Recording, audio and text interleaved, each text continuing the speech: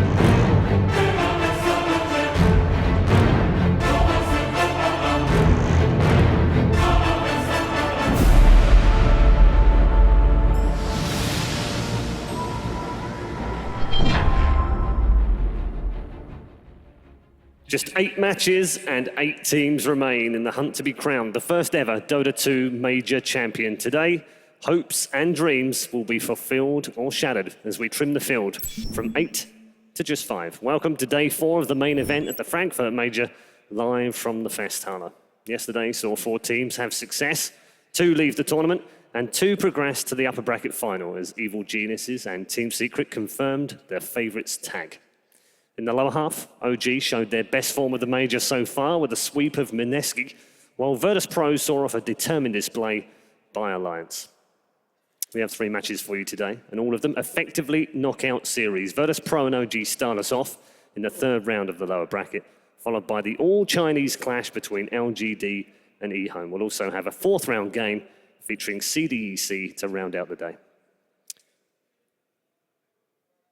Tournament has been tough. So tough, in fact, we've had casualties on the analyst desk. Get better soon, there has. Today's tongue-twisting titilators include 2 former professional players, though one of them is smart enough to have sorted his life out well enough to remain with us for the entire duration of the event, and the other one is Malk.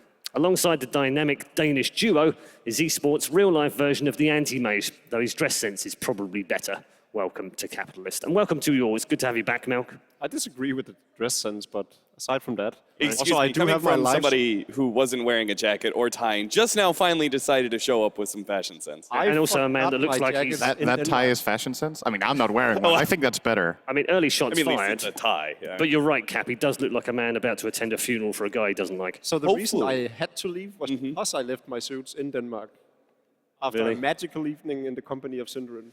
Unbelievable. How are you doing, Synderen? You all right? I'm sure it's my fault. It's somehow your fault anyway. It's going to be your fault at some point today. You all right? Yeah, I'm good. Yeah, looking forward to day 4. It's going to be a good day. Do you know what's going on today at all, Malk? Or yeah. You kept in touch yesterday? We got OG VP. I'm so excited for it. This is the first time we'll really put OG to the test. So it is. Oh, with all respect to Southeast Asia. But. Yeah. Okay.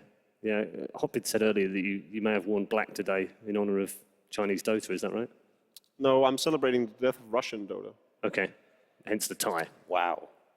Celebrating the death of Russian Dota. Brilliant. Jesus. We'll come to that in a moment because I think there's a reason that Malk has a bit of a chip on his shoulder about the Russians this morning.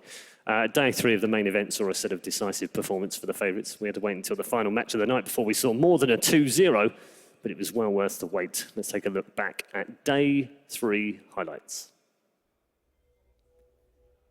And they were very good highlights as well. We started things off with OG versus Mineski. It was a sweep, but OG played well. I mean, we'll ignore what Mel said. Yeah, Mineski, I think Synderen, both he and I agreed Mineski did not show up to this series at all. It seems like their first loss kind of broke them, and you'll see that from teams coming to LAN events. In double elimination tournaments, the first time they lose, they just end up falling apart in the 2nd round. What can you take from that, though? Because they've had a decent tournament, didn't they? Group stage was good for them. I think going into the tournament, Mineski probably placed where most people would expect, myself included. But what they showed in the first few days gave me hope that they were a top 8 team. And I think they showed a couple of signs in their match against OG of what they could do, but they were just not on par with themselves from the day before. And this was another sweep, but it was a much more interesting sweep as well. Virtus.pro versus Alliance. Alliance actually putting up some really good fight and some great play as well during the 2 games. Yeah, FNG just had them slightly outdrafted and outplayed, I think. All the way through, Alliance looked really good. I think we all agreed on the analyst desk that there was nothing wrong with Alliance's play. It was just VP showed themselves to be the better team through and through. Upper bracket game was EG versus CDEC, repeat of the TI5 Grand Final, of course. And this time round, EG came out 2-0 victors, and that'll please them enormously. They had really good drafts. I think PPD prepared specifically for this match. Well, he probably does for every match in the main event, but he prepared very well for this. They managed to force aggressive onto hero picks that weren't really good in the game. He played exceptionally well with what he had at his disposal, but Lifestealer against that Radiant lineup... I mean, Lifestealer in general, right? It's Lifestealer... Not a very good hero. I think situationally he can be very good, but this was not that situation. So he still made it look like it pretty good. Also had one of the burns of the day as well, with Blitz on LD. That was the real highlight. That was a real highlight for me, yeah. I do appreciate the diversity that CDC is finally showing, though. And as you were saying, Sund, aggressive played amazing on the hero. But yeah, the lineup from EG was just vastly superior to a Lifestealer pick. I think it could have worked in other situations. Our final game of the day was Vici Gaming versus Team Secret. It was one we were all looking forward to on the panel as well. And it did not disappoint at all, going all the way to 3 games. Certainly not. I mean, this game 1 left me so frazzled after. It was just so insanely close all the way through, even going into like just the craziness of Eternal Envy diving into the fountain, taking the enemy cheese. Like, Yeah. Not every day that we Never see seen that before. not every day that we see that. Not every day we see 9 changes of gold lead during a game either. It was absolutely incredible. So a great day yesterday in day 3. We're going to get into day 4 now, and we're going to start things off by talking about OG. I'm still not entirely convinced that they've shown us their best form, but they played well yesterday in the lower bracket. I mean, it's an improvement, right? They go through the group stages, sort of disappoint by ending up 3rd because they were one of the teams that we could have figured would maybe make it into the winner bracket. Then they meet Fnatic and they meet Mineski, and I think from an OG perspective, that's probably a dream scenario in terms of teams you want to meet, bar unknown, I guess. So they still need to deliver and perform and prove something. And that VP, they are a top team. Yeah. VP will really be that test. Yeah. I Okay. agree. Well, let's get into it then. Let's get into our first game, OG versus Virtus Pro. I'm excited. I know you guys are as well. Yeah, these 2 teams have actually faced up against each other a number of times. The last 2 times that they faced up against each other, one was actually quite recent, was OG taking both series. Okay. I'd expect it to go differently today, perhaps. Perhaps. You have some sort of ulterior motive that we're going to discuss at some point as well, don't you? I do. Yeah, we'll get to it when we talk about Virtus Pro, but we're going to talk about OG first of all. Let's take a look at their highlights from their previous match as well, because they have had some very good highlights indeed. Yesterday against Mineski, again, it's hard to quantify whether Mineski were playing poorly. I think Cap said they were, but or whether OG were just playing really that much better, Cinderin. In the first game, OG just completely destroyed them. The second game proved to be a little more challenging for them, and they made a couple of big plays that pulled it back. I think this game could have easily gone to Mineski if they got the Roshan instead of Miracle's invisibility rune play where he got a double kill, stole Roshan, and they got 2 additional kills. That turned the entire game. The player in the camera shot right now, the Queen of Pain, this is a really big moment for him getting that double kill. He was getting out of control. Kuku had 8 kills minute 8, and then he ended up, I think, 9-6-2 or something. So he went 1-6-2 after an explosive early game on Queen, which just shouldn't happen. And this is the turning point of the game, basically. This is where Mineski just broke. I mean, how do you respond to that? Like, Miracle just destroys you inside the Roshan pit. They take Roshan, they take the Aegis. And then that's the thing, right? Mineski never recovered from there because then they could have actually played a little bit better around the Shadowblade that Miracle picked up. But he just got like 4 SF ulti kills in a row, just one-shotting heroes left and right. They were not very well prepared and did not react well enough. Game 2. This is Bit of a wash, really, in game 2. Less fight from Mineski than we saw in the first game, for sure.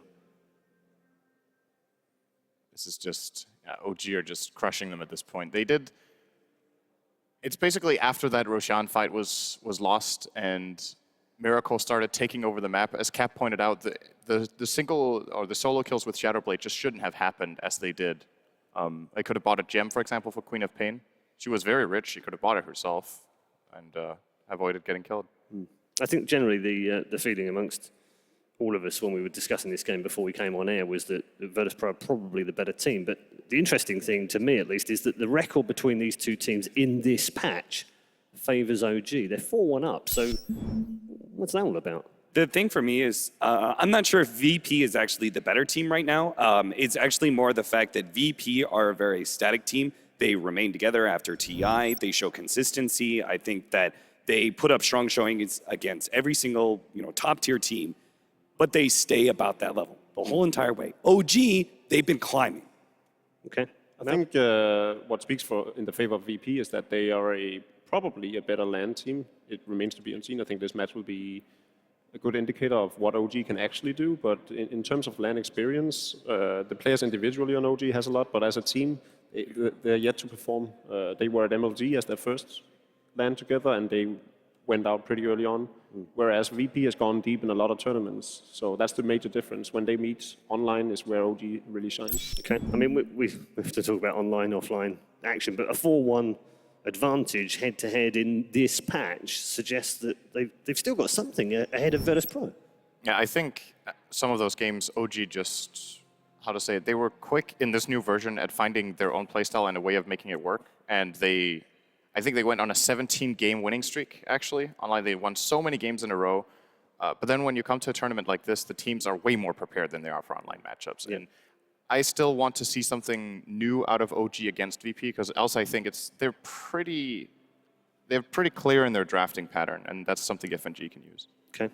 One of the key players in the team is Fly. It's great to see him playing back again with his good friend Notan in the same team. What sort of experience does he bring to this team? Well, that's exactly the word, is experience. Yeah. He just brings a lot of it to the table. I think he leads this, this team is a mix of both, newer up-and-coming players and older veterans, and I think that Fly gives them direction. I think they have a sense of calm when it comes to the draft. That is part of the problem, though. Synerin pointed out, they do run kind of the same strategies. They have some very key signature heroes, but they need to kind of widen that array a bit more. So it's going to be a little bit more hectic once VP or other top-tier teams start, seeing these strategies coming, seeing the draft coming, and start countering them ahead of time. OG have to then try and, split up a little bit, try and get some variety in there. I think Austin said it best when he said a sense of calm. You're dealing with two players like Moonmeander and No-Tail, who are big personalities in their own right, and No-Tail especially gets very excited very easily. And then you have two new players that are fairly unexperienced in terms of competitive play. So it's great to have that solid rock, the foundation of the team, basically, that can really keep it all together. Okay, let's transition over to Virtus Pro. They've had a good tournament so far, very good tournament, in fact. But again, they've shown signs of weakness during the group stage. They've shown signs of weakness in the upper bracket. Are OG able to exploit that, or do you think Virtus Pro have the means and the wherewithal to bring this one home? I'm a bit concerned that if OG, they're a pretty aggressive team, but if this game does go late with, say, a Wiz Tiny draft or something like that, that VP will end up getting over-aggressive. In fact, the last time they played up against each other, the Game 3, I felt really should have gone the way of VP, but they just ended up throwing the lead like they usually do. Synerin, your thoughts? Yeah, I've mentioned it earlier, the Achilles heel of VP is pushing high ground. I don't see them getting very far behind, maybe in one of the 3 games or potential 3 games. But if it's a close or a VP favorite early mid game, then they're their worst opponents going toward the end of it. Key players in the team, Milk? Who stands out for you? On OG? On Virtus Pro? On Virtus Pro, it's definitely G. Throughout the tournament, I feel like he's been going absolutely ham on most of the games that they've won. And then, in a sense, Lil as well. But yesterday we saw FNG pull through in terms of drafting and everything. So I think that's what really speaks in favor of VP, that they have players that all step up to the plate when needed. Okay. We've talked a little bit about Dire and Radiant, first pick, advantages and what have you. It's interesting that the record for Virtus Pro, I think the teams are just coming out, so the crowd are getting a little bit excited. That's okay. We enjoy that. A little bit of crowd excitement. They have the same amount of games played and wins and losses on both Dire and Radiant. What does that tell us? I think that shows that they're a versatile team that are able to adapt to various circumstances. But again, their Achilles heels is just overextending, whether it's pushing high ground, whether it's going too deep for certain kills. I mean, the Game 3 that I was watching before we went onto this panel, they dove past tier 2 by 10 minutes. Okay. We're going to check out the highlights now from Virtus Pro and show you exactly what happened yesterday when they played Alliance. It was a really tough first game for the team. But you got the sense, and I think a number of the panelists pointed out, that FNG was like a puppet master. He was pulling Alliance all over the place on the map and just making sure that his players were in absolutely the right place at the right time. What these highlights do showcase is VP's exceptional ability to team fight. They're very, very good at combining spells and layering them the way they should. The reason this game went as long as it did, we talked about it yesterday, is the Razor's inability to get static link off in key fights. This is one of them where Alliance actually, I do think, get a pretty good trade at the end of the day. Loda gets to do his damage, and he was the big hero for Alliance. The other heroes were trailing quite a bit in net worth. So the moment G started landing those static links, it got pretty easy. And this is an incredible play by FNG. Oh, yeah. Picks up the deny and actually could have gotten the double kill, I think, against Nuts, but he plays it safe. But I think that says a lot about the strategy, right? That was superior strategy. If all they have to do is hit the static link on Gyrocopter, it says that they set everything up correctly in the draft. And also going into the game, they shut down the right heroes. So all that was left was the Gyrocopter with lots of farm, static link him, he's done for.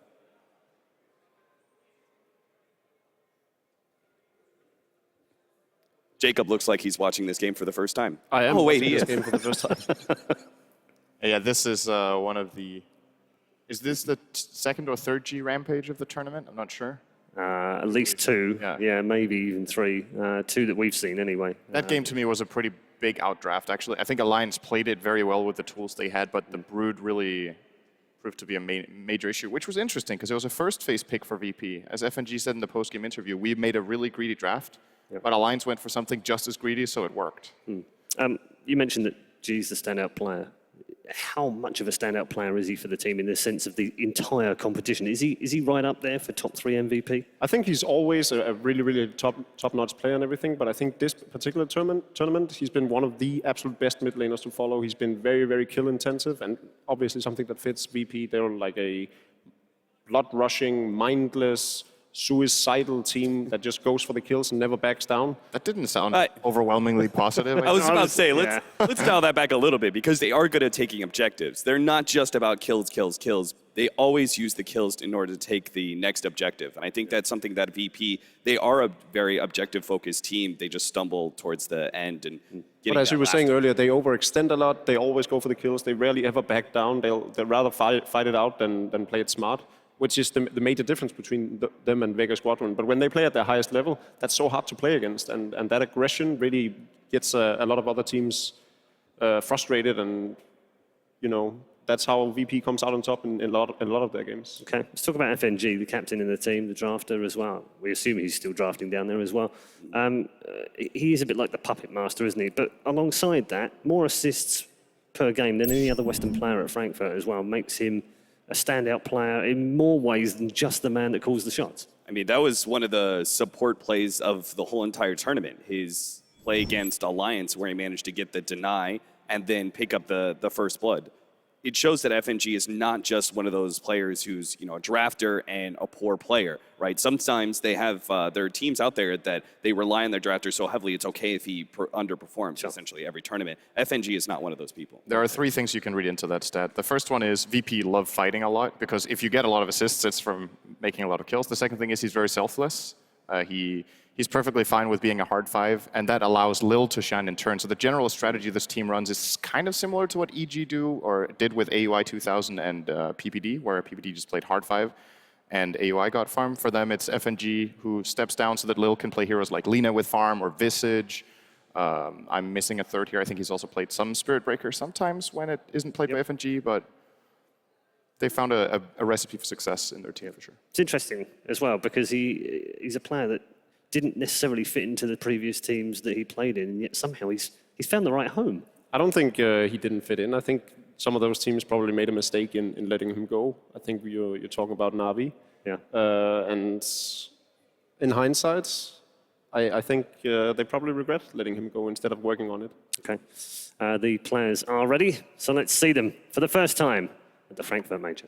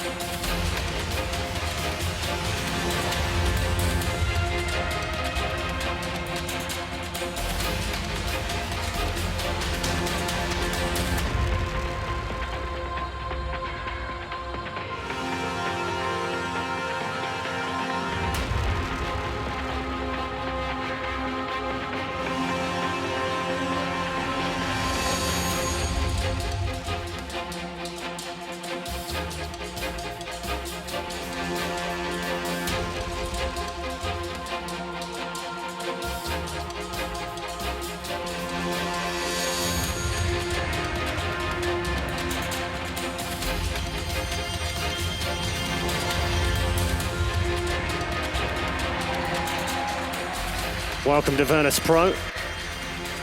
And welcome to OG. Players will get settled.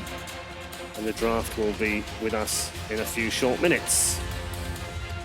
Doesn't mean, of course, we can move on to our predictions, which I'm really looking forward to this morning. Mainly because Malk has a bit of a chip on his shoulder, and I'm sure he's dying to get that off his shoulder, you know, or his chest, or wherever, whichever part of his body he wants to get it off of. But before we get there, steady on now, Jacob. Calm down. Capitalist. I won't let you wait too long. Prediction time.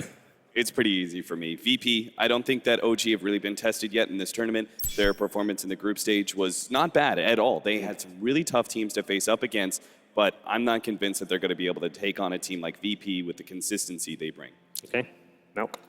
I was prone to agree with Austin a long time until this morning, when I got in the shuttle, had to leave for the venue, and then VP comes in and tells me to please vacate the shuttle as the team needs to go to the venue themselves and they don't want any company. So I was like, all right, you guys are dicks. so I'm going to put my vote on OG. Also, there's 2 Danish guys, so I'm sort of hard committed to. Right. Nice save at the end.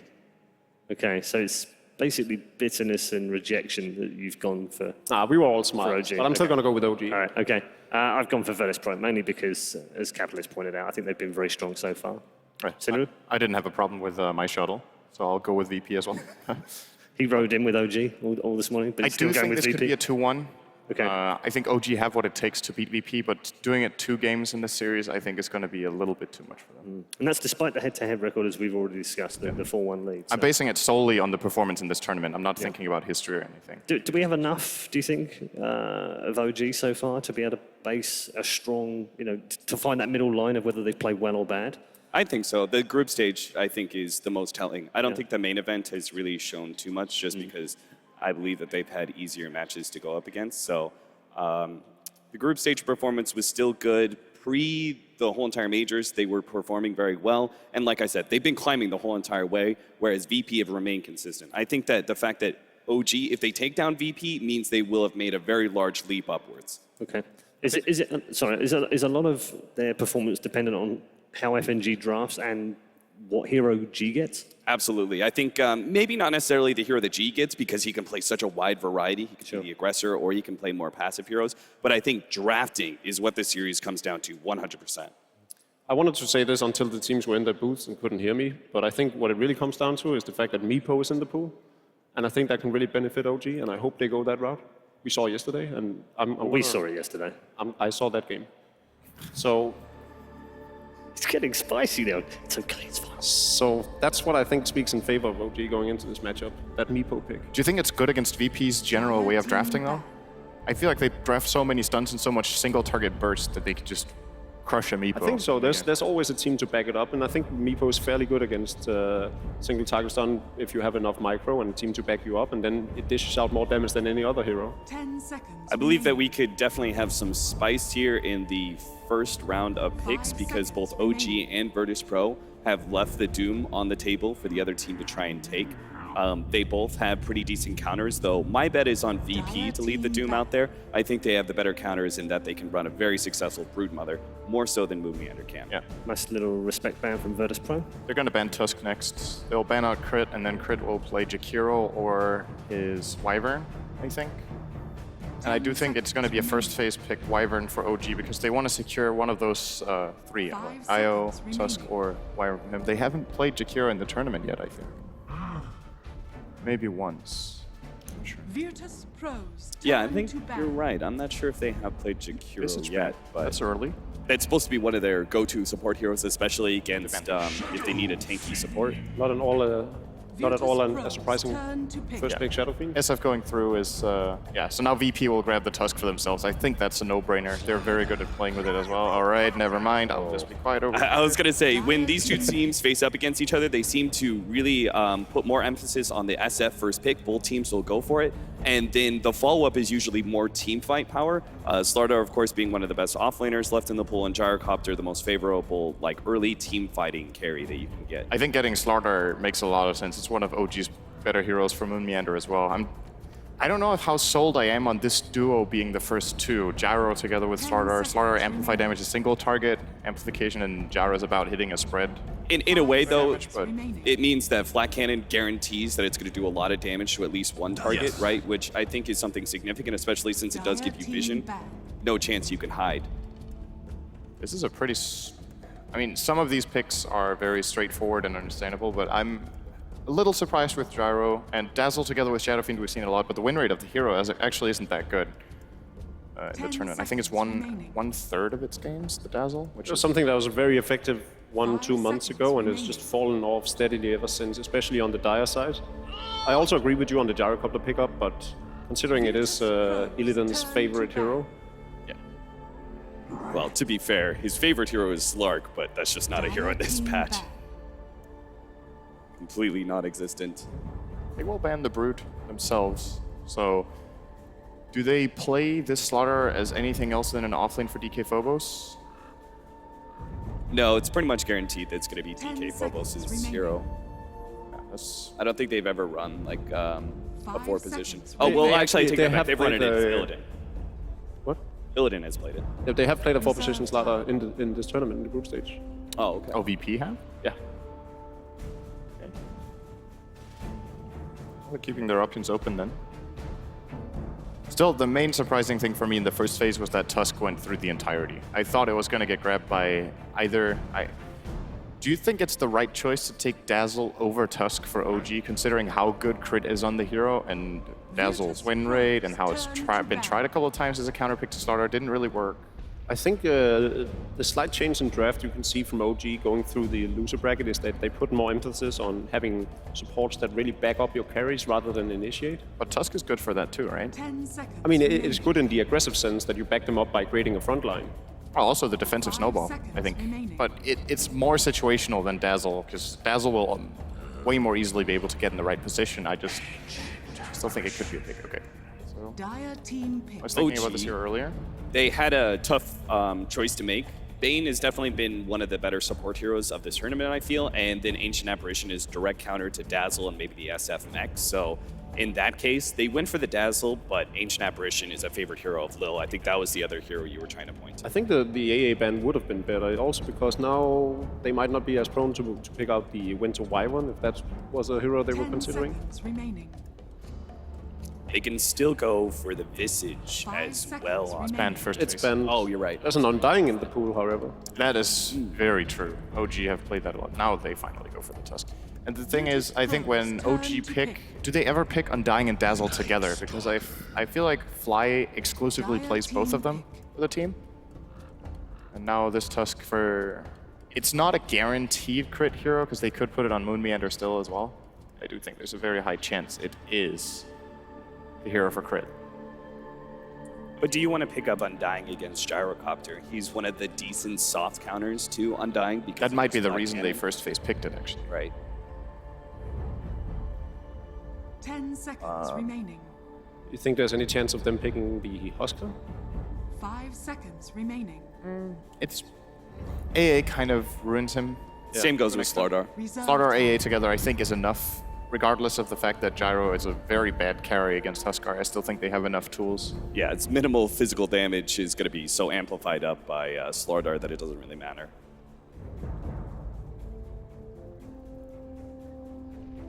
So if we're convinced that Crit is playing the Tusk, an offlane hero for Moon Meander would be... Clockwork is decent at creating space. I'm not normally a fan of Clockwork in this current meta, but I think in this particular lineup it can be good. What do you guys Also think? Isolate the AA.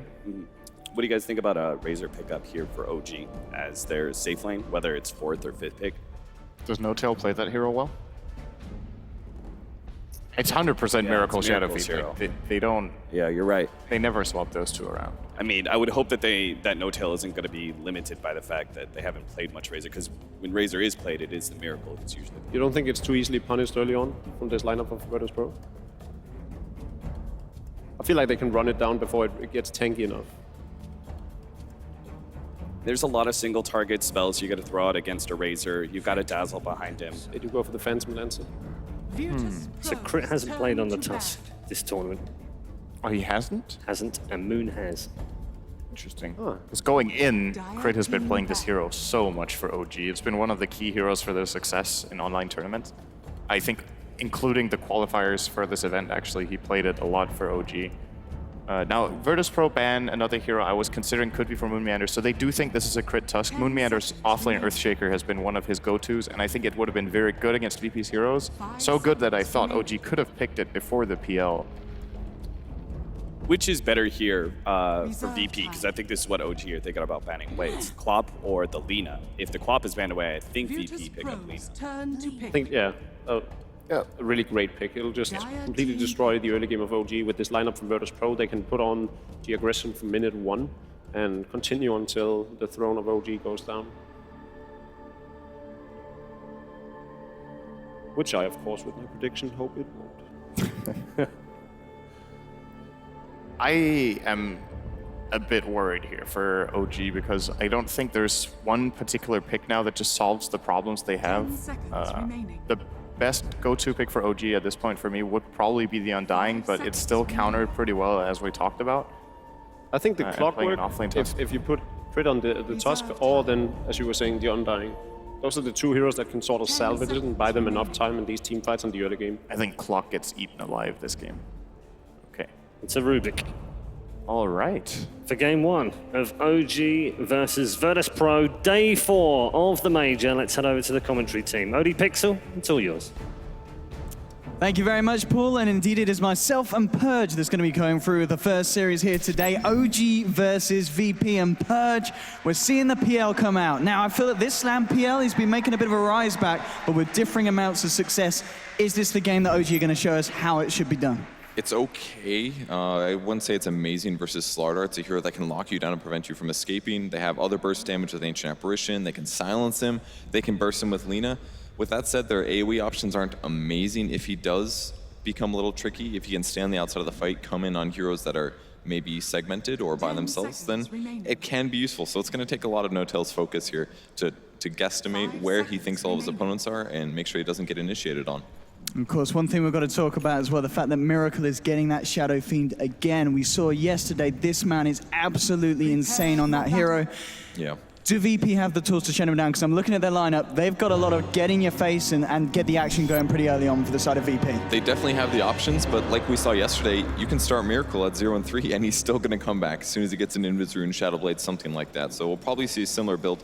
It's a little scarier due to the lockdowns and the nukes that VP have, but I think he can definitely do it. All right, we're going to see, in fact, at the moment, OG moving down here, but VP did get that early Observer ward down, and that's going to actually save them a lot here, because they'll see the entire team coming down, and VP will be able to keep themselves away from this action, which would have been very scary fighting into at level 1. Mm-hmm. But VP sees it, so yeah. They're so set. Not the best Observer ward for vision-wise, but very good for not getting dewarded, and that's really what they're concerned about here, since they do expect OG to be aggressive in this lane. And they also do a double ward on the pole camp, so maybe not the best placement. Yeah, it's going to take probably 2 sentries to get this. So there's about 4 spots on average that it'll take up to 4 sentries hypothetically to deward this. So I don't know if they're going to be able to find all of them. Indeed, we'll see how that works for the side of OG against VP. And oh, it looks like OG will look for the bottom room. VP, they're not going to try and contest that. They'll just simply look to take the top trade. And in terms of the lanes as well, are we going to see anything a little bit different here, or is this going to be your standard stuff, would you imagine? Looks pretty standard for OG, and that's going to be the case. Dazzle Rubik is naturally going to pair with PL to make sure he gets a lot of farm. Offlane Tusk should be able to help limit the creep wave's movement so that he's going to get some guaranteed experience. And looks pretty standard for VP as well. Probably we'll see some roaming Night Stalker. They're going to have Lil help out the mid lane a little bit using Chilling Touch. And pretty standard game. This seems to be the meta pretty consistently here. Indeed. I guess talking about the SF-Lina matchup, Lina, one of those heroes that can do pretty well against the SF if she starts to get ahead in terms of XP and levels. Yeah, ooh, he's going to get lifted back already, on the mid lane. The harassment coming in from the side of OG, forcing G back. Fly hanging around the mid lane as well, so a lot of attention put there. They've left at the top, of course, No-Tail on the PL on his own against the Slardar, which you're still going to be able to find farm here on this PL there. Yeah, he's going to be fine, and eventually the supports will rotate back to the top lane, and he'll be absolutely okay. So now FNG rotates the middle lane. The reason they did that is because Lil just wanted to use his Chilling Touch. It's a long cooldown. He can't stay in zone as much. They're going to lift him back here, but well, FNG still throwing a Void back onto Miracle. A lot of action and aggression on this middle lane between both the mid laners and the roaming supports from either side. Yeah, I don't even know if it's safe to call them roaming supports. It's more like zoning Sitting supports there, on the yeah. mid lane.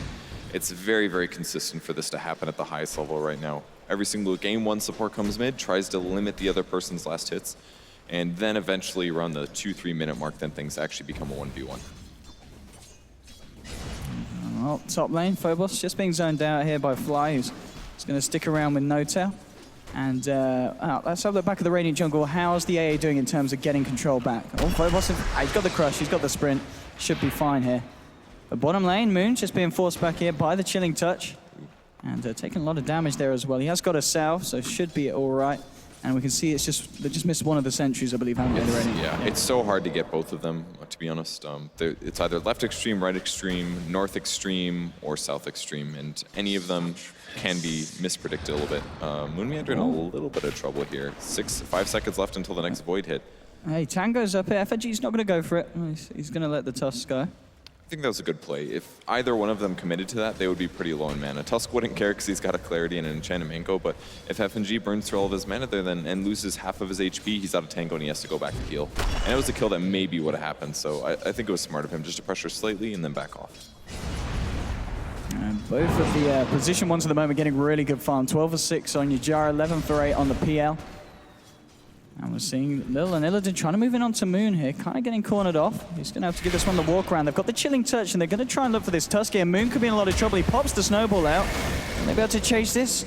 Cold Feet isn't going to kick in. Moon getting incredibly low, and he's going to deny himself the neutrals. Got He a should be stout able shield, to do though. it. No, go for him. Oh, the flak! Oh, the flak didn't quite do it. Illidan went for it with the flak, but Moon is able to deny himself there to neutrals. That's not the camp you want when you have a Stout Shield. You block almost all of their damage if it does proc, and it was a cool play to try to use Flat Cannon to make it work out, but I think it would have been slightly better if he just went directly after him, because those first 4 hits did almost no damage. He got technically unlucky Stout Shield procs there, but great deny for Moon.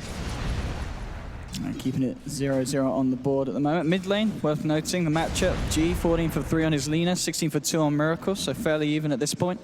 Both still with one support at either side hanging around the mid lane. And I mean, on the top lane as well, the fact that they have got the Dazzle sitting about, they are managing to stop Phobos getting a lot of farm from this lane. He's still getting the levels, but it's not going to be a ridiculous amount of CS for this Slardar. Yeah, it's actually pretty equivalent experience on both sides, and in some ways that's one of the things that makes off lanes pretty good right now, is that the supports do spend so much time zoning the mid heroes. So both the Slar and the Tusk are going to be pretty happy with this. I would say it's a little better for Slardar, perhaps.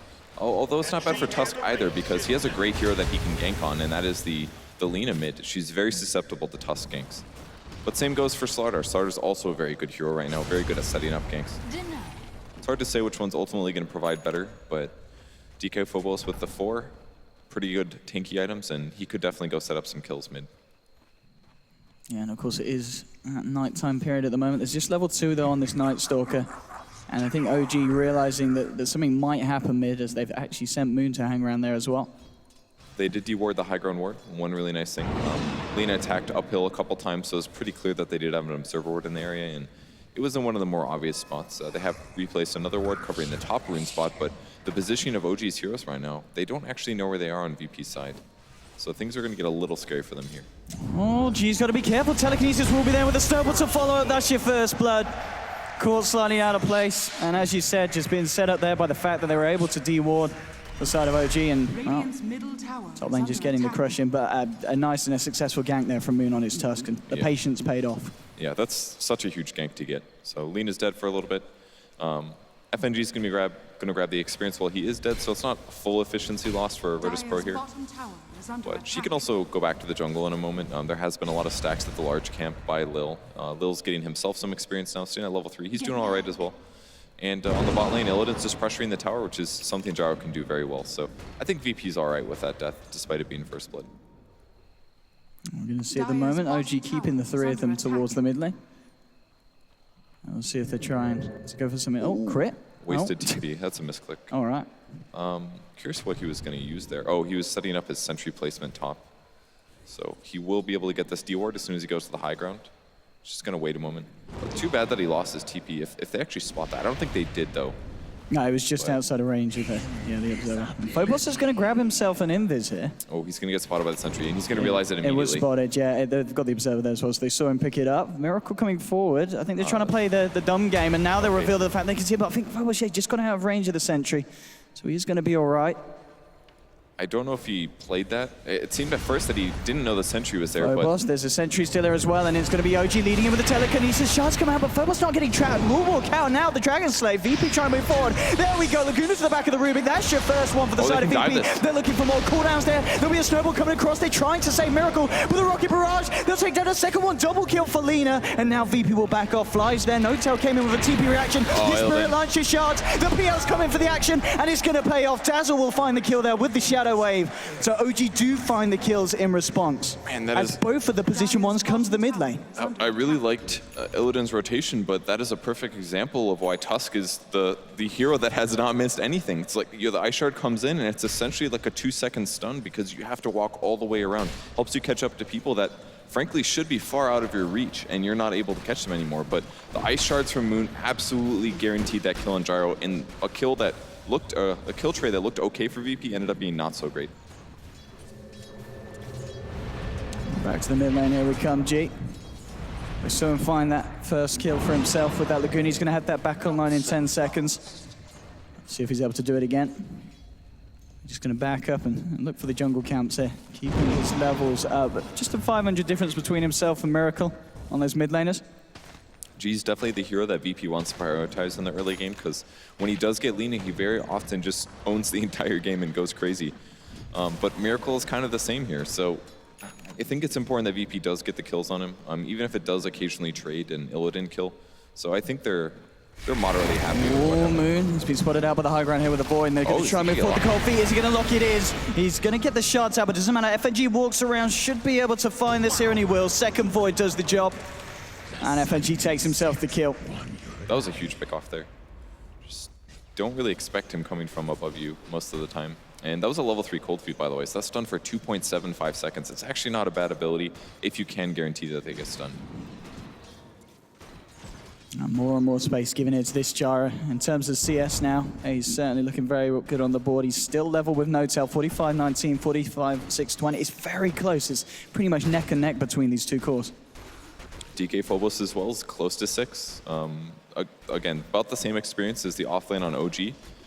And he's gotten a lot done on the Tusk, but I'm always so scared of Slardar. But he doesn't have Blink Dagger yet, so until that point, Tusk is easily a stronger hero. FNG wants to find something, but Moon, he's aware that it's going on. He's TP to the top lane, ready to help out the boys on the side of OG. And Fly wants to lead in. Fly's trying to get the vision here for the initiation, but he's going to get it onto Phobos. Snowball comes through. Will the stun connect? They will with the shards. They'll look for the Slardar. They'll try and get it, but the crush comes out. Now Illidan's there with the cooldown. They're looking for Fly. Fly's trying to TP out. Move's going to drop. Fly, will he escape? He will. No-Tail's now the one in trouble. FNG and Illidan chasing him down. They'll get the Void, and there's a rocket barrage. They'll take down the PL. And Illidan with these gyrocopter rotations at 9 minutes in, absolutely bang on. Yeah, that's the only thing holding them together. It looks so bad for VP with the initiation directly on Slardar, but he gets a little stun off on one hero, and the call down was just amazing. They almost got 3 kills out of that one. The gyro on VP is definitely one of the best heroes that they can give to Illidan, in my opinion. It just gives him so much more value in the early game rotations than many other carries that he plays. I'm sticking up around top here with Phobos and FNG. We'll see what the next plan of action will be for the side of VP. The side of OG, they're going to send No-Tail on the PL down towards the bottom. Actually smoked up here as well. Only AA is sitting down here.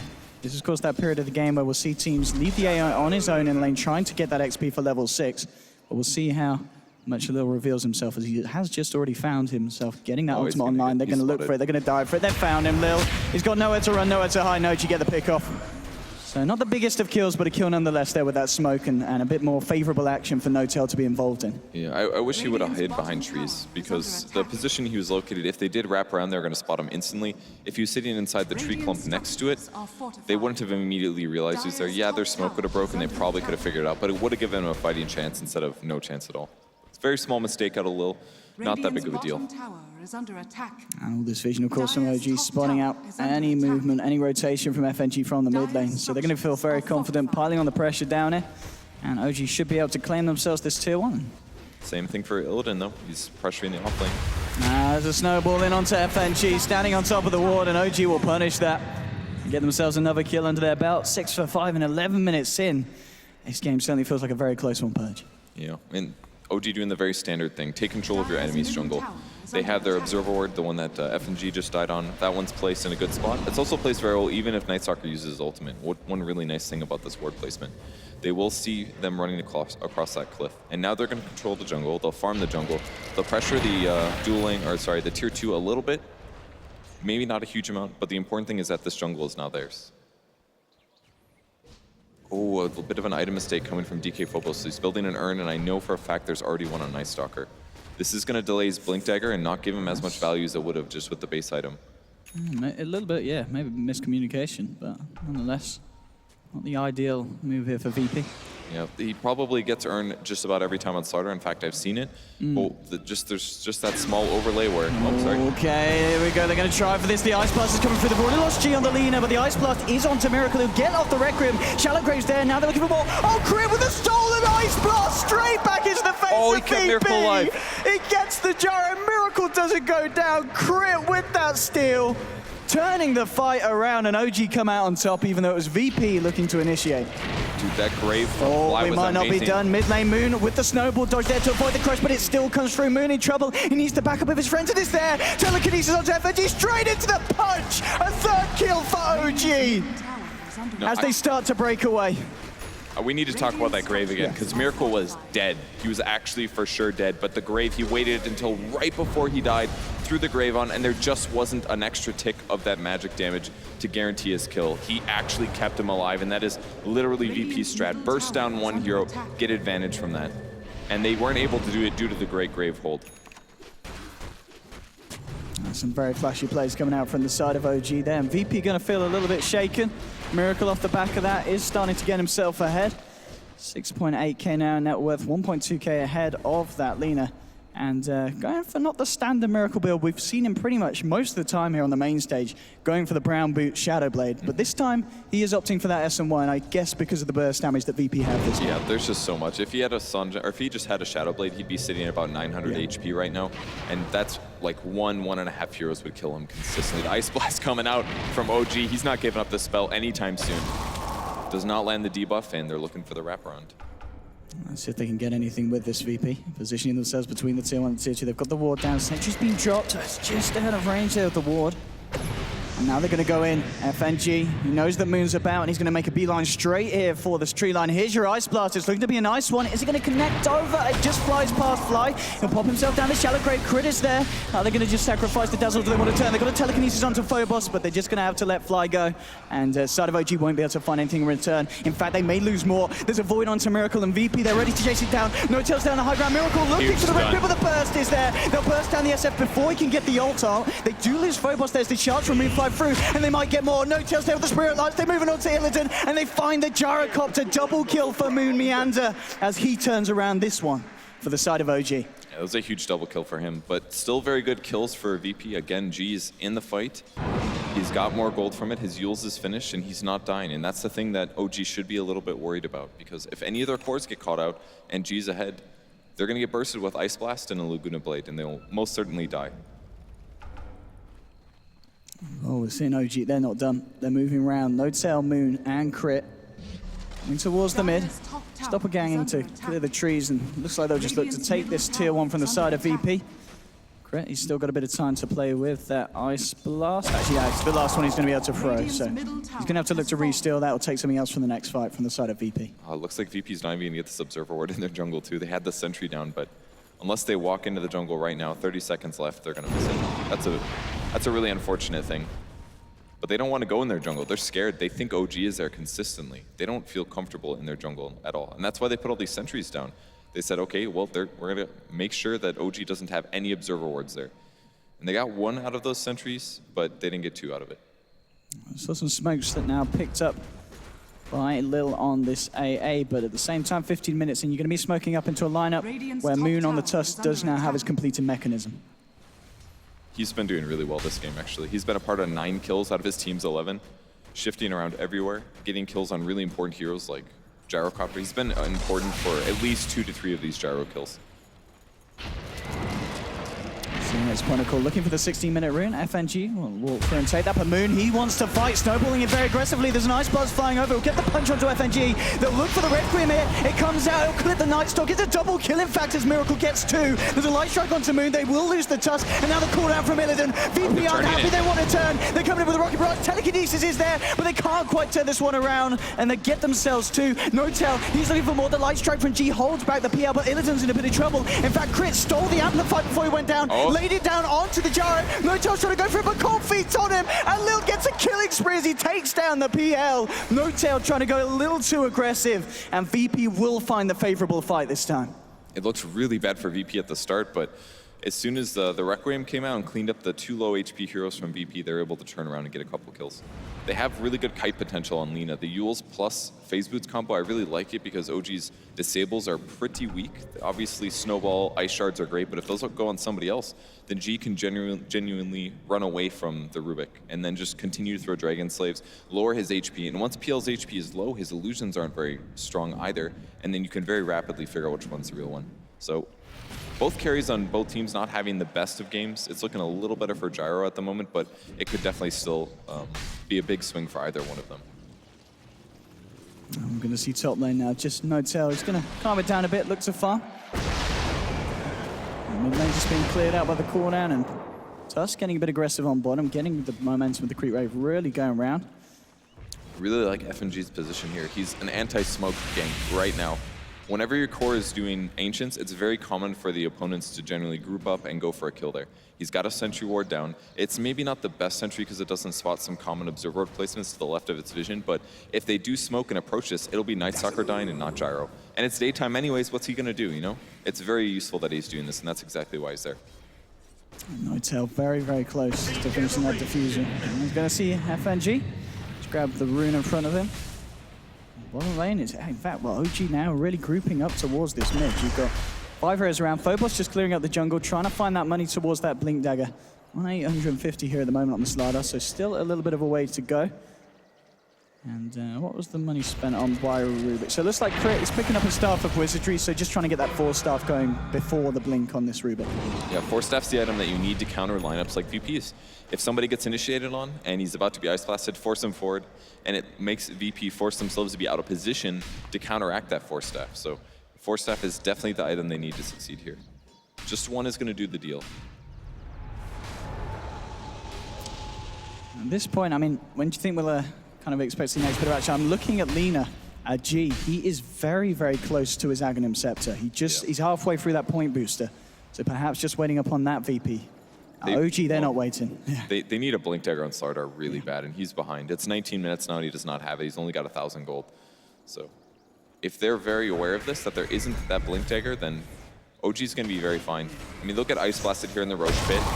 They might be low by the time VP gets there, and that's what it comes still down commit? to. That's the question. They are sticking in the pit for the time being. I think they got it.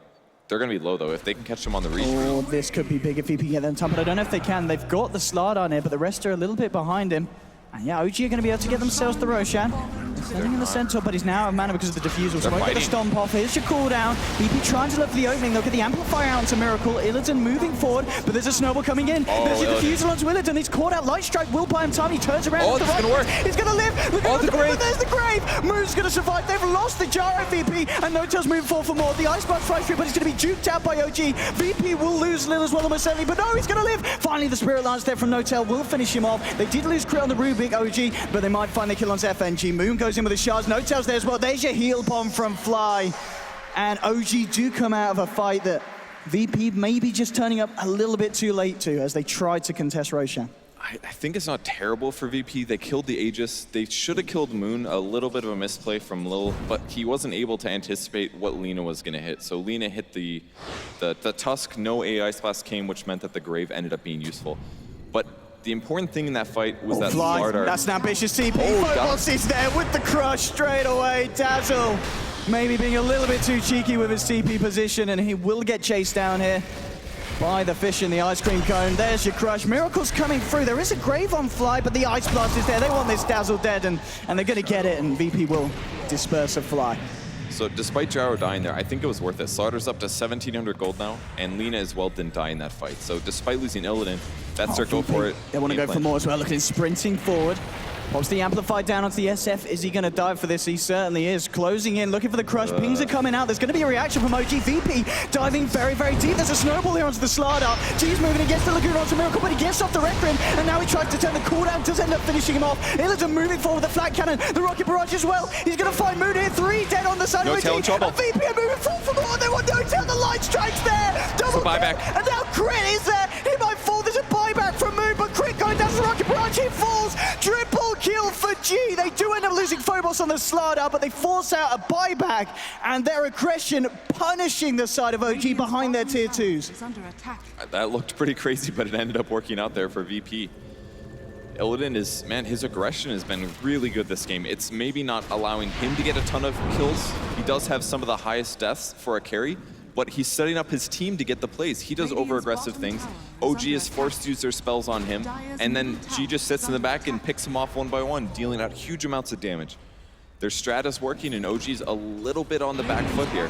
I mean, there is a BKB on the way for Shadow Fiend. Once he gets that, he's going to be pretty happy. But there's an axe on Lina now. Exactly. There's a little bit ahead of him. He's going to get pretty low here. There's an ice blast on him. Crit, what's he got the steal on? He's just going to be able to Dire's middle tower barrage. is under attack. Dire's At middle this tower game. has 22 been minutes in a denied. lot of action, and it's still very close between these two sides. Yeah, it is. 200 gold away for DK Phobos to get his blink as well. So a slight power curve will be hitting now for VP. Got a Glimmer Cape on Ancient Apparition so they can protect Illidan a bit better. He is just dying to range magic damage pretty much. And if we take a look over at OG, nothing new for Tusk, just Mech Arcanes. He's had that for a bit. Miracle's again about to finish his BKB. Fly has no defensive items yet, and Crit also doesn't have his Force Staff. So they're missing some really important things that might make the big difference in them surviving. They do get a big D ward in the jungle though, and this means that OG's jungle is safe once again. Now, Phobos, he's got that Blink Dagger on the Slardar, so we could see the go time coming out fairly soon for VP.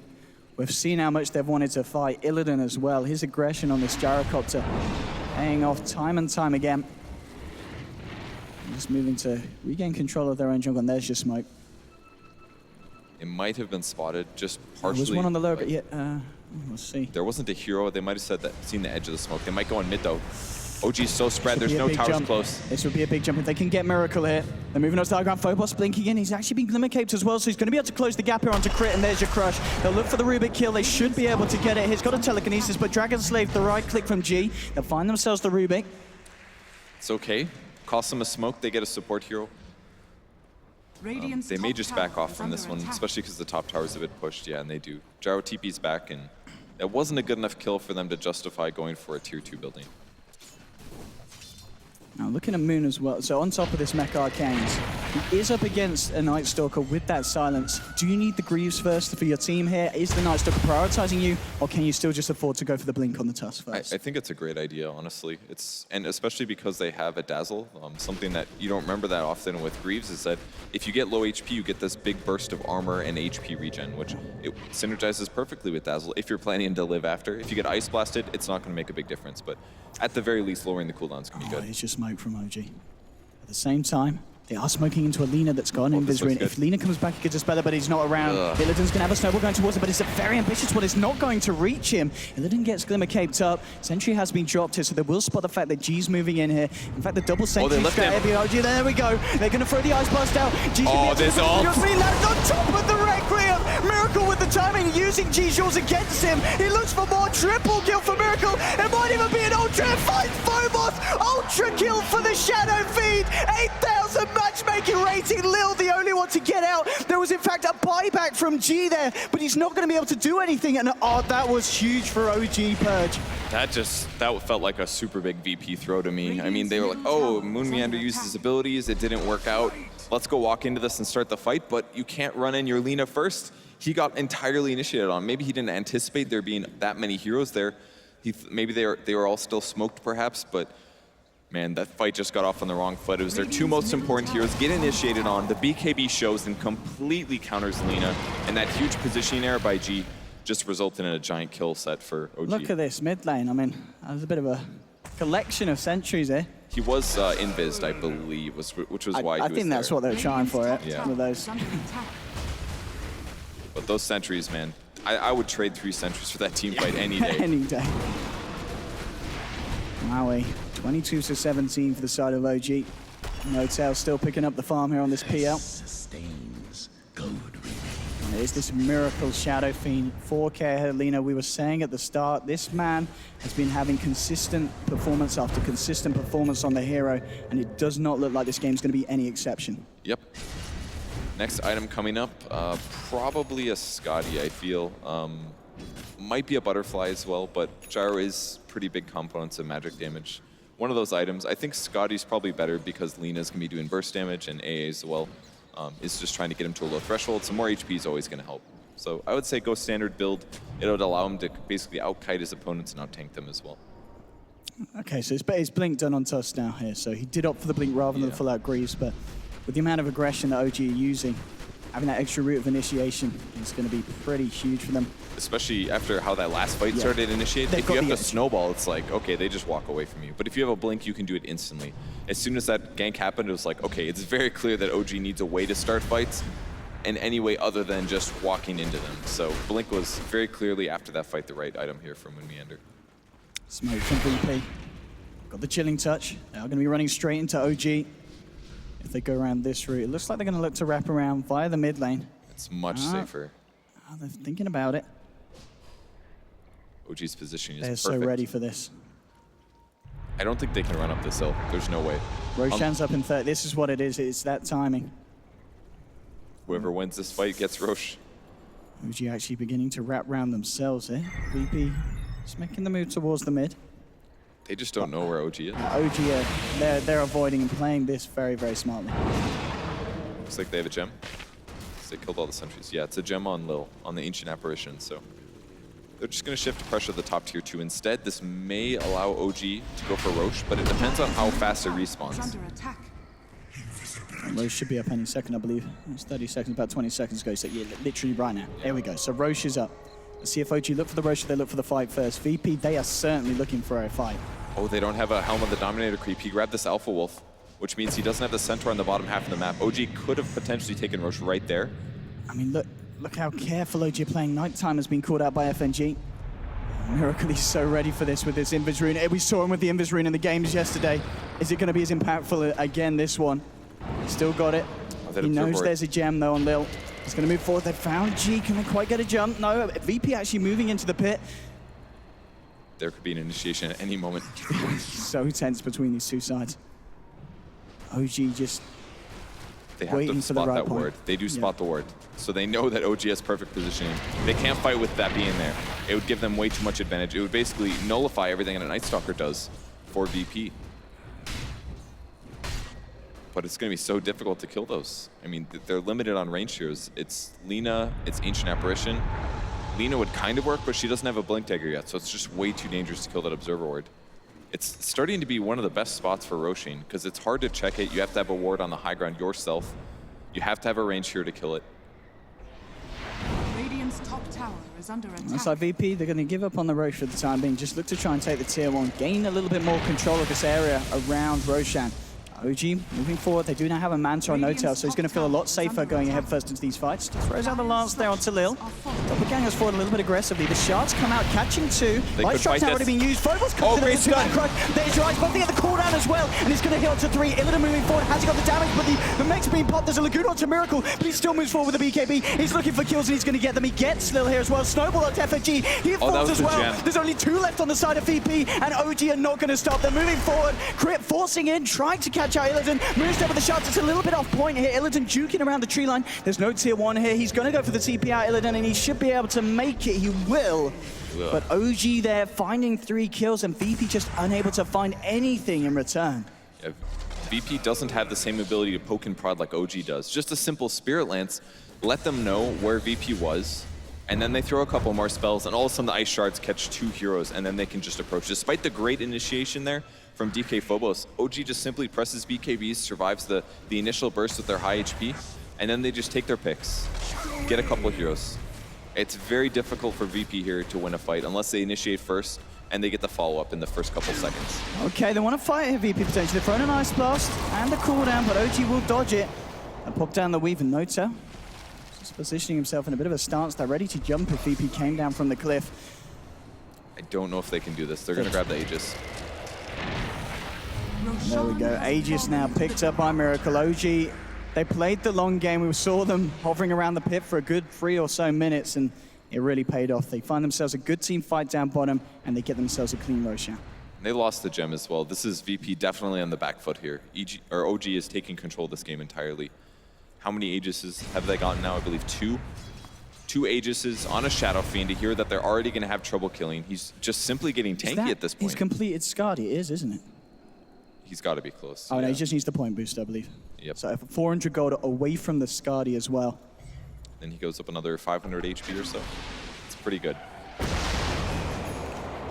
I mean, we look at the Jara Illidan. Has he kind of got the damage items? He hasn't yet. On top of the SMY and the helm, 1100 gold.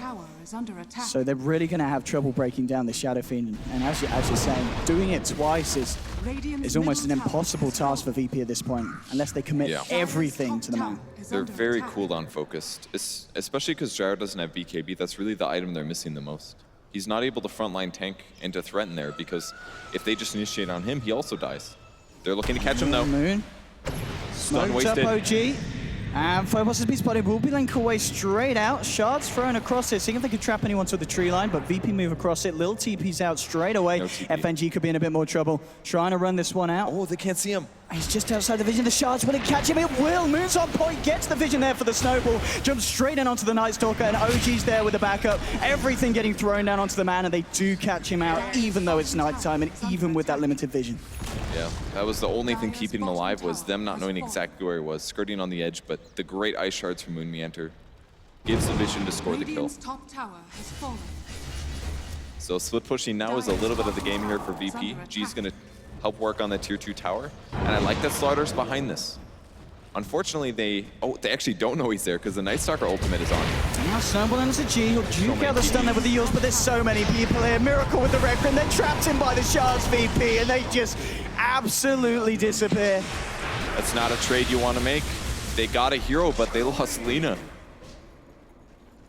28 to 18, OG really stepping ahead of the game compared to VP. And look at the graph now. It was up and down towards the mid game, but more and more OG getting more control of this one. And now with a very sizable lead against the side of VP, and you look at their lineup, Purge, have they got what it takes to turn around these fights? What are they waiting on? What do they need? VP needs to start finding heroes when they're solo, basically. What they just tried to do, a little bit of split push with one hero, and then turn it around and get it to a gank. But maybe the mistake was showing Lina in the lane rather than just Slardar. If they showed just Slardar, all of OG might not go. If only one hero goes against the Slardar probably N0tail blinking in straight onto FNG. He's gonna look for the TP FNG, but it's not gonna work. N0tail there, getting himself a solo kill at the same time. The rest of his boys taking down a tier 2. But they need to get kills, basically. And OG is correctly putting enough heroes on each gank. Enough where they guarantee the double kill rather than just losing one.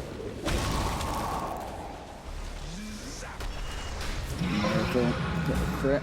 Radiant's bottom tower Steal, is under Crush, attack. great steal from Rubik here. Now, Miracle, he's just got absolutely no fear at the moment. Just on the high ground, pummeling away at this tier 3. Leaning out the wave, and at the same time, OG, they've managed to push in the middle lane of creeps as well. BKBs have been picked up by both of the cores, Illidan and G on the side of VP. They'll be in a little bit of a better shape to fight, but there's a lot of physical damage at the moment coming out from Miracle. And he's got 4.4k on top of this Skadi now. This man is an absolute monster. It's going to take a little bit of an ice blast. N0tail, blinking in. Doppelganger's out.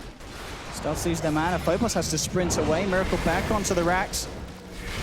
Try and waltz off the cold feet. The 4-star's there from Crit, so he'll be able to. And back high ground now. VP's got to go soon. They've got to make a jump, but it's just so hard for them because they know that OG's going to be there with the turnaround. And N0tail, he makes the jump for them. Straight onto FNG, jukes out the light strike there with the doppelganger. Night Stalker already being forced back. Miracle moving forward. Oh, there's Moon with the snowball. Straight onto Lil. Lil will go down. N0tail getting the kill there with the illusions. And the rest of VP just being forced back to the base. Again, N0tail just juking out the stuns time and time again from G. And now Crit going back in with the lift. Bit of a T-Tools going on here, but G, he's the one having the damage gone down from Miracle. The PKP is not going to save it. The ult again. Miracle rides it up. There's a Requiem. He just get out the Laguna, but they've lost G. Illidan's trying to do what he can, but this is Shallow Grave onto Moon. Miracle just moving forward with the right clicks, forcing this Gyro back to base. There'll be a crush from Phobos. He wants to find Moon. Will he be able to get it? Oh, he doesn't get him. Snowball. He just can't kill Moon, and that's a GG. Moon just playing with the side of VP, and OG take game one, 33-18. It was pretty close up to the 22-minute mark, but then OG, they just came into absolute action, and VP did not know what was hitting them. OG just looked like the better team there, but with that said, I feel like VP didn't play up to their absolute best. I think they played better yesterday. I think they can turn this around, maybe take it to 3 games. But after game 1, again, Miracle Shadow Fiend, it's you've got really to take good. it away from it, or you've got to do really something good. about it. And we talked about VP's lineup, and we're like, all right, they've got tools to deal with Miracle, but you don't. He ends the game 15-3-12. This man's an absolute madman. If we see him on the hero again in game 2, I don't know what VP are thinking. But anyway, ladies and gentlemen, back over to the panel to see what they have to say about game 1 between OG and VP. Thank you very much. Yes, plenty to discuss from game 1 as Virtus Pro leave the arena for their break. And OG will do the same. And plenty of reaction to come here on the panel. Malk is sitting pretty right now. Yeah. The only man. I mean, that was a great game. This might happen. You enjoyed that. Actually, it was backwards and forwards for you, wasn't it? You were sort of up and down, and there was a moment where you were like, hey, look, my team are winning. And then there was another moment where you were like, oh, that's not gone well. It was a bit And then it changed anticlimactic again. when I screamed louder than anyone in the hall, only to follow up with the entirety of OG being wiped and then buying back and doing nothing with it. I was like, oh, is that how Dota works? So I'm glad to see Miracle Shadow Fiend being backed up by his team, pulling through and taking all the fights later on. It's great. I mean, we're seeing exactly why the SF was valued as first pick with these 2 teams. I think that VP, going into the next draft, if they don't have first pick, they have to keep it away from OG. They're just too good with the hero. This is Miracle's hero through and through. Okay, let's check out through the highlights through the game. First 20 minutes or so, very even game, backwards and forwards. A little bit of a lead for OG, but nothing out of control. And at this stage, could have gone either way. So I think we've established that the Shadow Fiend should probably be removed from OG, but I was sitting through the early game thinking, why would you ever give G Lina? And why always on a 5th pick? I mean, it's really just his most successful hero throughout the tournament, and continuously letting him have it instead of just taking him out of his comfort zone on the 2 heroes that he really, really dominates on, namely Queen of Pain and Lina, is such an easy thing to do. That's the steal that actually makes this whole entire game start going OG's way. The fact that Crit manages to take the Ice Blast and uses it in multiple team fights with that one steal actually sets up OG for success in this early game. That was very, very important. I think the 3 key things that happened in this game is that Ice Blast steal, the fact that Slaughter doesn't get blink until minute 25, that them buying 2 urns was actually a really big loss. The 1,000 gold delayed his blink maybe 5 minutes in this game. And the third thing is just the Dazzle and Shadow Fiend working together basically the whole time. All the Graves from Fly, maybe apart from one, were really, really good. Yeah, I think we finally witnessed why it is Shadow Priest the Dazzle is so highly rated and was so good in going into this tournament. And this is the first time I really see it executed really well and up to its former glory. And else, Great pick against VP. Exactly. How they play. and also why they chose to ban away the Queen of Pain, G's Queen of Pain, instead of the Lina, right? If they have a Dazzle, they have a better response, whereas Queen of Pain's bit AoE can be hard for Dazzle to manage. So this is where it really started to go wrong for VP at the time. They were just starting to close back in on OG. I mean, Purge called it a throw, and I completely agree with him. I really don't think that was unnecessary. They had a really good juke by Illidan to get away from that initiation. OG were clearly looking for a fight, and they chose to go into that despite just getting away with the Glimmer Cape and knowing that OG had been placing down a lot of sentries. I mean, it's VP. What do you expect? Are they going to back down? I think it's the bane of G is actually Sentry Wards when he plays his heroes. Whether he's got Shadow Blade or just an Invis Rune. This gives me flashbacks to, I think, TI1. TI1, yeah. Right? I was about to say M5 against Na'Vi. Moscow 5 were doing so well. Na'Vi was the team of the tournament. And the Moscow 5 were actually in a really good position. They were He gonna has win an that Invis game. Rune on his Storm Spirit. He gets caught out, dies, and they lose the game entirely on that one play. So needs to be I agree 100% what Purge said. You can't, like, even if you're not sure if they have sentries and you take the chance, send someone else in first before the Lina to check, not your Lina on the front line. VP not at their best in this game, though. We've seen far better from them. Yeah, absolutely. I mean, the game was only like that game could have ended like 10 minutes earlier if they hadn't had that extraordinary like dive past the tier 2 at top lane. Like somehow VP, I'm going into the fight going like, VP, what are you doing? VP, what are you doing? VP, what are you, oh my God, they did it. How the hell did they win that fight? What happened? Dazzle was dead. Dazzle was dead. There was no shallow grave, there was no the heals, and there was no weave. And I think the Dazzle was played a way bigger role in this game than any other game we've seen. We've seen it lose a lot, so I guess it's not that hard. But at the same time, I think Fly played very, very well. Yeah. The team fight that they did lose, though, in the top dive jungle, I don't think they got the mechanism off either. On the Tusk, one of the reasons he probably bought back, he was like, oh, I still got a wide variety of spells in my mechanism. And then he was like, oh, my team is dead. All right, I'll just stand up here next to my tower and wait it out. But VP definitely should have lost that game a lot earlier because they were not making a very good showing. There was a lot of mistakes by them, bad reads. I think they just got too anxious, too divey, to everything. The obvious one was obviously the Shadow Fiend, and again Miracle just playing out of his skin. He's been another one. We talked about G at the start of the game being one of the star players, but Miracle really has delivered at this event. Yeah, showing that the rise of these newer players is absolutely. I mean, them being on these top tier teams. I mean, Samael was the first one, right? Yep. Going all the way through TI, but it shows that it's not just Samael, right? He's not an outlier. Many of these young players can show up to these lands and still perform to the pub star standards that they held before. You're right, and it's a great way of finding new talent, isn't it? I mean, we often talk about where are the next generation of players coming from, where are all the youngsters coming from. And Dota's very healthy right now in that respect. It's really good to see. I also wanted to pick up on the PL that NoTail played. I just wanted to, what did you feel about it? I think he played a solid game. It was not the easiest draft for PL to shine against, and I think they didn't get to the stage where it would have looked impressive on the PL. He just did his job. He positioned himself very well. I think one mistake where he goes a little bit too aggressive at the Radiant Secret Shop and gets killed off. Apart from that, pretty much a good game from him. But he just gets overshadowed by the other heroes. And it's just the nature of the draft. But he played it the way we've come to expect from NoTail. Sort of like aggressive, just maybe not as good. With all due respect to NoTail's skill level, I think aggressive's just on another level right now in his carry position. But he plays that very, very early on fighting carry kind of position where he just tries to help as much. We see him TP into team fights twice early on, and they get something out of it as well. So a solid play by him.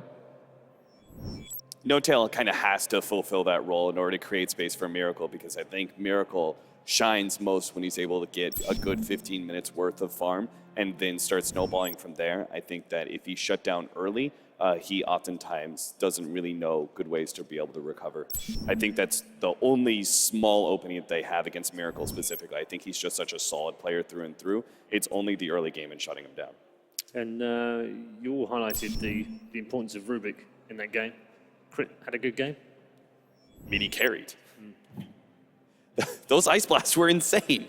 Let's be honest, when we looked at the draft and by the end of it, after we threw it to the casters, I think we all agreed that VP was probably going to win this game, just based off the fact that even though they had the Shadow Fiend, we weren't too confident that they could withstand the pressure of the lineup of VP. And I'd go as far as to say that Synderen laughed at you. Yeah, he was like, oh, you lost, Jacob. And Jacob's words were, I lost. They were. We were that confident. Hindsight is 50. So, crit on the Rubik, Fly on the Dazzle. The two supports really coming through big time for their carries. And let's not forget about the Tusk. I mean, how many extra kills did they get because they had a Tusk on their team? And we're looking at the first phase of the draft, seeing no Tusk being banned away, no Tusk being picked up, and even the second phase, still not banned. Seemed like an unwise choice. Maybe VP were so focused on these other heroes of OG that they forgot about the Tusk and letting them through. I can't remember what they banned in the second phase, but just thinking about what heroes went through, for example, the Undying got through entirely. I think it was it VP banning Brood? Yeah, I think it was weird like that. Yeah.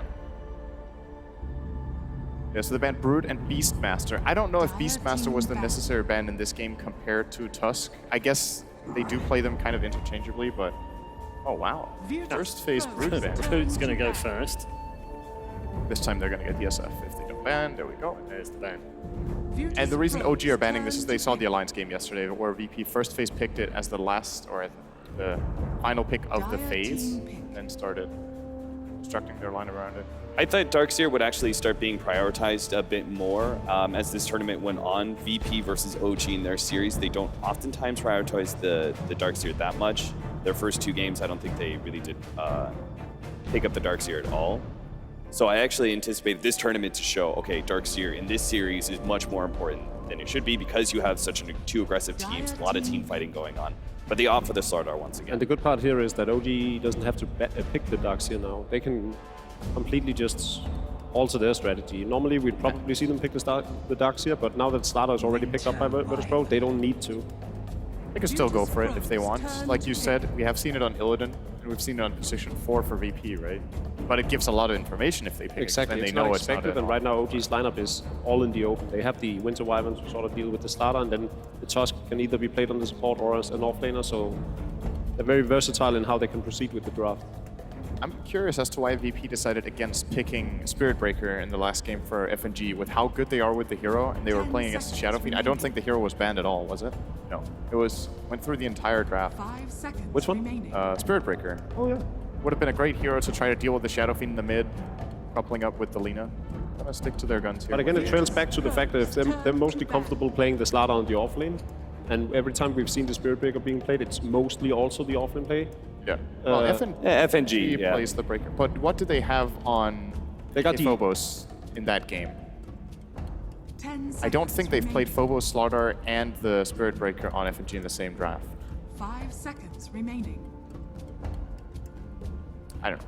I really like OG's response to the Slardar. I feel like both Tusk and Winter Wyvern are great responses. The attack speed slow from the Sigil is actually significant in slowing down physical damage. Oh, yeah, Winter Wyvern very clearly a direct counter to Slardar as well. And Virtus.pro's obvious response should be the AA. There was like the biggest no-brain pick right here is taking the AA. You could have maybe said maybe they could go for the Queen of Pain, banning out a Night Stalker, but I still feel the AA is a better choice, especially with Queen of Pain and Lina both being in the pool. Yeah, they're gonna get a hero for G now unless OG ban one and pick the other. And you were putting a lot of emphasis on Lina and Queen of Pain for G, but I feel like his hero pool is actually really wide. That's why they don't pick his hero very early. There are so many options for him. I think in this tournament we've seen him play 10 different heroes. I would guess that's more than any other mid laner. No, I completely agree. I think G is perfectly capable of running like, the Dragon Knights or Bristlebacks of the mid lanes, but I think in the matchup specifically against SF, Virtus.pro always want to try and put pressure on a hero with a hero that can outplay the SF, so it's usually Lina or Quap. Yeah, his DK was especially good as well. I really like that, but they have to build the strategy around it. And with the level of success he's had on Queen of Pain and Lina, it just makes more sense for them to just go for those. He's only actually had 1 game here at Frankfurt on Queen of Pain, 2 on DK, 4 on Lina. The others were Shadow Fiend, Razor, TA, Wind Ranger, Beastmaster, Ember. 10 seconds remaining. Let's go to Dota. Not bad. 5 seconds. Once again, the Undying is going to be left through the pool. The Undying Tusk is a very common dual offlane, but OG don't know what VP are going to be running in their slave lane. They're also facing up against an Ancient Apparition, a hero who also prevents a lot of the Undying's abilities, notably Soul Rip. The upside for OG in terms of going for an Undying here is that Gyro is banned by VP themselves, so yeah, could go for it. What has Miracle played in this tournament? I'm just trying to think of all the games I've seen Miracle in. It's been Shadow Fiend and Gyro. Every single game that comes to mind for me has been one of those 2 heroes. There might have been a single Queen of Pain in there somewhere as well. So I think OG are starting to plan for Miracle here. There's been a couple of, what was that, Huskar, Alchemist, a single Juggernaut. In the past, they've picked up Razor for Miracle. And one Shaker, actually. Earthshaker, yeah. What's his Wind Ranger like? Not picked. Hasn't played it other than the Summit 4 EU qualifiers back in July. Sorry, back in 7th of November. 12 days ago. Yes, that was me looking at my British dates on the screen. Lots of reserve time here. Lots of thinking to do. Okay. Dire team pick. out the Bane against FNG. What's the interaction with Winter's Curse and Nightmare? If you Nightmare someone who's cursed, does it work? You just sleep the first target that hits him. First of all, you get a second vulnerability, right? And then whoever hits first in the curse takes over the sleep. I mean, I'm just trying to understand why OG thought that was a very necessary ban here. It is, of course, one of FNG's good heroes, but they need to justify it over, for example, the Night Stalker. 5 seconds remaining. It's okay against Tusk too, I guess. I'm sure your Twitter brain can help you with that question. Huh? Tweet at Synderen Dota. Reserve target. Help him learn Dota. Or you could just tell me the answer.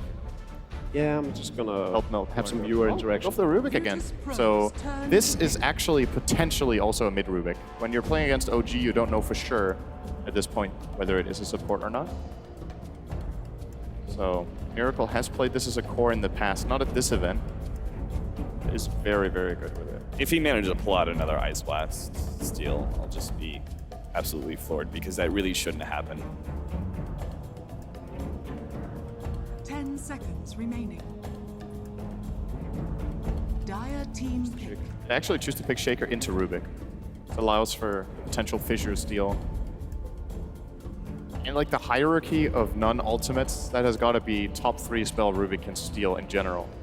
Fissure is absolutely incredible when it has no cast point. I think this is a lot of pressure on the mid lane specifically. Your Shaker has by far the best roaming potential into that middle lane than most of the other supports. 10 And we seconds still don't know remaining. what that matchup is going to be. 5 Queen of seconds Pain, remaining. Wind Ranger, Lina. I mean, even some of the melee heroes are still there. VP want to start going for a push Reserve lineup. time. And I was going to say the OG Tiny is still there, but Turn to pick. it would be without the Wisp. Yeah. We've seen a lot of Tiny being picked up on a core position without Wisp play in this tournament. Worked well yesterday as well for Secret. I don't think No, it's that was as a good of crazy- a pick here Yeah, it as was a it was crazy the Secret. Yeah, it was a crazy lineup. That was. That also included a. That was the Meepo game actually. Was it LGD who played it twice? Meepo, Those are Tiny, Tiny. and Husker, I think, in the same game. Oh yeah, support Tiny, that's right. Yep. Oh, it's VT Gaming played it as well, right? remaining. Twice. Tiny core? Tiny core without Wisp backup. Reserve At time. least once. Super. What about a Bristleback mid to face up against that Tiny? You already have the minus armor of Slardar. You've got some decent disables, which are pretty important between Slardar and Earthshaker for a Bristleback, because he doesn't bring any of his own. I think it would be a good fighting hero to just go up against OG and just tank through everything. It is... the matchup against Wyvern is, of course, annoying, because all of Bristol's damage is physical, but He does the still upside is rack he can up tank the through it, quills. and he racks them up. He can... One of the best heroes at tanking through Winter's Curse, especially like if you get cursed and your allies are behind you and they're hitting you in the back, how hard do they really hit?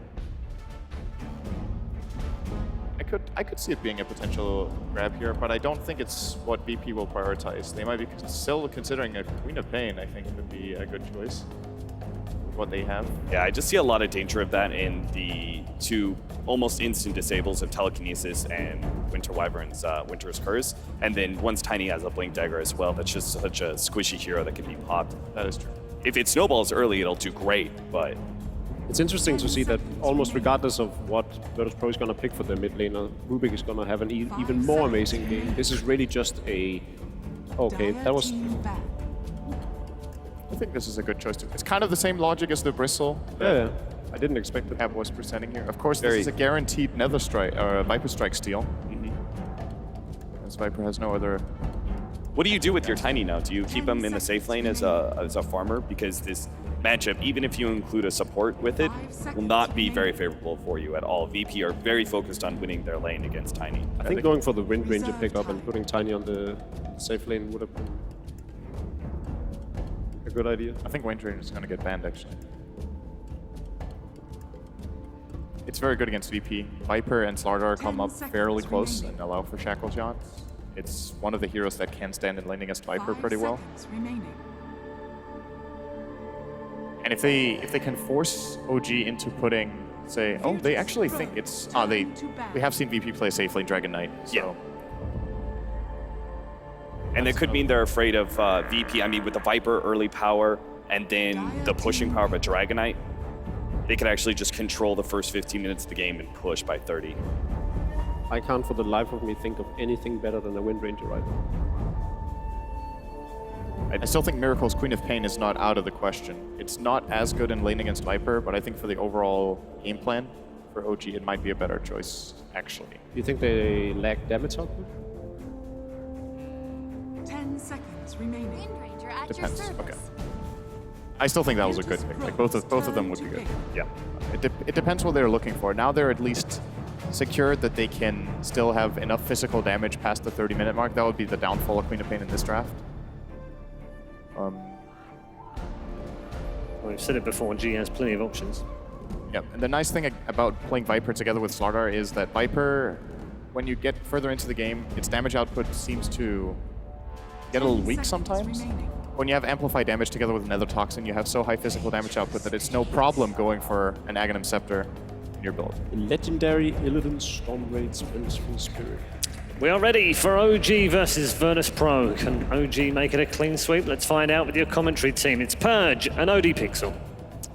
Thank you very much, Paul. And indeed, we're ready to get ourselves into Game 2 between OG and, of course, VP. And these lineups, Purge, we're seeing some classic stuff. Obviously, OG with that signature No-Tail Tiny, VP with the signature Illidan Vengeful Spirit. At first, I thought the VP lineup didn't look like it came together very well, but that last pick, they have a lot of minus armor sources, like they pointed out. Amp damage, plus Viper's right clicks, and now they're going to have Wave of Terror and some damage amp. It's going to really make up for the lack of damage that Viper's going to do. And on OG's side, they have some really good ways to disable VP and potentially win their lanes and transition one into the late game. Alrighty, well, let's get ourselves in as the game does begin. Game 2 here, of course, and VP looking to hold on and continue their pursuit to be the champions here at the Major, as OG are one game away from taking this series. Let's see something kick off here, Moon. Is he going to look to jump? Moving closer. VP themselves want to fight. They're looking for a Fisher. They'll find Moon here. Moon could be in trouble. There'll be a Telekinesis holding out to Phobos. There's your Snowball as well. And they'll throw off an Avalanche across the rocks. And there's the Snowball. Who's going to get the first blood? It's going to be the side of OG. Miracle will take it. They do end up losing Moon here on the Tusk. And they might be able to find more OG. Phobos getting fairly low. G chasing down Miracle here with the slows. Looks like it's going to end 1-for-1 at this point. But of course, Miracle getting that first blood with the Wind Ranger. There's two really key things that happened in that fight. The first one was the lift on Slardar to delay his crush, and the second was Moon's snowball. Because of that, he didn't get chain stunned, and they were able to get the first blood before VP was able to get a kill. So that was an absolutely huge play. The battle And it was Illidan going down. He's going to have to run back to base. Not the biggest loss for him because he can block very well now. But again, similar things happening in the safe lane here. FNG has got to find the double ward.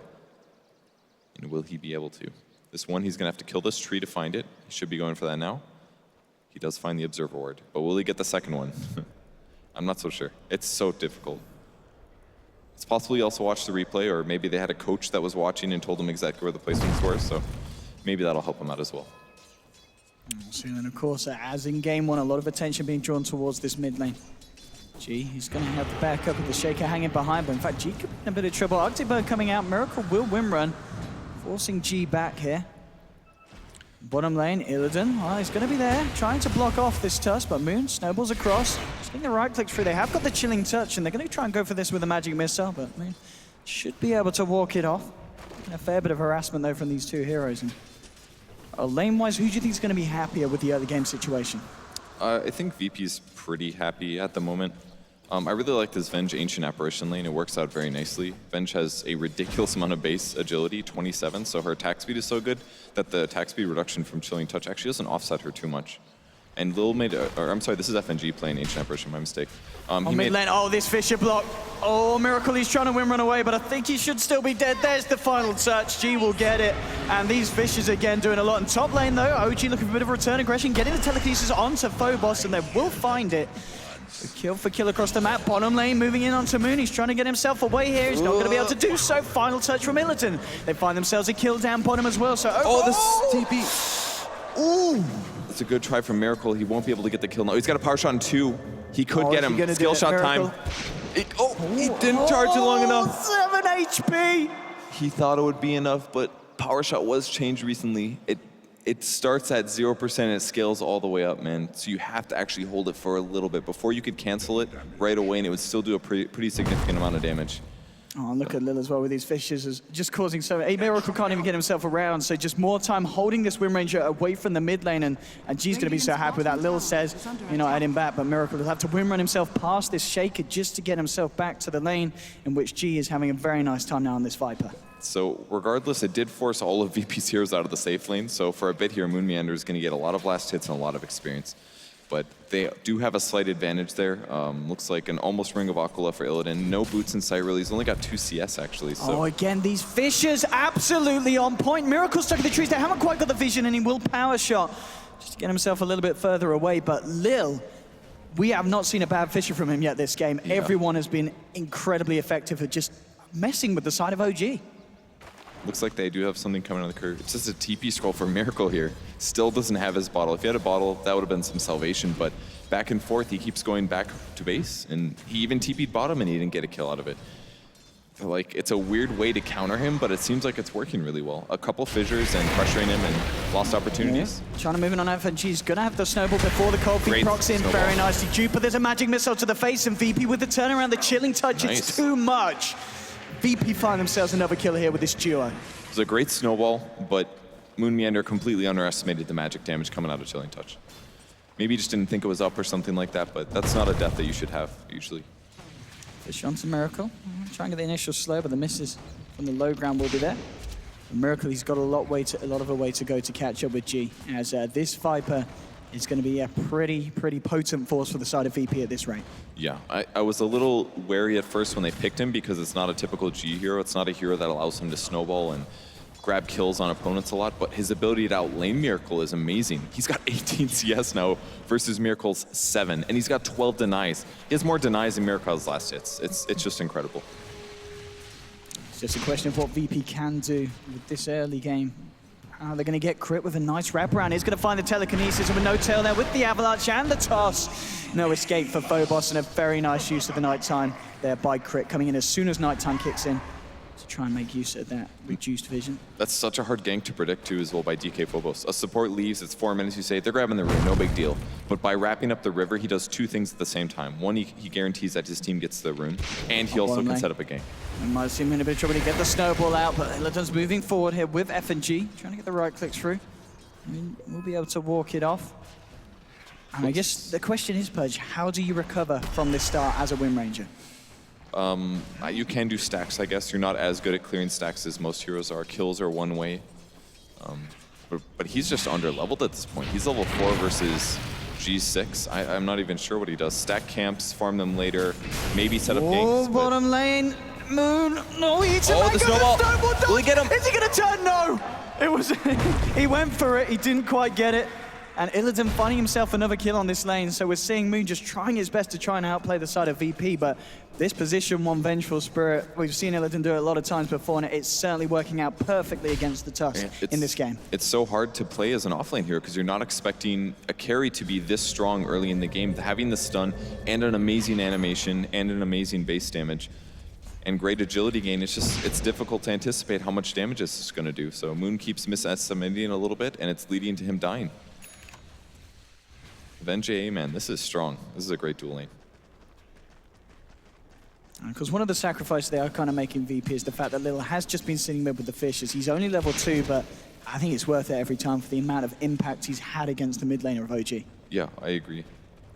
FNG's not doing half bad either. Oh, great deny there. That's no regen. I guess it was just 2 supports, but Miracle would have liked to get that despite his bottle not being full. Oh, they're rotating. There's backup for OG. Let's see if OG can try and turn this one. Shards have come out. Moon with the snowball straight onto FNG. Miracle's there as well. He needs some involvement into positive action. He gets the power shot through. That's going to be one down. Shackle isn't going to latch, but the mini stun holding Illidan back. Moon continues to chase. He's going to have Shards in 3. Miracle's already found one of these kills. If he can find both, this is going to be great for the recovery for this Wind Ranger. Power shots up. It's going to be off the mark though. Miracle losing MMR with every missed power shot.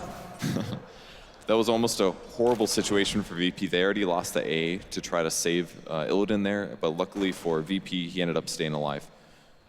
Very scary. 2 tangles left for him, working on his treads, a little bit of gank mid. Oh, Fisher comes out. Let's stop it, but they still get the crush grab, but he's got the corn embrace. Flight buying some time. VP, They should be able to find this, but no tails there. Coming in with trouble. the reaction. Avalanche toss onto G. They'll kill the Viper. And now Oh, they the just deliver. turnaround. At the same time, at the bottom lane, Miracle's looking for the kill on Illidan. He rim runs forward. He tried to finish off this Venge, but he can't quite get the damage out. He has to back himself away. But OG, of course, did find those 2 kills in the mid lane. That was huge plays there, but slight mistake. That was Lil's first bad fissure. It blocked Slider off. Slider wasn't able to get the follow-up stun. Oh, Moon, he's come up top. He throws out the shards. Just giving a bit of a walk around here with FNG. Has the snowball, but wow, the damage coming out from this AA. Force him, and he hasn't got any regen at the moment on this Tusk. That was just a tower and a cold No tail. Really? Look at this man go. He's incredibly low. Moose goes straight in. There's a chilling touch. And FNG's trying to try and get the kill, but the toss is there just in time. No tail's got the back of Tusk. Same time, Phobos moved in mid, got the kill onto Rubik. Illidan, he does have a swap, and he's got a magic missile. He'll throw out the missile, no tail. A little bit too speedy. Oh, little there with a Fisher straight to Moon as he tried to retreat around the back lines. 7 minutes, it's 7 for 7. Again, just like the start of game 1. This one's pretty damn close. It's a kill every 30 seconds, man. This game is It's crazy. the dream. We really need to see some kind of sustain on Venge. She's running out of mana, she's running out of HP, and it's limiting her effectiveness. She's not as able to rotate as the Gyro was in the last game with the phase boots, because that hero is very good at closing gaps. But she needs something. Treads will do it. I mean, Aquila helps. Wanda's useful as well, but she's been all over the map. Her CS is getting kind of low, but when kills are high, CS is also going to be low. So don't look too much into this. Crap. Really wants to try and make a wraparound onto Lil, but Lil playing it careful. Has, of course, come up to this top lane, leaving the Viper. So he has got a bit more of a chance to get that XP. Miracle just applying the pressure on bottom. You've got FNG hiding in the tree line. This will be a good kill possibility. I kind of wish DK Phobos stayed top, because they could do a fissure into swap, into crush, into Venge stun. But it's very hard to kill Tiny, and it's very dangerous as well, because if you don't kill him in that burst, he just might nuke somebody down. And DK Phobos actually just walked across the entire map. No TP, didn't sprint on the way here. Gank comes on FNG though. TP down to the bottom lane. The fight's going to kick off. They have lost the AA, but there's a reaction from VP. They Swap. found themselves Oh, with the swap TP. there to cancel Miracle's TP. Lil, Phobos, and Illidan all closing in on the Wind Ranger, trying to buy some time. He gets off the shackle. He'll power shot the trees. He's bottling up as well. Miracle's trying to he get got himself up, but he unlucky. can't quite break through. The power shot didn't make him a clear route. The crush is there from Phobos. It was a nice attempt from Miracle. Doesn't pay off, and VP get themselves 2 in response for just losing the AA. A really good rotation for Illidan that time, and again, FNG uses his life for something good. 3 deaths on him now, but he's going to be happy with that. He is actually decently leveled, level 5. Doesn't look like it from his skills, but when he gets a 6, it's not too far behind, and they're ready to set up for lots of easy kills. One of the nice things that Venge provides. Yeah, they've got a lot of control from this lineup. The Crush, the Fisher, the slows from Viper. It should be a very nice game for the Ice Blasters to connect. And VP now moving as a pack, 4 of them. Just going to check for the Torrent. It's going to be an illusion, so not going to be able to do too much with it. Just going to be able to get some intel, sending the illusions out into the Dire Jungle to see what OG are up to at the moment. Because we can see No Tail's farms being very good with the bottom lane. Fisher coming across. There's a magic missile. Look at this damage from Illidan. He's got a swap as well here. Moon gets swapped back. Illidan punches him in the face. And this is the vengeful spirit that VP love. Moon just, again, for the 3rd time now, completely underestimates the damage that Venge can do. You can't underestimate Magic Missile. It's a great disable. It's on a low cooldown. It's reliable. There's so much threat with it. And he's got 2 other damage amp abilities with Wave of Terror and Vengeance Sword, and he's got a lot of good items for it. Moon making a lot of crucial mistakes. Like last game he played great, but this one he's having some issues. 7 deaths at the moment on this Tusk. I mean, it's 7 of the 8 deaths of OG. It's not great for Moon at all. He's got to be tilted. I don't think there's any other explanation. I didn't realize it was 7 deaths, but I guarantee he looked at that scoreboard every time he went down. Let's see what the recovery plan is. They have sent, of course, Winter Wyvern. Fly's going to be sticking around just to keep watch, make sure that nothing else happens against top lane. They got the lift onto Phobos. Avalanche toss straight away, and the damage is there. They'll burst down the Slaughter. But here we go. They've got a Fisher onto 2. They actually get the stun over the Fisher, and they'll find the kill onto No Tail. Trying to look for Crit as well here. Will waltz himself away. Did steal the sprint. So will be able to get himself out. Those Fish tactics, man.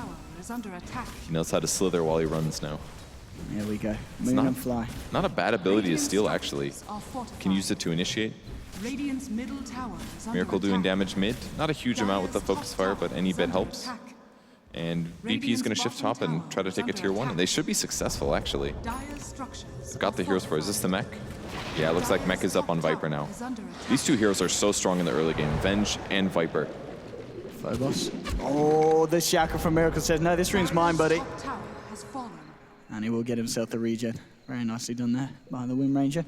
And Miracle, I mean, he's slowly trying to come back into this game. In terms of CS, he's still a fair bit behind this Viper, about double the CS on G. So he still needs to find a bit more action, 2 levels behind. But he has got his phase boots. He's going to be backed up by Crit now on the mid lane, and there's a wraparound from the side of OG. 3-man smoke. Fly No Tail and Moon. See if they can find anyone towards the mid, but VP are actually on the other side of this mid lane. They're potentially looking for a wraparound themselves onto Miracle. G's going to be the front liner here. He's going to be a hard one to jump on. This Viper fairly tanky at this point with that mech and the treads. It's a hard pick off to try and get. They want to try and make the most of this, of course, to use this Blink Dagger reveal on OG. Okay, there's going to be the swap. Miracle caught out and just getting destroyed. There's an Ice Blast. Nearly gets the Fisher off. They do lose the Shaker, but the Ice Blast flies through, connects onto Fly. Wave of Terror's there. Phobos chasing it down. Should be able to find the Wyvern. There's a snowball from Moon, trying to get himself away. Gets the punch out, but G's there with the mech. They'll lose Moon. He goes down again. Double kill for G. No-Tail will be able to toss down Illidan. Finds himself one in return. So 2 for 2, but Phobos is there on the front line with the crush. Finds himself a third. And now G may be moving in for more. Phobos, is he going to try and dive this? No, he's going to hold himself back. But again, VP just playing these fights really well. And G, we're seeing already, he's getting to that point where OG just can't do anything about the Viper. He's actually making Viper look fun to play the way that he's playing him. Very aggressive. He's initiated on. No-Tail. Okay, maybe they can kill him. He looks for the burst. He gets the Shackle. This is for Miracle. Can they kill him with the Stolen Crush? They'll find it. They do take down G on the Viper. Snowball forward from Moon. They're looking for more. Phobos starts to sprint himself away here on the Slider. He should be fine. They did lose No-Tail for that trade. They got a lot more out of it than they lost, though. Shards. I'm going to quite be able to chase down Phobos. He's able to get himself out. The Fisher there will block Moon. And again, it looks like he might fall. There's a Golden Embrace. Shackles. It's not going to latch. Moon looks like he's going to be fine. There's in fact a Snowball. He's bringing the team in onto Illidan. And Tiny's there as well. They'll find the Vengeful Spirit. And again, another big kill for OG. They got a little overly aggressive once again. The mech wasn't off cooldown yet for Viper. He got initiated on. Does end up going down. If he had mech in that engagement, they easily would have won the fight because it took everything OG had to kill him. But with Viper going down, they got about 400 gold and not nearly as much. Big Ice Blast. G's TPing in. OG needs to get themselves the hell out of there, and Miracle with the win run will do so. Back themselves off. I really like G's skill build, though. It's the perfect build to counter a Tiny. Tiny's a hero that has tons of HP, but low armor. And in combination with Wave of Terror and Amplify damage, he's going to easily be able to just kill him in like 5 hits if he ever does find the Tiny. So No-Tail's playing this correctly. He's got a Blink Dagger. He jumps in, he combos somebody, gets out. Jumps back in, combos somebody, gets out again. Because if he ever gets caught in a fight against the Viper here, Viper will take him down in short order. OG, they're ready to fight mid again. VP, they're putting on the pressure. OG are here, Moon. Just going to get the Shards trap off here. OG isn't going to be jumped on. You've got some with the wraparound here. Phobos and FNG. Ice Blast is available if they can find a Fisher to set it up. All right, just using the Splinter Blast to try and harass back the side of VP. VP are going to move forward. Lil walking in on the Shaker here. Oh, he's out of position. Oh, the Arctic Burn Slow does connect. OG, can they get themselves in? Winter's Curse to hold it. Illidan's actually TPing out of this room. He cancels it. But they've already lost the Shaker. Shackle won't latch. There's your Ice Blast. Big Ice Blast to Miracle. He does get the win run off. And now the Cold Embrace. He's going to be fine. Crit with a Stolen Swap. Might just keep Miracle alive. No, he still ticks down there. Faybolt from Crit will find himself a double kill, but now G's moving in. No-Tail. The slow to No-Tail. No-Tail trying to duke it up with the poison. Should still be enough. He's going to stay alive. No-Tail's going to live. They might lose Moon, though, because G turns for the easier targets. Finds the kill onto the Tusk. Double kill for the Viper. So OG, they do keep No-Tail alive on the Tiny, but again, VP finding the kills. Maybe one more level of poison attack was needed there over Nether Toxin. Would have provided the kill, but you can see his damage at this point. It's really big. It looked like VP was... I like the initial TP from Illidan, because he basically said, all right, Earthshaker's clearly out of position. They're going to snowball on him. But because the Ice Shards was on cooldown at the initial part, he had some time, and then VP made the call, we're going in. And it ended up working out pretty well for them. Crit's been stealing some really good abilities, though. He's swapped an ally out. He's got Viper Strike level 2 now. I don't even think, does this team even have any level 11 heroes yet? Just No-Tail. at the moment. Yeah. So that's a great steal to have. And we've seen No-Tail just on this bottom lane consistently putting pressure onto the tier 2. He's got it down a little bit. VP smoked up here with Lil. He's seeing if they could try and punish this split pushing Tiny, but No-Tail's playing it safe, and he'll use the haste ring to get himself right out of there. And closing in on that drums build after this blink dagger here with the Tiny. Lil still hanging around with Illidan. No-Tail, he might come back in. So Illidan, if he can find the swap.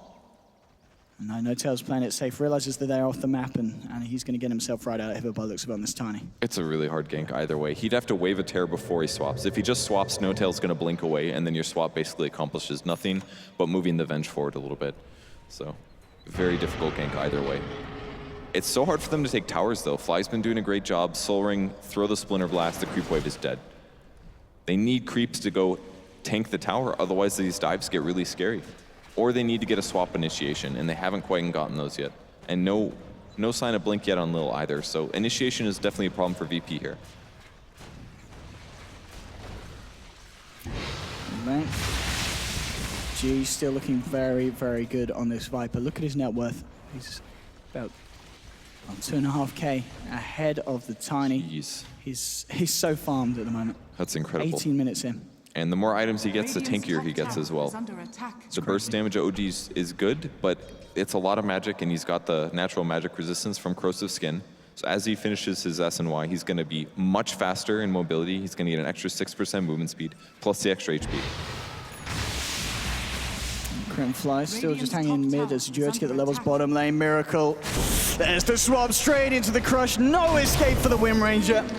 And a very clean pick off for VP, and the exact kind of pick-offs that they're looking for. It's one of my favorite things about VP's lineup is how many stuns they have. And stuns are by far the best thing to counter Wind Ranger. Don't let her prevent you from attacking her. You just stun her until she dies. And it makes her look like the worst hero ever. And they're going to go for Roche with this one. They've got 24 seconds. 24 seconds to go, and OG. They've got this, I think. G's going to attack so fast, but can Fly make a play? He used Arctic Burn, but he's not sure if he wants to go in. It's kind of early here. It's going to die so fast when it gets really low. I think they've got to just let this one happen. VP, never going to get it. Sit down. Oh! He got the kill with the shards! Moon got the kill on Roshan with the shards. Oh my god. That's so hard to do. Moon. Okay, I think he's may have redeemed his... Oh, he has done 9 times. Maybe not redeemed all of the 9 kills, but something for the diet. That was great. It's a big advantage. That's equivalent to losing a tower or gaining a tower. And if you get it instead of your opponents, it's like a 2-tower swing. That's a massive steal from him. Very difficult to do that. Roche's magic resistance is like 80%. So that means Roche had like 70 HP, and he hit it right there. He just sniped it, man. They might see an initiation. Phobos. He's got no blink though. Oh, the shackle comes through. But oh, the snowball dodges there. Phobos another swap though, moves in a lot of trouble. He's going to go down for the 10th time. Again, VP finding the kill on the tusk. Top lane. FMG, got to be careful. No-Tail blinking himself away. The TP reactions were there from VP. No-Tail nice and speedy now with those drums. He's out of there. And G now with a Manta style, 20 minutes in. Yeah, seems like VP is pretty clearly getting a hold of the game right now. OG did have some advantage there, but those couple picks plus the Roche fight, it's making a difference. Phobos is going to need a bash. Is he going to get it? He doesn't he doesn't even have a point in it. Okay, he's definitely not going to get it. No surprise there. Nice play from Crit. Oh, might see a fight mid. Oh, Viper strike onto Miracle. Illidan's moving in the magic missile. We're cold embrace from Fly, but Miracle... I don't like that play. I think he's gone. I think the cold embrace guaranteed his death there. Snowball Can they get a kill in return? That's the question, yeah. Snowball in on Illidan with a Walrus Punch as well, but G, look, he's got a double damage. Oh, G. Oh, Illidan might die. The double damage has actually worked against them. They do lose the carry Venge, but they did find 2. Ice Blast onto Fly, forcing him back. Interesting build. He goes for the Manta instead. His illusions aren't amazing, but they're okay. They will apply Corrosive Skin to his opponents. I guess it makes Shackle Shot harder to latch, among other things. Flying Crit, moving forward. Crit's got that Viper Strike. Has, of course, got that Blink as well if he wants to try and jump in, but with just these 2 supports, they're going to have a hard time. Force has now been picked up here by the Slardar. Interesting choice. Blink is almost always better, but in the case of a Tuskar, there's a lot of times where Force is better. Are they going to go with this? Nah, a little bit too far away. Yeah. A little bit too far. Force is going to be better this game because if any of his cores, especially somebody like Viper, who's a little immobile, if he gets caught on the wrong side of an Ice Shards, Force can just save a team fight. Whereas if he gets caught there, they have to fight because they can't necessarily just leave G, especially with the Aegis. So I like the Force in this game. In a lot of cases, I don't think it's the right item, but I think this game definitely.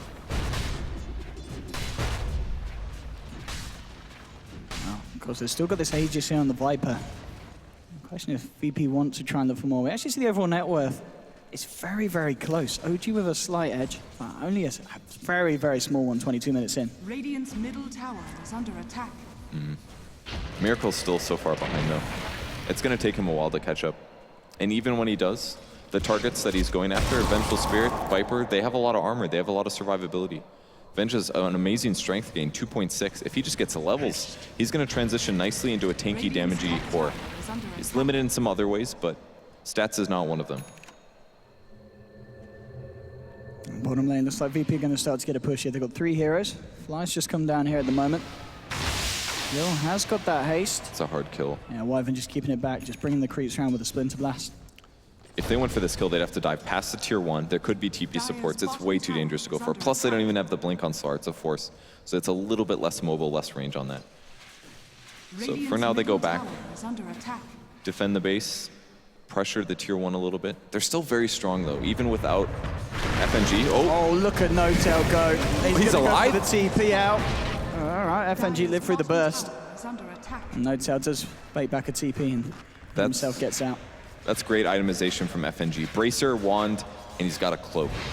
Being able to survive those kills is massive because if it wasn't for that Cloak, N0tail would have an extra kill to his name.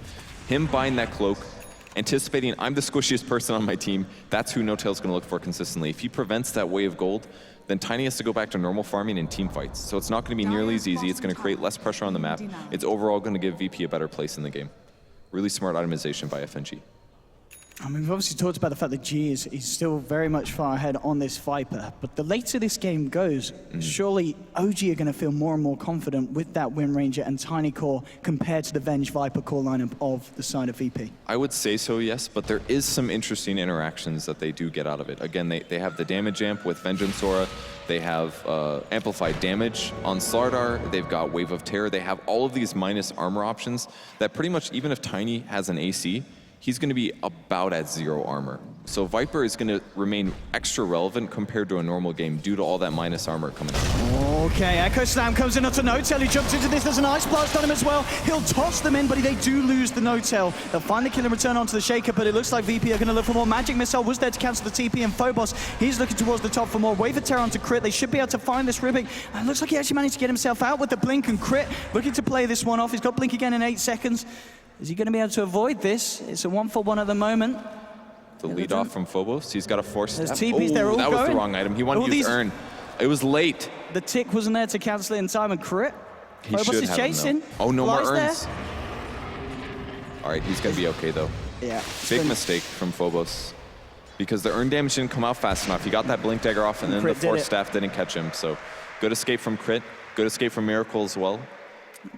Of course, still none of all the Ice Blast. Right. Oh, Crit. He knows. He knows. He knows.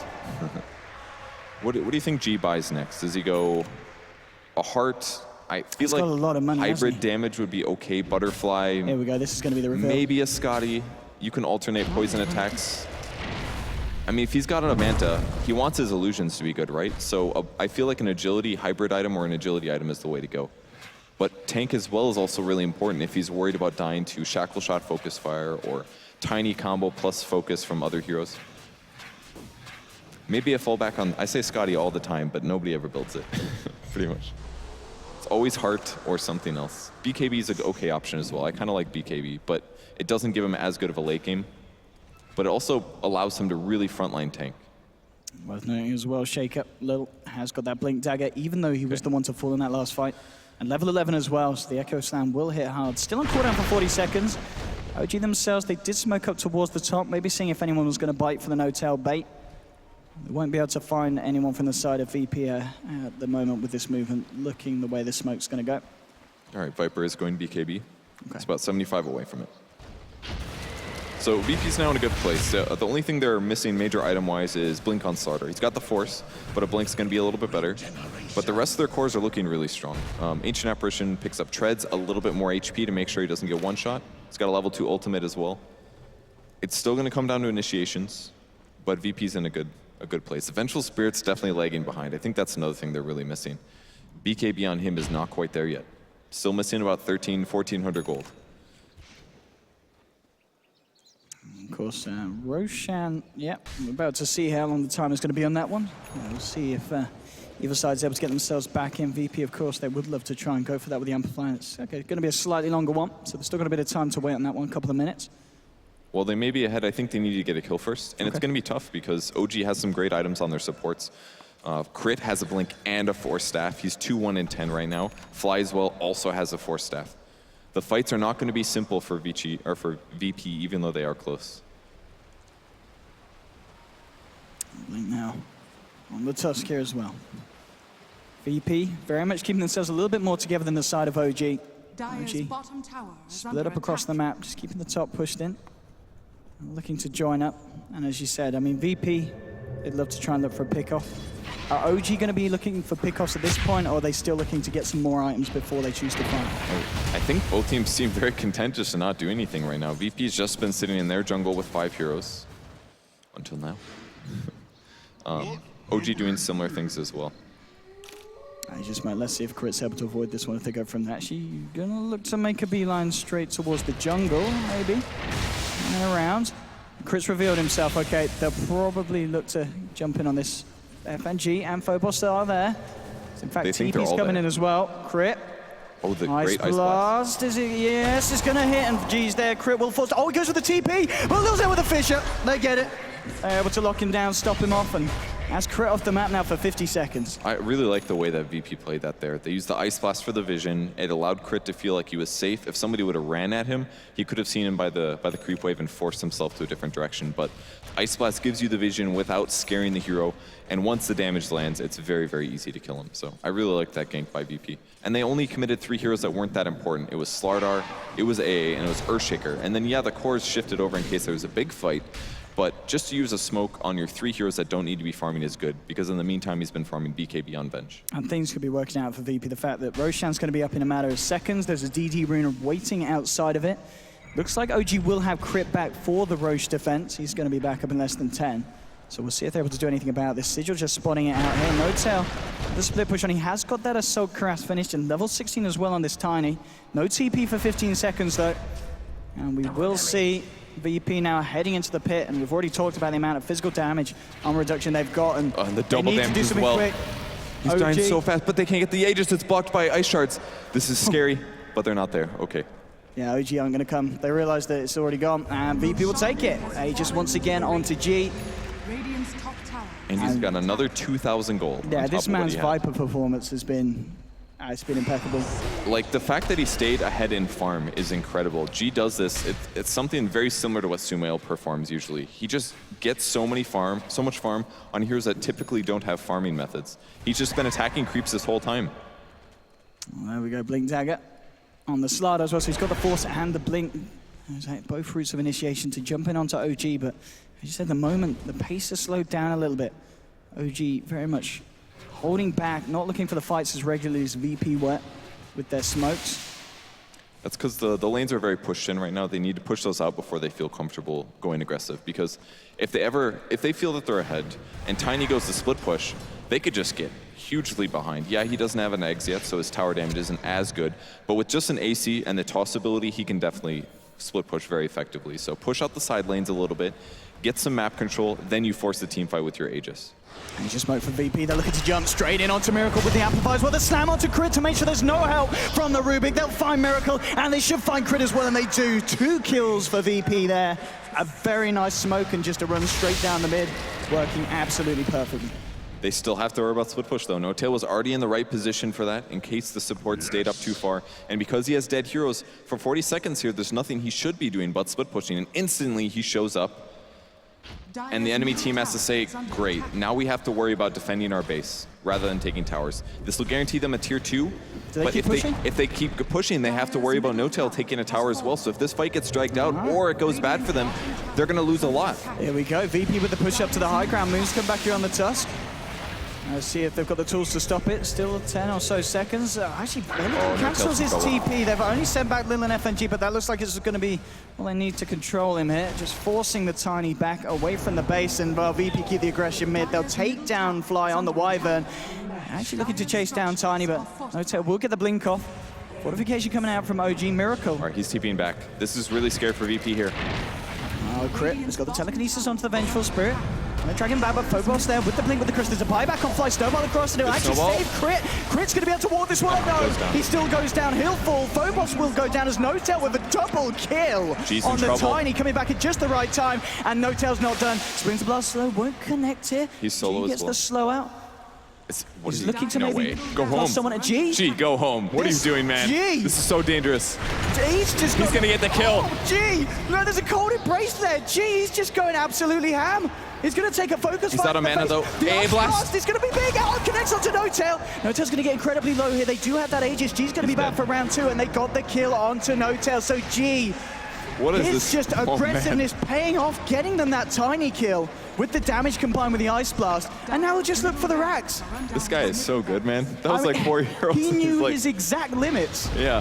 He starts when he's like, you know what? I got a 10-second BKB. I've got this. The only thing that limited him really was mana, but well, now he's committing to the racks. It's going to cost his life. The illusions are still hitting away. Lil with the echo damage, huge. Fisher as well with the focus fire is there onto the Viper. The shackle. The Ice Blast is going to be used, but they did already lose the Viper. Ice Blast connects, but they're cleaning up OG. They do lose the racks though, and even though VP do lose 2 key heroes, I think they'll be happy with the fact that they got the racks.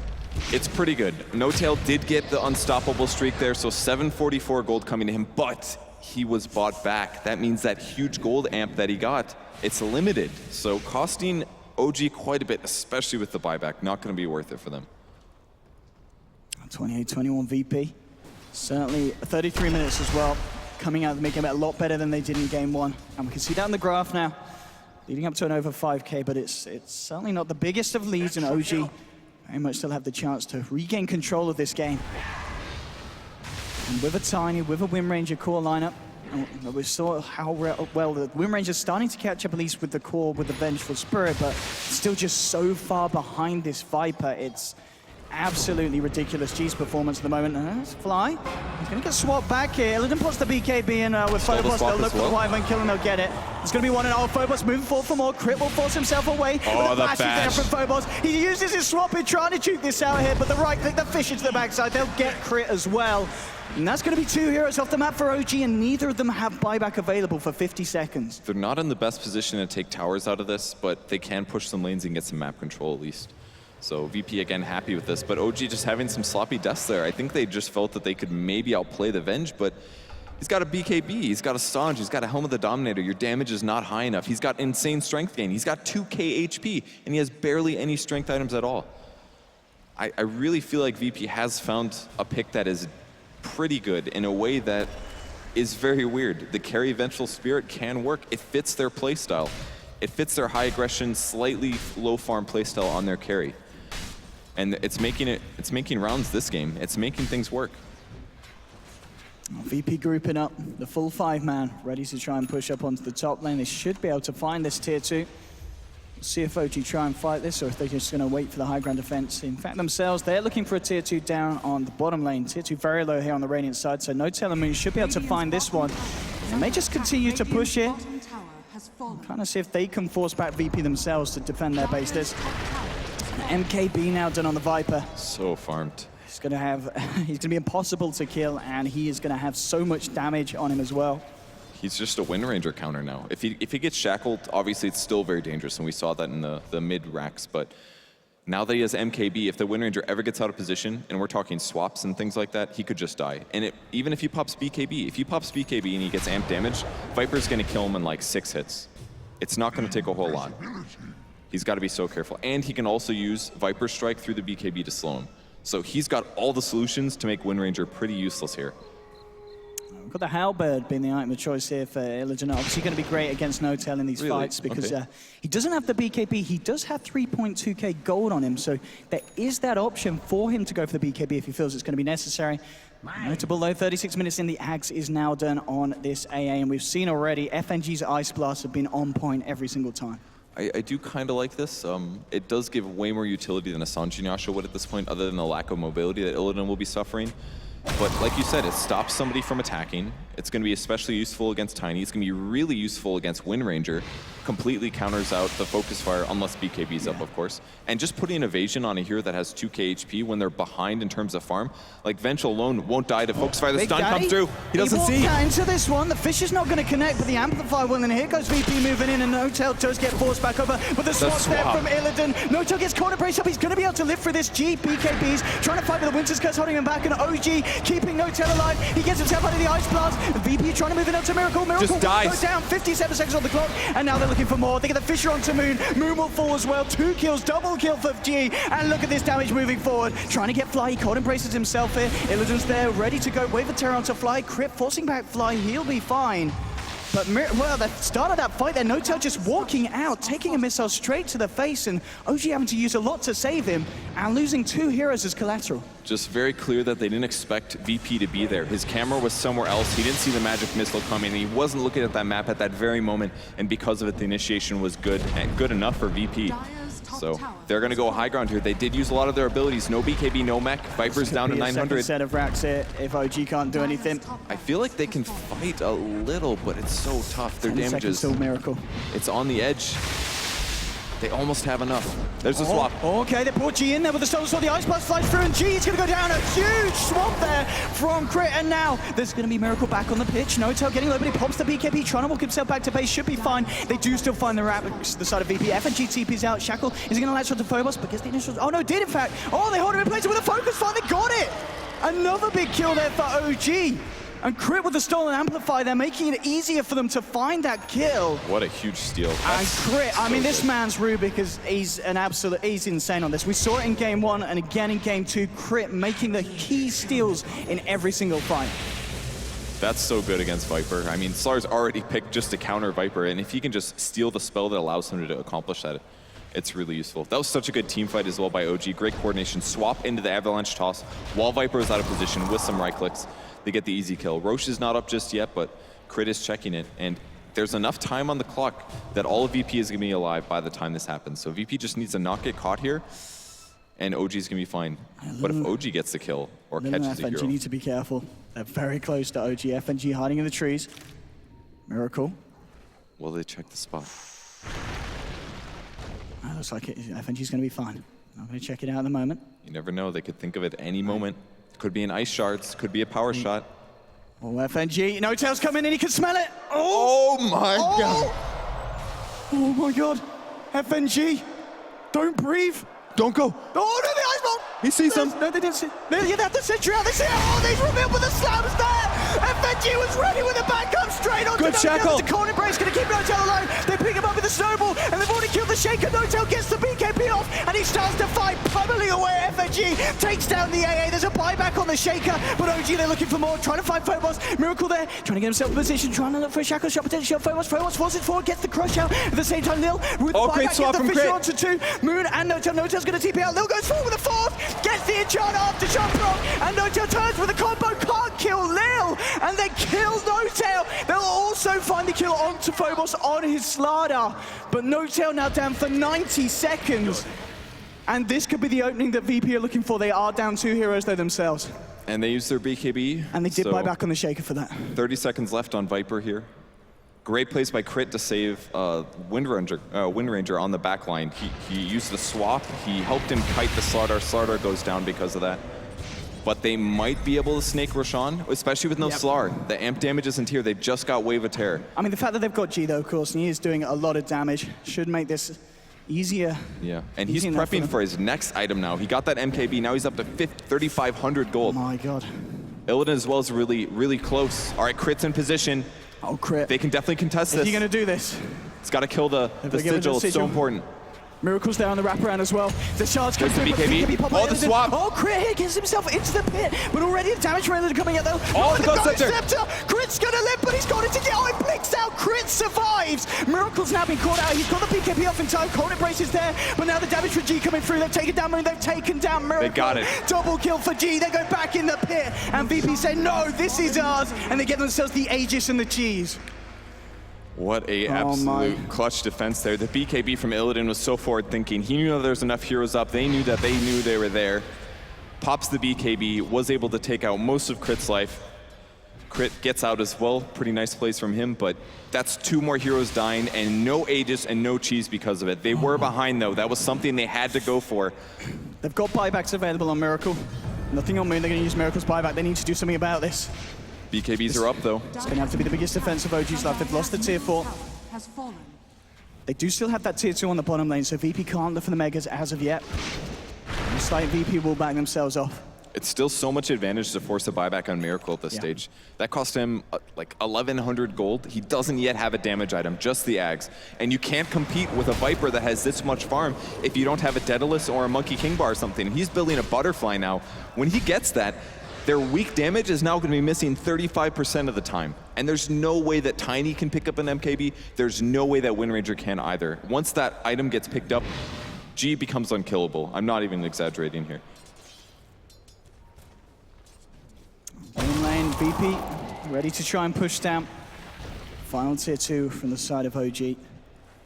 Really pile on the pressure. They're going to feel on a very strong bit, as we saw as the graph was showing. 7.5k, still not the biggest of leads at all at 43 minutes in. If anything, relatively small.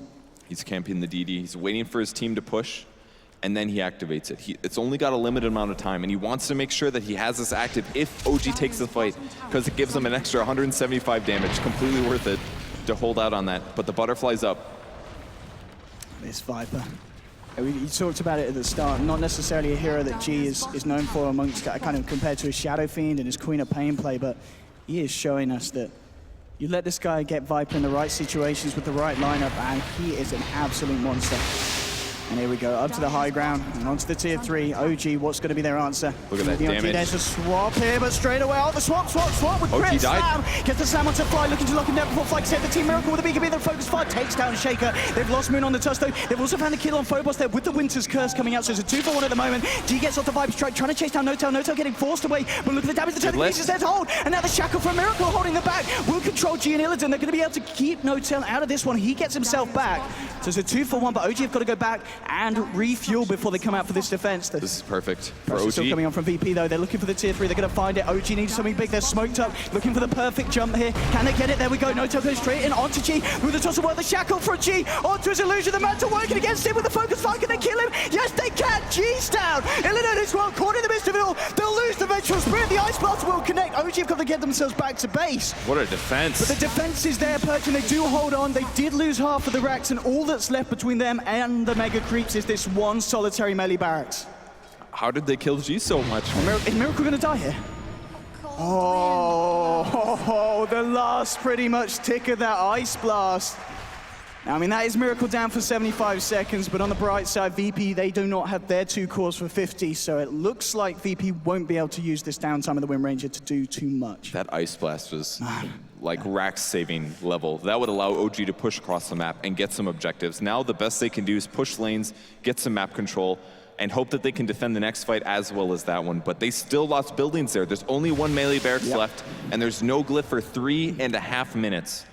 VP could respawn and just go all in. Go for it. I think they're at a stage where they could be fine with that. They've got an AC as well on the Venge for this as well. Okay, so picked up. more tower damage, more survivability on Viper. The only thing Viper's really lacking here is HP, and he's going to compensate that by buying the Helm of the Dominator, which will ultimately build into a Satanic. And of course with the evasion as well. I really like that play. It's a solid play. It'll give him 500 HP, which is half of what a heart gives you. It'll give him the ability to go down to 20% and then instantly heal up using Monkey King Bar and some right clicks. Really cool build. The only downside is he can't use it while he's using Poison Attack. But in the late game scenario like this, that's not something that's a big deal. Yeah, you've got more than enough damage without having to use the UAM. Yeah. And the slow. You'll lose the slow. That's the big thing. This is quite nice as well. Ags has been picked up by Crit. Look at the size of VP and, well, 4 out of the 5 ultimates you are going to get that benefit from. You can steal Viper Strike Ags pretty much whenever he wants. It's a 12-second cooldown. One good way to limit Viper's damage output, reduces attack speed. Oh, no tail. He's actually going to have the money here for the Aghanims if he wishes to go all out. I think it's worth looking at the buyback statuses at the moment, seeing what's on cooldown still, and You buy Miracles. it. You definitely buy You it. just go all out. Lil setting up with this Invis Rune. If they can find Miracles straight away with the lockdown, G's moving in with the double damage. But the Stolen Fisher from Grip might be enough to turn. Miracles got the low stop on him. Is he going to be able to get himself away? Yes! Oh, he's away. To the tree line. They'll keep Miracle alive. No, the final touch from G will find it, and they've also found the kill on Zamoon. Now Chris in trouble as well. He throws the Stolen Viper Strike out to Illidan. He gets the blink off as well. Crit somehow manages to live through all of these fights, and there's an Ice Blast coming out. No tail looking for the turn points. The BKB finds the kill onto the AA. Can he get more? No, he gets swapped back. G trying to work away with the damage. Can they bring down this Tiny? There's a Winter's Curse onto Illidan. It doesn't matter. It's not about it. It's GG. VP have done it. OG did everything they could, but VP take the win. And what an insane match. 47 minutes in, 41-32. Outstanding performances from both sides, but VP, G's Viper, man. G's Viper. And it wasn't just G's Viper, it was the draft. It just came together perfectly. Tons of minus armor. Illidan played amazing in the early game as well. Team. He got them to that place. And My they played God. fantastic. They tied it up, and we're going to a game 3. And game 3, if the first 2 games are anything to go by, it's going to be absolutely insane. So don't go anywhere, ladies and gentlemen. Not that you would anyway, because I know you all want to stick around to hear from our experts and panelists. Back over to you, Paul. Thank you very much, Odie Pixel and Purge in the commentary box. Virtus Pro will head off for their break, their well-deserved break after fighting their way back into this lower bracket match. Remember, the loser is done at the Frankfurt Major, so it's all down to game 3. We're going to find out from our panelists right now what they thought of game 2. Virtus Pro, excellent in execution, and G on the Viper, I think, just proving again what a great player he is, Capitalist. Yeah, I think that G's Viper definitely shined, but something I do want to point out is that I'm glad that despite the upgrade in clothing for Jacob, his analysis hasn't been affected in any way. That's twice now that he's gone into a draft and been like, Bitch, please. this team won, and then nope, they lost. The floor is yours, sir. The floor is yours. Okay, so this game was like great on so many levels. There were so many individual plays that I just want to point out. I had to write them all down because my memory eludes me. But okay, Crit on the Rubik. Possibly some of the best Rubik play I've seen for a long time. This is reminiscent of FY Rubik, Kuroki Rubik when they're at their best. He gets off this amazing base defense where the Tiny is first never struck. I guess that's the correct. Viper struck? But struck is right. Yeah, okay, we got the. So 50%. healed up by the Winter Wyvern, and then he still swapped to get the Tiny out of it. And No-Tail then runs out of the AA blast. That was just an amazing sequence of spell usage. There's the... here's one of the earlier team fights. I'll just go over... I like the idea of you talking about a completely different play than the one we're watching on screen, just one at a time, and then hopefully we catch up to them later. It's like a reverse order highlight reel. I didn't write any of the early game down. Okay. Well, then I guess we're getting to the point pretty soon, Chris. I mean, it was early game-wise. I mean, 7 minutes in, it was 7-7. Everything was fine. Both Actually, I wrote teams. one thing down. OG were winning the early game. Moonmeander's death rate on the Oh, yeah, that's Tusker. At one point, it was the score was 10-8, and out of those 8 deaths, 7 of them was on the Tusk, and I think we were like 10-12 minutes into the game.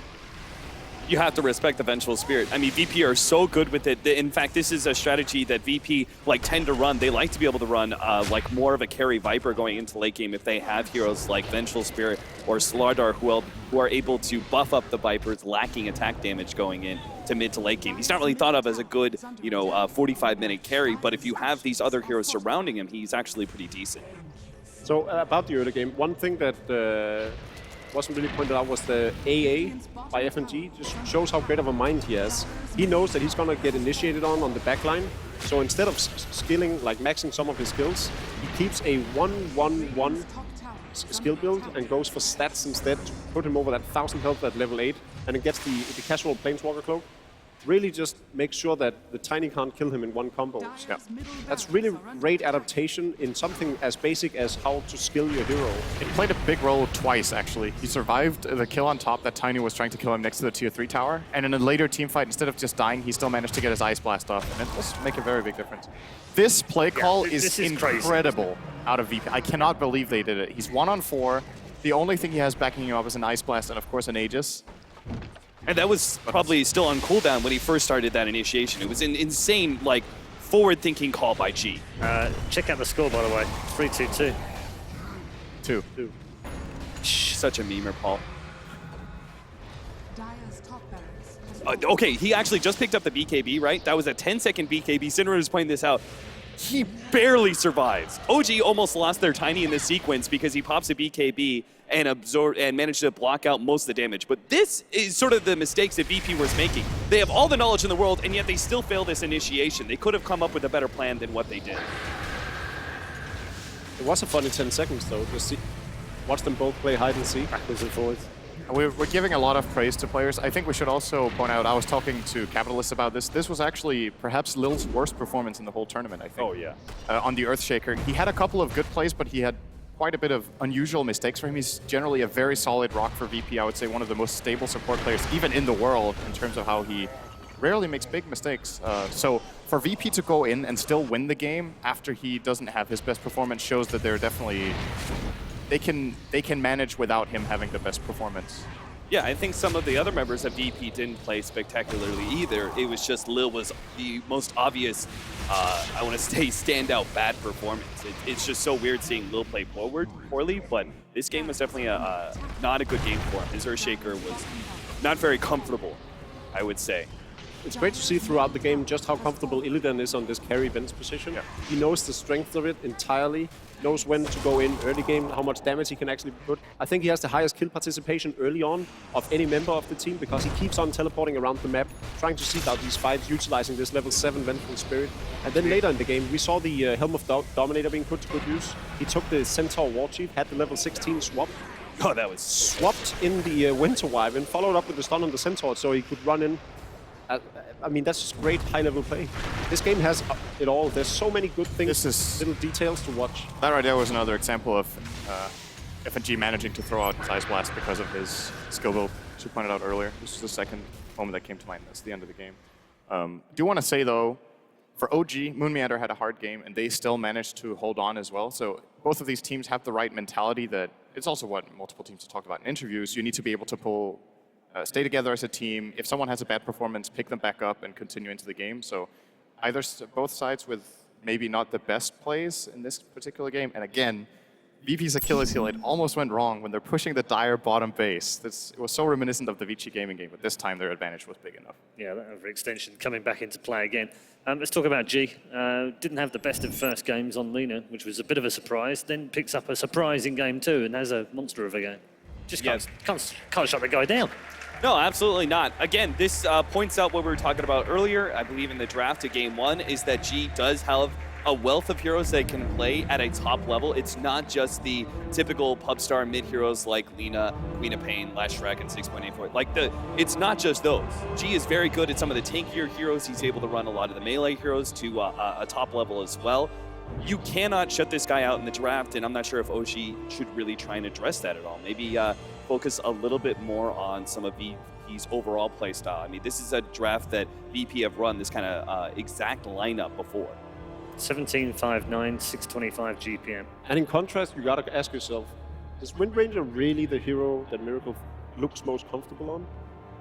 I think it's still a Miracle. He got countered really hard this game. He They did, ganked but him it was like lot. a 24-minute Aghanim Scepter on him as his first core item. And when you die 6 times, I don't think he played poorly. He got some really good shackle shots too. He just got targeted very much this game. I would say in the past that I've watched enough good Miracle Wind Ranger that it is a hero of his, that I agree with Syndra that it was just countered out too much. I think it's still fine if OG want to be able to pick that up in game 3. So it's more down to decision making on where he got caught out on the map the first 20 minutes, because he got caught out a lot. There was a lot of deaths that could have been avoided with a bit safer play. I would agree with that, with though. you. Yeah, if he did something wrong, it was overextending a little bit on lane farm. But I feel like he made up for it later on. I think he had 2 or 3 game-saving double shackles where VP would have ended the game maybe 10 minutes earlier if not for those. I still found his plays. I'm not going to let Purge off either, by the way. You may have heard him in the commentary. He said he picks up this butterfly, and there is absolutely no way he can be killed. And 10 seconds later, G gets killed. And Purge says, oh, G died. Thanks, Burge.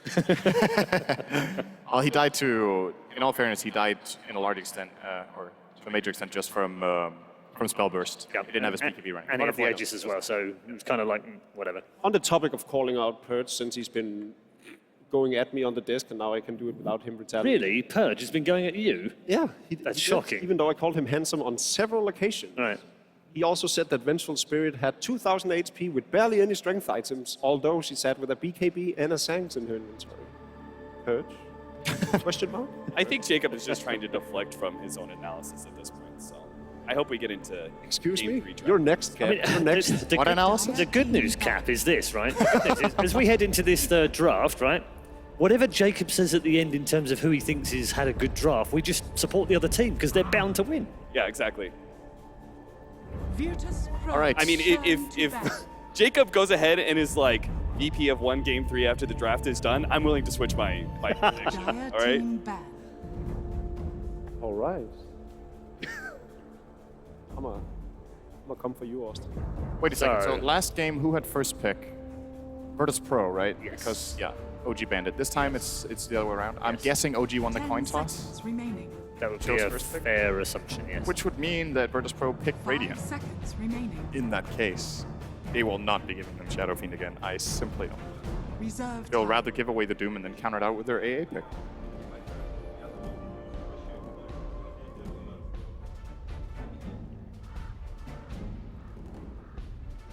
Gee, I think are thinking about like maybe leaving out. I don't know. The Tusk just it looked really valuable in game number 1, and then game 2 That's how he much. just had too much control. That's how much comfort matters. I think Yeah. in game number 1, Moon played a lane that he's way more used to facing, that type of lane, and this time around just probably doesn't have much experience playing against Avenged. At least that's what it seemed like. If you do, you don't die 3 or 4 times in lane. You think they're considering the Doom or the... Like, if I were them, I would even consider the AA. Because right now I think they're comfortable with letting Slaughter through because it is a dead giveaway of what Virtus Pro is going to have on their offlane so far. Meaning they don't have to worry about much else. They already know where the Slaughter is going and how it's going to be utilized. And it hasn't played as big a role in these games as we see a lot of other Slaughters do. Can I just point out that I was right? Since none of you did, I'll just applaud. I mean, it's fine. That was Jacob, if you want to point out every single time you're right on 5 this seconds. panel, It's gonna be only a gonna long happen day of me 1 or 2 talking. times. That was a great prediction, Cap. I think AA was a good ban here. Thank you, Sim. Reserve time. You do have to worry still about the VP Brood, which OG have not banned away this time. And if VP choose to leave out the Doom, the Broodmother is an appropriate response. The difference is that OG has the first pick. When they banned it out, that was in the previous game when VP had first pick because then they have the last pick of the first phase. That's what's scary. This time around, if OG see the pick Brood, great, we just get Darks here. Considering they just sort of manhandled Miracle a lot throughout the game, I think that, yeah, the Shadow Fiend ban. Shadow Fiend's out. And now there's Dire Doom, team. Slardar, right. Insta-grab for Moon. Virtus Pro's turn to So pick. do Virtus grab the Doom? They have played it on both the offlane and the carry position. I don't think they're scared to pick it, but I think they question whether it's actually suitable for their way of playing. Because then they would have to get like Doom Winter Wyvern or something. That wouldn't be a bad opening. 10 seconds. It's true. Now that AA is out, they can actually go for a very heal-intensive lineup. But They can OG also steal the 5 Slardar, seconds the remaining. Dazzle, if they want for F&G. I don't know how Reserve time. relevant the Dazzle is for OG when they don't have their Shadow Fiend. I feel like it's that duo of their picks that always works so well together. Yeah, I think you're right on that. If it's like a nice frontline 1 position, like SF, Tiny, that's usually when they're going to pick up the Dazzle. There is nice synergy with the Slardar, though. Darkseer Gyrocopter. All-out team fight for VP. Does No-Till play Doom? Slardar?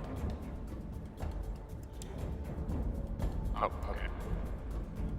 Dire team ban. To me, this opening for OG is not as strong as game number 1. Yes. Just the Shadow Fiend Dazzle combination on the Dire that they had in that game, that was so strong. What is, of course, great is that they now have the Slardar for taking Roshan, 10 seconds but they still need to find a way to make it work with their lanes. And one hero that's definitely out of the question for them as the mid laner who would be good at roaching is Templar Assassin. That's just not the pick against VP's lineup already. Yeah, I think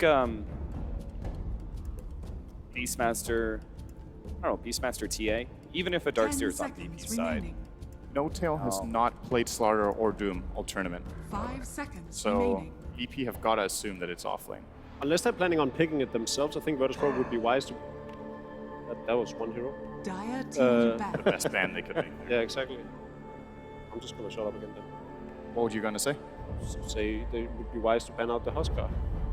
That's easy to say afterwards. Yeah, but I mean, he stopped me short of what I was about to say, so I wasn't going to continue. 10 seconds remaining. You were going to say that Shadow Fiend was a great ban, probably. And then you were like, oh wait, they banned it already, so I better not say anything. And then you just I woke already it up with a said that Huskar. before it was banned. You forget it early.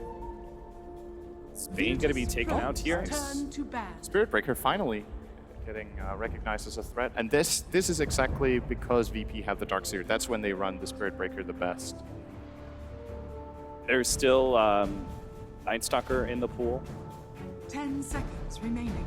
If VP still want to run that kind of aggressive duo, obviously it's not the same as the Spirit Breaker. There is also the tusk that they have to take into consideration. Virtus Pros turn Can we to have a pick. quick competition at who can replicate that sound the best? Austin. Oh, that was bad. That was really bad, actually. Dire team pick. I'm not even I'm- gonna try. You know, the Pretty Russian sure- broadcast over there is just like nailing every single one of these Yeah. picks, and they were over here making baby rage noises. Pretty sure that wasn't Alchemist Capitalist. It was more like a baby lamb. I don't know how to respond to that ball. Wait a second. Okay, what are OG going to do? They still have their Rubik left for crit. His 10 Wyvern is out. seconds remaining. His Io is out. That's a Tusk Night- is taken. That's a 5 Nightstalker. seconds remaining. Night Stalker is a possibility. Reserve time. Nice synergy with Slardar. The amount of vision you get, and of course the fact that Night Stalker, even in support role, can actually hit pretty hard. Yeah, and I think he's quite good oftentimes versus some of these squishier agility heroes if Nightstalker is off to a great start. And it's also a good hero that puts pressure on potential disruptor pick, which I think is likely for VP when they have the Darkseer Gyrocopter already. Has a long-range cancel to the Fiend script. Good controlling hero for Slardar potentially. The Bane, I think, was pretty obvious one of the supports for either VP or OG because it was not banned away and both teams needed a bit more control. 10 seconds remaining. Do they need, let's see, so they need one 5 extra seconds support, remaining. and generally FNG plays the Tusk. They're going to grab the Lina for Dire the team pick. most likely. It can still be a support Lina, of course, if they want to try for that. Yeah, technically Tusk does operate as a setup stun for Lina if you want to run both. It's a very strong support duo. Incredibly good.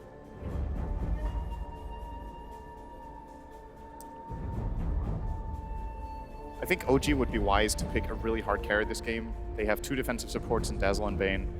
They can 10 obviously seconds remaining. scale very well in the late game with Slardar. I'm thinking the PL for No-Tail might be a go-to here 5 again. seconds remaining. Of course, it's counted way harder now than it was in the first game. And Yeah. Reserve time. The Gyrocopter by himself is not an issue, but when you include Darkseer and Lina, I agree. I think there's perhaps too many counters. When you look at the mid laners right now, I think even though they're up against a Lina Tusk combo, I think Queen of Pain is still one of the better heroes to go to, just because of what she offers all around. Queen of Pain and maybe Juggernaut for OG. Or the Viper. Virtus Pros The turn switcheroo. to ban. This is a good way of dealing with Lina. Viper can actually stand up to her in lane. Watch them pick up Vengeful Spirit. Like, nice lineup, VP.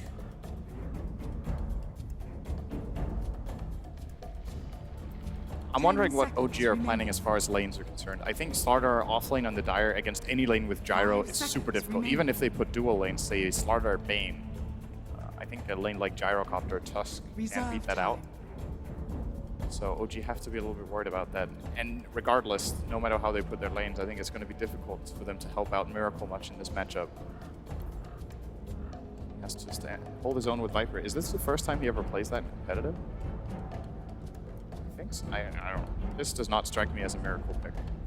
No, it doesn't feel like it. Maybe No-Tail's going to be playing it mid. Miracle will go to the safe lane farm. Does this give more emphasis to the mid laner? There's not very many heroes that are going to match up well against Viper unless they pick up something, you know, like mid Razor. I think Lina is good enough. Yeah, I agree. I think Lina is pretty much, you know, one of the best heroes that you can have that isn't necessarily going to win the matchup, but is still all around strong. Finally, the Brute Bank does come out. Just in case VP were gonna... Wait, what could they have done? Support Darkseer? Mid-Brood. Mid-Brood, yeah. That's actually a pretty good call here from OG in case VP were considering. Because Illidan... Oh, wait. What were their lane? Support lane. Hero for VP. Ooh. This is I want to call it a long forgotten combo, but I think exactly OG has actually played it, but Vacuum Ice Path is scary. First time in the Frankfurt Major we've seen Jakiro. Has been banned out once. And it's a strong dual lane as well if they want to run something like that, but OG, the Miracle Anti-Mage. Settle on the anti-mage as the final pick, and we'll head into the third and final games. Hold on to your seats, ladies and gents. This one's going to be a roller coaster. Indeed it is, Paul. Game 1 and Game 2 so far have been nothing less than absolutely fantastic. And Game 3 looks to be the same. You can't spell OG without G, and they've got a little bit of him in their draft this time. They're taking the Viper, using it themselves this time round. But at the same time, we've got some interesting stuff coming out from VP. They're running the Jakiro Purge. Talk to me about the two-ended dragon. Jakiro's very good at pushing towers, basically. That's the best thing he can do. His third skill, Liquid Fire, reduces their attack speed, does damage to them, and it's also pretty good against some carries as well. For example, if Anti-Mage uses Manta Style and he throws Liquid Fire in them, it really limits their DPS and protects his allies in a bit of a different way. So with that, they also have Vacuum into Ice Path like they were talking about. It's a very good disable on a low cooldown, good range on that. Their catch isn't amazing, so they can't deal with killing Anti-Mage super easily, but against Slardar, against Viper, or against Bane, I feel like they're going to have the lockdowns they need. Here we go. Let's see what we're going to see from the start. In terms of the lanes, I was going to have Phobos on that offlane Darkseer, G on his signature Lina. We saw how well he did on that performance on the Viper. He did, of course, play G earlier today, and it wasn't ideal, but it was a tough game against the lineup of OG. And OG, they've got that hero that a lot of teams are talking about, this Bane. A lot of teams really rating the Bane pick at the moment. It's really good just because it has good damage, it has good movement speed, decent armor, great stats all around, and they recently buffed it to cost less for Brain Sap. So he can roam extremely well. He can trade hits with any hero because he can have a heal on top of that. So he could definitely pressure the supports out of VP. Okay. FNG didn't want to scout it out, so just straight up pass. Your lads doing Roshan? OG say, yeah. The battle And looks like begins. VP won't fall for it. And there we have it. Getting themselves the runes, both for the mid laners. You know, if there's any tournament to do this at, it may be this one. The old level 1 Rosh. Ooh, miss block here for a crit. So should be a better block coming out of the Radiant side. Nope. They also messed up. Slightly better for OG here. Sentry goes down. And Little's going to be hanging around with the mid lane G. No doubt. He's going to have crit next to him. And I mean, the fact that it is a Lina against this Viper and crit on the Bane. All shards coming through. Crit's going to have to look for the long way around. It's a really nice shards. Forces him to walk around basically instead of staying there and pressuring the Lina. Also going to see Jakiro hanging around top with Phobos on this Darkseer rather than opting to help out Illidan on the bottom lane. Oh, he does deward as well, so interesting way to do their dual lane, but it's basically to pressure the anti-mage. Yes. Jakiro is pretty good in the early game. Just throwing out a Liquid Fire here, it only does about, what, 60 damage at level 1? It's good. It's not amazing. It's a 20-second cooldown, but allows them to pressure AM and reduce his farm a little. And then Illidan in the safe lane, he's great versus a Slardar. If Slardar gets in melee range, he just uses Rocket Barrage and does a ton of magic damage. So the real question mark is, how is Lina going to do? Oh, Miracle. Maybe needs to be careful here. Lily's there. Throws out the ice path. FNG can't quite catch Miracle out there. Good timing there. A good reaction with the blink. As you said, the fact that they've got 3 heroes now, they really want to do something about this Miracle anti-mage, and understandably so. Ice path just being thrown out. Miracle just juking at the moment, but a lot of harassment being thrown out by VP. Costs very little throw Ice Path. It's 90 mana, and he's got 400 total. Plus, he has a clarity on top of that. So they can harass constantly, make Miracle second guess whether or not he can get last hits. And he doesn't yet have his spell shield, so any magic damage done to him right now is actually quite good. Lil going for the top rune. He'll grab a bounty here. Got it. No bottle just yet for Lina. Crit with a haste on the bot lane, though. Let's see if he can set something up here. He's going to find Illidan, and he's going to set this up with a Nightmare. They have the damage to go for this. They'll lead him with the Crush, with the right clicks, the Brain Sap as well. Illidan, he might be the first to fall here as Moon and Crit head into the sideline. They'll get themselves the kill. That's your first bird. Mid lane though, G rolling in with Lil. They'll find a kill in return, taking down the Viper.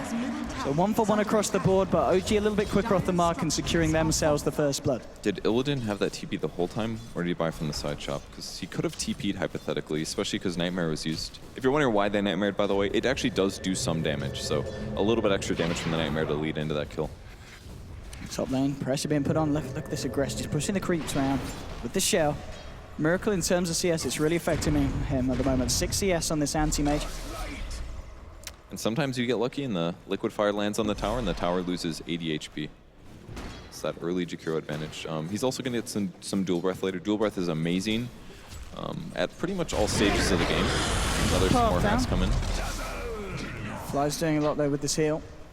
Allowing Miracle to feel a little bit more confident than he would, of course, do on his own. Bottom lane, Moon kind of caught on the wrong side here of Illidan, but Moon does have backup coming through. There's your stun to set this through. Brain Sap as well. Illidan trying to move into the Rocket Barrage. Looking for the kill onto Moon. Moon's going to be able to get himself out. Actually sprinting back in. Wants to Oh, the Ice Path! There! Moon, he still gets the kill with the help of Crit, but now the shards are out, and it looks like VP are going to look for the favorable trade. They've already found the Slardar, and they should be able to find it. He's keeping himself alive for a bit, but Lil Land the Ice Path. and FNG there with the Ice Path. The Jakiro doing a lot in this early game, and VP find the favorable trade. That was so close. They almost missed that. Ice Path missing, one person canceling an attack, and that double kill does not happen. Interesting skill build out FNG, though. He's just going to completely skip Dual Breath. He's going for the Ice Path levels here. And that may mean that this is something they practiced or Bottom lane as well. Mooney's come out, but Lil's coming in as well for this one. Elena Mango here on the Tusk, and the shards are actually not going to trap him, but there's the Ice Path. The Snowball to follow for as well. The Rocket Barrage, but Moon's a little bit too speedy there with a sprint. In fact, he's moving back in. He did have enough mana there for a crush. He's not going to want to try and turn. Salves himself up in the sideline. FNG moving forward.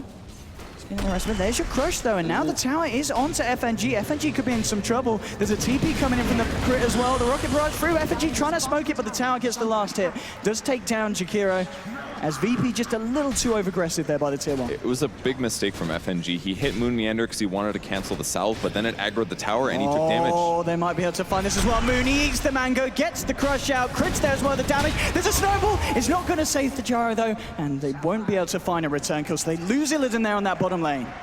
And Illidan is just getting wrecked in his lane. It's not working nearly as well as the Venge did, and that's the issue with doing the aggressive dual lane and the tri-lane pressuring the anti-mage. Now Jakiro is super far behind. Slardar's got a boots, he's got a power treads at 5 minutes, and he's level 6. They've given him too much.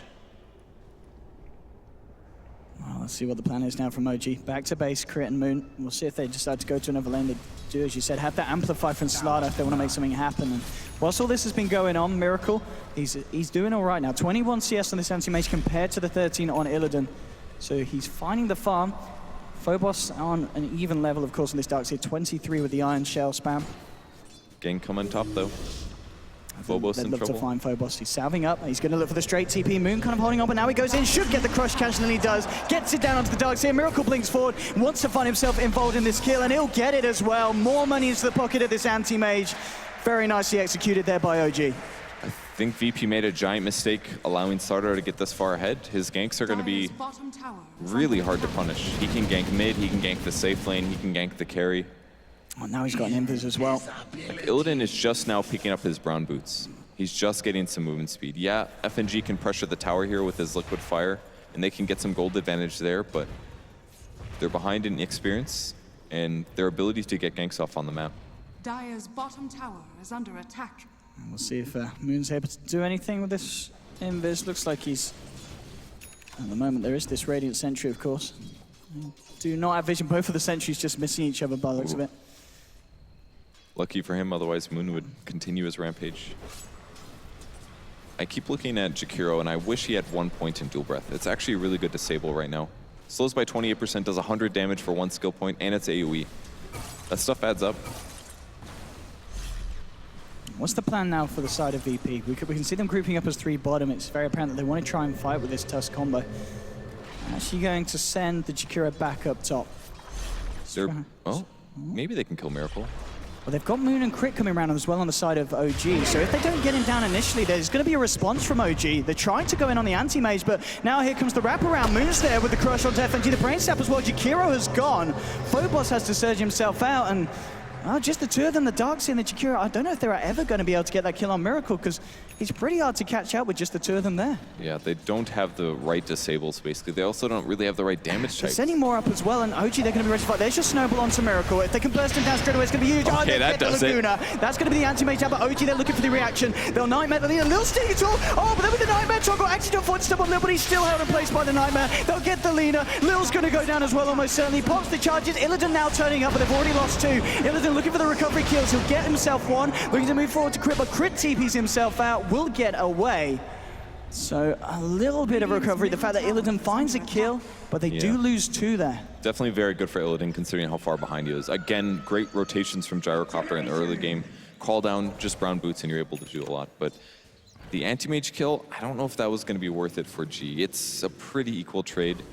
They need to keep getting kills like that though, and it's about 28 seconds left until Lina has his ult. G now just looking to head back to the mid lane at the moment. Got Jakiro just picking up the levels. Miracle back to getting that CS, trying to get as best of timing as he can on the Battle Fury. They're looking for Gyrocopter on the bot lane, I think. He may TP bot.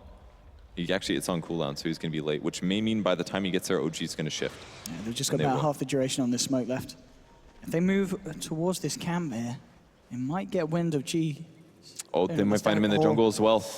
They see him, the smoke might break before they get there. We'll see. Crit can open it up. He has got the Nightmare, of course, and he'll try and get in range. Can't quite do it. Illidan will be able to keep himself fine. Bit of a close call there for the man. FNG again rotating, now sitting up on the top lane. He's gone for a Macro Pyre as well. I guess if you have a lot of Ice Path, it's pretty worth it to get this early. And with Tusk as well, they have a lot of ways to keep people from moving. But this anti-mage pick, man, it absolutely threw a wrench into VP's plans. It's so hard to kill him. And they don't really have the best solutions against it. Dire's top tower Lil is under was attack. looking to roll himself in, had the Iron Shell on. But as you said, just a little bit too elusive, this anti-mage. Maybe going Dazzle, but that's a hard kill. Fly's positioning is consistently very good on Dazzle. Crit, now level 6. Let me see if G oversteps the mark. Top lane. Radiant's middle tower What's is going under right attack. round? Pings are coming in. The fortification will be there, so it looks like OG Fortified. just trying to hold this tier 1. Got the phase boost now on Gyro, so when he does turn up to these skirmishes, he's going to be that little bit stronger. Like this cut that Lil did here. Aggro the creeps to the side, kill with Iron Shell, and allow your tower or your creeps to hit the tower. This is one advantage they can get in it. It's because of the Jakiro support. They push towers, the towers attack slow, and they'll get some gold here. And it's also going to limit where anti-mage can farm. It's one really good thing that VP's doing. In the meantime, they have to keep Illidan alive, and they have to keep G unganked. And for this small period where they pressured the top tower, they did not get ganked, at least. No-Tail playing a similar style to what we saw on G's Viper. Just keeping the farm up, sticking into the mid lane, 4.2k at the moment. Just a little bit ahead of G on his Lina. He can come in towards the mid now. No-Tail actually moving forward. Top lane, Moon, he's found himself an invis, and he's also found FNG. And FNG's all as his own. Miracle comes in as well for the action, and they'll get the kill. Easy Let's pick go up to there for the Slar. boys. Slar playing great. This game Moon Meander, 4-2 and 5. 1,200 gold, getting close to Blink Dagger. I mean, with the Treads build as well, it's something that almost no Slardars go right now, but it's going to allow him to transition a lot better in the mid game once he gets bash levels. So may make a big difference there. And he can spend very little time outside of the base anyways, because he can sprint back into the fountain, heal up, and get back to a gank again. Phobos, Lil, and Illidan are smoked up. They see the crits looking for the solo XP, and Crit could be in trouble here. Here's the tough snowball straight in onto the Bane. Illidan's around as well. He'll try and keep himself alive with a self-nightmare. Isn't going to work, and Illidan finds himself the kill. Super big kill because they can immediately transfer this into a tier 1 tower kill. 4 levels on Jakiro's ice or liquid fire, and now it's permanent on towers, that is. So lots of damage. Towers will fall. They can even pressure tier 2 here. G just has to slow down the mid push and not get caught. Yeah, the TP mids. They want to try and defend this tier 1. They'll take the tier 1 bottom, as you said. They'll also manage to hold on to the tier 1 middle. So, yeah, certainly so far, the tower pushing a VP proving to be superior to OG's, as we've been explaining. We do expect to see with this Jakiro pickup. Okay. So for this time period, we'll probably see FNG shift back into the jungle. OG, again, they don't have the most aggressive heroes. They got the right person farmed. It's Moon Meander, but he's got to finish his Blink Dagger work before he can set these up. And ganks with Anti-Mage, they work, but they have to land the Crush. And there is a 6 on Bane as well, so they have some decent options. But that's one of the downsides of having a Dazzle. It's a hero that can't set up kills for you, really, except for the first couple levels. At this stage, he basically just sits behind players and waits for the initiation.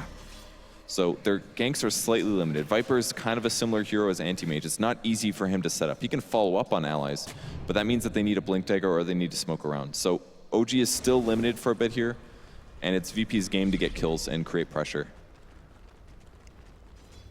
And King's certainly looking for that pressure. He's pretty much got the Yules done. 100 or so gold for the Void Stone. Dire's top tower He's going to have is that under extra attack. pick-off potential. 3 heroes at the moment on VP, just wrapping around through the Dire jungle. See if they can get anything from the side of OG towards the mid lane. No tail, just holding onto the tower, but Fly is there on the sidelines. Ready for the reaction with Crit as well on the Bane, Dire's if top anyone tower tries to is jump under in. attack. VP, they're not going to look for the jump as of yet, and just looking to try and take a bit of control from this Dire half of the map. And they're setting up the wards now. Radiant's bottom tower is under attack. Bottom half is pretty much theirs. The tower's really high HP, and there's the Blink Dagger now on Moon. His mana's slightly low, but he's got wand charges. And by farming here, it protects Miracle while also allowing them to pressure the tower. But the problem is that VP's far ahead where they normally are. They already have their own tier 1, they're pressuring a tier 2, and they don't even need a lot of heroes to do this. Just solo Jakiro, and he's going to be able to pressure this tower. They lose tier 1 mid, but they're smoked up. Can they quite get close enough? No. Side of OG's going to be fine. Is under attack. The smoke from VP won't allow them to catch anyone else out there. Bottom lane, Miracle just cutting the creeps. Looking to try and take this tier 1 with the rest of the team. And actually got Lil coming to the jungle, and well, there's the blink reveal. Moon jumps straight onto the Tusk. Lil will shard himself to make sure no one else can close in on him. And we have got VP maybe moving in. They've got a Yules, and there's Illidan with a cooldown. It's going to connect onto Crit with a Rocket Barrage as well. Crit's going to get stunned up. That's going to be Crit down. First of all in the fight. Viper Strike gets laid down onto Lina, but Lina self-heals herself, buying time, and now No-Tail's the one on the retreat. Rocket Barrage not doing too much there because the the ice sharp block. The snowball in. They're going to be able to find No-Tail as well, and there's a killing spree for Illidan. 2 big kills for the side of VP. Top lane, Miracle looking for a bit of action of his own, closing in onto FNG. FNG does have a TP, but Miracle's got the mana void. I don't know if FNG can juke himself out of this one. Blink 4 from Miracle. He's going to find Jakiro, and there's the kill. Miracle takes down the dragon. Lil and Phobos, there's a snowball onto Fly. They're not done yet, VP, but there's the blink, the crush. They're trying to turn OG. The walls drop down as well. Lil, can he get himself away? The last tower hit will finish him off. Crit pops the Nightmare down onto Phobos. Moon does have a crush. Is he going to go back in? Phobos toggling off the Nightmare there with the illusion. Phobos surges away. And they'll keep it safe, but action happening all around the map there. So while the Jakiro did die top, look at that HP. 49 HP on that tier 2 tower. And that's the strongest thing about Jakiro as a support. You put him in a lane and he can solo push without any need for help.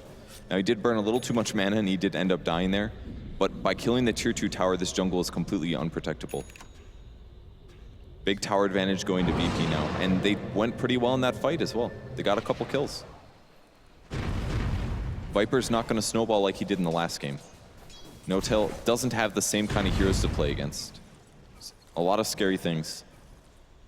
One thing to note as well, though, this is the point of the game where the Battle Fury is now done on to Miracle. He's getting that sent out, and here we go. This is where the farm game begins. Yes. He is top of the net worth at the moment, top of the CS, and Unless VP can catch him out time and time again, he should be able to keep himself there, and we're already going to see them try and catch him out. G, they're smoked up. Can they get the initiation miracle? They haven't quite got the vision because the Knights are... Oh, he's blinked! G, if he can close the gap in the shard, they're going to trap him. Can they get the Yules? They don't even need it. Straight up light strike. Snowball in. There's your Laguna. Beautiful pick off from VP.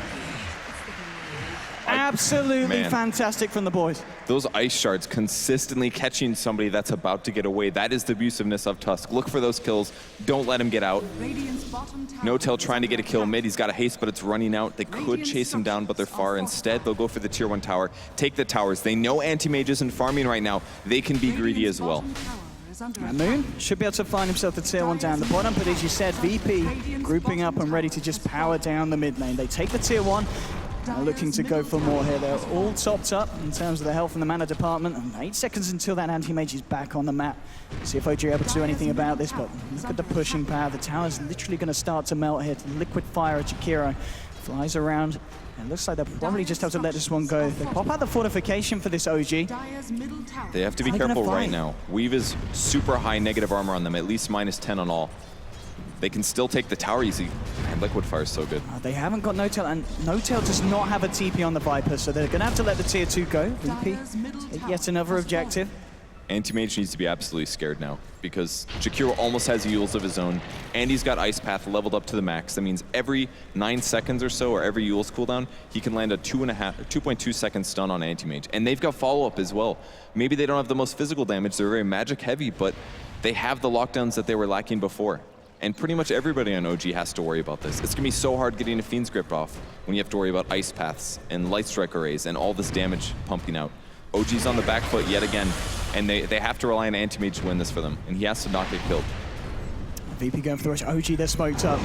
Are they going to try and take this fight? The Weave gets laid down. They've got the vision, and there's Moon. Oh, he gets the 3-man crush off here, and then starting the fight before Roshan goes down to get the Fiend's Grip onto Lil, but the Ice Blast there to cancel the Fiend's Grip, and now VP comes straight back in with a punch onto Grit. There's your cooldown from Illidan, looking to move it on to No-Tail. No-Tail trying to turn around, get the slows out. He'll put the bet, but there's your Laguna. Viper down, Moon gets the crush again, though. Phobos to fall. 1 forward at the moment. Illidan gets bloated by the Mana Void. They found themselves 2. Miracle blinks himself away. It's a 2 for 2 here at this point. Lil only just surviving. Lil doesn't know where to run.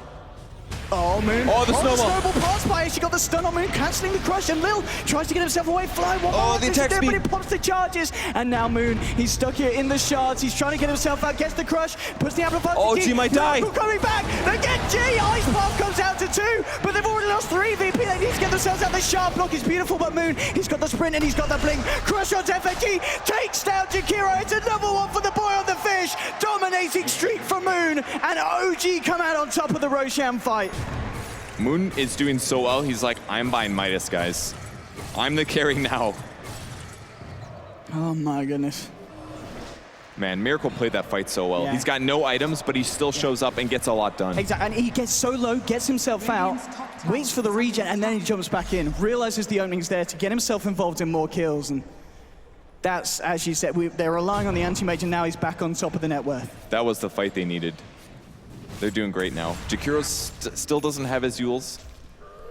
I'm really missing a point in Dual Breath here. I feel like for a fact that it would be useful. He's got way more mana than he needs. It's a 10-second cooldown disable. I really wish that he had Dual Breath. Works as well against Slardar Blink, things like that. It helps you a lot in the team fights, but they haven't quite had the full kite potential that they need in these engagements yet. He does actually get Dual Breath this time, so. There we go. You can die a happy man player. Yes. The question is really, who's going to go back into that pit first? I mean, do you feel that OG, are they going to feel any kind of need, any kind of pressure on them to go and take it before VP get themselves back in, or are they going to be very happy waiting for VP to try and go there again? Yeah, I think they're going to want to wait for VP to go for it. They don't need to try to steal it, even though they do have a Slardar and a Dazzle. They can, obviously, if all of VP shows across the map. Needs to be careful. They're closing in here on the Viper. Shards get thrown out, but they won't get the trap off. That would have been a 3 death on VP if that worked, so it's good they missed it. Yeah, the backup really is there from OG, and VP need to get themselves out. This ward's going to spot all this out. They know that OG's in the area, and VP don't want to any bit of that. Maybe they're just trying to force rotations or something like that. I'm not quite sure, but because they did have that Observer ward up, so they maybe saw the Dazzle and stuff like that. Moon's heading into the pit. G just TP'd down bottom here on this Lina, so VP, they're ready to fight. All the ultimates online. They have got a smoke as well if they want to try and find an opening or try and find a pickup before it kicks off. They're just missing FNG at the moment. Revealing himself mid. OG teasing with Roshan at the moment. VP just hanging around on the high ground. So's OG though. Again, we saw this kind of positioning from both teams in one of the previous games. Just waiting for each other to go. Oh, FNG. Oh, he comes out. There's a crush on him. And this is the start of the fight. FNG will go down. The first death. The cooldown's going to be... Oh, the grip. And now the grip from the high ground onto Illidan. OG's moving in with Miracle as well. They're going to get the gyro. Double kill for No Tail. VP looked for the fight. FNG just kind of just nonchalantly walking into the middle of it all. And the fact that they got that grip on the gyro. 2 huge kills for OG. And VP just can't contest Roche without these heroes. I have no idea why FNG was walking through the river like that. They didn't have an observer ward ready. He didn't have an observer ward in his inventory to place. He just completely made an opening for his opponents, and it led to 2 huge kills in Roshan in a game where Anti-Mage can't get ahead. But now he's starting on his Yasha. Manta is quickly going to come after this due to them losing that last fight, and all this advantage that VP got from taking towers, they've thrown a lot of it away. They still don't have Euls on Jakiro. G still doesn't have Aghanim Scepter, even though he's really close. And because of these fights as well, and as you said, what was working out to be a really smart pickup after that one big engagement, this Midas on the Slardar is keeping him at the same net worth as the mid laner for the side of VP, as the same as G. He's on 8.5k at the moment, and with this momentum that the side of OG are getting, he could be pretty much second or top on the board, even overtake the anti-mage if he goes as ham as he has been, Moon. Yeah, it's going to be a while until this pays off in damage ways. Right now, once he gets magic immunity, it's basically going to mean that he guarantees that he stuns and doesn't die when he goes in. They can still win the fight, though. They have just picked up the Ags on G, but they've got to get the right pick. The last fight looked pretty good initially because they were able to segment the Viper and kill him without him being graved, but will that happen again? Fly normally doesn't make those kind of mistakes. Smoked up OG, just seeing if anyone was coming up for the attempt on Miracle, and they might be now. VP now with their own smoke. And last smoke here for 9 minutes here on the side, so they're going to really hope that they can make something happen with this one. Making a beeline straight for the Dire Jungle. They might actually get the wraparound here onto OG. OG, so they're going to look to push onto this tier 1, so VP might be able to come in from a really favorable angle here as they come in across from the Dire Jungle. And let's see if they're able to catch up us from the back. Here we go. Phobos leading forward, level 11, second point into the wall now.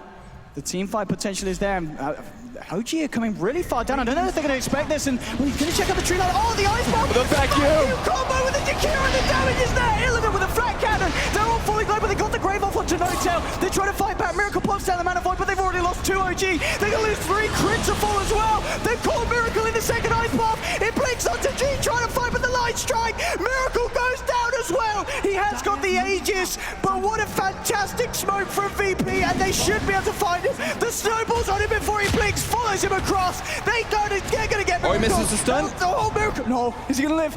No. Miracle. Oh, no. Miracle. Needs another one.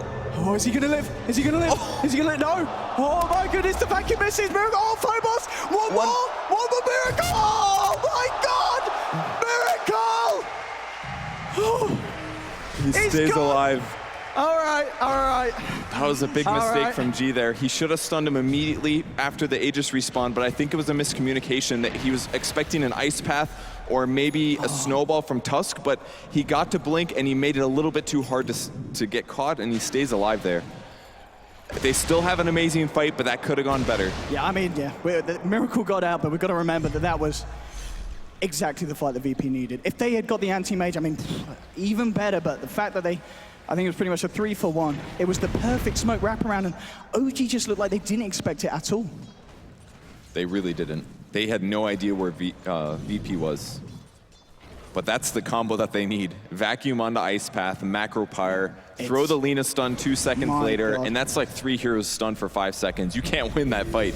The only way that OG would have won that is if they maybe had an Observer Ward sitting around where they were standing, and then maybe do a Slardar counter initiation before the combo goes off fully. They could have won that fight, but not like that. Not like this. 18 to 15 now for OG. Let's see what the players. Still, Miracle 13k on this anti-mage, keeping that farm game up, and what's that coming out of the courier? Is he just getting sent out for the ultimate orb? Yeah, he's got the recipe, so just 400 or so gold, and he'll have that Manta Star ready for the next engagement. It's not going to be a perfect solution because VP doesn't There's have a the lot of AoE, typical, yeah. it's a lot of AoE stuns. It's not the typical thing where they have orchids, but it's going to give them a lot of offensive potential. But usually when you grab the item, it gives you defense and offensive. The defense is not amazing here. It may still make him vulnerable. And the Yules is now up on Jakiro. So if he ever finds which Anti-Mage is real and his Ice Path is off cooldown, he can say, hey guys, let's kill Anti-Mage.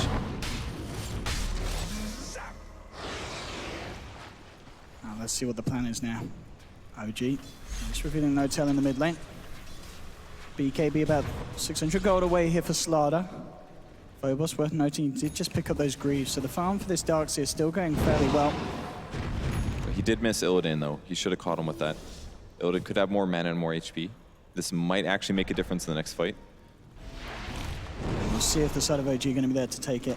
They've got a couple of the guys down bottom. Miracle just getting on with the split push.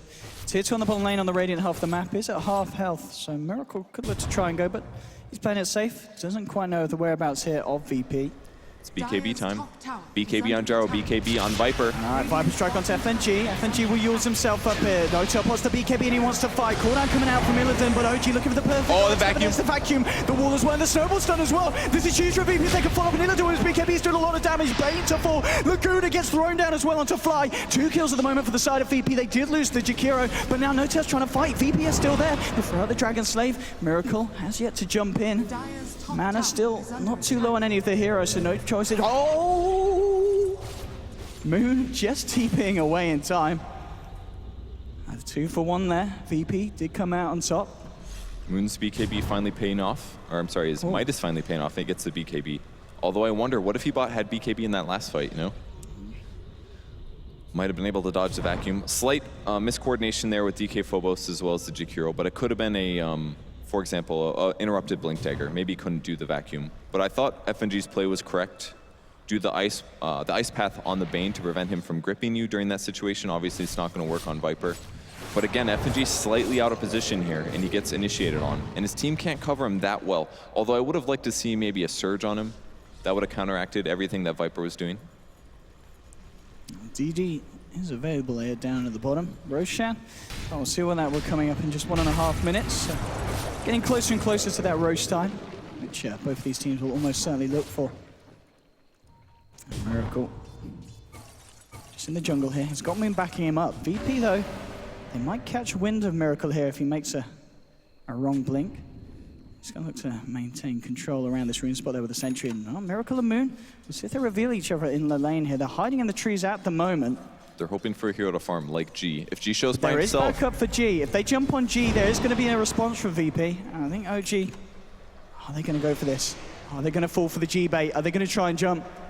Moon and Miracle. see him. Oh, the sigil is putting him out. Moon blinks away, so does Miracle. The snowball's going to catch him. It's going to cancel the TP. Miracle down the vacuum onto Moon, bring him back. Laguna onto the anti-mage. They find the anti-mage dead for 70 seconds. The sigil there from God. VP, finding them out. Lil, what a player, man. He's like, they're going to be fishing. It's entirely possible Really that they are. smart. That guy's really excited. I mean, that's big. That's a huge amount of time off the map here for this anti-mage. And we can see G as well. He's been keeping up really well with this anti-mage that got a decent timing on the Battle Fury. G on his Lina, only 2k behind the anti-mage at 30 minutes in. Not bad at all. And he's going BKB next. He's got it now. Great item to have against Viper. No damage there. And anti-mage as well. Won't be able to mana burn him. There goes the push. G still using that DD rune. It's tier 3 starting to melt. 20 seconds until they've got that anti-mage. Shots. I'm going to clip anyone in. Notel getting a little low. They need the liquid fire to hit. Oh, Phobos with a vacuum onto one. The wall's blocked. Oh, he's so low. He got the grave with the grave, keeping Notel alive here. Moon's trying to help him to fight the Grease. Being popped by VP. They've got the BKB as well on Illidan. Notel incredibly low. Will go down there to the Dragon Slave. G focuses steps back towards the tier 3. They'll take it down now. Anti-mage back on the pitch. Fiend's grip onto Lil. Moon following up with a crush. They'll look for the Tusk and they will get it. So they take down the Tusk. They take down the Jakiro. But the rest of the team get out. And they did lose Notel and they did lose a tier 3. I do like how far they ditched him. Look at Miracle. He's There is really vision on going him, for but this. He's the going to blink sprint- the right way. Oh, a little bit wrong there with the anticipation. That surge lasted for so long. Level 4. I like how they ditched him, though. This is different than the VP that we saw at the beginning of this tournament. They're cutting their losses. I felt like FNG underperformed again in that fight, though. He could have used dodge his blink last into hit. Illidan here. Illidan does have Phobos to back up. Greaves will be popped. They'll back themselves away from Miracle. I do feel that FNG messed up the fight, though. He could have Yule's dodged that last hit that killed him. He didn't cast very many spells. He didn't combo with the vacuum. Obviously, it was just a Viper, but they're on different pages here, and FNG keeps dying without getting his spells off. Phobos and Illidan starting to move out down mid. 50 seconds until our Roshan's back. Miracle getting in position on the high ground, getting themselves back, ready for the defense. They do have that smoke here on Fly if they want to try and get a superior angle of initiation. And VP themselves are going to head into the pit. They're going to see it's not quite up. And they're just trying to get control around us here, checking for the runes, so the wards. There's no vision at the moment for the Dire right around the Roche pit. There's a lot of vision around the secret shop and just behind the Roche pit though. So if... Oh, okay, here we go, OG. They're going to smoke up. They realize they need to find a kill here before Roshan's back. And this could be huge for them. They'll wrap around towards the left, anticipating that VP might be hanging around the middle of this jungle. And VP actually moving off to the right. VP are going to come back across here. Let's see if they can find the jump here. They've got the vision moves there with the crush onto Phobos. 5 is tracked as well. Moon pots the BKB, but they'll pick up this Phobos here in the snowball. Ice Park gets laid down. Crit, he's been caught out. He's going to get stunned up. They'll lose the Darks here, but they will find the Bane in response to Fly with the Grave though. Crit, he's going to be kept alive for the Nightmare. Crit's not dead yet, and he might get himself out. No, he will OG fall. in trouble. But they get the Yule Sept off OG, but he's solo. He will go down as well. Double kill for Miracle. It's a 3-for-1. They get FNG as well. Oh, they're all... The TP. The crush is there. It's going to be a team wipe. Triple kill for Miracle as OG wipe the slate clean, go for the Roshan, and that smoke leading them into the exact fight that they needed. That was such a big grave from Fly. Kept the Bane alive for so long. He just never died. VP was completely focused on him, but they couldn't get him. The BKBs as well, the initiation was much better there for OG. Roshan has fallen to the Oh town. man. BKB now, Yancy mate, he's got the Aegis as well. It's getting to the point where it's going to be very hard for the side of VP to kill and control this anti-mage. It still just comes down to the initiation every single fight. Yeah. Like, they went on Darkseer first. Darkseer doesn't get the vacuum. There's BKBs popped on OG, so VP has to outweight those. G just spent a lot of that fight just standing around waiting to do things. And by the time it was time for him to do things, his BKB was gone. And then he was a target for Miracle. They have to initiate first. It's the only way this works. Same goes for OG. If they go first, the fights go great. We'll see. Once again, very close this game. 3K lead at the moment for the side of OG. Wouldn't be surprised if it tails off a little bit more there after that fight. And OG certainly going to feel in the stronger position. VP, they're not happy. They want to smoke up. They want to try and find something in response. They're actually going to go towards the top lane straight away, so they're going to miss OG entirely here. I think they're hoping for an anti-mage right now. They do kill the creep wave. They didn't show by right-clicking at least. And, well, so Illidan now revealing himself to bottom. They're going to see that he doesn't have a TP here on this gyrocopter. He is going for Butterfly. I like his build, and OG's going to pressure with this. Obviously, they do have Aegis, so. Moon Meander now picking up a Hyperstone. He's got 3 attack speed items. This is really dangerous to a lot of heroes, namely Gyrocopter. He can just chain bash him, do a ton of physical damage, and deal with him by himself. Butterfly is the solution to that, though. Ooh, can they kill Moon? They saw him come up here. They've got the heroes for it. Yep, they have indeed. They've got the control, they've got the burst. He's got BKB, though. They can't do a Yule setup. As well. Moon, he's got to be very careful which way he turns now. And he's turned the right way. They're he's late. turned the right way. And you know what? I'm going to say that's because Sardar has so much damage and so much attack speed. If he didn't have a Midas and a Hyperstone and a Treads here, it would have taken him a lot longer to kill the creep wave and to kill the creeps, because they basically had to predict that he was going to kill the large camp and then the small camp. And because he did more damage, their stun was late. So it's hard to read stuff like that. Good attempt at a prediction by a VP, but it didn't quite hit. Miracle now. 4.4k gold in him. He's got a BKB. Yeah, look at the GPM as well. 35 minutes. He's already above the 600 mark. On the back of Anti-Mage. They've all been playing so well, though. Yeah. This is very scary for VP. I mean, we talked about it in previous games. They do have the Gyro to take this late, but Gyro is still quite a bit behind this Anti-Mage. There's a good, coming to about 9k between the two of them. I mean, Miracle, what does he go for now? He's pulled the AJ. Okay, so selling the Vlads. He's probably going to look for the heart. Eats a moonshot, Oh, actually. no, okay, sorry, no. Drops the Vlads, eats the moonshots, yeah. Okay. Interesting choice. I maybe would have liked a butterfly instead, just because it's going to make Gyrocopter worthless. Gyrocopter already has very few ways to deal with anti-mage. He's really going to have to aim for the backlines, Bane, Dazzle, Viper, but his farm is not really at a point where he's a good solution against a BKB Viper or a BKB Slardar. So Gyro's feeling a little useless here. The ward does spot him out, though. We'll see if they dive past the tower.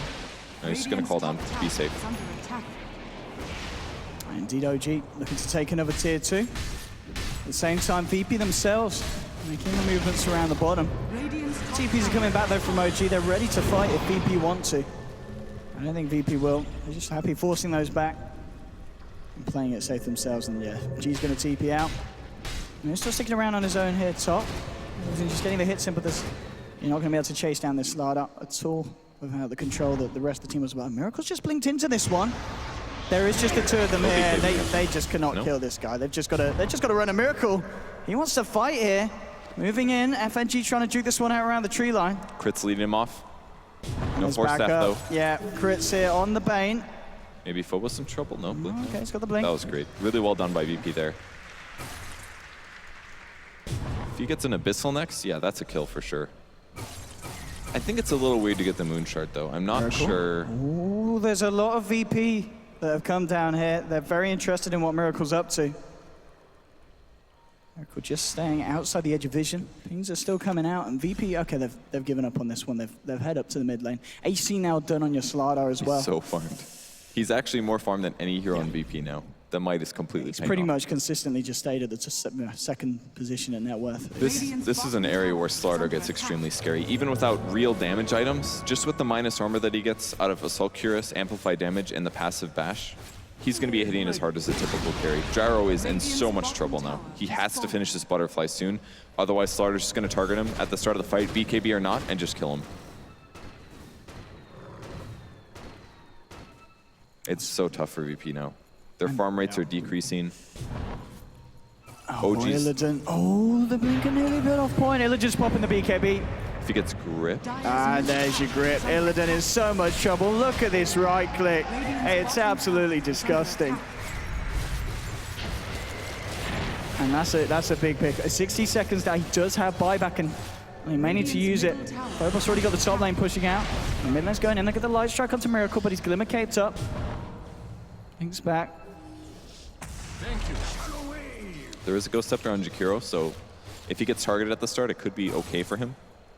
But he's got to watch out for the Slitherine Crush. Can't get stunned for 2.5 seconds. So many of their heroes are like that, really. If anybody gets initiated on, the only person that can save them is Tough Snowball.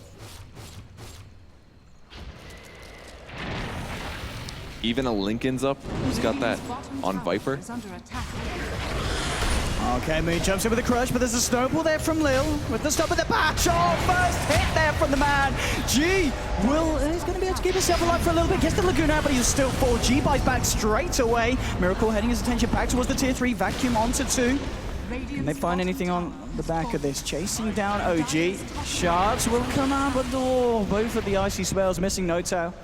There's a basher now picked up by Miracle. That fight proving Moon Meander's gold advantage is just too much. He jumps on somebody, he bashes you twice, does 500 physical damage. How do you combat that when BKBs are so popular? If you're playing a mid hero like Lina, you can't deal with that damage output. Maybe if he was like a Shadow Fiend or something and naturally had high armor, but Alina can't match up against this at all. Moon Meander's Midas purchase completely paid off, and especially his early game performance, easily making up for last game. Yeah, he's been involved in 24 to 28 kills.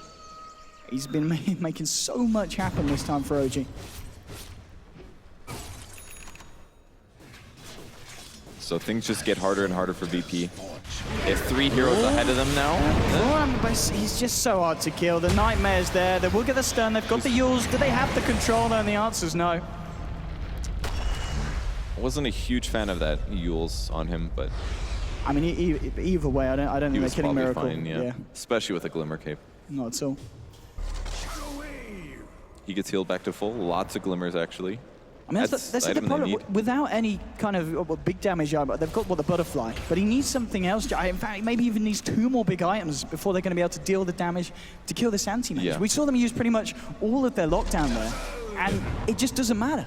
Their lineup is too magic damage focused at this point. Their timing window was around the mid game. I feel like they're about 6 minutes too late now, because now OG have BKBs on all their core heroes, and they've got Glimmer Capes on all their supports. Whoever gets initiated on, they have so many ways to stay alive at this point.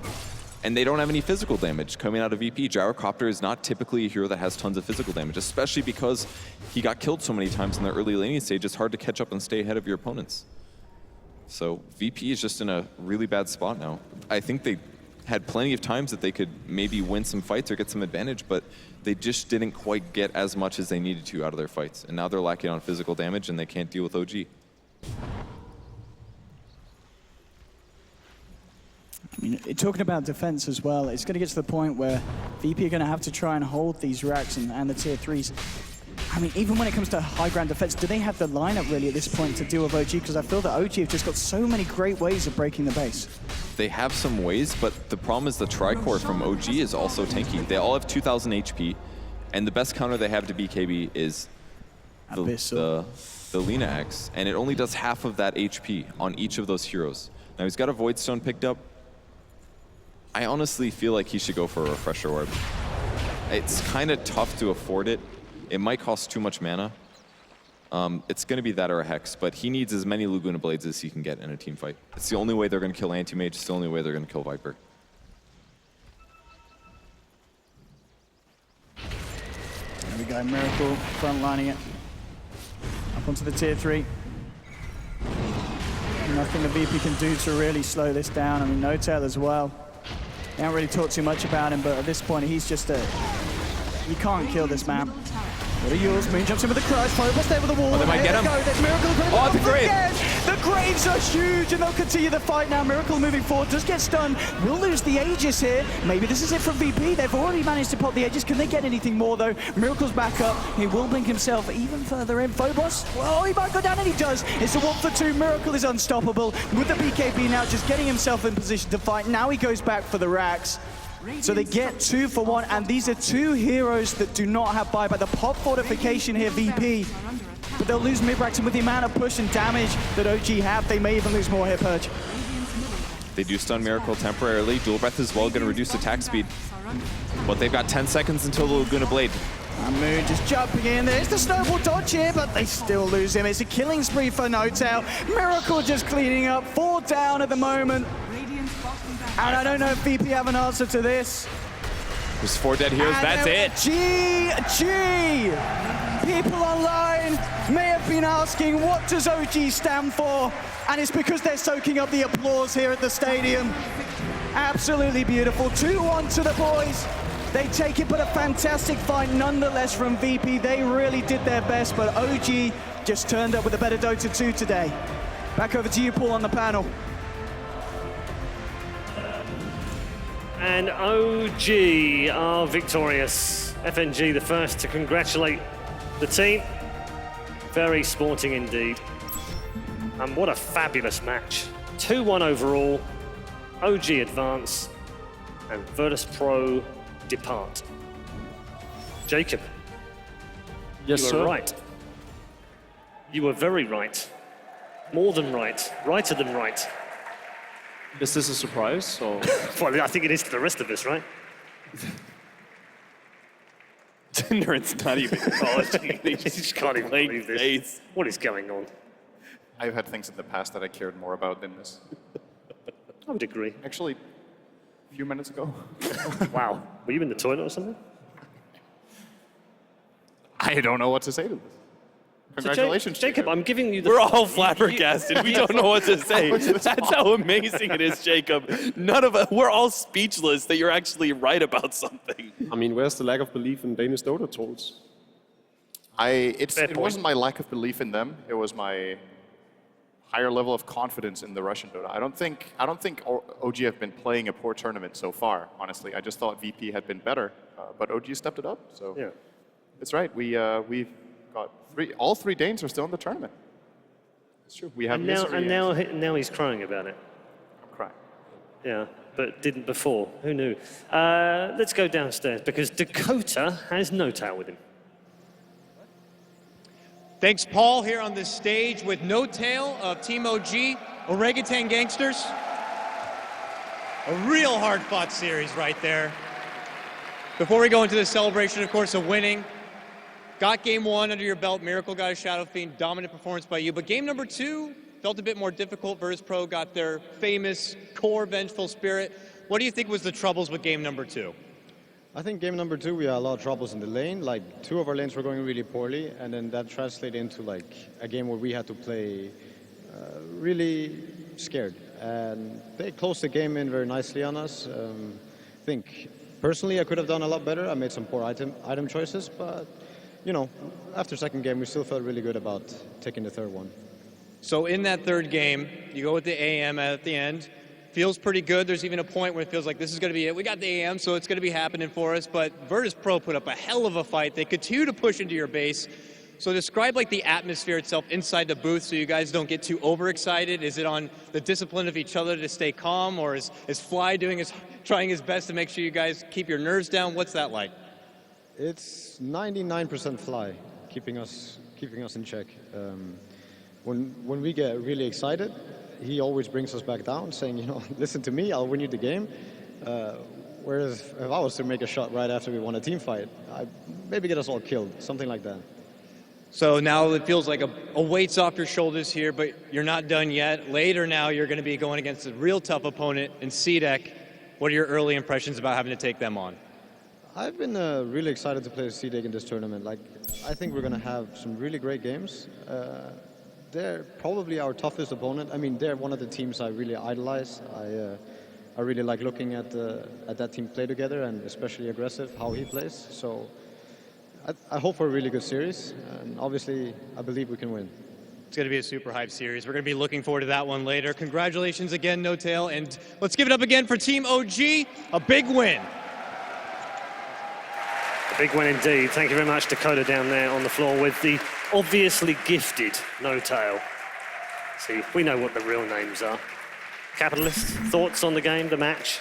I like to go back to what Cinderin said. I think he was directly on point. It's not necessarily that we were doubting OG's abilities. I think they were definitely one of the stronger teams, and I think that they actually have a higher growth ceiling than VP do. I think they're actually probably top 3 in Western teams, potentially. But the problem is that they didn't make necessarily the best showing. You know, we actually didn't see that much. The group stage was fine for them. Like, even if they dropped down the lower bracket, we have to emphasize the fact that the group stage was actually fine. They just had 2 very tough matches against Vega Squadron. It just wasn't going to be enough to make the next step. And I think they do have to continue climbing. They climbed up in order to beat VP. I think VP also maybe dropped down a little bit. I don't think their performance was that strong. But they're going to have to keep going. CDC is going to be an even tougher opponent than VP. Yeah, similar style, though, in some ways to Virtus.pro. They want to fight, they want to get involved, and that'll suit No Tail and the boys, surely. It'll be very action-packed, that's for sure. But CDC is incredibly on point. They are near to perfection when it comes to their teamwork and coordination in team fights. So, I don't know. Okay, from the neutrals' point of view, it was a really enjoyable match. 3 great games, backwards and forwards. It was like 2 old punchers slugging in and out there from pretty much from the minute get-go. It was awesome to watch, but Virtus.pro are going to look back on this, be very disappointed. Yeah, I think the nail in the coffin in this third game is the smoke inside the Radiant jungle, where DK Phobos leads, or well, it's OG who are smoke coming from the left. DK Phobos comes in from the right and breaks the smoke, and he's the one hero they don't want to have caught out because it breaks the combo. The vac wall, he gets us on, I think, 2 supports in the back line, doesn't really do anything, and I think OG take that fight, I think 3 or 4-0, and they take a Roshan, and Miracle just got like 5,000 gold in the blink of an eye. So that was an unfortunate moment. I think they had a couple of more. Once again, not the same showing as yesterday from VP. I think today maybe they played 90% of yesterday. Do you think, Malk, that that's more down to the way that OG played them and played against them than it is necessarily Virtus.pro playing poorly? A bit of yes, a bit of no. I think Moon Meander, first of all, and the Slaughter played an amazing game, really recuperated his performance from game 2. So to me, he was the outstanding player of the match for this one. I think also that the draft of Virtus.pro relied way too heavily on hitting a great vacuum into a combo from Virtus.pro. It seems to be their only way of winning this game, in large part because the only thing they had to actually kill off both Viper, Slaughter, and Antamate needed to be the Laguna Blade, and Can't fire off 3 of those within the span of 10 seconds, unfortunately. So the draft was just a bit too reliant on winning these 5-on-5s really dominantly. And they had 2 of them that was really good. The smoke around on the top lane, I thought was really well executed. They knew what they were going to do for like 20, 30 seconds before it actually happened, and they executed it perfectly. Unfortunately, the Light Strike Array follow-up after the AM died with the Aegis wasn't on point, so he got away with like 8 HP or something. But outside of that, I still think they would have lost the game unless they could continue doing vacuums like that. Okay. In the battle of the superstars, we keep Miracle, we lose G, and it is a big loss to the tournament. He's had a great tournament. Yeah, certainly. I think his performances have actually been some of the biggest highlights of this tournament so far. It's unfortunate we won't be seeing any more of them, but Miracle is still a star player, and I think he has a lot more to prove. And I think he's looking forward to going up against some of the tougher mids as well. Okay, thank you very much to all 3 of you. We'll hear more from all 3 on the panel before too long, because we're going to head into our second match of the day. It is another lower bracket match, but before we get there, we are towards a break. And that naughty man, Pyrian Flax, has been up to his old tricks again. This time, he's in the signing session with Evil Geniuses. Hey, this is Pyrian. I'm here in the queue. EG fanboys, waiting to get a signature from their favorite team. I'm going to see if I can grab an interview with Charlie, the team manager. He's a lovely guy, very friendly. Hopefully, he'll be up for a little word. Let's see if we can grab him.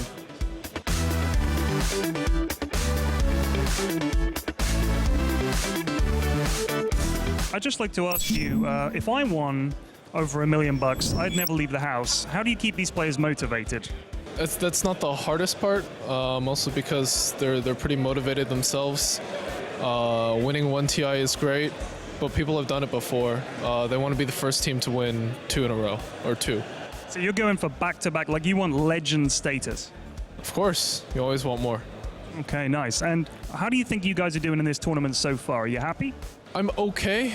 I think obviously we'd like some of our wins to be a little cleaner, but Ian Barker from I think the Daily Dot said it like this: we're the Emperor Therusian of lands. The longer we're in it, the better we are. So we'll see how we do. Okay, and I mean, going sort of to the future of EG, how much importance do you place on the sort of static roster and keeping things steady? Because how do you build a legendary team if you have to change players a lot? Are you happy with this 5 and you're like, if we can keep this 5, we're golden? I think that's always hard to say at a present, in the present tense. You never really know how things are going to change in the future. Right now, I'm very happy with the roster. But you never really know how things are going to develop, even 6 months down the line. This is an industry that changes really, really fast. You never know what complications arise, who decides to retire, or what have you. Okay, all right, thanks very much, Charlie, and we wish you guys the best of luck. I know you guys have a lot of fans here, a lot of people queuing up to get autographs, so we'll see you soon. Thank you. That was Charlie. A lot of expectation there, a lot of responsibility. But I'm done for today. I'm going to take it easy, so I'm going to go and watch some Dota. I'll see you guys later.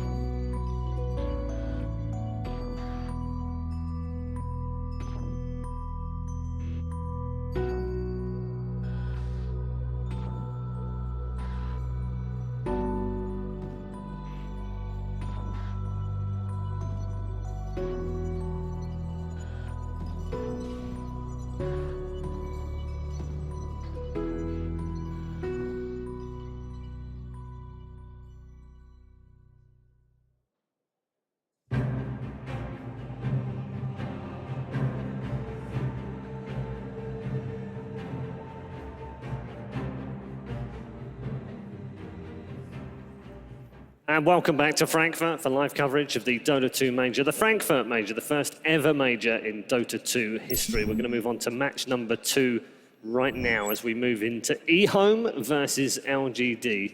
We also have a new addition to the panel. We've got Capitalist has gone off to do something else, something more interesting apparently, but we'll find out from that a little bit later on. Instead, we've replaced him with the one and only Blitz. How are you doing, William? Hello. You good? Hello. Hello. Why did you have to do that, Sid? I don't know. Why did you have to do it? But I'm kind of nervous. I just kind of, the default.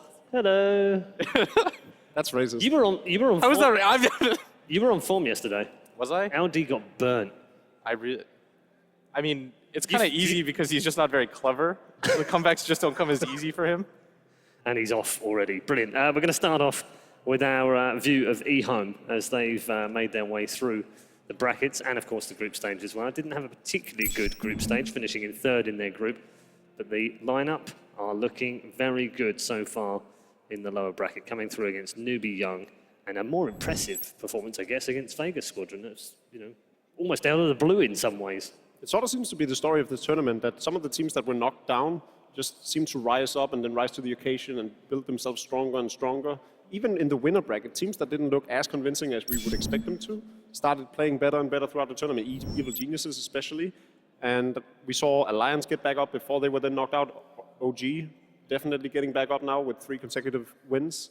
So I'm sort of prone to think that eHome has it in them. They can take it not all the way, at least to top 4. Okay, let's take a look at some of the highlights from the Vegas Squadron game from yesterday. And as you rightly pointed out, eHome in a sort of similar vein to OG in the way they've gone through. And it could mean that we have eHome and OG through the bottom bracket, despite the fact that they were poor in the groups. What I really liked about eHome in this matchup against Vega was their creativity in drafting. They incorporated Abaddon twice. Yep. They picked the Luna, which I think was the 2nd pick of the hero this tournament. The first one got completely destroyed. So if eHome can keep that kind of creativity up, they even said in an interview this was tailored to beat Vega. I'm very curious about what their strategy is going to be against LGD. That Abaddon pick in game 1 was actually really smart. It countered pretty much everything they could throw at them. The second one, you almost felt like it was, well, that worked all right, let's keep it. Yeah. It also fits. In the first game, I feel like it was more a counter pick to what Vega were doing in the draft. And then in the second game, it was more a complementary pick to how you play Dragon Knight and Shadow Shaman in a pushing strategy. It's very good for keeping Dragon Knight alive. How did you assess their matches game against Vegas Squadron, Will? I thought personally, you got to really see the other stars shine on this team because oftentimes what ends up happening is it just becomes the CTY show where he sort of just takes over. But I felt like in this one especially, it was kind of like a team effort. They really won through the drafting, and it was more just they were able to work together. Like the fact that they had a pushing lineup in game 2 with the Dragon Knight, and they were still able to execute, that to me was the most impressive by far. Jacob? Yeah, I watched the game through last night, and I thought Old Chicken played really, really well. As you were saying, CTY was one of the reasons why they won their initial group stage, lower bracket games. And so yesterday, the entire team stepped up, landed him on the Abaddon, obviously, but Old Chicken finally, we've seen a lot of these players on the middle lane pulling through for their team, and I thought he did so yesterday. Okay. One of the key points I raised in the first match of the day was that OG had a 4-1 lead over their opponents in this patch. You quite rightly raised the point that some of that's online. You can't always take it for granted, but they've proved that actually proved really well. I'm going to throw another one at you. Right now, eHome have a 5-2 lead over their opponents. So do we follow the same path? Does the same thing make the same difference in this match? We had a bit of talk about whether eHome was losing their unity, their team play, and their cohesion. And I think if they've managed to shake that off, if there ever was anything within the team, I think they're actually the favorite going into this game, especially because they're probably on a high right now, whereas LGD is sort of, that didn't work, we just lost. And they've had some very narrow games. So in that respect, I think eHome might be favored in this matchup. Okay, Sidwin, agree, disagree? Yeah, I picked eHome for this as well. Don't reveal predictions yet, you're spoiling the show. Okay, I didn't predict eHome yet. I will predict eHome a bit later, I think. I'm pretty confident because I think they're... I'm fairly sure you will go that way, but...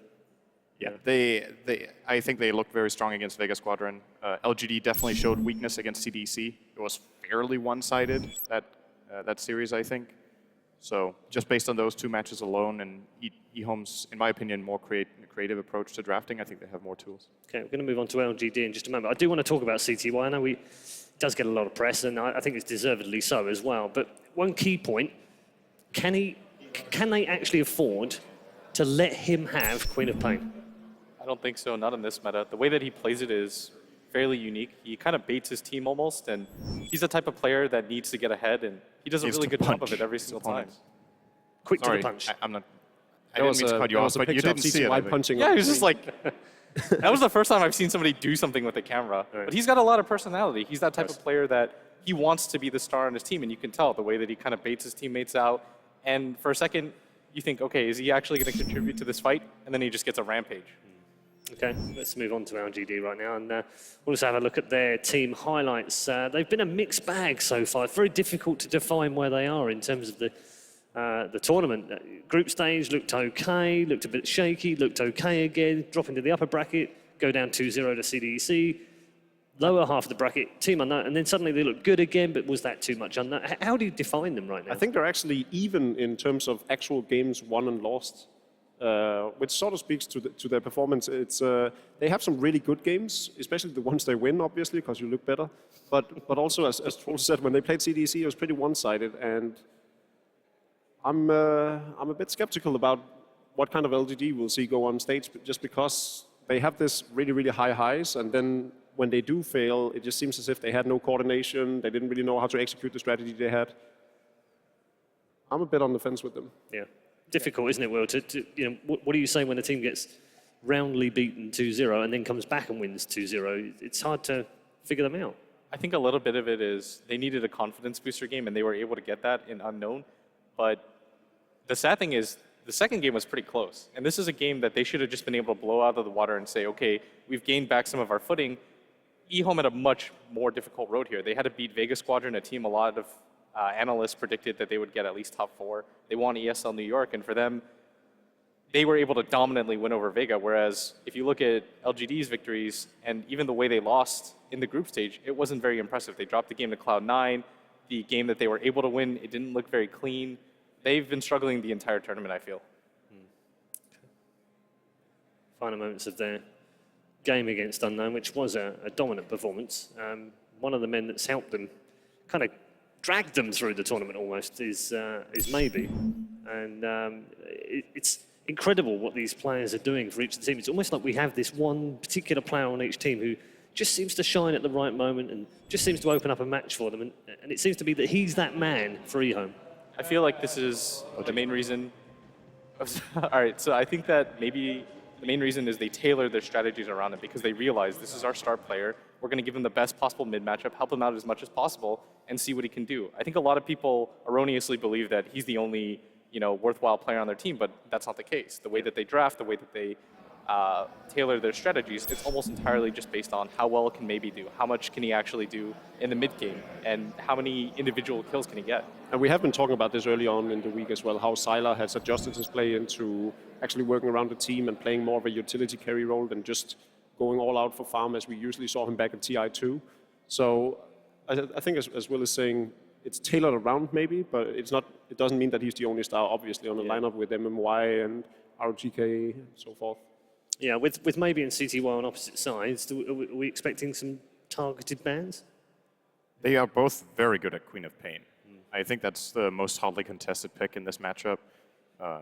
Maybe the team with second pick will actually ban Queen of Pain because they're scared it will be the overall first pick, but else, I don't know, I feel like the metagame of the tournament has developed quite a bit so that we've gone away from these, going into the tournament, Sardar was banned, Doom was banned, and now the teams are a lot more flexible. Yep.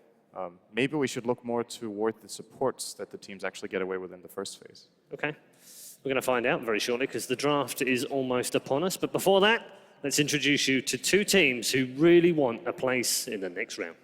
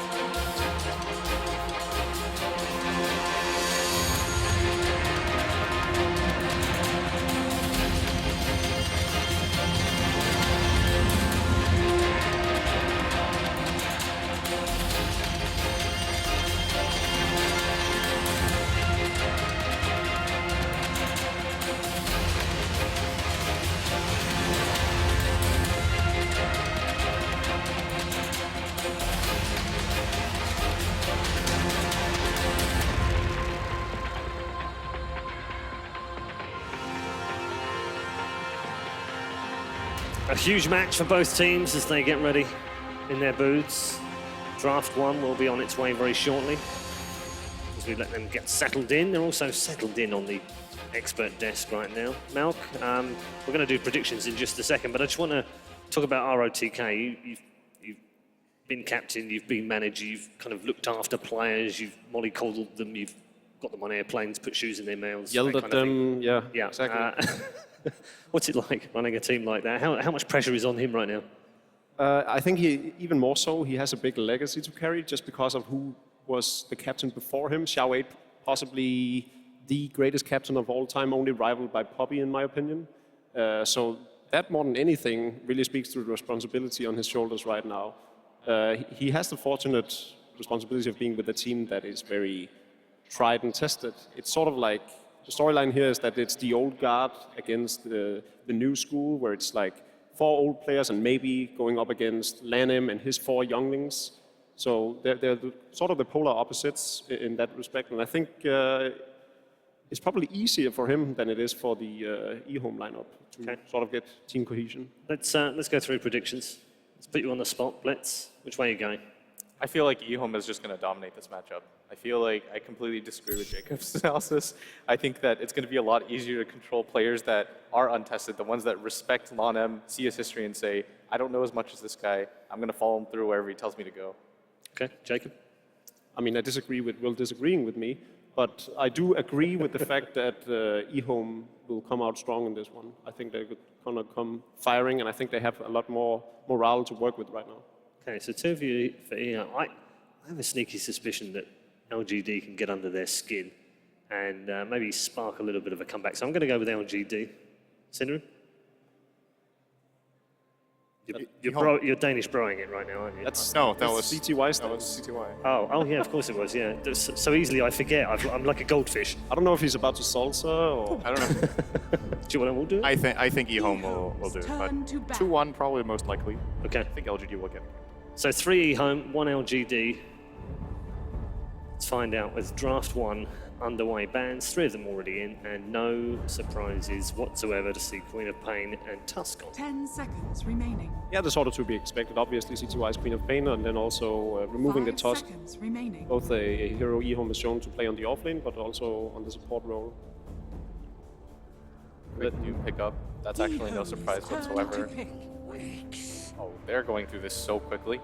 LGD's turn to pick. Well, Quap got banned, so now we can catch up to what happened. They banned the Queen of Pain. The Tusk is out as well against eHome. I'm happy to see Undying. I think I was very surprised in the last matchup that it wasn't picked at all between OG and Virtus Pro. It was banned in one of the games, I think. I think it's about team comfortability and what they like. If you play against Virtus Pro, for instance, sometimes picking the Undying for the Tombstone, for instance, is pretty difficult with how the fight keeps on going and spreads out. And we rarely ever see Virtus Pro pick Undying. So in that particular matchup, it wasn't too surprising. What do you feel like the decision is here? Do you take the Dazzle, the Winter Wyvern? Those are the... I personally prefer the Winter Wyvern. OG is the first team that I've actually supported picking up the Dazzle. Gyro's actually... Gyro for Silent? Gyro fits their playstyle too. But I think the one thing I would worry about is you don't necessarily want a team fight into an Undying. People have shown that the best way to deal with it is actually to just completely ignore the hero, go for the split push. That's what we saw in EG versus Fnatic in Game 1. It's also a lot to commit to right off the bat in terms of your lineup and your strategy. You remove a lot of versatility and ability to counteract what they pick for their mid and carry role. The laning phase is going to be a lot stronger, but Jacob, you were correct. LGD. I don't know why you guys are surprised every single time. Just the sheer arrogance alone, man. I just don't understand where it comes from. Greatness, that's where. What happened to TI? And modesty. 10 seconds remaining. All right, so ban out. 5 seconds remaining. Probably get rid of the gyro actually if you're on LGD. Ban IO. eHome's turn to ban. Especially considering that this from eHome could be the 2 supports already. Banning out IO seems a little bit strange. It seems like the Chinese teams are more willing to run Undying as the offlane, right? Because almost exclusively I see it as a support in the Western scene, with the exception of the odd occasion where Bulldog plays it.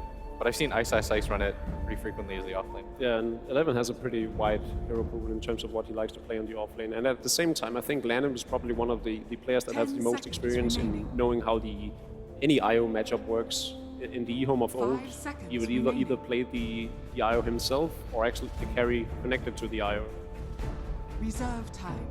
And I think on dying in an offlane position, as long as you don't get completely shut down, the hero benefits so much from getting a fast level 7. When you're playing the support on dying, some games it goes wrong and you have a strong tombstone at like minute 15.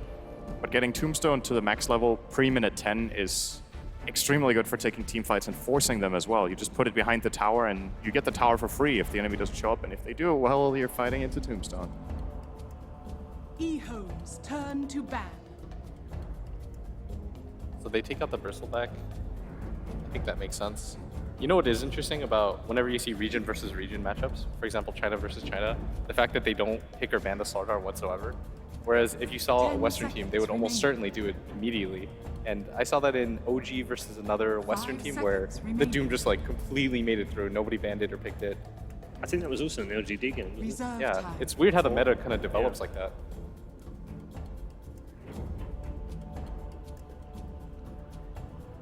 Something LGD should probably take note of is eHome's desire to put a lot of pressure on towers early on objectives and trying to take down, like, push 5-on-5. Could you see eHome running a Juggernaut with this somewhere down the line? Not now, but... Juggernaut, a Dragonite, they do go for the tiny. LGD's turn Something to LGD, no, that's still, like, I keep thinking it's LGD, it's actually still VG Gaming who did it.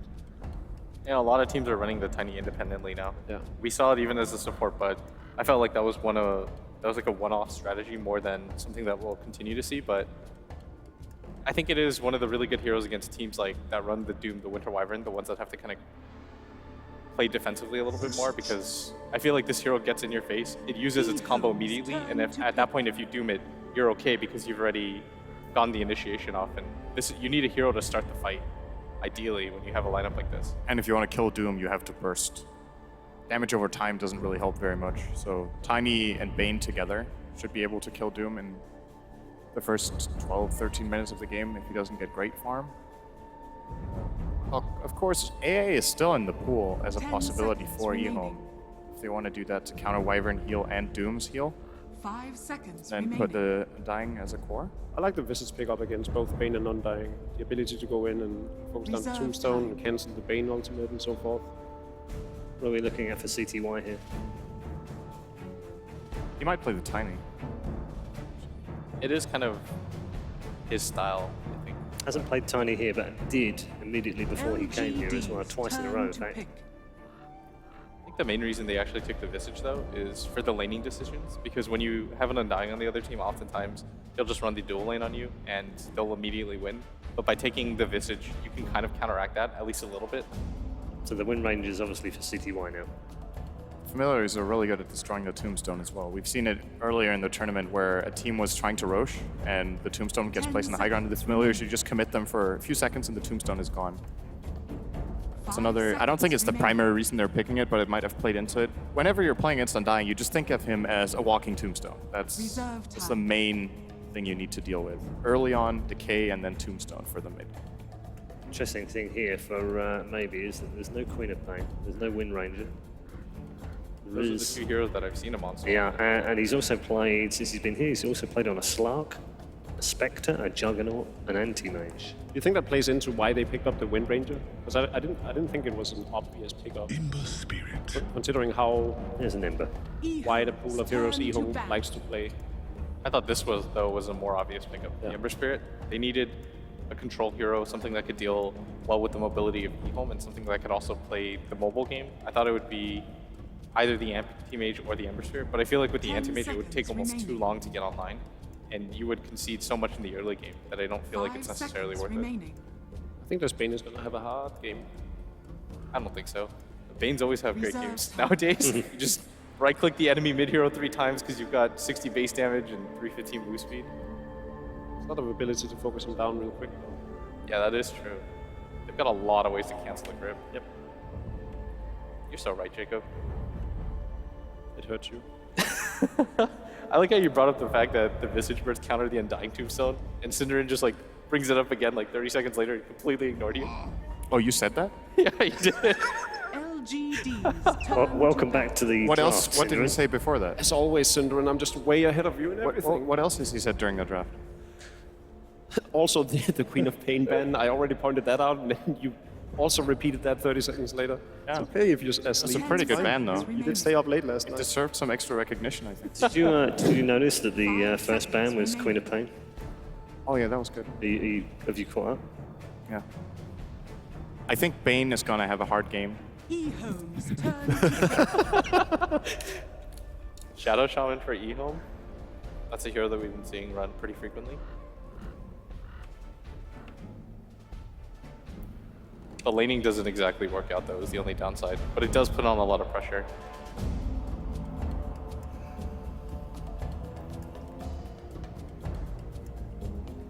Are there any obvious supports that we're missing? They could go for the Abaddon. I think it counteracts Doom pretty well as well.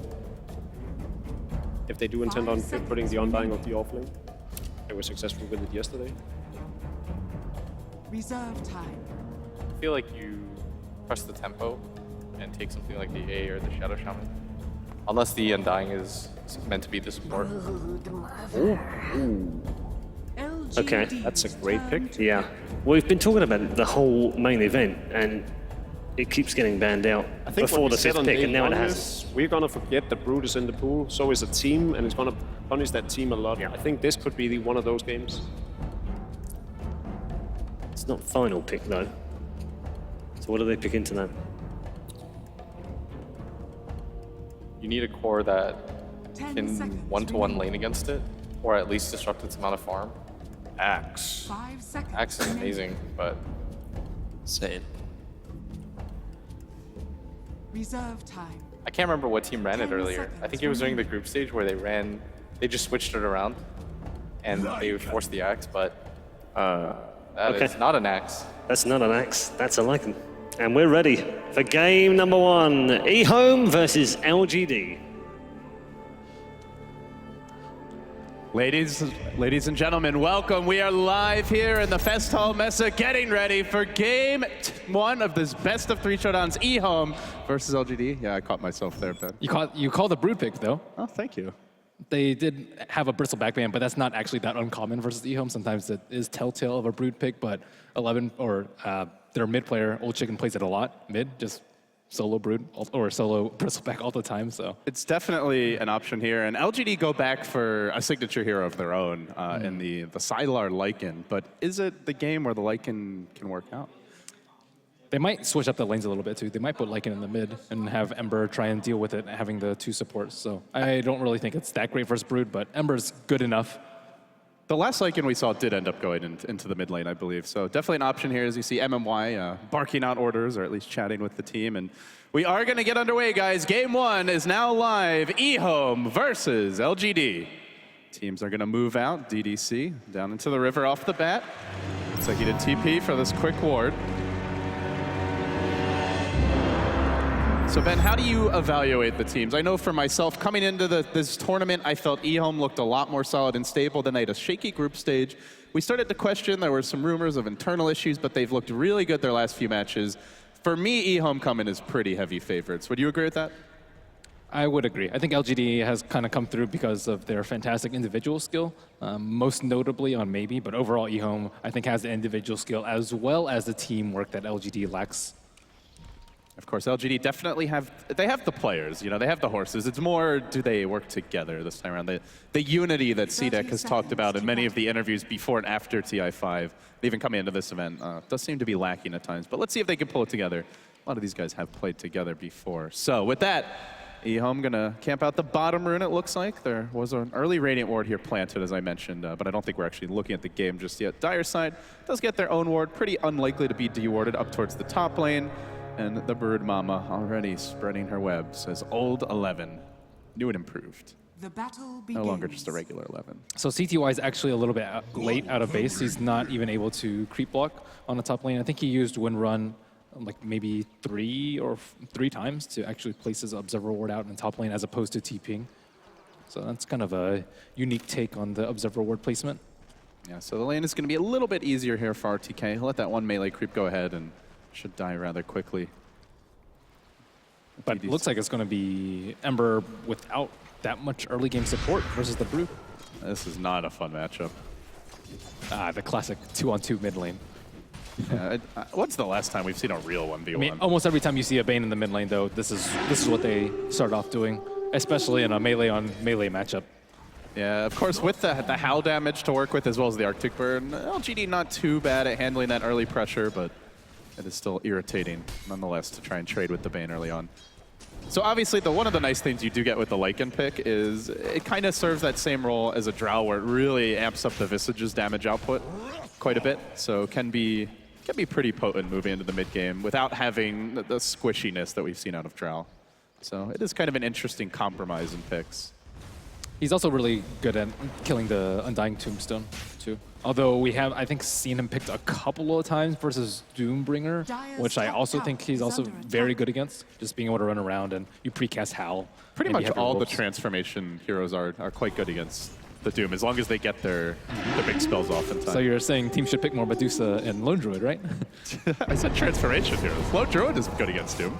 Medusa used to be kind of a transformation hero. That's true. I don't know, Ben. You might be getting up there with Jacob at this rate. That's going pretty far back into the annals of history.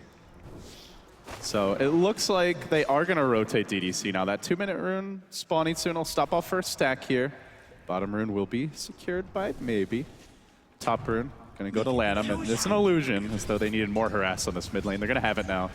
But in the early moments of this game, the Wind Ranger of CTY getting close to free farm up in his own safe lane. The Broodmother shutting down the Ember very hard. Only 3 CS this far, so it seems the early lanes, as they often do, are going very heavily towards eHome. It's kind of interesting to see them pick up the solo Tiny, though. I think that's something that we really haven't seen out of the Asian scene. And they haven't won any major tournaments lately, and people are wondering why. And sometimes it's because they are a little bit slow to adapt and not as innovative as some of the other teams. And, for example, not picking up on the Slardar. And you'll see signs of this now and then. Yeah, I mean, eHome has been a little more, definitely more innovative than others. Oh, definitely the so. Abaddon pick comes to mind. The Bristle mid, I think they've had a lot of success with. They had a very nice Bristleback plus Winter Wyvern combo. I liked how they ran that a lot. So the pressure is going to mount here in the bottom lane as Old 11 has hit level 3. He's going to extend his pressure on the lane a bit, and you usually see is just not farming. 2 levels of webs, though. He's not able to really take control of the jungle because he doesn't have enough webs placed out yet. You say that. He doesn't want the jungle. He wants the lane, as he's going to completely cut off the creeps. Maybe. Very low here on the regen. He's used to that last tango, but is going to jump in. The support rotation from DDC, and a quick and decisive kill does go the way of LGD. Never saw that one coming. Very nicely done. They actually don't have enough damage to proc the Flame Guard right now, which is a problem, because those are just going to burn all the Spiderlings down. They need, what, 200 damage? Spawn Spiderlings only does 150, and Decay doesn't do enough. Still going to be able to cut the wave here, though. And it looks like the Wyvern will rotate back on mid as they get the Avalanche off, looking for the toss back. They get him, but not only 1 tower shot. Not sure if it'll be quite enough here. Lanham is level 3. He was close to being able to get the kill with that level 2 Brain Sap, but does have to worry about the Wyvern counterplay, though. There is no Cold Embrace here. Yeah, oftentimes you'll see like the supports stand a little further back. I think they only utilize maybe 3/4 of the range. Spiderlings, they're hunting MMY. Quickly dealt with. Maybe unable to do much about this. The Flame Guard is still active, but only for a little bit longer. He doesn't have mana to do anything else. I guess he has a Mango, but that's only going to do so much. Yeah, he's got a TP, though, and they don't have a way to cancel it. So if they really dive on maybe, he could just teleport out. I mean, of course, MMY is also alive again. Yeah. He's only level 2. I don't know. Oh, a little scout. Hey, maybe. And the instant TP. Just the one Spiderling at first, but the Horde was coming, so... I mean, bottom lane, yeah, they get the first blood there, but this Ember is really in struggle city right now. And Brood's having the time of her life. When is Brood not having the time of her life? I've seen some sad Broods. Mostly if there's a Darks here, it feels like. Mid lane, there is a jump onto Old Chicken. Avalanche not enough. Good rotation there with a hasted Sylar. So far, it really has been the support rotations for LGD. The big thing preventing this laning stage from falling apart, with the Brood Now taking a tier 1 very early. Radiant's Let's bottom see tower if maybe has gets a fallen. little more freedom, or if Old 11 is going to keep the pressure up. And the lane that we haven't focused on, which is ROTK versus CTY, the Doombringer versus the Wind Ranger. ROTK is actually losing out fairly heavily in terms of CS, even with the aid of Devour as well as Howl. And CTY, I think one of the best early laners in the lane, but I did not expect a 2-to-1 CS ratio. Yeah, especially with ROTK occasionally getting that Howl to work with, like you pointed out. And he was also a little bit late on the block too, so he wasn't even able to pull the wave into like a really favorable position. Creep's getting killed off here, maybe. Does have the level 3 Flame Guard now. That's going to scare the Spiderlings out for a moment. Old 11, though, still freely creating new minions for the cause. The cause. The cause. Making Ember sad is the cause. And the supports. Like, you want your Visage to be able to pull, but he's kind of forced to go into the top lane where the grass is greener. Well, at this rate, the Blight might spread there soon enough. 2 wards up for the Dire here towards the top side of the map. One soon to expire. In fact, both teams have just planted a ward down. Guess they didn't see each other's. As Sylar's going to wait out this bottom rune. Not yet level 6, though. They drop the Tomb Bird on the high ground. They're going to commit the Brood in. Great time to shut down the Wolf. And Red easily dealt with there. So going back to the draft, I think the Ember pick was obvious for LGD, but at the same time, I think eHome actually wanted them to pick Ember Spirit. They already had the Tiny with the early Blink Dagger, is really good with the instant initiation, as well as Wind Ranger with the super long disable. I think both of those are pretty darn good, and Ember's like not that great versus the Broodmother. So I think like eHome prepared for the Ember. Wanted them to pick Ember, so it would just make everything They've now slow. found DDC. He does Arctic Bird trying to get over the trees. The Brood runs out of webs and is unable to continue pursuit. But yeah, going back to that, I mean, I think we were discussing it while watching the draft about 2 picks in. All right, do they want the Ember here going into phase 2? It's kind of a staple for LGD.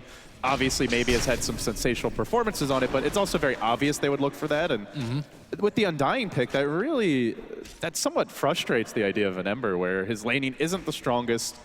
And then when you pick the Brood, like you said, it just really limits the options there. So often the bane of teams' existences. And you could see eHome know how to play around it, although Lanham has been trapped out here a bit by the Wolves. He got the ward down. They're going to look to quickly deward this as well, dropping the sentry. They know if they find a bane in the trees, there must be a ward there. So very well played by LGD, retaining some crucial map control. But still, I am seeing Old 11 literally just making his new home in their jungle. He's got a bungalow and everything. The Blight. I think he's been using his wolves pretty darn nicely. Level 3 invis on the wolves. Wolves on Spiderlings. Could be a very cheap thriller. They actually need the Doom. A low-budget Halloween movie, perhaps. And they're actually looking for a kill with a Doom. I mean, I think Misery's Doom was able to use Doom like almost every single time on cooldown, and ROTK already hitting level 7, and they're already feeling the pressure all over the bottom side of the map. They are allowing maybe to get out here a bit. For now, showing the Tiny and the Bane mid, the 2 heroes that could gank him, and CTY was just top. So Ember getting a little bit of catch-up time, but it's because they are applying that pressure mid. They're going to sleep out ROTK. Doom is ready. 4 heroes in this mid area. And 11's now contesting Sylar on his last neutral camp available to him.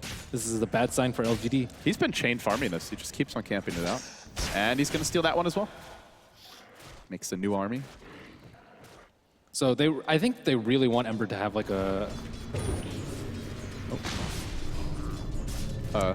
They want him to get early BOTs. There's a lot of good summons to TP on with the Lycan Wolves and the Visage Birds. I think that's kind of what they were aiming for with the draft and having maybe just go crazy in this game. But, you know, as with all plans, Broodmother usually throws a wrench into it. Yeah, she is the leader in net worth. Of course, we have seen many a Brood game where you have to start and then things fall apart, but for me, it looks like it's really the old chicken blink they're waiting for now. Up to 1850, almost 1900 gold. He gets that. You take this tower mid, and then you just start diving for kills all over the place. I mean, 11 is right next to the Doom and Sylar, but they have no detection in between the both of them, so he's still not scared to invade that area of the jungle and still just completely owning Sylar when it comes to taking down these neutral camps. And that's the blink. 9.5 minutes with a mid Tiny who got some pressure early on between the Howl and the Arctic Burn harass. They have not slowed Old Chicken down. All 3 cores now for eHome, topping the CS ROTK. charts. They get to really find that opening, as they are going to catch him out a bit here. don't really want to fully commit, but they're keeping multiple cores trapped in the same lane, just hiding right now. And LGD, I think they're a little tired of trying to fight these more straight-up engagements. They want to go for the backstab. Unfortunately, Old Chicken will be the one to reveal maybe here. He still hasn't had his blink yet. His blink's still on the stash. Oh, he's going to get caught by the chains. He's going to chuck him up and down, and that is actually going to prompt the Ember to run the hell away. Oh, he didn't get the rune. He doesn't know what rune Tiny has. And in fact, there's also a haste turn on CTY. Finds the 2-hero shackle. Beautiful way to start off a fight. It's not a very highly leveled shackle, but it's enough. 2 heroes quickly get devoured. His old 11 makes the pilgrimage all the way from the Radiant jungle to the top tier 1. And now they chase onto maybe. He's going to try to retreat himself out of here. Heads to the north, but continue to pursue is CTY holding onto that shackle for now. And then jumps back the other way. Will TP out in the trees, but still. Maybe running, not the one doing the chasing, which is exactly the opposite of what we're used to seeing. And now what did LGD supports do? Like, they just can't really farm anywhere. Viscer's still struggling to get level 6, and the Broodmother is just demolishing them at this point. ROTK still, I don't think, has been able to doom anyone as of yet. Radiant's top tower has fallen. Just systematic, then. You know, they're taking all the towers, they're not letting anyone farm, they're applying equal amounts of pressure to top, mid, and bottom, keeping all 3 cores down. We still have yet to see the Doom actually make an offensive play, as RTK just works on the Tombstone bottom lane. Kaka works on punching him, is gonna heal up his Tomb a little bit longer. They do get the Doom off, but CTY's here. Shackle gonna fly, latching Sylar to his own Invisible Wolf, chasing. They might even be able to get a deny, even if Kaka goes into that range where he would die, and CTY does it, beautifully played. Very simple stuff, and now at long last, the blink is ready. Sylar immediately forced to turn tail and run, and so too is RTK, so the first Doom, not very successful here. Yeah, 2 big ultimates, I think, blown for that. And on top of that, Broodmother committing for an early Vlad's. I think the most common bit that we would also see a Brood go for in this situation is an Orchid to shut down the Ember Spirit. It's even pretty good versus a Doom, too, because he's usually, you know, in plain sight, and you can Orchid him so they don't get a clutch Doom off, but maybe they want to... He's been actually doing the Ancients a lot on the Radiant side. He's pretty much been doing every camp. He's like, I'll have a little bit of this, a little bit of that, you know, sampler here. He's got the full platter. Yeah. He's had the big camp, he's had the camps over towards the bottom lane, he's had it all. It is worth mentioning as well that before that all happened bottom, Old Chicken did grab a kill on DDC on the Wyvern, so the Blink Dagger already allowing them to control the map in eHome. This is how they play. They play from a lead with a lot of pressure early on, rarely picking those heavy late game lineups. Sylar's like, where's my Ancients? Something. It's just like... Well, you don't actually expect the Brood to be able to take your Ancients down this early. And that's where I think the Vlad's really helps. They already have the Tiny for the gank and the threat on the Ember Spirit, like into a Jackal or something else. I'll check in a little bit of help here. It's not a max avalanche, but he finds a squishy support. Quick takedown on the Wyvern in the top lane. A slam dunk for him. Yeah, heroes are just getting assassinated around the map without even getting a chance to pop a wand or anything. And they're just kind of looking around like, where are they going to come next? It's one of those like horror survival games where your teammates just slowly die. They have observer wards up in their own jungle, but it's not like they can really go there. Maybe they can smoke and get 1 kill, but that's still not going to regain control for them. And the advantage increases now, eclipsing about 8,000 gold, 4,500 experience. LGD have to resort to those rat tactics as Sylar will shapeshift. Lanham not having the vision of that as he was around the tree line. But again, they're just running. They're playing keep away here and not actually taking objectives. Whereas everywhere eHome goes, they are starving out the opposition and farming very well.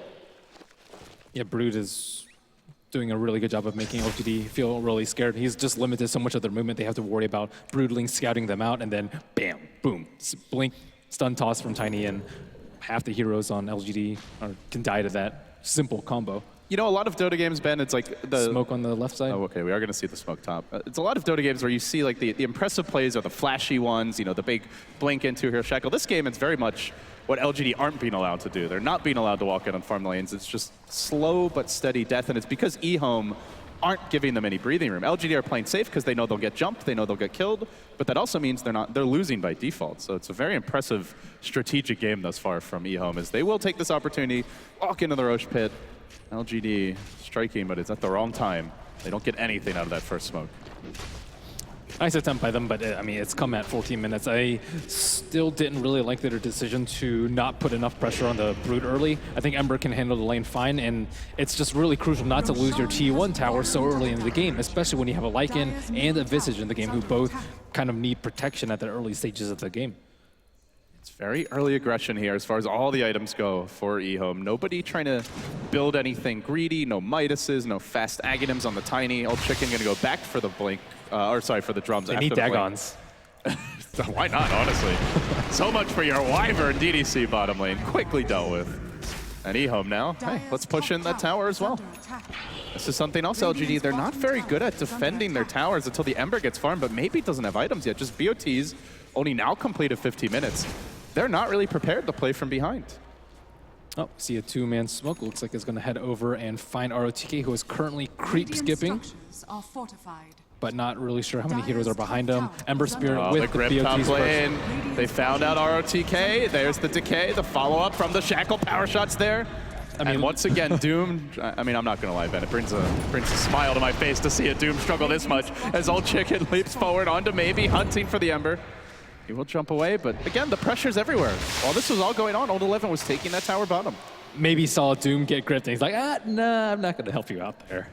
But that's kind of what they have to do. They have to go for those risks, and they didn't know that there were two heroes smoked and one hero TPing in, but at some point you have to take some chances. They're just getting crushed on all fronts, and Broodmother, one of the best heroes at picking apart a team without a unified game plan.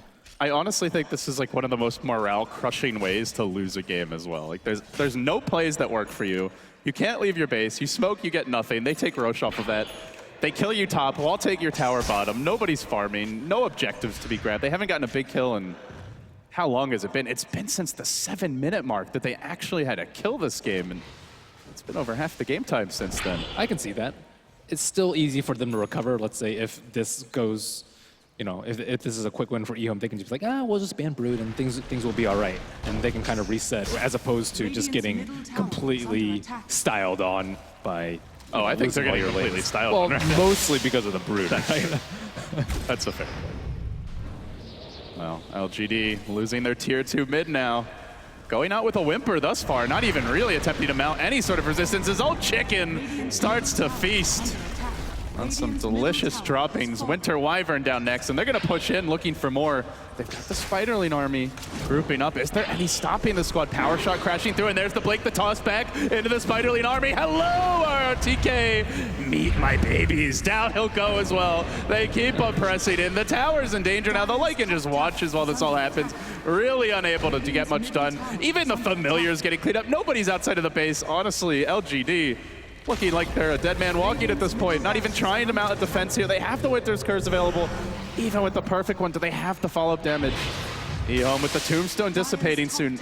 If they were ever going to consider retreat, this would probably be that time, but at the same moment, they get the Aghanims up on CTY, and they keep on going. Another Blake, a toss back. Old Chicken, you said not styling, Ben, but now they're starting to as they chuck Sylar back. The Wind Ranger of CTY looking to finish him off. Needs that one more auto tech for the focus fire. Gets a couple. Will secure the kill. The Brutes chucks the Spiderlings all over the place. Oh my goodness. They'll buy back the Lycan here. Only 18 minutes in. LGD getting completely run over. They may lose Old Chicken, but that's just the ages. Time for round 2. They've committed the Doom onto CTY. They bought back on the Broodmother as well as the Wyvern. eHome wanting to close this out now. Can LGD fight that crucial turning fight? They do get the Tiny at long last. A couple of kills going their way. And Old 11 with the buyback, not really able to get involved in the fight after that. So when the dust settles, they don't quite breach the base fully. They do get the tier 3. They force out the buyback, but they give up one of their own as well. Actually, 2 buybacks, with the Wyvern also using one. Yeah, good chase down by LGD. They finally get a good Doom on CTY. But little work in the grand scheme of things. eHome, I mean, pushing high ground in 18 minutes is unheard of. Unless you have Drow or Visage or Brood. It's something RTK has a lot of familiarity with from TI4, I suppose. So he's used to being on the end, dishing it out, though, not the guys receiving it. But LGD on the back of that fight, they at least get these lanes out a little bit. The Lycan able to push past the river, First time in a long time, but CTY is going to look to hunt him there. There's the shackle shot connecting with the focus fire follow-up. BOT is coming in from the Ember. This may dissuade CTY. Then the blink, the toss as well. The Wolf has been slain. Maybe still trying to find that big trade. Gets the Wind Ranger for now. Does he hunt for anything more? The Wolf, looks like Sylar actually got the last hit. Well, elsewhere in the Radiant jungle, Old 11 being chased out a bit by RTK. His ultimate is on cooldown now. The Orchid also not currently available. So good rotation there by Maybe. He's closing on the Battle Fury.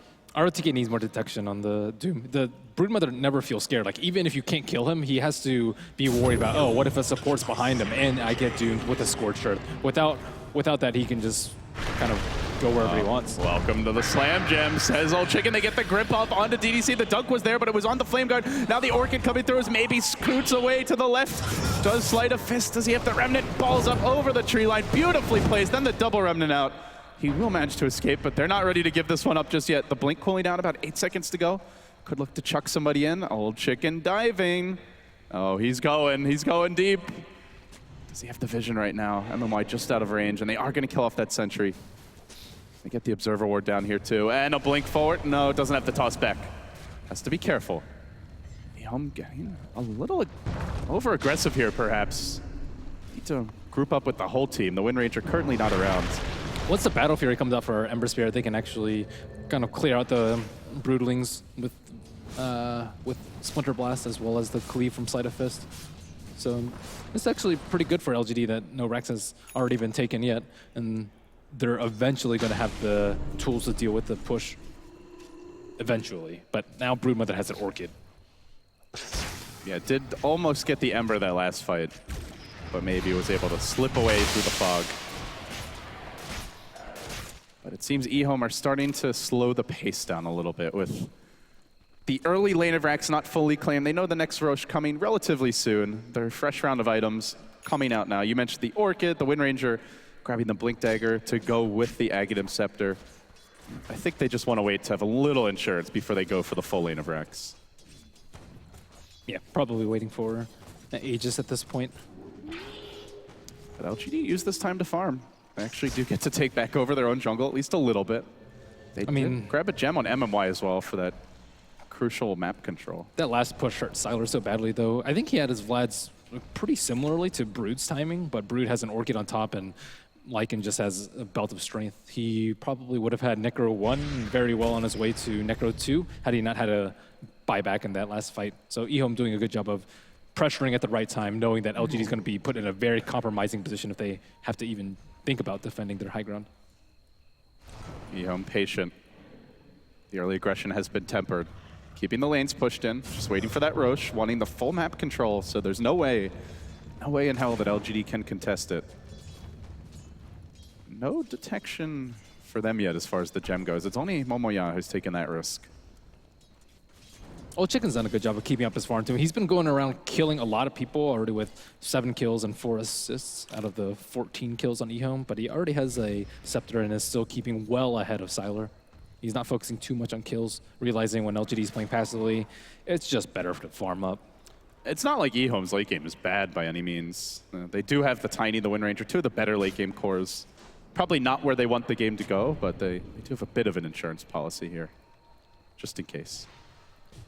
But I like what Sylar's doing. He sneaks into this dire jungle. He's just getting those little crumbs of farm off the map, out of vision, knowing that his team's going to have trouble also accessing those deeper camps. So trying to create a little space here as maybe Long Last will grab the Battle Fury. It's a late one, 23 minutes in, but considering the pressure he was under, definitely still a good timing.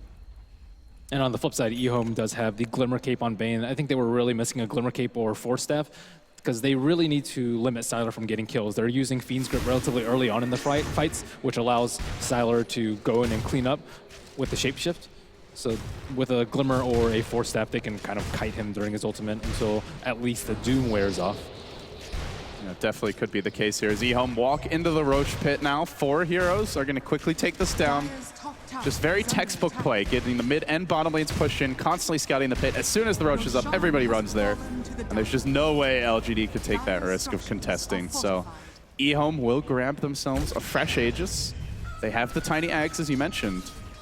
Is it go time? Are there any other big items that you think they're waiting for, or do they just look to barrel down that mid lane right now?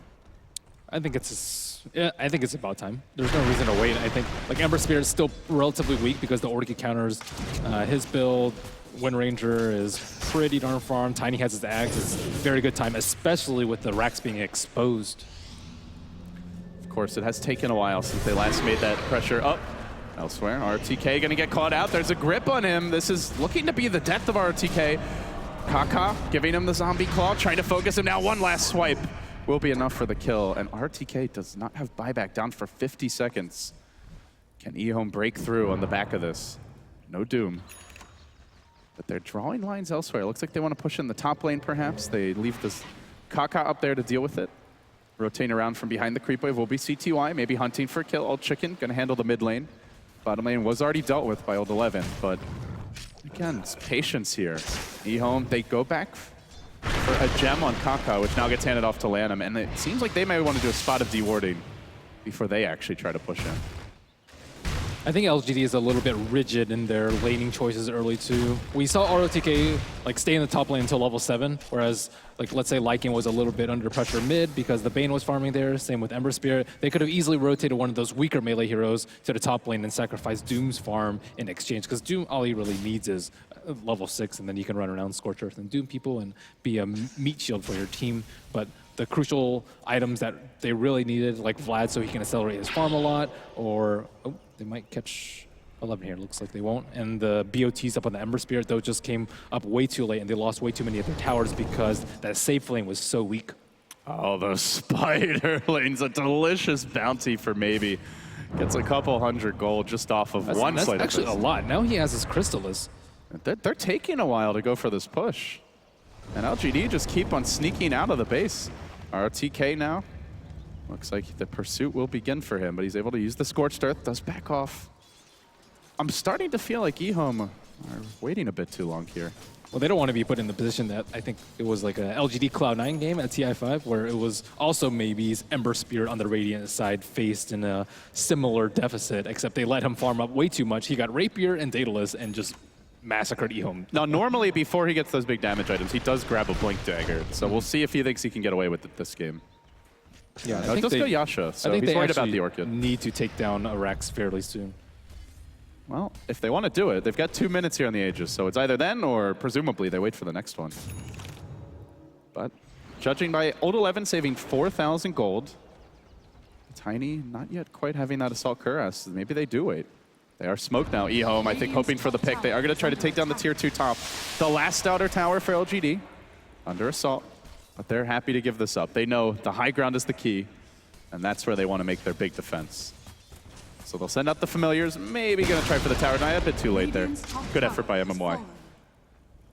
But the clock is ticking. Less than 2 minutes on this Aegis.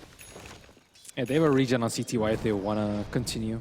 But I think it's a good time. They just purchased the BKB on the Broodmother. It's on the way, and their time they also get the Deso. tight. The Wind Ranger Deso is now up. Perhaps that was the big item they were waiting for. Yeah, I think this has to be it. At the very least, you want to try to get a couple kills and force buybacks to slow down LGD's economy. I mean, if you kill Lycan when his shapeshift has been used and he buys back, he's not actually that useful. So you don't have to be scared of, I think, anyone's buyback aside from Ember Spirit or Doom if he doesn't get his Doom off. And that's where we want to keep an eye on whose buybacks are even available right now. It's only the Visage currently. As they press in, eHome trying to make the most of these dying moments of the Aegis. They'll drop the Tombstone on the high ground. The Familiar's quickly looking to deal with it. Can they heal this thing up in time? Kaka, there's the Winter's Curse onto Old Chicken, but CTY turns with the Desolator. Laid into ROTK. They committed a Doom on a catapult. Oh no! ROTK having his own blitz moment here on the big stage as MMY will get cleaned up.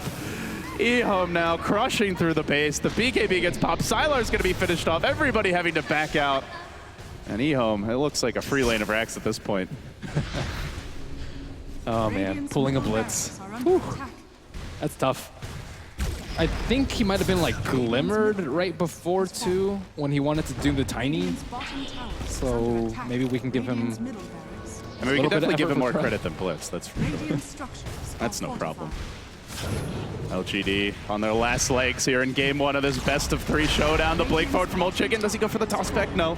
Playing it safe, just buying time for the seeds. The Sleight of Fist crashes through, and eHome do start to drop a bit low. They've got a fresh Tombstone now, but again, the Familiars deal with it nicely. At the same time, Tiny clobbers down the melee racks, and eHome look to just get the hell away. The Glimmer Cape again comes into play, covering the retreat, and with that, the gold lead goes from very big to out of control. Now over 20,000 gold lead with a 2 lanes of racks advantage. This is going to require some just heroic efforts for maybe to even give them a chance. That was a really good start for LGD for the fight, though. They had the Tombstone pop down pretty early. They had already used Soul Rip on it. It was still like a couple of hits away from dying, and like 3 heroes were comped up for the Battle Fury Cleave from Ember Spirit, and they had actually did, like, I guess, done a significant amount of damage to Tiny's HP pool, and with a Doom on that, maybe they can continue on, but that's kind of sad way for LGD to lose so much of their base. At this point, it feels like maybe can't even afford to go into a Manta style. It's like they just need a Rapier right now to even have a chance. I think you could have gone for Chrysalis still. The Manta's obviously to counter the Orchid from Broodmother, but that's where you have the Winter's Wyvern. I don't really think they can burst through his Cold Embrace at all. I mean, Tiny's usually going to use his burst to lead up. So with the Cold Embrace, he can actually get the damage that he needs out, maybe. Perhaps Roshan number 3 now. eHome very comfortable with their advantage. This is a crucial knockout game. And although they lead by about 22,000 gold, haven't given up a kill in, looks like 7-8 minutes here or so. They may just want to wait for that next stages and the ultimate in safety before looking to finally crack open that 3rd lane of racks. On top of that net worth lead, they also was able to steal MMY's gem. As though the map control wasn't already bad enough. Well, now they drop a sentry in mid, so the Doom debacle doesn't happen again. The Doom debacle. Doomgate. ROTK, lead us to victory. You know, ROTK has been playing so long that it's almost inevitable you're going to have moments like that. And one comes to mind where he's in a similar situation as Batrider and he lassoed a creep. Poor guy. But he's had some great moments too. But there were so many zombies around. Come on, guys. And broodlings. If there were a game to click on the wrong unit, I suppose this is probably the one. Yeah, I mean, it's a rather largest creep, though, that is relatively static. So, I mean, even you're being slightly sympathetic, Ben. That's not like you. Well, it's because he got glimmered. If he didn't get glimmered, it would be much more. I'd be much more frank about it. I think you're getting soft in your old age. Maybe so is ROTK. Oh, damn. Double damage rune will spawn top. Siler's going to bottle that up. Does have the Necro 3 now, so his personal damage output is pretty fearsome if he's allowed to right-click in these fights. But there's the feed script to worry about, the Shackle as well. For now, Old 11's just going to hide in the trees, waiting for round 3 and quite probably the end of game 1. Yep, still just trying to find Brood. Where is he? They still don't have Dust. I guess they have the Necro 3 up on Siler now. Could potentially chase him down with the Familiars, but now the rest of the team has joined them, and that is a no-go. I do like the fact that maybe has adjusted his build. He wanted to go Manta, but he sees, okay, we're down 2 lanes here, possibly a 3rd soon. We can't afford for me to be. He didn't commit hard enough, man. He should have saw how dire of a situation was, and like, I need Rapier. Right then, just naked Battle Fury Rapier. Let's go. If only he knew they were. That was so when they had behind. all their lanes of Rex, though. So maybe he should have saved his gold. I guess that's the other argument you can make. Or perhaps they should have just banned Brood. How many other heroes do you think we say that about where it's like, oh, they just should have banned that hero and they move on? It's like Huskar is the other one that comes to mind. Sometimes Meepo, if it. It's just that not many teams run the Meepo, I suppose. Well, also they did actually have a pick to deal with it. It could have been worse. Imagine if eHome actually had the last pick. Roshan has That's true. fallen to the dark. I don't think their last pick did much to deal with it, though. It didn't at all. So Lycan has not exactly. They treated it like a 10th pick, kind of. LGD may be making their own lives a bit harder than they needed to be. And now it is time it feels for that big push in. They get the blink up on the Brood. Almost a basher complete for Old 11. So the blinking stunning spider, something out of a nightmare, is heading towards LGD, and perhaps this nightmare of a game will soon end for them as Old Chicken jumps in with the avalanche off the bat, the toss forward, the shackle, not going to connect. CTY was hoping for it. Instead, they'll rotate on top. They leave the Brood bottom to split push. But she can quickly join the Horde. And it really is a Horde at this point. Any big YOLO plays? I mean, you mentioned Rapier. They don't have the gold for it. Not versus the HSGs. I mean, they kind of have to hope that eHome split up. But one thing they are really good about doing, eHome, is kind of going in as a team and going out as a team. Even with that early high ground push where they nearly got the racks, they still all retreated together even though they lost a couple of people. But they're very good about being generally fairly unified, aside from the Broodmother, which you don't really need to be unified with. LGD have been forced to unify because they have to stay in their base. You're going to learn to be teammates, damn it, and you'll like it. That's Lanham's message to them. I don't know. I don't know if they're really unified. They're more like exiled towards their base. Kind of like we were up until last night. eHome going to push in now. Old Chicken, Lanham, and Kaka on the low ground. Not yet committing fully, but they are going to go for the curse here. And CTY does some decent damage to Old Chicken. Got the Deso debuff on him as RTK runs in. Quickly dies. Did manage to doom the correct target here as in an enemy hero. And so they might be able to turn this one around. They do get the Tiny, but still staying alive. And now Brood joins the fight. Breaks in, jumps onto the lake, and almost finishes him off with the Spawn Spider. He turns around, pops the BKB onto maybe. He goes. There's the silence. The bash as well. Maybe. No, he might drop. He's so close. Not quite. Old Chicken, has he gone in too far? He is creating space as CTY focuses frantically on objectives. They're going to buy back the Wyvern, the Shackles there. It's on to 2. CTY, no. Denied by DDC. Still goes through with the power shot, trying to get the kills at Old 11. Jumps in again. eHome at long last. They're going to put LGD to bed. But this one never, and I mean never, felt like LGD had a chance. Time to ban Brood. Outdrafted, and then the execution was there. It was just so good at picking them apart, though, and kind of make them play like 5 solo players, which is exactly what eHome wants LGD to do. It seems like eHome has a much clearer sense of identity in the draft. If you look at how quickly they picked those first 2, how long RTK took, or the team took, I should say, debating what that second pick was. They ran out of, towards the end of their bonus time, they seemed a little hesitant in the draft, and then it was reflected in how the game developed from there. They need to adapt, man. They're like dinosaurs that last game. Well, they do have some young blood, perhaps. It will give them a little confidence. But with that, we'll see if the analysts have much to say besides Broodmother as we hand it back to the panel. Spiders everywhere. Yes, welcome back to the panel where we'll be discussing spiders mostly. A good game from eHome, a very dominant performance as well, gentlemen. How do you summarize that for LGD? Will, start with you. I'm trying to think of the right way to say they pulled a blitz, but when you doom the catapult, that kind of just summarizes the game for you, right? Like nothing went right for them. That kind of topped the moment for them just when that kind of thing happens. It's so hard to recover, right? You see a teammate make that crucial of a mistake, it's hard to just kind of play on and go like, yeah, we can make a comeback. Yeah, they held out for a bit longer than perhaps we thought they would, because at around about the 17-minute mark, we were like, oh, well, that's GG then. Well, it was the beginning of the end anyways. I mean, the Broodmother was sort of reminiscent to Korean StarCraft times. I felt like he was all over the map, controlling everything, microing his Broodlings very well around, even against the early Flame Guard from the Ember Spirit. Great, but also the Tiny got so many kills on poor DDC in the early game. You're struggling to even get level 6 on that Winter Wyvern. Just an all-around great performance by all of eHome, I feel. Really the entire team that stepped up, but they all delivered really, really high performances on their individual heroes. Yeah, wasn't the outstanding show that we were expecting from CTY perhaps, but he didn't need to. This, out of all the games that they played, kind of felt like the most complete victory. Just the fact that all of them, due to the laning phase, they were all able to have star performances. Their tri-core just worked out so well. It's rare that you see all 3 heroes get as farmed as they did. They were firmly on top of the network lead at pretty much every phase of the game. It was at this early point that we thought the game was almost going to be over very early. It's just one of those stereotypical fifth pick brood that the enemy team doesn't counter properly. Yeah.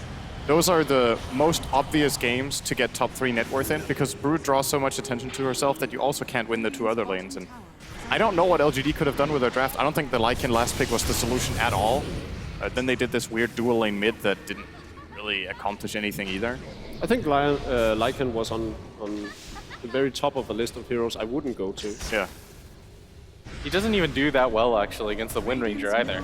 So I think the plan was LGD was going to pick it last, no matter what. And then they were in the deciding moment saying, okay, do we adjust to the Brood, or do we just run with our own strategy? You always adjust to the Brood. Yeah, you always adjust to Yeah, there's a little bit of stubbornness on ROTK's part, perhaps. I think was a part of it that they were more focused on countering the Undying and being able to run in and take down the Tombstone. I'm not entirely sure what the thought process was behind the Lycan pick. Split pushing all day? Yeah, you split up the map, but it takes too long for Lycan to reach that stage, whereas Brood reaches it minute 7. Before you really start posing a split push threat, you need a Necronomicon and a Vlad's. When did he get it? I think Sylar, minute 30, had a Vlad's and a Necro 2. And Treads. They lost the laning stage, and that game was just very, very one-sided. Okay, let's look forward to game number 2, because LGD need something big. And they need to come up very big in this second game. They haven't managed to do it when they've gone a game behind already. How are they going to change things around, Will? I think it's the rigidity that really hurts them. The fact that they won't change their strategies. They're saying, okay, we see the last pick Brood, we should have expected that. And a lot of teams would say, we're going to, no matter what, we're just not going to lose to this hero. But you saw, they're just like, well, we're going to pull off our Lycan because it's the hero that we know how to play. Do something different. Pick the Tidehunter, pick the Axe, adjust your strategy around that fact. It felt like eHome as a team is just a lot more flexible. When they run the Abaddon, when they throw the Brood Mother at you, it feels like this is a team that knows its own limits, how to set the tempo, and it just feels like LGD, it seems like they're just stuck in the past almost. Considering the disarray that the team were in, reportedly in anyway, during the group stage, this is a totally different team. Yeah. eHome seemingly had one bad round and they've pulled it together, and LGD pretty much the opposite story. They started out strong and they've lost, what's that, 3 games in a row now? Well, not technically, because they won 2-0 in the lower bracket, but That's right. They lost to 2. That's right. They lost. CDEC. They lost to CDEC. Bracket, yeah. So they've lost the 3 games. The last 3 games against Chinese teams, which is, those are probably the teams that know LGD the best. So again, like Will says, if you're playing against teams that know you well and you just keep playing the same style and they change their style and you don't, it's. I mean, when even a team like CDEC shows more versatility in their picks than you do, that's when you know that you're way too rigid in your strategy. And again, that Lycan pick made no sense whatsoever, but RTK is just known to be this very, very stubborn captain that just goes with the game plan that he sets out to do from the get-go. Yeah, I talked to somebody from eHome's organization actually about the whole group stage thing, and the fiasco is when they switched drafters and stuff, and they said it was completely overblown. They said that there was a comment made in the Chinese forums that this was how it was, but they said, no, we were just trying to see what was working out. We weren't too flustered about the group stages. Like, our only focus is on the main event. They're just like, we're going to treat this kind of like as a practice, see where we're at. Even if we're in the loser bracket, it's okay because we feel confident that we're still a top 4 team. So everybody made this whole big deal about, is eHome, are they in shambles? But I think it's the other way around. I feel like LGD is a team that we should be focusing on. Yeah, it's very interesting, very good insight as well. As we turn our attention to the second draft, presumably they're not going to let Brood through again, are they? They can't afford to. The question is when they ban it. Yeah. I'm sure they will, unless there's a very clear. If you see in the draft that there is no way they can make Brood work, you don't ban it. But in this one, it seemed to me like LGD were banking on the fact that there was an offlane Undying, because they last banned a Dazzle, so they banned a support, and then they were just like, oh, they think we're playing Undying as a core, let's just swap it around. Yeah. Catch I mean, against teams that run that Brood in that 5th pick, second phase bans have been pretty common, so yeah. You must be right. I mean, they must have thought, almost tricked in a way. Got to avoid that the second time round. What positives can we draw, if any, from LGD? Bearing in mind it was the Brood game. You would have to ask me that question, wouldn't you? I don't think there was many positives. Well, if there wasn't, no, there wasn't. Will, did you see anything in there? Did they just write that game off very early, do you think? I think got doomed. I mean, they got doomed. that is the one positive of that draft, but I think up until the Broodmother pick, it was okay. Yeah. I was kind of okay. I was down with their draft once I saw everything. I was like, okay, that Ember Spirit pick makes sense. It was honestly just the Brood. The fact that they didn't really account for it But that's what happens to a lot of teams too. I feel like sometimes we might have been a little overly harsh on LGD on the panel right here because oftentimes you're halfway through a tournament, nobody's picked it against you, and you get into that rhythm, and then it happens, and you're just like, oh crap, what do we do? Yeah, to feel a bit like that. Could you also point to the fact that LGD perhaps weren't as positive in the draft as they could have been? You know, we've seen it from Secret, for instance. They just come out like, straight away, and this is what we're playing. React to us. Yeah, I think that the one downside of LGD, if we are going to have a downside, aside from the fact that they weren't able to adjust to the Brood, was just it felt like they were a little bit demoralized. Like from the get-go in the laning phase, I think they understood that they weren't going to win the laning phase, and they were trying stuff out to see if it could happen. But at 17 minutes, when your Lycan, your main hero, the centerpiece around your draft, dies and has to buy back, you barely hold. At that point, you're kind of already conceding. See what sort of faces they're showing as they re-enter the arena. LGD on their way back to the booth. I do think the man on the shot right now is the bright side for LGD in that match. I actually think he played pretty well on the Ember, given what he showed up today. So if they can find a better draft and enable maybe, I do think he did his absolute best in that game. Even yeah, that's fair. That's fair to say. Sort of like aggressive on the lifestealer yesterday. Yeah. We found some positives. So they'll return. ROTK having dished out the team chat. We'll huddle them together and get them ready for the second draft. What is the story behind 11 and most, namely Chicken, being old? I think Old Chicken started it, and then 11 as a joke put Old 11 or something like that. It's funny actually, because when I play, I have Old Red Eye in front of me. Very old in comparison to these guys. This is actually the only old guy, the daddy of the team. I was going to say, fellow old man. Also, the victory shirt is still on. I'm not sure that's been washed. Maybe it's a magic shirt.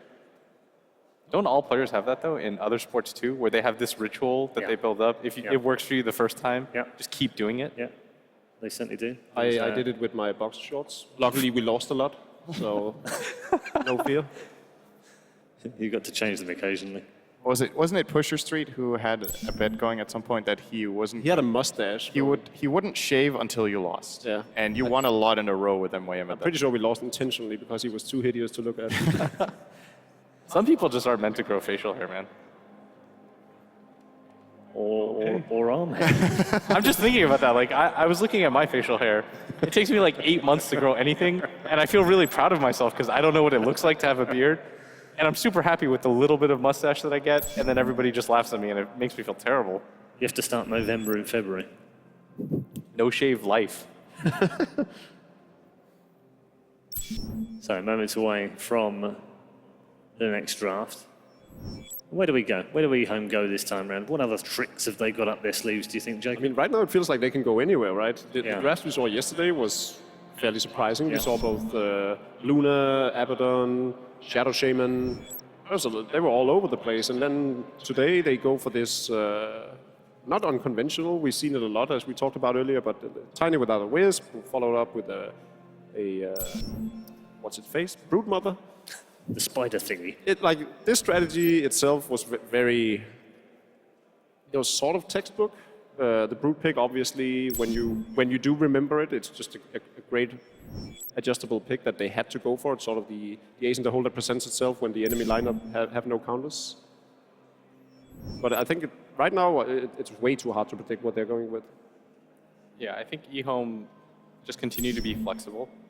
Pick whatever you feel like picking at this point. And as a drafter, what I'm starting to really realize throughout this tournament, the biggest thing is you want to force a team to react to what you're doing. You want to be able to set the tempo, establish that we have the better heroes. You have to overly react to this one hero, and then set your game plan up from there. Yeah, it's partly why I think that the second pick, obviously second and third pick, have often decided how the other team have reacted. Sometimes first pick hasn't actually worked out. Have you guys noticed, okay, just to take the shot away, how that looks like a hyperstone from above?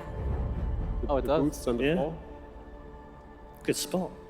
It's almost as good as the Wasn't me. tentacle. I read it. Jacob, if you hadn't said anything, we would have just given that to you. eHome's turn to So no differences in LGD's band turn so far. to Exactly the same three that we opened with in game one. Now I think the thing for LGD is going into this first phase. Last game, eHome went for Undying Bane, And LGD have got to be wondering, what are they going to do this time? Because that was a very unusual opener. I don't think you can ban either of those two heroes against eHome right now, because then you're just giving something else. So yeah, especially for a team that can just go for any support hero by the looks of it. So like you can't commit to support heroes. Oh, that was so fast. That's a great opener, I think. Wow. Turn to pick. Let's go Broodmother. Pick 2. eHome's turn to ban. Very confident pick time by both teams. I think they kind of make sense though. The Tusk first pick is, especially for eHome, fairly obvious. And once you take the Ember Spirit, you need a hero to kind of limit his mobility. And Night Stalker is one of those heroes. You pop your ultimate, you can get in close, get the silence off, and it's one of the much better ways to catch him off guard once you have the Aghanim. There's very few heroes that are better against the Ember Spirit than Night Stalker. Yeah, I agree. Just because once you have the Ags, he can't really hide in the trees. You can isolate him out. So which top tier picks are still in? Dying, Bane, Dazzle. Slardar is being ignored in this series, I think, entirely. I think that Dazzle could be a decent pickup for LGD. They actually banned Lycan right now. I wonder what eHome are planning that Lycan would cause trouble for. I think neither Tusk or Night Stalker can really fight up against the Lycan. That might be a concern. Remaining. Yeah. Get away from them. Remaining. Constantly split push while they're looking for ganks. It's just a generally annoying hero to play against. And it is Sylas, historically one of Sylas' strongest heroes. And he wasn't completely ineffective in that first game either, was he? It was just very difficult to do much, I think. I think Will said it best when he said we shouldn't judge too harshly on it, just because rude. Yeah. I sort of, obviously in hindsight, we can say that we disagree with the fact that they didn't really have the best options to deal with it. But if it had worked out, then we would have been praising them for sticking to their guns and running their strategy no matter what. No, Will, never. The line of greatness is very small. The thing is, if they would have stuck to their strategy and it would have worked, it would most likely have been because eHome misplayed. And we would have focused on that instead, because eHome's draft was just superior in quite a few ways that they had a lot of margin for error. I think that's the key thing for LGD in this draft when they're playing against eHome. They don't need to outpick eHome, they just need to get an even footing, at least going into the game, and then try to outplay them. It's pretty scary though, just because of the way that eHome team fights. You've got Old Chicken that runs rampant.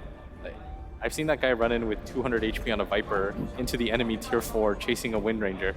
There's not a lot of players that'll do that, but the only way that that's set up is just because the aggression that they put on, and they're so confident in each other backing themselves. For eHome, and they like to run aggressively. You can take the gyro for yourself. They've been prone to run heroes like the Viper and the Razor. And right now, I think they're trying to force LGD into an Earthshaker. I'm pretty sure this is the only hero left that RTK has played this tournament. He has played Clockwork, Darkseer, Doom, and Earthshaker. He hasn't played Slaughter. I don't think he has played anything else. I mean, if he has, it's been like one game. It would really suit LGD to just pick up the Slaughter right now. Reserve time. Shaker, you mean? No, Slaughter. Slaughter? Yeah. Just prove, okay, we realized that the West, or why the West likes the Slaughter so much. Oh, he did play a single Batrider game, and they lost. Yeah. It's a small sample size. Yeah. But that was a 5th pick. I remember actually now that they picked it absolute last in that game, and that was because they were out of other options. Was that against CDC? LGD's turn to pick. I can't remember. I think it was earlier in the tournament. It was actually against Secret. Oh. And that was, oh yeah, that was the game where Secret crushed them with Chen, I think. So he didn't even get to play the game. Oh, the one where they just got like 7 kills in a row? Yeah. He didn't really get to play Zero that game. Right. I recall. I think eHome would have taken it if LGD hadn't. This pickup just makes a lot of sense. He's very good against heroes that engage in your face because he has so much turnaround potential. Call Down and Rocket Barrage are great against these two heroes that eHome have picked so far. So I think so far so good for LGD. Yeah, I like their draft. I like their draft too until the last pick last game as well. That's true. And Brute is still in, let's not forget. And it would still be a good pick. I think this time, though, they have better heroes to deal with it. Yeah. They've got a lot more AoE. Not as much And control, though. If eHome want it, I guess they're going to have to pick it 4. Surely that last ban will be 10 seconds used for that. remaining. Maybe not. If you have this many ways to deal with it, 5 but seconds as a remaining. psychological thing, possibly. Just going to screw with your head, ROTK. Reserve time. They're running out of 5 time. seconds remaining. Yeah, I think at this point, unless they run like a core Night Stalker or Tusk. eHome's turn to pick. This is also good against the first 2 heroes of eHome. It's even good against Bane. Glimpse has a very long cast range and can stop Grip, so can the Static Storm. The Tiny again. Do you think they'll just follow up with a Wind Ranger pick as the last one again? Turn to ban. This has been picked 4th a few times, and it forces teams, doesn't it? Because then they've got 2 things to worry about. I actually think a CTY Viper this game would be really good. Just they have such an in-your-face lineup. They just need a frontline tank to set up the fights for them and let them follow through. They also need a high ground hero Yeah. pretty desperately. Exactly. You don't have Tiny any. can do it to an 5 extent. seconds Once you remaining. have the Aghanims, but besides that, you just have to get overwhelming map control to be able to do it. How about Brew? How about spiders? The Juggernaut banned. Yeah, I think Viper CTY. makes a lot of sense. We saw the strength of it in the first series of the day, OG against... Oh, we 10 forgot VP. seconds remaining. I think the Wind Ranger, the 2 supports that LGD have, seconds remaining. actually do quite well against it, the Disruptor and the Winter Wyvern. Just because their item set is usually going to go, she'll go for the Aghanims, then the Blink. The BKB comes a lot later. And even when you have the BKB, the ability to just isolate her out, force everything on her with the Winter's Curse is so strong. I just think LGD don't have good single target damage. There's everything they have is spread damage. Ember Spirit, Wyvern, Gyro, and Disruptor are all about hitting the entire team. Just pick one super tanky frontliner that they can't focus down. At the same time, do you think there's Dragon Knight's good too little wave clear on eHome? I think that if you're playing this That's a aggressively, concern. but I think if you're playing this aggressively, it doesn't matter anyways. If they get Dragon Knight, that's the best of both worlds. And then get a tanky frontliner that has some wave clear. I think that would actually be a very nice pick for them. All right, let's see if I was right. Spirit Breaker banned. That is also a potential RTK hero. I think it's going to be Batrunner now. I don't see what else they would grab for him. It is a pretty decent bad game, actually. Offlane Wind Ranger? Has he played that? That's not bad at all, actually. Against 3 of these melee heroes, you can sort of counteract the Tiny really well. I think you need something that doesn't require a lot of farm. 10 Just seconds because of how much space heroes like the Ember eat. You need something that can fight They with will the still get the Shaker. eHome's It's good at turn stopping to them in their tracks, but again, there isn't that much single target. Okay, that is something different. That's your tower pusher. Yep. I regret to inform Last you played both. You were just wrong. before the Frankfurt Major, but for the first time, Leshrac in for eHome. LGD versus eHome is game 2. Ladies and gentlemen, welcome back. We are live here in the Mesa, getting ready for game number 2 with LGD trailing eHome 0-1. I'm LD. I'm joined here to my right by Merlini and Ben. Leshrac, he's been nerfed. We haven't seen him on occasion. S4's had a couple of good showings on the Leshrac. The Disco Pony's back here. Do you think it's going to work? It's CTY playing it, so yes, let's see it. What doesn't work for the former 6-minute god, now the 60-minute god, apparently. He seems to be able to push through much later into the game.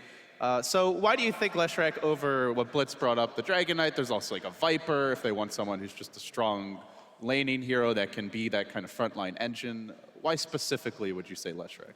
I think Leshrac has been picked over, like, let's say, Lina a lot because of the ability to push down to towers. Sometimes you need the multiple instances of damage, but that's far rare. I think we saw Leshrac once versus a TA in particular. All right, let's see if it pays off here. It will be their big pushing hero together with the tiny old chicken, though. He was more of a ganker early on. As both teams get into the game, there was an early teleport towards the bottom lane in order to plant a lane ward down for the Radiant, and then one towards mid for the Dire to get a hill ward up near the Ancient. So both teams trying to get their quick vision.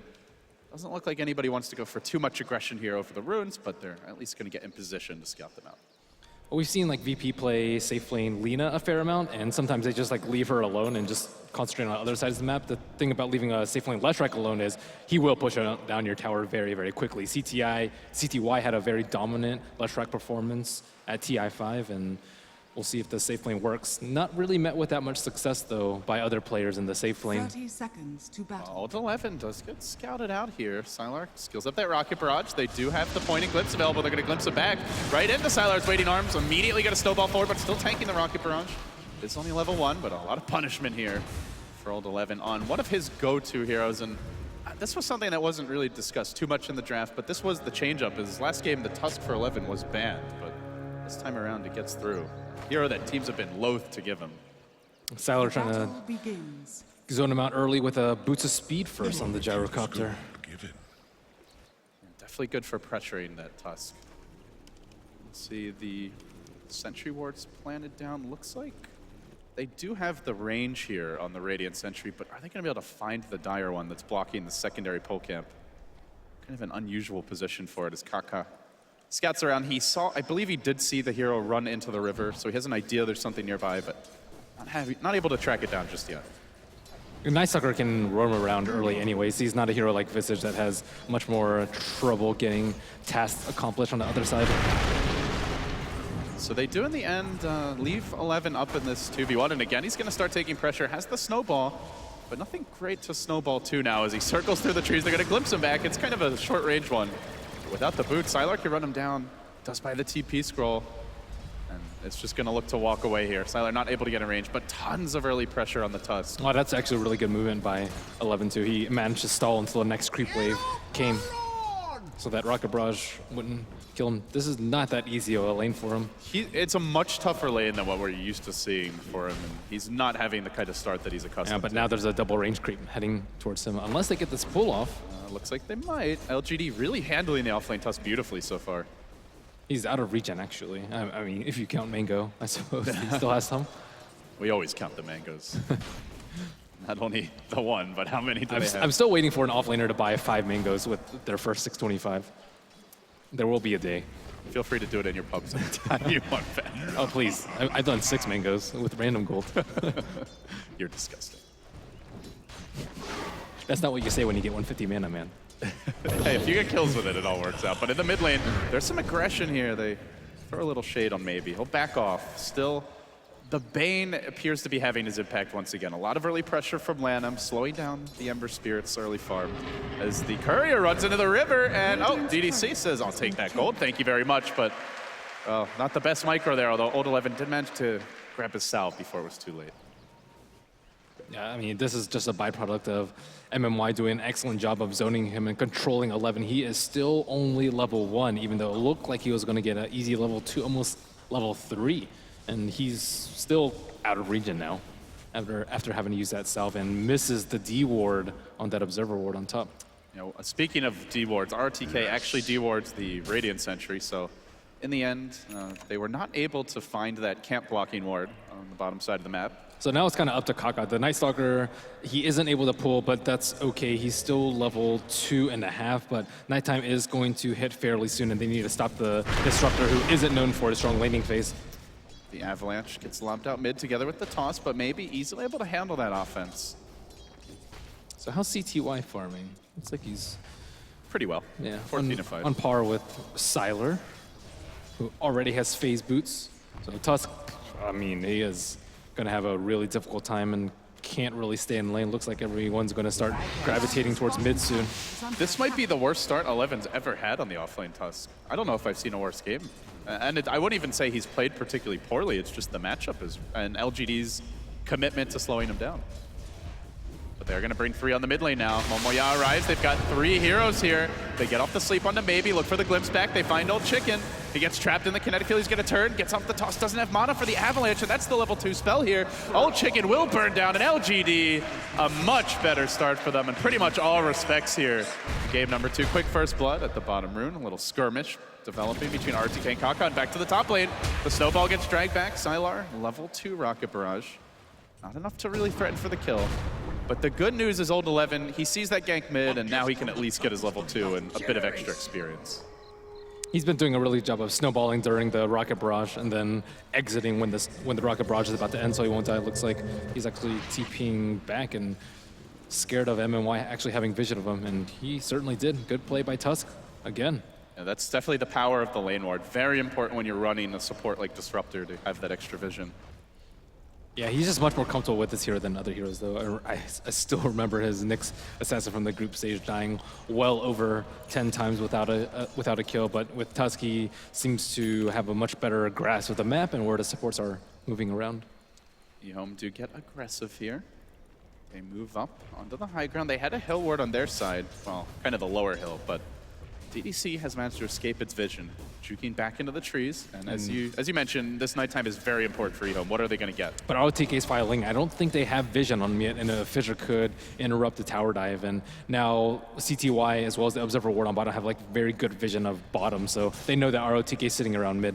It's like it's the delayed bounty hunter effect. Instead of getting these wards up maybe at like the 3-minute mark, you wait until that first night, and then Kaka goes on the roam. So he gets a deep ward off in the Dire jungle. But this is not how eHome wanted their early game to be, and now they're Night Stalkers under-leveled, searching for kills. They want Tusk to be involved in kills too. They're desperately searching for experience. And they know if they make a go on the top lane here that there could easily be a TP from the Shaker. So they're playing it safe. Yeah, they want to go before Gyrocopter's level 6 though, or else he will just, I mean, he will crush these three. Bottom lane, they are moving on to RTK, bringing him low, but he looks to turn here with the fissure. Sylar also rotating, throwing out the rocket barrage. That stun needs to hit, it doesn't, and CTY in a lot of danger, juking through the trees. Can he make it out? The salve, the jukes, it looks like he's just a bit too elusive, and CTY gets very far away. One last auto tag, just Sylar denying any additional salve regen, but well handled by CTY. Patience under pressure. Yeah, very well handled. I mean, he's trying to outrun a Gyrocopter with phase boots, too. Yeah, Lesh does have pretty good base move speed, but still, with the phase boots, it's not an easy. That ward has expired. They actually do not spot out ROTK. He is hiding in the trees, waiting for a go on Sylar, who is still very close to level 6. One thing for maybe is he's not farming particularly well in the Ember, but he is getting his levels, already level 5. Something that he can use to catch up with later on. Still a better start than last game, where his entire lane got destroyed as they creep up on RTK. Still no vision here, Sylar. Just wanting that call down, and then I imagine they are going to look for the jump. There's the fissure. He's got the call down available, but the Lesh stun prevents it from easily clipping. The first one does connect. That's enough for the auto attack range. And Sylar strikes again. RTK, a much better performance this time around. Yeah, Kaka wasn't actually there to slow down the Gyrocopter. I think he just needed a void on the Gyrocopter, and he might have even died at that point too. But LGD striking at the exact perfect time while Night Stalker was pulling the camp. This is definitely where eHome struggle a bit. They're not a team that normally plays from behind, partially because of how they draft, and partially I think it's just their general tempo, where they're just used to having a lead. They're used to diving, playing aggressively, but they may have to adapt here, Ben, with the way this laning stage is developing. CTY's having a hard time topping his HP. He took one fissure on bottom and he's already at like 2/3 health. So this is where some safe lane players look to get like a bottle or something so they don't die to just one nuke. 11 getting caught out, but Lanham's rotating in. He's got the level 3 brain sap. They are going to go for the glimpse back here. He's also got that sleep available. Lets it go on to Sylar, who has a call out ready. 11 going for the TP out, and MMY, he ended up taking the Nightmare. Now Sylar chasing. He wants revenge. Lanham, though, will be able to snake his way out. So another good play by eHome to dodge a gank, but again, a lot of defensive maneuvers for this team. Used to Old Chicken. The offenders. Now they're going to make their way forward. Old Chicken with the toss. It's only level 2. Doesn't have the mana for the avalanche, or that would have been a kill. Well, LGD go by unscathed in the first nighttime, and still those two melee heroes, the Tusk and the Night Stalker, still wanting to get their level 6 so they can actually get some kills. But LGD with like the Earthshaker in the off lane, he is already level 6, so they're having a much better start.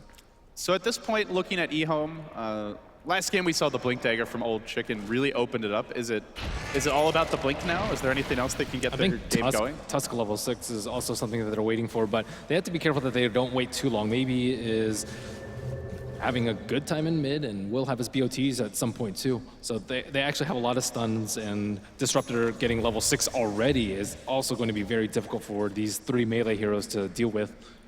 Yeah, you roll in with the snowball. If you don't catch MMY, it just drops that static storm kinetic field and you die. And if you roll on Disruptor, you're also going to die. And they had the Shaker to follow up on top of that. The glimpse back, level 6 before the Tusk. 11 feasted upon LGD.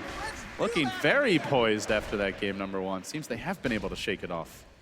Atlanta will get his Fiend's Grip now. Perhaps a rotation could set something up here. He's looking for the long-range grab. MMY, no way to cancel this one. He used the whole combo of spells previously. Sylar looks like he should go down. Immolates in the Pulse Nova, so a counter kill here with the Fiend's Grip debut. As LGD take this time to smoke. It's a level 7 maybe. Now he's got a haste room bottled up. There's no grip available. The lockdown's rather light. It's a bit lacking here on the top lane, and they're moving forward. DDC only level 3, but it can mainly be the Ember who sets this one up. Now he jumps forward. No, just throws out the Remnant. Doesn't want to commit just yet. Now deploying the Flame Guard, burning Lanham a bit, but again, afraid to fully go into this. So that heal will keep Lanham in healthy condition for the moment. E-Home.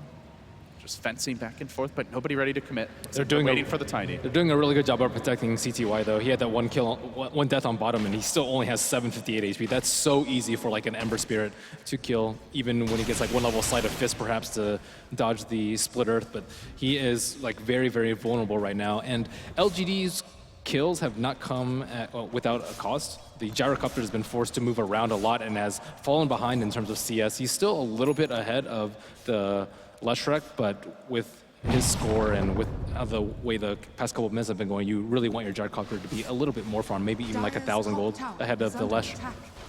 Yeah, he's a little bit, but now Sylar is going to try to extend that lead, uses the call down to clear out a wave, but it also means Evan and Lanham can feel a bit more confident about the pressure here, as they did see the call down get used. Perhaps we see the pushing intensify. Old Chicken quickly avalanche taunting the wave mid and pressing on forward, knowing that big ultimate is unavailable for the defense. Yeah, I guess they want the Gyrocopter to fight a lot more while maybe is farming up his BOTs, and after that maybe they can kind of switch roles in that regard. But Sylar's doing a good job of eking out some efficiency in the jungle. It's normally how this team has evolved, where, oh, bottom lane, Kaka in some trouble here. They do drop the kinetic field. He's got the TP, and LGD, now that it's nighttime, they're afraid. They do run in, maybe gonna tank the Void off the bat. There's stick charges for the silence, but doesn't want to use it. And while that was going on, they did find a kill on the top lane. Looks like a solo from RTK as he echoed 11. Just another bad engage. Radiant's top tower is under 11 attack. has had, this might be his worst tough start ever. 0-2 and 0. But finally the blink comes out from Tiny. He's going to be able to get another kill. Let's see if he can kill Sylar. While that's going on, the cooldown gets dropped on the top lane. The Fissures there. CTY dropping low. Looks like they may lose the Lesh. So close. 60 HP gets up. The Lightning is going to survive for the moment. Oh, where did he And simultaneously, Lanham gets trapped out. They use the chains to set it up. They've got the Glimpse available, and they drag him right back into the flames. Maybe with the triple Remnant available, he might need it to get this kill as well. Another chain's coming out. Triple Remnant, just enough. Static Storm gets dropped as 11 rolls in. He still doesn't have the Walrus Punch. We're now 12 minutes in. I am just shocked at how poor a game. Oh, and now the Blink Dagger reveal on Old Chicken. He really wanted that for that top fight. I think he could have like blinked onto Bottom the rune. Gyrocopter and tossed him over. Maybe he's in trouble. There's the Silence, the Void as well. He wanted the rune. He ain't gonna get it. That will slow down the Boots of Travel. And as you mentioned, that Blink is ready. They've got the vision behind the tower. DDC in danger now. The Avatos, he blinks in, he goes for the dunk, he gets only the Wyvern. Perfectly played. E-Home will strike back. But my God, they have to find a way to activate this Tusk. I mean, he just got level 6 though. That was a really important kill because it slowed down his BOTs and it gave the two weak melee heroes the levels that they needed. Now Night Stalker's level 7, they have to play around darkness, and they dropped the ward in between the T1 and the T2 in the mid lane. So it's actually not shaping up to be that great for LGD. Ideally, you want the Ember Spirit to have BOTs, and then you can fight with your Gyrocopter and your Ember Spirit and kind of counter this aggression that E-Home is putting out right now. But they still need a few more minutes on maybe. BOT's definitely coming soon. Sylar has gone for the early aggression here with the quick drums into the Aquila. They're kind of fight split early. in their smoke. Like you see the Earthshaker, or sorry, the Night Stalker and the Tusk moving to the right, and you can see the Tiny signaling out to kill maybe a mid, but they missed their window already. Have to search for other targets. Yeah, the wave gets shoved in, and then LGD quickly back off. While this is going on, Lanham has been farming the top lane, and you can just see that shift in mentality when it's nighttime, where a support can be here solo. They don't even have backup in range at the beginning of it, but LGD aren't going to take the risk of jumping that. And they're also playing much better with ROTK. CTY in trouble. Mid lane, CTY going to dodge it. But RTK has been involved a lot more in the fights as opposed to, let's say, static farming his Blink Dagger. Oh, nice shards coming out. Finding DDC in the trees, but he's able to Arctic Burn away. Do they want to pursue this? Doesn't seem like it. Trying to just get the tower instead, but the trade is coming for now with Sylar. Pressuring that bottom lane, the ping's there from CTY. Looking for the slow into the stun. That's going to set it up nicely. He activates the Pulse Nova. They roll in. This is a big kill. He doesn't even bother to commit a call down. Knows it wouldn't be enough. And the tower is going to get denied. And with that, CTY has got his Bloodstone. So it is a fast start here on the left track. Please, you doubted 11's Tusk. Who are you, LD? I mean, did you see the start he had? He has done a good job of catching up. That was a very fortuitous gank on the Ember bottom. Now back in the game, 1-2 and 1. Tower is under attack. And well on his way to having a mech, although bottom network on the side of eHome. Maybe does have the BOTs. They're making their jump on the Kaka. It might be nighttime, but they have a Winter's Curse to lock him in position. Try to finish him off. The chains are there. Old Chicken arrives, though, again. Shutting down the Wyvern. Knowing the chains aren't cooldown, we'll just quickly TP away. So maybe can't counterplay it, but there's the Bloodstone. 15 minutes in. Good timing here for CTY.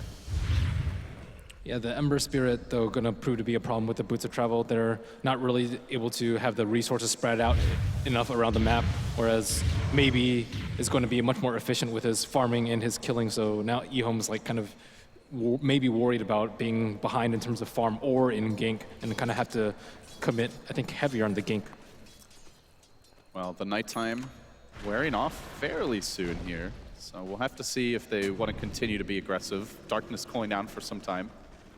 That window might close a little bit. I think they should. They still have the Blink Dagger on the Tiny, and he hasn't really died that much. So they can keep him like equally underfarmed to Ember Spirit, I would say, in terms of how often they want to spend around roaming around the map. I mean, they show both their gankers mid. And now the Crow does bark, and eHome are gonna back off to the woods now. It seems during the day they aren't really ready to be aggressive with the Night Stalker, but Tiny might go for the gank. I mean, their wards are set up to push the mid tower, though. Like it's all around that side of the map. Looks like they might be able to snag a haste rune for an important hero on bottom. RTK moving in, land him there on the other side of the trees. The stun comes out from around the tree line, just narrowly. Yeah, so now both teams know they have wards. CTY almost hit a blind stun, and ROTK also fissured into the fog, or what eHome thought was the fog. So now it's time to set up a D ward. Or maybe the 6-minute god has just become the 16-minute god. No, they know, and the sentries do come out. So it looks like he wants to go a Yule's build. This is pretty good versus Disruptor. It is really good against the Blink Earthshaker if you're really quick on your fingers, and it's especially good versus Ember Spirit at removing his Flame Guard, but not actually being able to kill him. They still have to rely on the Tiny in order to have that instant cast. LGD do start to group up and getting more aggressive forward towards bottom. They're only leaving DDC on the mid lane for now to try and hold the wave. And eHome also starting to congregate a bit. Yeah, I think they wants the D-ward here, but he's walked into glimpse range. This is trouble. Fissure coming out, and it'll be a quick and decisive kill on the bait. They wanted to smoke there, but only after the ward had been dewarded, because they knew because of that fissure. So they had to wait just a little bit, and it ended up being too long. Quick backstab. CTY with a nice kill there, but Old Chicken's in quite far. The Gyrocopter looking to punish this. There's the fissure. A lot of magic damage, and LGD will grab a freebie. So it ends up being a 2-for-1 around the map. Bane earlier, and then a 1-for-1 mid. Tower not quite in deny range. Yeah, that was overextension by Tiny. He kind of expected his team to follow him up, but they were really worried about being split across by the fissure from ROTK, and that could have trapped like 3 heroes instead of 1. So I think it was a good call by the rest of eHome to not follow the Tiny in, even though he's a very high net worth hero at this point. CTY getting out of control in terms of his net worth. His Yules plus Bloodstone looks like it's going to come out before 20 minutes. At the same time, you mentioned it early that RTK was having a much better start and an impact, and he's already got a blink. This is huge for him. He wants to set up on CTY here. This could be the blink reveal. Jumping in, the echo's there. Can he lock CTY down sufficiently? He does have the Bloodstone deny available. He's hesitating a little bit. Does get it off in the end. Still, down to 6 charges. That's what you want to see. Meanwhile, in the mid lane, they also make their go on to DDC, so it is, once again, a 1-for-1, but with, of course, the suicide as well as the tower denied by DDC. Now called out getting dropped on the top lane. Old Chicken could easily tank that. Tower is under attack. This will open up access into the dire jungle a bit. Old 11 pokes his head out, gets the ward down, and will back away. Radiant's Ember bottom Spirit actually tower saving is up a lot of under attack. gold and thought he might be going for something different, but still will be the Battle Fury build. I don't think I've seen an Ember not go that build in a very long time. Sometimes you'll see the Manta first, but Yeah, I mean, I guess Drums is the other option that he might have been considering. I saw one Maelstrom. Maelstrom's not bad. I think it's underutilized, but some people like the Drums pickup in case you get caught out by the Tiny, but if you're only going to farm out with your Flame Guard, or if you're very confident in your ability to not get caught out, then you can get away with this very low HP build, because most of the time you have treads to make up for that, but going BOTs in no Drums is very risky versus a Tiny. They also have Cold Embrace, so I suppose it's not that risky, but... So those utility items are coming out now. The drums you mentioned, as well as the Yule Scepter for CTY. And it is now nighttime again. Roll a full howl. Let's see, do eHome look to make a play on the back of this? I think they need a Glimmer on this side of eHome. They need it really badly because LGD doesn't really have that much physical damage right now. Gyrocopter committing to an early BKB, Ember Spirit, still not that farmed yet, so almost all their damage is going to be magical, especially with ROTK's early Blink pickup. And Glimmer Cape is going to be really useful in helping out Tiny and Lesh, who have really large HP pools right now. Kaka will pop the darkness here. Just wanted to help get a ward down, but decreasing the chance LGD will spot him planning that one, and indeed, once again, able to get it out without being detected. eHome's Observer wards have consistently been much better than LGD's, though. But it feels like they haven't really been able to capitalize on them. That's because they have a really poor early game, but this is how they usually play, right? They, regardless of whether or not they have a bad early game, then they try to control the map with Night Stalker and have very aggressive Observer wards, set up kills with the Tusk, and get a lot of farm on CTY, as well as Old Chicken. Old Chicken setting up for a defense on the top lane. This tower is very low, but LGD don't have to worry about darkness for that much longer. And they do have the glyph available. Currently, Flame Guard is not active. Maybe he's actually dangerous. Really close to being a kill here if that +1's able to get into position in time. As the pressure also comes in the bottom lane, Lanham does get Echo Slam. There's the jump in from RTK, trying to focus him down. They managed to secure it. And at the same time, Old Chicken did jump in up back towards the top lane. The missile hunting him down. The tower does get killed off by Maybe, and Old Chicken unable to find the kill there on Maybe in the end. So. But they know that the supports TP'd out and that Sylar is kind of left alone, so they're actually looking for a kill on the Gyrocopter. Looks like Old Chicken's in a bit of trouble here. He's got Pack-Up, though, coming in. Old 11 wants to go on Sylar. It seemed like Old Chicken wanted to go the other direction onto the Ember, but in the end, they will corral the Gyro. Maybe forced to watch his friend die. But they did get the tower out of that. His Remnant's actually not in that great of a spot. If he's forced Remnant, he might get caught out by CTY. Even chucks the Remnant towards CTY, who's like, ooh, Ember. Oh, that could have been actually really bad for... Just out of range, it looked like. Maybe. He's going to try to TP out here and should make it. And now much closer to the Battle Fury as he did get the tower last hit. On a pretty decent clip. So eHome doing a good job of mitigating their losses. The Bane on bottom, they could have committed with more heroes, but they weren't actually sure how many heroes were behind the Earthshaker. But they assumed that 2 heroes had already TP'd in and looking for a much more prize kill in the Gyrocopter. And LGD, again, with not that great of coordination, they kind of leave 2 heroes stranded out in the middle of nowhere. Ember Spirit already has his Remnant, so he's not really stranded, but Gyrocopter certainly the target. And they kind of honed in on him, especially when he realized he didn't have his BKB out yet. Maybe with the protection of the T1 tower, eHome don't go for that play. Yeah, in the end, it's only a Bane as well, so that's where eHome, they know an Echo Slam's come in. It's a pretty heavy investment as they're looking to make the jump on the top lane. Sylar, he just went down once earlier this same lane. It might be cursed for him. There's the punch up back into the air, and Sylar will fall. Maybe try to join the fight and turn this one around. CTY, very tanky though, quickly chewing through the Flame Guard. Maybe gonna have to back off. Will retreat out, so they get 2. The Wyvern falling as well, and Kaka and Old Chicken looking for more towards the Dire base. They catch on him a bit. Could go for this. RTK blinking in, but that's right as the glimpse back occurs. So eHome not able to find that 3rd or 4th kill, but it looks like they will get the tower off of this. And now you're seeing more of the reason why Leshrac was picked. He's so good at doing damage through the Cold Embrace. On top of that, that was a really good read by CTY. He overlapped a lot of the stun with the Fiend's Grip, knowing that the Fiend's Grip would actually be canceled very early. And all they had to do was prevent Gyrocopter from popping his BKB until he was like below 20%. So it was really crucial that he cast a Split Earth at the time that he did. Very nice play. And now ramps up the map control for eHome. They're going to get a Shadow Blade here. onto Old Chicken. So he'll have another way to initiate and kind of lock them up in their base. Obviously, the Night Stalker looks probably towards the Ags or the Gem at some point here. Now they have to fear so many things. They have to fear like Night Stalker seeing them before they see him. They have to fear the Blink from the Tiny, the Shadow Blade from the Tiny, and the Yule's initiation from Leshrac, like the Grit from the Fog, like we just saw. Like soon a Glimmer Cape on Lanham, it looks like. There's so many things running through LGD's head. Like, I'm not sure if I can farm out safely, and they are all just very, very scared right now. And if you don't play too carefully, you're gonna die. Well, there's the debut of the Shadow Blade. Old Chicken quickly slaughtering the Ember Spear. That's exactly what you want to use it for.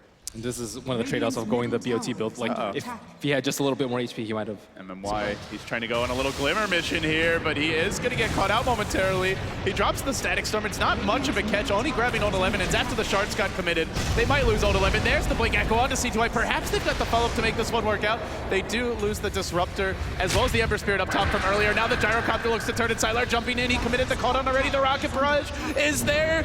The Bloodstone denied. Not sure if he actually had it in that fight. He didn't manage to get it off. Ends up going out of the chain stun. And now RTK blinking it again. This could be the third kill for LGD. No, not quite enough damage. I guess they let him go here, at least for now. But top lane, there's a Tiny. He's beating the crap out of the tier 3 tower while this is all happening. Huge objective being grabbed. And finally, this will prompt the TPO, but Sylar continues to chase, looking for Lanham. On the Bane, the Void comes out, looking to slow him down. They get up the Brain Tap, Old Chicken's home, and he's looking to roost, trying to find Sylar, gets the toss-off, smacks him, clubs him, not quite enough. There's another jump by RTK. Beautiful control here. He's got the Fissure as well, trapping in Old Chicken. The Gyrocopter will plummet down to Earth, but he's dead again. RTK, talk about boom or bust. Last game, he was the GOAT. But this game, he looks to play the role of the hero. 5-0-5. Single-handedly, it feels, winning these fights. That's a 2 for 5. And in the end, a 5,200 gold swing. Hellbear Smasher coming through with the Thunderclap. I'm not actually sure if he would have died without that. He was under Cold Embrace, and they had already used all their nukes, so kind of working against LGD there. So that's a lot of damage on the T3 that you do not want this early in the game. And keep in mind that Ember Spirit had died right before that. So although it looked pretty favorable for LGD, still getting some crucial kills up in there. Suddenly a Force Staff up on RTK as well. He's keeping up with the farm of he is the playing so much better than last game, though. I think his team, might have said something to him. Like, have we jinxed him? We need you involved. I thought we may have jinxed him. The commentator's curse is strong, but not as strong as RTK's Spidey senses. But now we see BKB starting to come out too for eHome, most notably on CTY. They do not have much anti-BKB. And Bane was really close to his Glimmer Cape. He had 1350 gold before that last fight. Looks like he will complete it on the top lane. So there was an Invis Rune collected by Old 11. He was hoping to find someone bottom, but RTK just patiently waited behind maybe Zember. There's already a gem picked up too. ROTK also, on top of having a Blink and a Force Staff, he fed the gem to the Winter Wyvern. After that last fight, I suppose he collected a lot of gold. Big pickups for him. Old Chicken now moseying through the river, heading towards the top lane. Oh, they might get a free kill on Tiny because of this. Let's see if they can catch him out. Yeah, here. he might actually roam because he has no idea that they have a gem. They have any? Yeah, they do. You're right. The Sentry available as well. Not that they're going to need. There's the Winter's Curse. Triple Remnant forward. And quickly, or actually not triple, only one, but enough to get the kill anyway. Meanwhile, RTK is in the lane bottom. I still don't know if they know that he has a gem. He probably thinks they just had a Sentry Ward because he tried to invis at the last moment. So I still don't think that's a gem reveal. And he did get ambushed there. RTK was poked up pretty far bottom lane, but he's almost off the minimap right now. ROTK in place for a huge dunk bottom, though, in case eHome try to trade towers. They've got the call down available. Ember does have his Battle Fury. There's some AoE to combo with this. It's looking like they really need the Night Stalker Ags. LGD has just been catching them out of position so often. But they don't want to wait that long. Ember Spirit and Gyrocopter getting pretty strong, although not really utilizing the Ancient stacks as often as perhaps Sylar would like. I mean, do you think eHome are getting enough done right now? Because I just see an Ember at Gyro farming. I mean, do you see CTY's net worth? It's still way above Sylar's. Do you, I mean, at what point do you say, okay, our Leshrac is farmed enough, let's go take objectives? Well, they have the BKB, so it looks like now. Okay. eHome grouping up mid. They smoke. It will be Old 11 in front. CTY close behind him, a freshly grabbed plate mail, so 18 armor. Let's go with the Magic immunity, and the Ancients are getting stacked here. RTK is going to be the one that reveals the gank. He tries to force that away, but they've got way too much control. All good things must come to an end, and RTK's streak does. They also find the Ancient stack, but they're not really the best lineup to farm this up with Old Chicken still no Aghanim Scepter. They're lacking that physical damage, but not the scouting potential as he Shadow Blades up. Yeah, but it's a dominating move by Ehom, though, kind of trying to control that Ancients. There could be. Snowball forward. They found MMY. They get up the curse, though, preventing Old Chicken from doing his damage. Now the Static Storm trying to turn this one around. Sylar engaging. Pop the call down. Engages with Rocket Barrage. Lanham already committed his grip for this, so he doesn't have much to help out. It's up to CTY to do the damage, but Sylar's BKB keeps him in fighting shape. They kill off the Centaur. And CTY is the one on the run. They're going to earn him. He does have the Bloodstone as well as the Yules. Lana backing off, though, just not much backup. It's completely LGD on the chase here.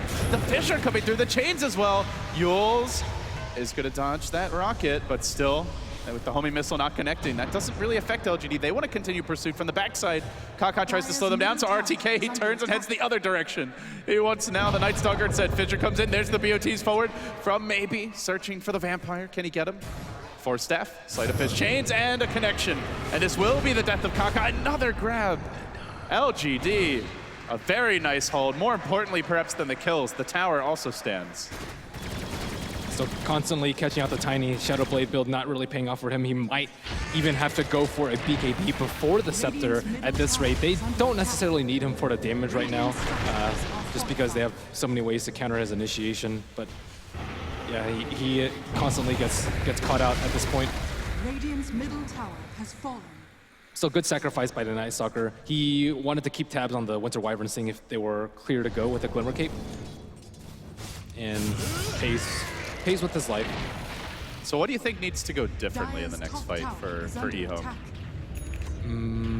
Kill the Winter Wyvern, I think. That was a really nice Winter's Curse, which pretty much locked Ehom into that fight, as well as buying time for ROTK to buy back TP to the mid T3 and potentially lead up with a big Echo Slam after that. But they've been having a really big time just like finding the right target in the fight. So I think Night Stalker needs his Ags as soon as possible, but CTY has been taking up a lot of the farm on the map. Tiny still needs his BKB, so I'm not sure when he's going to get it. I just haven't, as much as the Letrex farm, we haven't really seen CTY converting it too much into kills or objectives as of late. He's still only at 8 Bloodstone charges. Well, he can't catch anyone with the Yules. Death earlier. Like, Gyro can just BKB out of it, Ember Spirit can Right, and I mean, is spells. that farm going to convert, I guess is the question. Because they already have the 1 BKB on Gyro. I imagine at some point we do see one on the Ember. And then what does CTY do? Power farm, I suppose. That's one of the benefits that Leshrac has in this sort of game where he can't actually get solo kills. He's been able to farm up so many camps and so much faster than Sylar. Well, the 2 old men, 11 and Chicken, now roaming down from that top. I'm just waiting for all of them to be named old Kaka, old CTY. The more they win with it, the bottom lane, Kaka gets caught out. They do grab the Night Stalker here. Committed a lot with the Static Storm, but well worth it. I mean, 11 changed his name to Old 11, and then he had an amazing performance. I was thinking that maybe it's good luck. This team seems to be very superstitious. You've got the victory since 1841 sweater that I'm not sure if Lanham's washed his entire time here in Frankfurt. I think Ember Spirit having a pretty successful game thus far is kind of a result of last game where they had a lot of tools to deal with the Ember Spirit, most notably Broodmother destroying the Ember's lane, but on top of that, the Tiny with a Blink Dagger and the Wind Ranger for the long duration shackle. This game, they also have somewhat similar tools, but I think they're like, oh, we don't have to worry about him this game because of what happened to him last game, and now it's proving that they can't actually kill him really easily, although Old Chicken may prove me otherwise.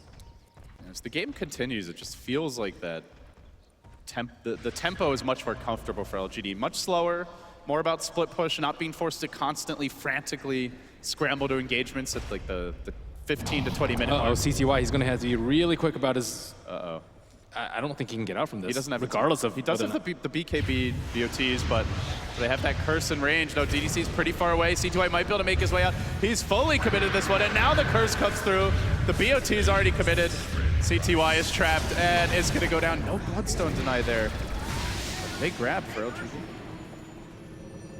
Surprised he didn't Bloodstone deny right there. So eHome will walk away with a T1 unless ROTK has something to say about it. He's got the Blink Force Echo. He can really jump Old Chicken if he wants to. He begins it with a Fissure. Blinking in Enchant Totem as well, right as the tower will fall. This last hit by Old Chicken, so he gets that gold. And he's going into a BKB, still skipping the eggs.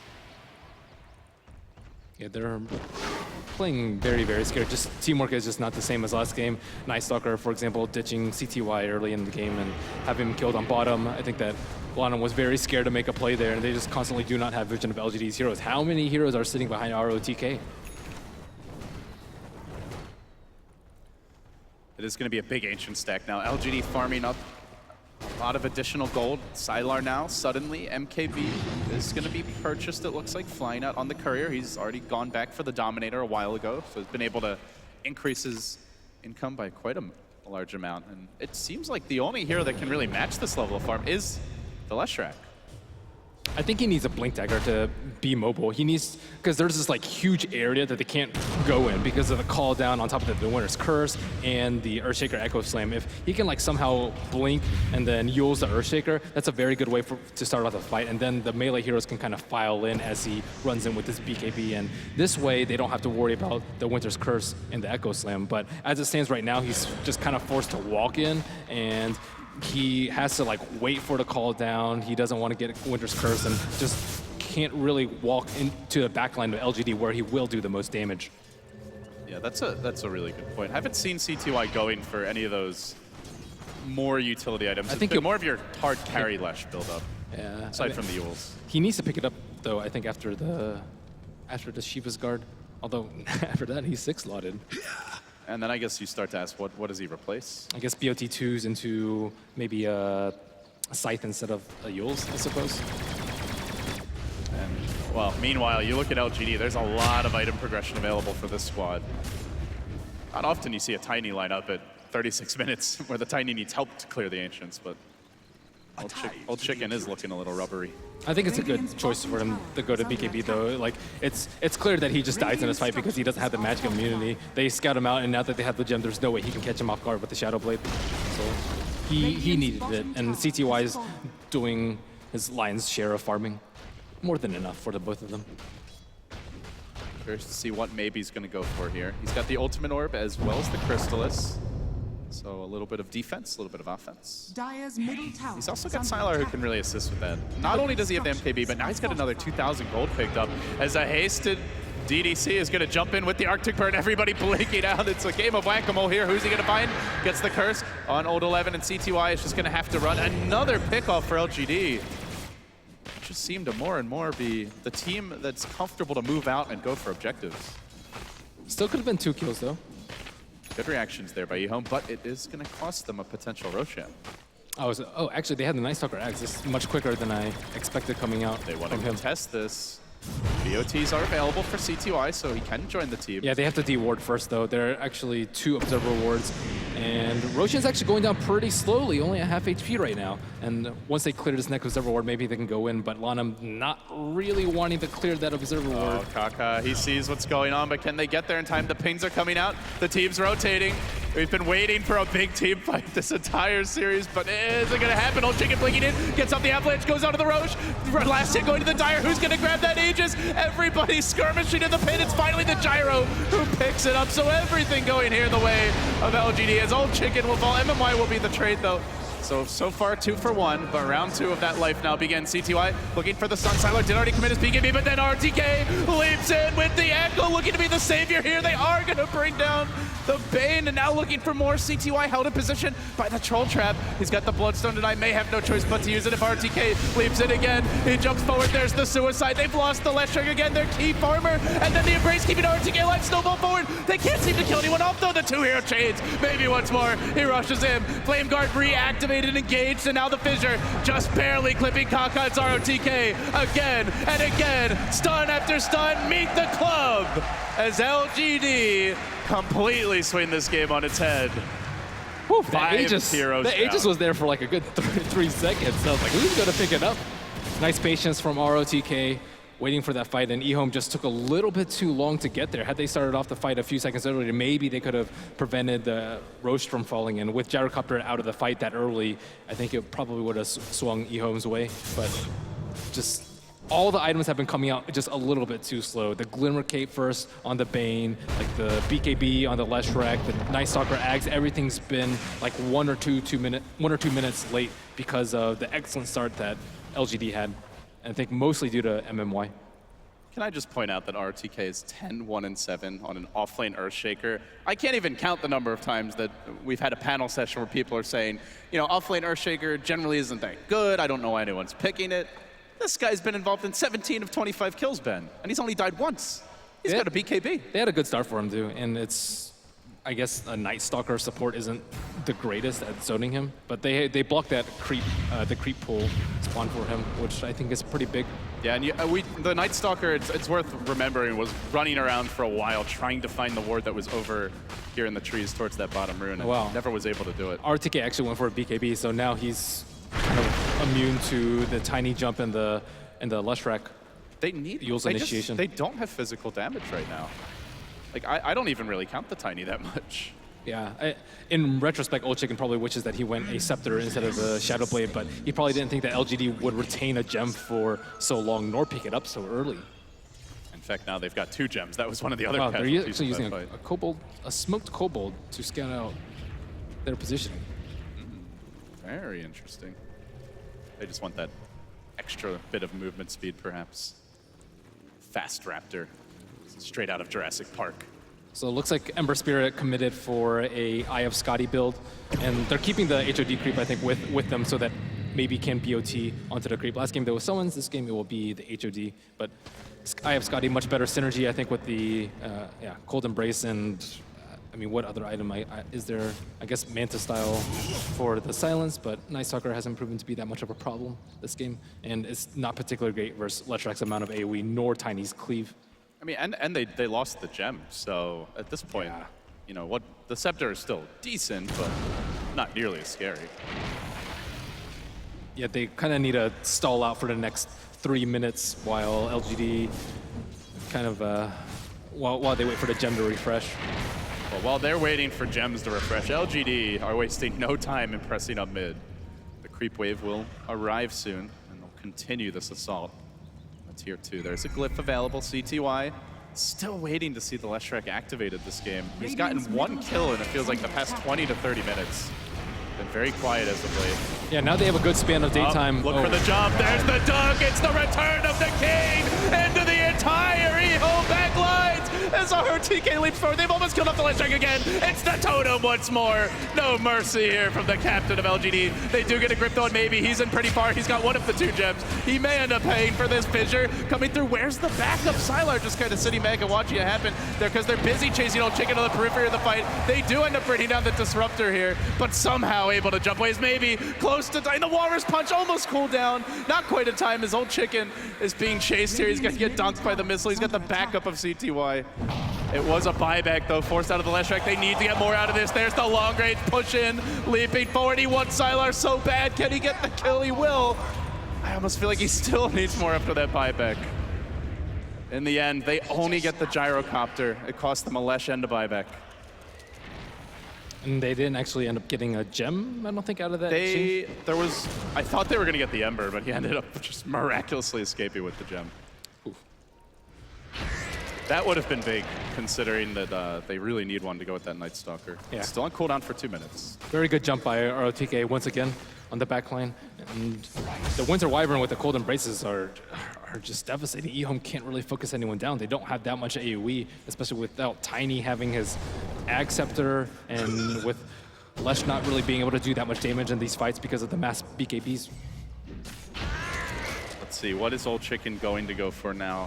Spends the gold, picks up the Hyperstone. So yeah, he's just totally ignoring the Ags. It is pretty late at this point to be thinking about farming. Well, looks like maybe the AC could be a possibility now to try and deal with all the physical damage from LGD. Still, Leshrac down to 3 Bloodstone charges. My goodness. The AC is also, I think, a lot better if he's going to get Winter's Cursed, too. He's died a couple of times to it already.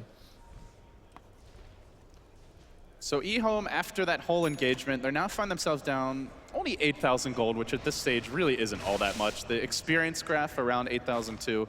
So numerically, it feels like a pretty even game, I would say, for 44 minutes in. How do you feel the teams are matching up as we head towards the Ultra? I mean, I think I agree with you that CTY has a lot of farm, but he hasn't actually been able to do that much with it. The Yule's initiation, not great versus the BKBs and the Ember Spirit, and just too many BKBs coming out from LGD. And on top of that, he's died a lot with that high amount of net worth without being able to deny himself with the Bloodstone, which has given LGD a lot more gold than they should have been able to get. Oh, they might be able to make the jump in. DDC leaping forward, but there's a quick blink out. And then the Glimmer Cape. Everybody retreating here on the side of eHome, still pressing forward. LGD group up. So is there anything that changes the equation for you, or is that just where the numbers are even more misleading and eHome's actually even farther behind in your department? It's still, I think, the Night Stalker with the Ags. He is the key to try and blow up these heroes before the BKB, but like, let's say they jump the Earthshaker, they need to make sure they control the Winter Wyvern too, or he'll just turn it around with a Cold Embrace into a Winter's Curse. So they did buy a new gem, by the way. Yeah, this is the thing they have to do. They have to fight, I think, before the next Aegis too. Or else, like, you look at Gyrocopter's items. He has BKB, Satanic, and Monkey King Bar. He will just be able to crush them in BKB wars. Yeah, maybe he can just kind of kite at this point. He doesn't even need to be the man up front. I mean, he does a lot of damage too. Like, he can kite and still do a ton of damage with his Daedalus and Battle Fury, so. LGD looking for that decisive blow. They're up on the high ground. eHome in trouble here. The Fissure comes through. The curse on the Kanka. CTY gets trapped out. He's going to engage, but RTK laughs and chances Totem, and BKB's Liz going to back off. Old Chicken leaping forward, trying to isolate the Earthshaker, keep that big team fight out of the engagement for now. Old Chicken trying to have a toss and combo him down, but he's backed up by Maybe, as well as Sylar. eHome just so slow to get into this fight. Old Chicken's in the front door way before them, but the curse was committed. They still have the Static Storm, and down into the river they're gonna go, trying to hound Sylar and finish him off. The Satanic was committed, but it's while he's stunned. He heads up dropping. Maybe now trapped out a little bit. Still no big damage coming out from LGD, and they have lost a lot of their key heroes. Now the TP out attempted by RTK. Not gonna happen though, as he gets Lesh stunned, snowballed on, and blown up. eHome finding two big picks there and punching through the LGD defenses, and now maybe into the trees to blink out. Can they find him? They do have the vision. So they have the toss, no mana.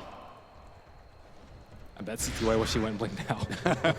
Just for that one yeah, spike moment. Still, the Night Stalker with the Ags, they finally didn't get jumped. There were two heroes. ROTK hesitated just a tiny bit, and then they split up, and then it was just a one-man Winter's Curse coming out from Winter Wyvern, and I think the big player of that fight was Old Chicken. He kind of ran around the back lines, and he BKB'd and homed in on the Winter Wyvern. And then the other four heroes, aside from Sylar, went to go protect the Winter Wyvern, and just left Sylar isolated, thinking that his BKB and his Satanic would let him survive, but actually it doesn't, because they have so many stuns to follow up. And I mean, it was no way he's going to be able to leech. It was impressive that Old Chicken jumps in and basically zones back 3-4 heroes as they were all busy trying to deal with him. Maybe we'll take a pretty heavy beating here in the top lane, but is able to jump out. And now the AC complete for Old Chicken. So another big item. In the mid lane, it looks like CTY is going to nearly complete that Octarine core now, getting the Soul Booster. So we are about to see, like, more or less fully 6-slotted Leshrac. Maybe, as you mentioned, you could get the Hex, replace that Yules. Still a little bit of nighttime left while this Roshan is going to respawn near a maximum time of 11 minutes. Well, that's where having the Night Stalker with the Ags and the Gem is so important, because you look at LGD's just pure AoE, fighting in the pit is terrifying. But with the vision advantage, anything's possible. So they really need Old Chicken, I think, to get the Aegis and survive another fight. He is falling behind in terms of farm, especially without the Ag Scepter, but decent single target damage. I wonder if he's going to change his Shadow Blade into a Silver Edge to conserve slots, because you don't really want to sell the Shadow Blade at this point when you don't have the luxury of 10,000 gold excess. So I think he has to make do with his slots, and I guess maybe you go like Silver Edge and Moonshard and hope that you get the Aegis for your 6th slot. Yeah, the damage reduction is still quite nice, even if the disabling passives isn't really going to come into play. And of course the HP, even the MAME is pretty useful in BKB man fights, which he has been doing in this game. I hate getting maimed. It's one of those. You don't like getting crunched? Not particularly. Sounds like your bones are breaking. Well, Roshan is up, and probably what happens when Tiny hits you in general. let's see, maybe has reunited with this team, so this will be a full 5-on-5. Here comes the big flash. Sylar, the man in front, they're going to jump in off the bat. He got up the BKB though. The Static Storm gets dropped. Try to zone some of these eHome heroes back. They snowball forward. Then the call down deploy. That's going to keep eHome out of the fight, at least it would seem so, as RTK hangs on, tries to find his opening, but does get caught by the Yule Scepter. Needs the BKB, and now the Curse keeping CTY in position. The Fissure comes through and keeps Old 11 back. Old Chicken's too low to engage. It seems like LGD are getting the upper hand here, trying to focus on CTY. They get the kill on the last track. No buyback available. Dead for 100 seconds. They got to win this one without it, but who's going to deliver the damage? They just don't have it. So they chase forward looking for more. The Remnant up. DDC also blinking in pursuit. The Fissure again. RTK keeps on finding the openings. Kaka, this could be another gem down for him, and it is going to be a triple for Sylar. LGD, they may just go for the GG right here, or at least try to take that lane of Rax. No glyph available. Tier 2 only up. eHome had a split of ideas in that fight. They wanted to blink and stun lock the gyrocopter. We could see the blink punch almost come out from the tusk, but they didn't actually connect with it. And then after that, they're like, okay, we want it back. If we file up this, we're gonna get hit by like a 4-man Static Storm with a multiple-man Winter's Curse on top of everyone getting flacked down. That was the worst place for eHome to fight, but CTY kind of made them commit to that fight, trying to isolate ROTK up on that cliff. But without his team there to follow up on that, that was... And RTK still BKB, so it's just how are you going to kill him? Yeah, I don't agree with CTY's choice to go up there, and neither did his team. Well, the farming Leshrac not paying off the way that the CTY Queen of Pain has in games past, and now LGD, on the precipice of elimination, have taken one lane of Rax, as well as an additional melee, so effectively 2 for most intents and purposes. They find themselves very close to forcing that deciding game 3 and resetting the series. He just doesn't have the mobility. Like he has to pop his BKB very early on in fights, and he's just not able to burst anyone down either. It doesn't seem like he's getting any quick kills this game. They also don't have that great setup for him, though. I guess a single target with tiny stun toss, but overall, here we go. CTY, BOT's only level 1. They actually managed to recover their gem after all that. LGD didn't even care. Not sure if they actually saw it, but it is the Roshan now, the new contest, and oh my goodness. They have to remove that Observer Ward, though. I guess they can't really see that much with darkness, but that's only going to last for so long. Well, Ben, this team fight just got extremely hard. BKB up on the Ember, against still predominantly magic damage, and now a refresher on DDC. Oh my. I feel like there's very few games where you see a Wyvern get a refresher, unless that team has lost 2 lanes of Rax, where you're not like, oh god. I actually think they kill him instead of ROTK. ROTK, I think you just have to disable his Blink Dagger. You don't necessarily have to kill him, just make sure he doesn't get a good echo. So Remnant down in the pit, and the shards get thrown out. They're trying to scout here as DDC engages. He's the first man in. He tries to get off that curse, and it will be on Kaka, locking him in position while the Sleight of Fist comes to, and then curse number 2 onto CTY. Then the echo, ROTK braining down the hammer and beating the living daylights out of eHome so hard that they instantly tap out. Their former leader just punched them in the mouth.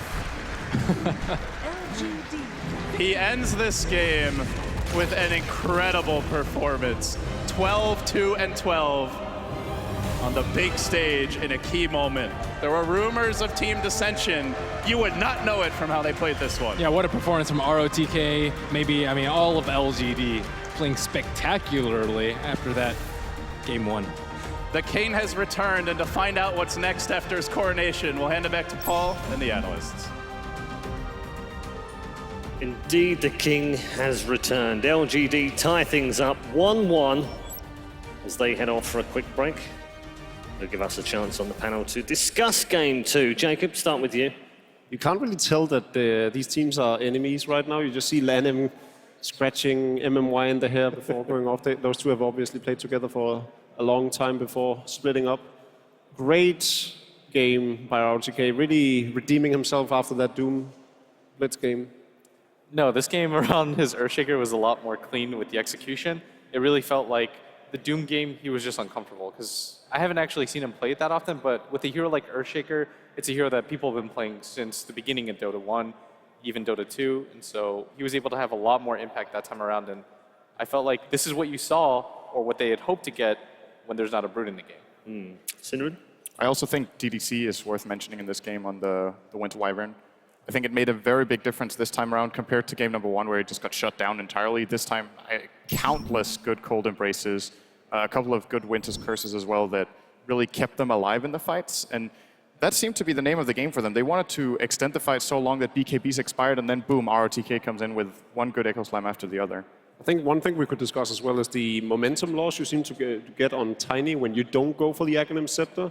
We saw No Tail in the OG game that they lost. He didn't have an Aghanim Scepter, and now Old Chicken, no Scepter either. I feel like the damage output, the damage potential from the Tiny sort of fades out really quickly. We also saw him split pushing the top lane for a long time and didn't really do anything.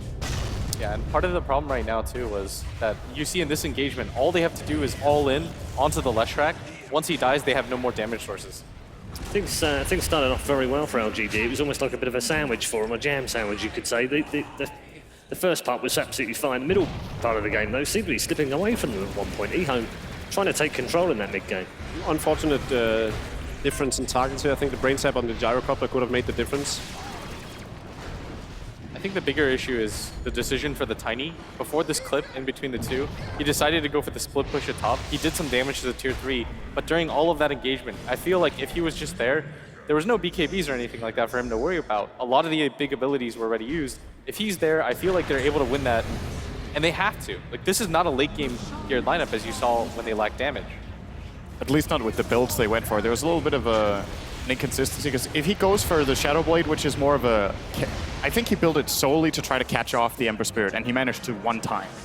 And that's just not enough to invest 3,000 gold into with the lack of ramp-up that Jacob mentioned that comes with it. And it's not like LGD didn't let them farm. If he went for an axe, he could have been 6 slotted this game. Yeah, even right here, you just see all they have to do is go for the Lesh, and with him dead, there's no frontline tank, there's no more damage sources. The Tiny, he goes for kind of like a more rat instant initiation kill build. No follow-up damage whatsoever. He was down to 2 Bloodstone charges at one point, I think. What do you think about Ehome's decision to try to contest this Roche? Because when they went in, Tusk was still dead for 20 seconds, I think. So they effectively took a 4 and 5, and they ended up losing, what was it, 5 for 2? Should you just give Roshan instead? I think they just doubted their ability to kill the Gyro or the Ember twice. It took them way too long. Yeah, the problem is the high ground push when they get that Aegis on the Gyro. Sorry, were you done? No. You're good. Okay. So when they get that Aegis on the Gyro, that's where LGD could really extend their lead. So if you give up that Roshan, you're basically done for. I think it was the right call. It was just a bit uncoordinated, and they needed that extra damage output. Because Leshrac is great at dealing out a ton of damage in an area, but they didn't have that final damage output that potentially the Tiny or even the Tusk could have built. In comparison, so they last picked this Lesh, right? Yeah. In comparison to a hero we've seen a lot in this game, or in this tournament, Lina, do you think that would flat out just been a better pick? I think that hero just destroys Ember Spirit. Laguna Blade with Aghanim Scepter just goes through Flame Guard and kills him off. Kills off targets in Cold Embrace. Gyro and it gives that single target burst they needed against the Gyro. I don't think Lesh was the solution they needed this time. I think both, as you guys were talking about Viper, what did you say? I don't know if he could have ran the DK, because I think Tiny safe lane is considerably worse than running a mid. And so the Viper pick, I think, would have been better, but I think Lina is a great option as well. I think they could have just stuck with the Wind Ranger too. I think that one got banned, didn't it? Wasn't that the final ban from... I want to say no. I don't think... Oh, that was a Spirit Breaker. That's right. They looked similar. Yeah, very. They both have like... They both have faces. Braided hair. Okay. Are you done? Sure. Okay, good. Jump in anytime. Well, I just thought, I'd leave you underneath the train that you were obviously falling under. Maybe versus CTY, both had decent-ish games, but differing results as well. Maybe 4-2-19, so getting involved, but maybe not leading the charge. ROTK doing that damage as well. What do you make of that? I feel like the Ember Spirit, you didn't have to be the finishing blow or anything like that. You saw that in a lot of the engagements, he was the one leading things in, just kind of kiting them around nonstop so that he could set up ROTK for those Echo Slams. And part of the issue too is, again, it just goes back to the fact that all they had to do was kill the Leshrac. You saw that everybody's focus in every single one of those fights, kill the Leshrac. It doesn't matter what else happens with the rest of the fight. When they took that play by the Ancients on the Dire side, you notice they used the solo Echo Slam, Winter's Curse that wasn't even very efficient, and every single hero piled on top of him, regardless of positioning, and he said, this is all we have to do. And they were able to execute. Yeah, 3 months ago at TI, he was one of the most banned, if not the most banned. I can't recall. I think he probably was actually, but definitely a dangerous hero to be playing at TI. It was almost entirely avoided or banned out of the game. 3 months on, explain to the more casual viewer why he's not used so much and why he's not as effective as he was before. He was nerfed a lot. So I think, what was it? His Lightning Storm deals way less damage and scales worse as well. I think it went from 70 damage per level to 50 damage per level. And the jump range that it bounces was reduced from 650 to 475. So in the past, he was just like this teamfight hero where you couldn't even position against him, because even if you had a good position, the Lightning would just bounce around the entire teamfight. Bloodstone got nerfed, his favorite item. He also went for it in this game. I think it was the right choice. So he got hit really hard by multiple things. And CTY still makes it viable, but obviously not anywhere near as effective as it was a few months ago. I think it was okay in this game. I just felt that he didn't really have any sort of backup. The Tiny, maybe if he had geared or built a little more towards the late game like Synderen and I talked about, he would have been a force that they would have had to reckon with. Because what ends up happening is the Leshrac does such a disproportionate amount of damage compared to the rest of his team that was the entire focus of their draft is we kill the Leshrac, the game's won. If it's not like that, you have a second core to back you up, maybe it works out. Okay, let's turn our attention to Game 3. We weren't entirely sure at the end of Game 1 that we would get this far. And LGD have stepped up. What do you make of that turnaround in Game 2? Completely down to the draft, mixture of the draft and strategy, play, fights? What do you make of it? I think it was both a combination of the draft and the fact that you gave ROTK a hero he looked a lot more confident on. The team fight kind of hero where you don't have to necessarily rely so much on your individual skill or your mechanics like you do with the Doom, but more you rely on the team fight, reading the game, and that's where I feel like you can lead from, where you're not constantly worried about farming or keeping up with the other cores like you are with the Doom. With an Earthshaker, you get a Blink Dagger, a Force Staff, you're pretty much set for the rest of the game. On the contrary, mechanics with Doom. Press Scorched Earth, press Doom, but don't target Catapult. So it's a little more mechanically challenging. It's slightly more complicated. But from the from the drafting perspective, it made a lot more sense overall.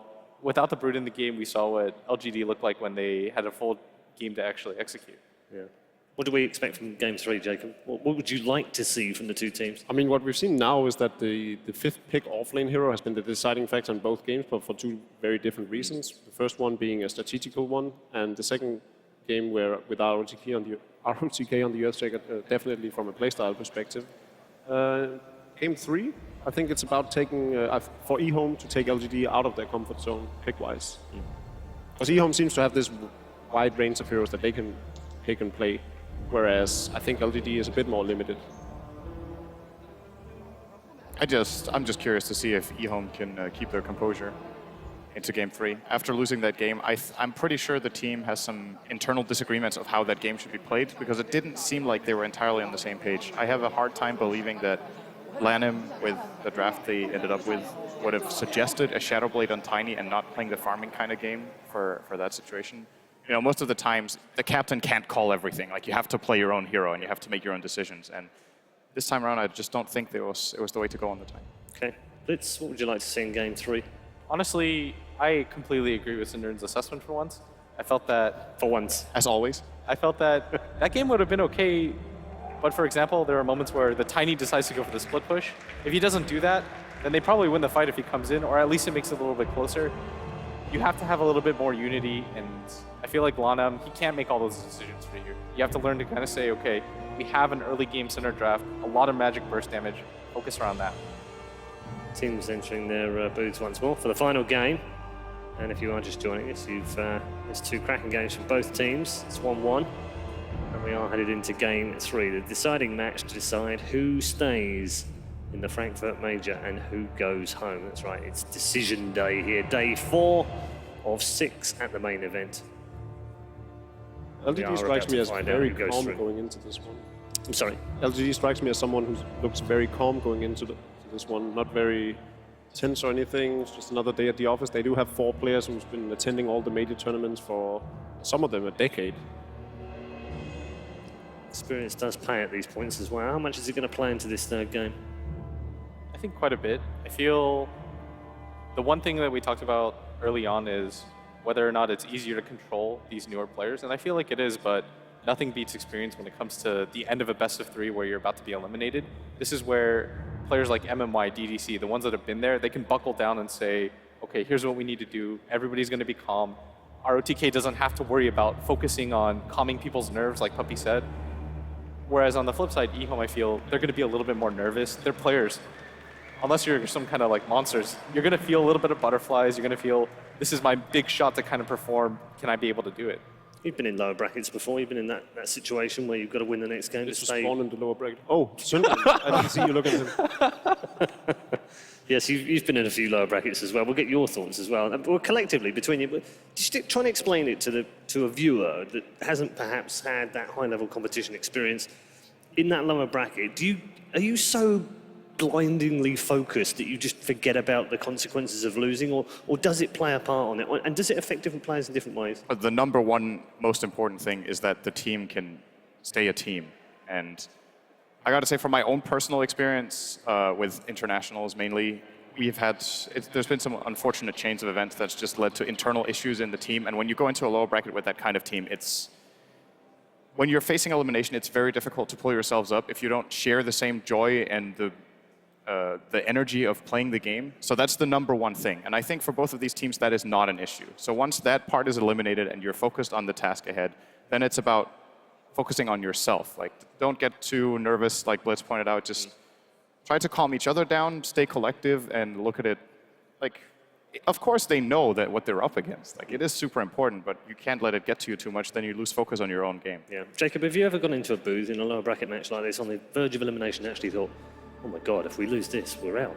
Has that ever entered into your mind, or like Synderen said, are you just thinking about the team? You're thinking about how you're going to play?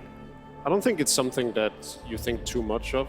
I didn't, at least. It's more of you got your back against the wall, you know you have to perform, and it's really a great motivator, but I think it also varies from player to player and team to team. Sure. So I'm not saying it's necessarily holds true for neither LGD or eHome, but as William said, on the Chinese forums there was a rumor going that eHome seemed very confident, regardless of whether they had to play their way up from the lower bracket or go through the winner bracket. Yeah, I think most of the time when teams are in the lower bracket, a lot of people say, oh man, they have to go through so many different teams, but if eHome truly believes that they're meant to be in the top 4, they don't really care the road that they have to take to get there. We're in the draft, and as ever, these two teams are flying through it. 4 bands, all the same bands that we had before, of course. Strikingly similar. And it's almost the same until we get to pick 3. So this time they didn't go for the Ember. Why do you think that is? Because I don't think Lanham was necessarily playing a great Bane game. No, but I think Bane is just a really good control hero. It's a hero that you have to work yourself around. You have to worry about the constant threat of him just right-clicking your mid-hero out. And like we talked about, for me personally, it kind of feels like a core matchup where it's going to be the Maybe versus CTY. And if you're able to slow down Maybe in the mid lane a little bit, maybe this gives CTY some confidence going in. We've seen more and more of Bane over the days, as the days have gone further through the Frankfurt Major. Early on, I think the first 2 days, many of you were saying, we haven't seen enough Bane. It was banned out in a lot of the games, especially a team like Team Secret had Bane banned against them out of respect, I think, because it was the support hero that they seem to have the most success on, and it's been one of the absolute best support heroes as well, both in terms of win rate and also just like if you look at the details of the hero, it's just so incredibly difficult to deal with. The reason it's got so much back into the metagame was the last patch, where it got a very significant buff to Brain Sap. The mana cost was lowered a lot, and it allows you to sustain way better in lane. Bane's old innate disadvantage was that his abilities were so expensive, all of them, that you could barely get each of your spells off once, and then you would have to itemize directly to get mana. And nowadays, he's extremely good for early game exchanges, because he just wins. When you have a spell that deals 90 damage and heals you 90, it's 180 damage exchange for a 70 mana cost, I think it is, level 1. It's incredible. You can't fight this guy in a one-on-one with a support or a core most of the time. It also helps that he's got absurd move speed, 315 base. Yeah, move speed, good stats, exactly. Yeah. There's an early Rubik. We've seen it. Very good against Bane. Yeah, don't think we've seen it that early, though.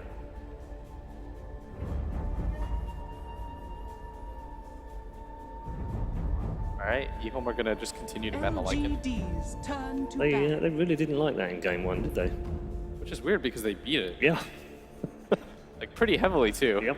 This was too easy. We're looking for a bigger challenge. These are two teams who play each other a lot, though, so Yeah. and have done so in the past as well. 10 seconds remaining. So they probably know the strength of Sylar, and maybe they just really don't like playing against 5 Split Push. seconds remaining. I imagine eHome could have potentially banned out Nature's Prophet against Alliances as well. eHome's The Brood's gone this turn time. to ban. I think they should ban the Ember. Both Rubik and Tusk are decent against it. No. Okay. What a genius you are, Jacob. LGD's turn to ban. What do you ban this time around, though? Probably don't even want to pick the Earthshaker, right? Against Tusk Rubik. 10 Getting seconds Fissure Stolen remaining. is so miserable. 5 seconds remaining. Undying, Night Stalker are two heroes that comes to mind. They banned out the Dazzle Reserve at this time. point last supports game. are both good against the Ness.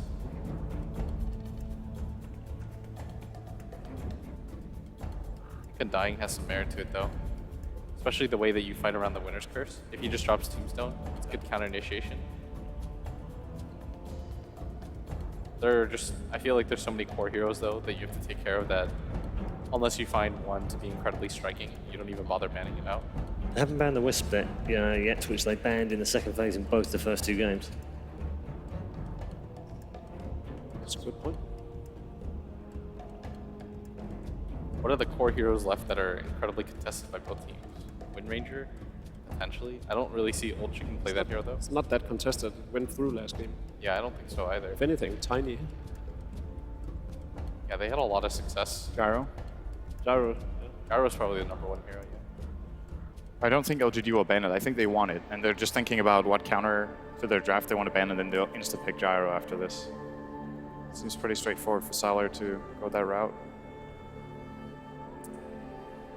And I guess the reason eHome didn't ban IO is just that LGD opened up with two supports. Like, there's very little chance that LGD will play either of these as a core. It's so unusual. The off-lane mid Winter Wyvern. Off-lane Wyvern LGD's is turn to pick.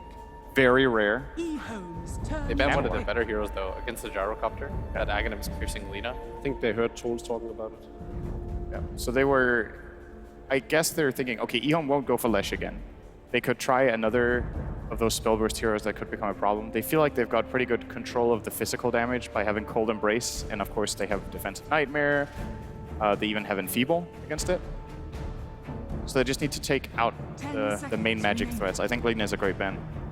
We saw in the VP game how strong AM is when you're playing against a core Gyro, just because you can kind of out-farm him like crazy. Because the Gyrocopter almost always has to come to fights, but they've got a Winter Wyvern and a Bane, two of the better heroes against AM. So I don't think that's a hero that you have to worry about. And like Jacob said, eHome, they've gone for the Tiny once again. There is a Wisp available to them this time around, with Tusk going into the offlane instead. Do eHome play that frequently? Ban him? Yeah, I know he can play it, but I just don't recall seeing eHome run it for a long time. Had they played it this tournament and I just didn't see that game, or? No. What do you? It was eHome banning it the previous games, right? Against LGD. Reserve time. No, it was LGD banning Yeah, it? it was LGD. Oh, I see. Banned it in second phase both games. So they obviously know something. You still need a core, though, for CTY. It's still kind of a dangerous proposition going for IO and Rubik as your two supports. Turn to pick. It's really not that strong early on, and it's something LGD can take advantage of because their two supports early and their cores are actually very good in the early stages of the game to put pressure. So, okay, they don't go something Wisp. else. LGD's turn to Haka ban. played such a good bounty hunter. I can't remember, I think I casted one of the group stage games where he was able to snipe a courier, lay down a ward to block the Radiant big camp stack, and he was able to set up the fight for his team, all in the sequence of like 10 3 minutes. seconds remaining. And it 5 looks like seconds the... remaining. Unless this is a CTY Tiny, then the two mid laners this time are missing. They could, of course, put CTY in the safe lane again. They seem to do that all the time lately. Even the Queen of Pain has played safe lane for them. Turn to pick. So if they do that, It's a good Wind Ranger ban.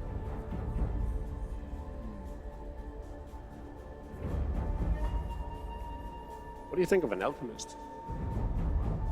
For LGD, it could go okay. It would actually be incredibly hard for eHome to kill it. They can prevent his stacks from happening very easily with Bounty Hunter, though.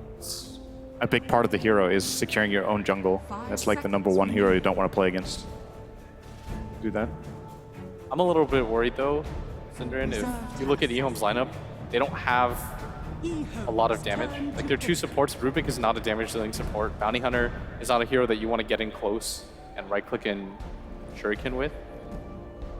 And even Tusk, most of the time they build utility now. There is some burst damage on that hero, but especially as an offlaner, I feel like you get slowed down a little bit too much. So eHome, it feels like they're kind of in the same predicament they were last game, where they need a hero that can assault towers, but at the same time, draw a lot of attention. I think Viper is good again. Venomance. I don't think Venomancer is that good. Has a very well-rounded lineup. Okay. And we're going to go with the Lashrak once more. Okay, game 3 is upon us, the decider in this lower bracket. LGD versus eHome with LD and Melini. Thank you very much, Paul. Ladies and gentlemen, welcome. We are live here for our deciding game number 3 at the Frankfurt Major, LGD versus eHome. One of these teams will be going home. I'm LD. I'm joined, of course, by Ben again. Ben, do you have a favorite here in the draft? I have to go with eHome. I kind of thought they were going to win this series much easier than they did. It looks like pretty much the same, very similar lineup to game number 2.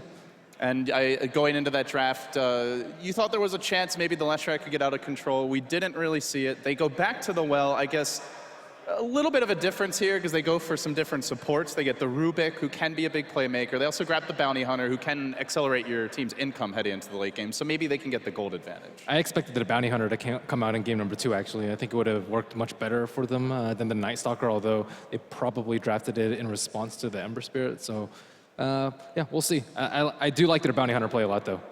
All right. Well, with that, guys, it's time. The teams have just entered the map, and in a moment, we will be as well.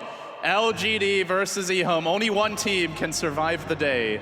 The other, their road ends here. A lot of storylines coming into this match. You've got Lanham, RTK, old friends, facing off. Of course, MMY, one of those wily veterans, along with DDC. Sylar, been on this LGD team, it seems, for ages. eHome, the team with some new faces to the pro scene. 3 mangoes overall. Got to keep that in mind for later, LT. Okay, very important, Ben. That's the real storyline. We'll have an early pause here. And again, a very similar pattern of warding for both teams. We see that TP in mid drop the ward up towards the Radiant Ancients from LGD. We see the TP bottom drop the lane ward for eHome. I wonder if either team's had a chance to look at those replays and maybe get some D-ward off. Well, it looks like 11 might have a better start this game because LGD is actually in the eHome jungle. Looks like that difficult to D-ward sentry will be placed again. Vici had a lot of trouble dewarding that one yesterday. Seconds to battle. Yeah, eHome are going to send 3 heroes towards their own agent, so the old 11 now will back off. I'm just patrolling in a swivel mode here towards the bottom side of the map, and Kaka is going to go invis. Sylar is actually the only guy up towards this top rune right now. 4 heroes heading bottom. He's Yeah, he might get snowballed on if he goes too deep, but they have vibes. Where do you expect the Bounty Hunter pressure this game? We've seen so many different ways to run it. Pressure your own safe lane at times, go on mid, try to shut down the jungle game early on, even gank the snipe the courier. Like, where is the ideal place to you for Kaka to go? Well, it looks like Rubik's already starting off bottom to handle the clockwork, so not bottom, mid potentially, but we've seen a lot of Bane just stick around in mid, so likely not mid as well. I would say actually top to give 11 the start that he needs. He's actually doing some creep blocking with level 1 ice shards as opposed to his very early level 1 snowball last game. Looks like he just wants to secure himself level 2 this game. Meanwhile, very nice block in Sylar's. The chicken. For Sylar as well as Kaka was scouted moving through here. That dire sentry ward still operational, but Kaka did manage to figure out where it is just by how long they were tracing him. Gets the D ward off, has 1 more sentry available. And then why? Just the dust. The other dire sentry, not sure, don't think, yeah, oh, they dropped it bottom to block the camp. So they don't have anything else to do with this bounty, but I guess the solution then is maybe they just leave the Bane mid longer. Do you think the Lashrak's better in this game? Good, really good against TA until she gets BKB. Very tough against Clockwork, though, don't you think? That's one of the best heroes to shut down Lesh normally. I guess they have the Rubik to lift the Clockwork out of the cogs in case, and they have also good setup for the Leshrac stun, so... I actually feel like last game was an okay Lesh game. I just felt like they didn't get enough mileage out of him before the BKBs came out. Yeah, well, a lot of that had to do with the Tiny not really being able to convert into a big team fighter like they wanted him to. So. I mean, maybe that's where we see the adjustment in build from Old Check, and perhaps he does go for that quick Aghanim Scepter, even like a moderately timed one. It was 42 minutes in, he still couldn't keep up and farm with anyone.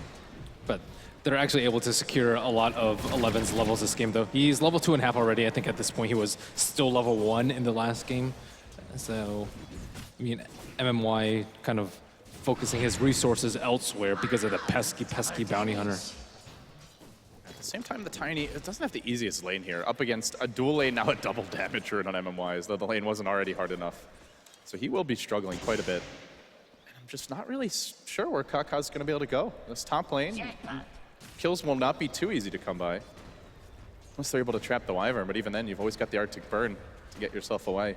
At least he can block the spawn, though. They don't have any detection left. The only detection that they have is the dust on Bane. Actually, he recently picked up some sentry wards, so look for early kill on Bounty Hunter, perhaps. He is still only level 1. I'm not sure if he's going to be able to get the eyes on MMY in time. He has not walked in range of that Observer ward yet. He is going to counter D-ward mid lane, so now they have the sentry. Bounty can't really easily come in, and then MMY will make his journey top lane, as the pressure was mounting a bit. With Sylar laying out the rocket barrage here, but they get the shards grabbed. Do they want to go on Sylar? It's a level 2 barrage, and they don't have Janata. Why streams into the lane, but I believe was scouted out by that Radiant Observer. Yeah, it was kind of going on while they were harassing the gyrocopter, but he was on the map, but yeah, maybe they weren't actually watching. No Janata, no Oof.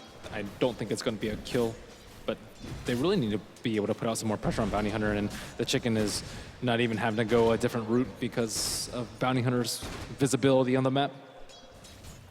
It's kind of reminiscent of like a Clockwork when he hits 6, where the less you're on the map, often the better it is for the team's overall strategy, but he is going to make that rotation now. Maybe the counter D-ward, we'll see. Still, maybe's farm, not even slightly contested. 25 and 9 mid, and this is now without any backup required. I'll just kind of chuckle at Kaka poking his head out. He doesn't actually have a Tango to eat the ward, so he's not even sure if he's going to get the ward kill, because maybe he can kill it in 2 hits. It'll probably take Bounty Hunter 3, almost 4 hits. Yeah, it's not like the Tiny can easily get in there. He's going to try for it. 1, 2, actually might take 4 hits. Indeed. Oh, well, all the sentry's gone now. Nobody's going to have fun mid. Yeah, but Kaka had to expend his entire HP and mana pool. Maybe he'll get some bottles from Old Chicken to keep him in the game. So they're farming the TA. The Gyro's farm isn't the best, but we generally look at Gyro as a hero that needs levels more early on, and he's already level 5 as they make their go, trying to catch out the Bane, and it will be a first blood. At long last, he'll make the connection. It's Old 11 joining the fight a bit later on, but they found the opening bed. It took a while, but they were persistent. It's good play from Old Chicken. I think the bottle is kind of what pulled LGD into that position. Firstly, they didn't expect to have the Observer Ward up there, and they didn't expect Bounty Hunter to return so quickly because when he invis, he looked like he had no mana and was just going to return home to heal. So that was really good for them. I don't know, maybe they had the Observer Ward on the Dire side to see that he was like bottling someone that wasn't himself, which would have tipped him off to the Bounty Hunter there, but it didn't look like they were actually looking. And now Bounty Hunter died, fills up the bottle for Old Chicken. Toss back mid lane. Old Chicken's gonna try for the long range throw and then get slowed down. The Courier just kind of scouting this out. Maybe does not have any more defensive refraction charges, but with no Oov, doesn't seem they have the pursuit necessary. Might not even have been able to kill him anyways. MMY was on the chase. Yeah, need more body blocks for that to happen. It does highlight a bit of a worry for this lineup that outside of the Lash, they are very much lacking on the damage over time for the TA. So 11 and ROTK are very close in terms of experience and net worth. So we'll maybe be able to see 11 match ROTK's wild performance from last game. I don't know if any. That was a 1 in a million. Kaka's expecting a chicken, and he's going to have to be pretty patient if he wants to wait here. He's tired of the old chicken. He wants the young donkey. The one with wings. Is that really a young donkey? It's got to be younger. It's going to walk right it over can him, fly, though. Man, it's got to be healthy. Oh, just and the timing's not quite right. right. I mean, maybe he can get maybe on the way back. Yeah. Still, actually, no speed burst. This could be a kill. Top tower is under attack. Radiant's middle tower is under attack. Nope. No, they're playing discipline against the bounty, and that's what you got to do. Very nicely played by LGD. Might not be the flashiest, but it is important to avoid giving up that extra gold. So would have hurt the TA quite a bit. Speaking of the TA, we are starting to see a little bit of stacking in the jungle, but not much. No Ancients as of yet. Still, maybe it's doing a great job in the lane. Rubik's already level 4. That's actually very high for a support at this point in the game, and he was able to, you know, be somewhat involved in the TA attempt in the mid. So unfortunately, he's not able to stack so much for the Tiny, but that's okay. Tiny can come back through kills. He's not even that underfarmed. He's actually looking for some action now. Moving towards the top lane. There is no dire vision here. They've got purely the lane ward in the bottom room. This could be an opening. The Avalanche coming out as they snowball forward onto Sylar. Easy grab. eHome back to playing their style of Dota. Run at you and just blow you up at the very start of the game. Kaka's set a really good foundation of wards, though. They always keep track of MMY, and they know that he bypassed that mid ward, and that leaves it a 3-on-2 situation in the top end. Even if he's able to TP, he's not going to prevent that kill on the gyrocopter. He has to like be there exactly at the right time to sleep Tiny before the combo, or sleep Gyro as the Stun Toss combo is coming out, and it's just good play by Bounty Hunter, making this early game work. And then even better news, they also managed to clear out a small stack there, so denying some income to the Gyro as well as the TA. 2 heroes, they can easily clear those out. But they don't have any detection in the top lane. They might go again. It's a bootsless DDC. Itemless. Yes.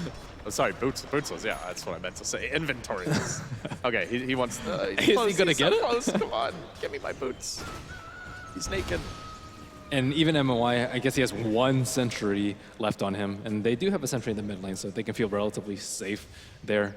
But Bounty Hunter getting his levels. He didn't get them. He's like, oh, I got to pull first. The life of a support. 469 net worth. And Lanham equal on experience with ROTK. So they're going to hit level 6 pretty darn soon. Meanwhile, LGD are on a smoke Old mission. Chicken stealing that double stack. Well, while that's happening, though, they are making their jump on the bottom lane. They're going to find Lanham. There's the sleep setup. They're going to deploy the trap here momentarily, looking for the cogs. They wrangle him in. Lanham with the toss back on the TA. Gets off the Fade Bolt and still does go down. But meanwhile, mid lane, they're also making the go. Snowball forward onto DDC. The Ava toss punch. Easy. And like you said, eHome, while that was all happening, also managed to steal the big stack of neutrals. So they took away 2 double stacks. Lanham's like, really? Me? You guys are going to commit 3 heroes to kill? Not even level 6 Rubik? Dire's middle tower No is mercy. under attack. Yeah, they got a lot more out of that.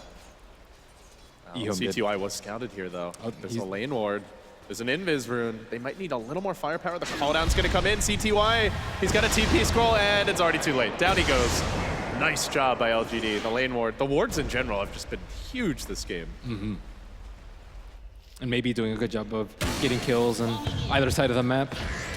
So now that we enter the mid game, Ben, what are the next big things that your eyes are on? As usual, the Blink Dagger for Tiny. It's going to be key for them to just get the jump on them. And not really sure what CT was going for. I guess maybe a Bloodstone again. I would maybe like to see him vary up builds so he can actually just get in and get out really quickly. But so would you rather see like a Yule Scepter first then? I mean, he also still has to deal with the clockwork too. So he does want that nice HP buffer, but Bloodstone doesn't really give you any armor. So they have to lift the snowball as well. The cooldown's cooling down for 8 seconds again with the Walrus Punch. The Ava's there. eHome just always bringing numbers to the point of attack, but in the mid lane there's a hook. Grabs out CTY. He already got the Pulse Nova activated in RTK.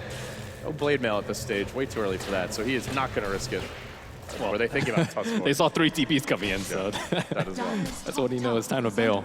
But the hell out. And he has gone for his typical rocket flare mag, so not that much damage.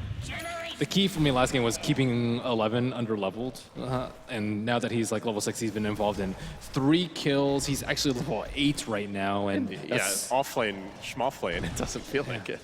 That's just the pressure of having the bounty hunter run around, though. And now they don't even need a Shadow Blade this game on the Tiny to threaten the bounty hunters enough to make them invest a lot of money into the Sentry Ward, so that when Tiny gets his blink, they're not going to have glimmers, they're not going to have Force Staffs, and they're not going to have a gem potentially for the bounty hunter. Well, LGD, same smoke that we saw before, but eHome seemed to be wise to this one. It's only the bounty hunter bottom, and he's hiding in the trees.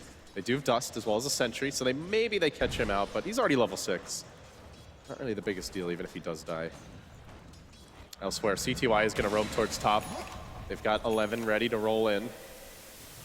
Oh, they're scouting out. They actually expect a smoke down here. Look at that rocket coming out. It did scout out. Gyrocopter looks like they pinged out on him. But if not, then this Observer Ward will certainly see MNY running around. And CTY is going to get scouted out here now by the Dire side, but still they're pressing up. It's a different build by Maybe, though. They actually want to get a lot of kills. Generally, you see Tesolator first on TA, especially on Dire, but... There's the jump in, a commitment here onto ROTK, not having that explosive start that he did in game number 2. And eHome, the hits just keep on coming. Another takedown. They now have access to a single point in Diabolic Edict. Better to push the tower faster. And while that's going on, Kaka holds the line bottom lane. Already 2 tracks out. Radiant's middle tower They may have to think twice about this push bed. Too many track kills here could really cause things to fall apart. And there is a glyph about to come off. Oh, what a nice rocket. Scouts all 3 of their heroes down on bottom. 2 of them were tracked up. Oh, they were fishing with the shards. Didn't quite get the connection there. But LGD can't push. They're too afraid of the track kills. Yeah, maybe they can use a surprise Blink Dagger burst from TA to secure them a kill. They're trying to fight fire with fire, which is really dangerous versus a bounty hunter. Not to mention a Tiny with a blink and a double damage room, but they are going to go for the jump. RTK looks for the hook, but ends up hitting Kaka there. Invis currently. Now they're going to pop the dust. He gets pushed back into the trees. They find one. Can they get the second? The snowball's revving up, but rotations could be coming here. Tiny not yet choosing to join the fight. Looks like they may sack a living. No, he pops the buckler and runs, heads for the hills with the stick. Lanham's there to try and slow this one down. Where are the other heroes? The Leshrac, the Tiny. It feels like they could get some kills, but they don't want to. They want to split push, so they only lose the bounty hunter at 11. The magic continues. Old Chicken, actually, he got a full tower, so maybe it was worth it in the end. Tier 1 already down mid. Yeah, they didn't actually commit the Winter's Curse. They expected a lot more fight from eHome, but only committing 2 heroes there. That's actually not so bad for them. Leshrac getting a tower, Tiny getting a tower in the meantime. And they got the Bloodstone even faster this time. CTY, I think it was 16 minutes last game. This game, we're looking at 13, and the main reason is they got the towers a lot sooner. So overall, a 2-for-1 tower exchange around the map now. Already, rockets coming out towards the Ancients. That has proven to be a really big steal, the vision that it grants Lanham. Let's see what other items are coming out for eHome. Mech status, halfway complete for him. ROTK closing in on the Blade Mail. And once you see the Chainmail up on Clockwork, that means that Leshrac might be in a little bit of trouble. Maybe having bottom lane, DDC. He gets trapped out here, was trying to get away with the TP, but not going to happen. The snowball coming forward, and another grab. Old 11. 1, 0, and 4. This is a total CTY reversal. looking to maybe go on Sylar. He's in a position to stun from the fog. And they came from behind. Sylar down again. eHome, everything's working this game, and nothing seems to be going the way of LGD. Yeah, they're doing a good job of preventing LGD from getting any sort of farm. They're forced to commit all these items to items they don't really want to. Like TA with the Blink, you'd ideally want to play more greedy, get Dezo into an Aegis, into a Blink. You want to be able to get any sort of support items that aren't the blue Observer Wards. And of course the BKBs, which really stymied the damage from Leshrac last game. So this is, yeah, way more successful from them. And they're getting to play their style, which is just they're on offense. They're the ones map could join. 11 is getting chased a bit bottom, but Lanham's already moving into position to help him out. He does have the stolen Arctic burn for an extra bit of mobility. Sentries are up now. They are walking past some dire wards. They're probably going to realize it soon. That first sentry planted, it could be a 2-fer. Let's see if he goes for the burn. And what do you know? Lanham got at it again. He gets the D ward right outside the Roche pit. While that's going on, DDC is trying to set up for CTY, gets up the curse, and now maybe jumps forward. There's the initial meld, and it's enough to get the kill. CTY still a bit squishy, and while that was happening, Old Chicken strikes again. He isolates RTK in the woods, combos him down, kills all over the place simultaneously. Looking for a bit more. Old 11, he could go back in. Can't believe DDC stuck around, but hey, free track gold for eHome. LGD cannot keep splitting up like this. They're giving track gold after track kill. I think that was three heroes getting 2 track kills, and that is worth your Leshrac. The lift now from Rubik onto maybe throwing out the avalanche, but he gets tossed back away from eHome. Seems they want to retreat.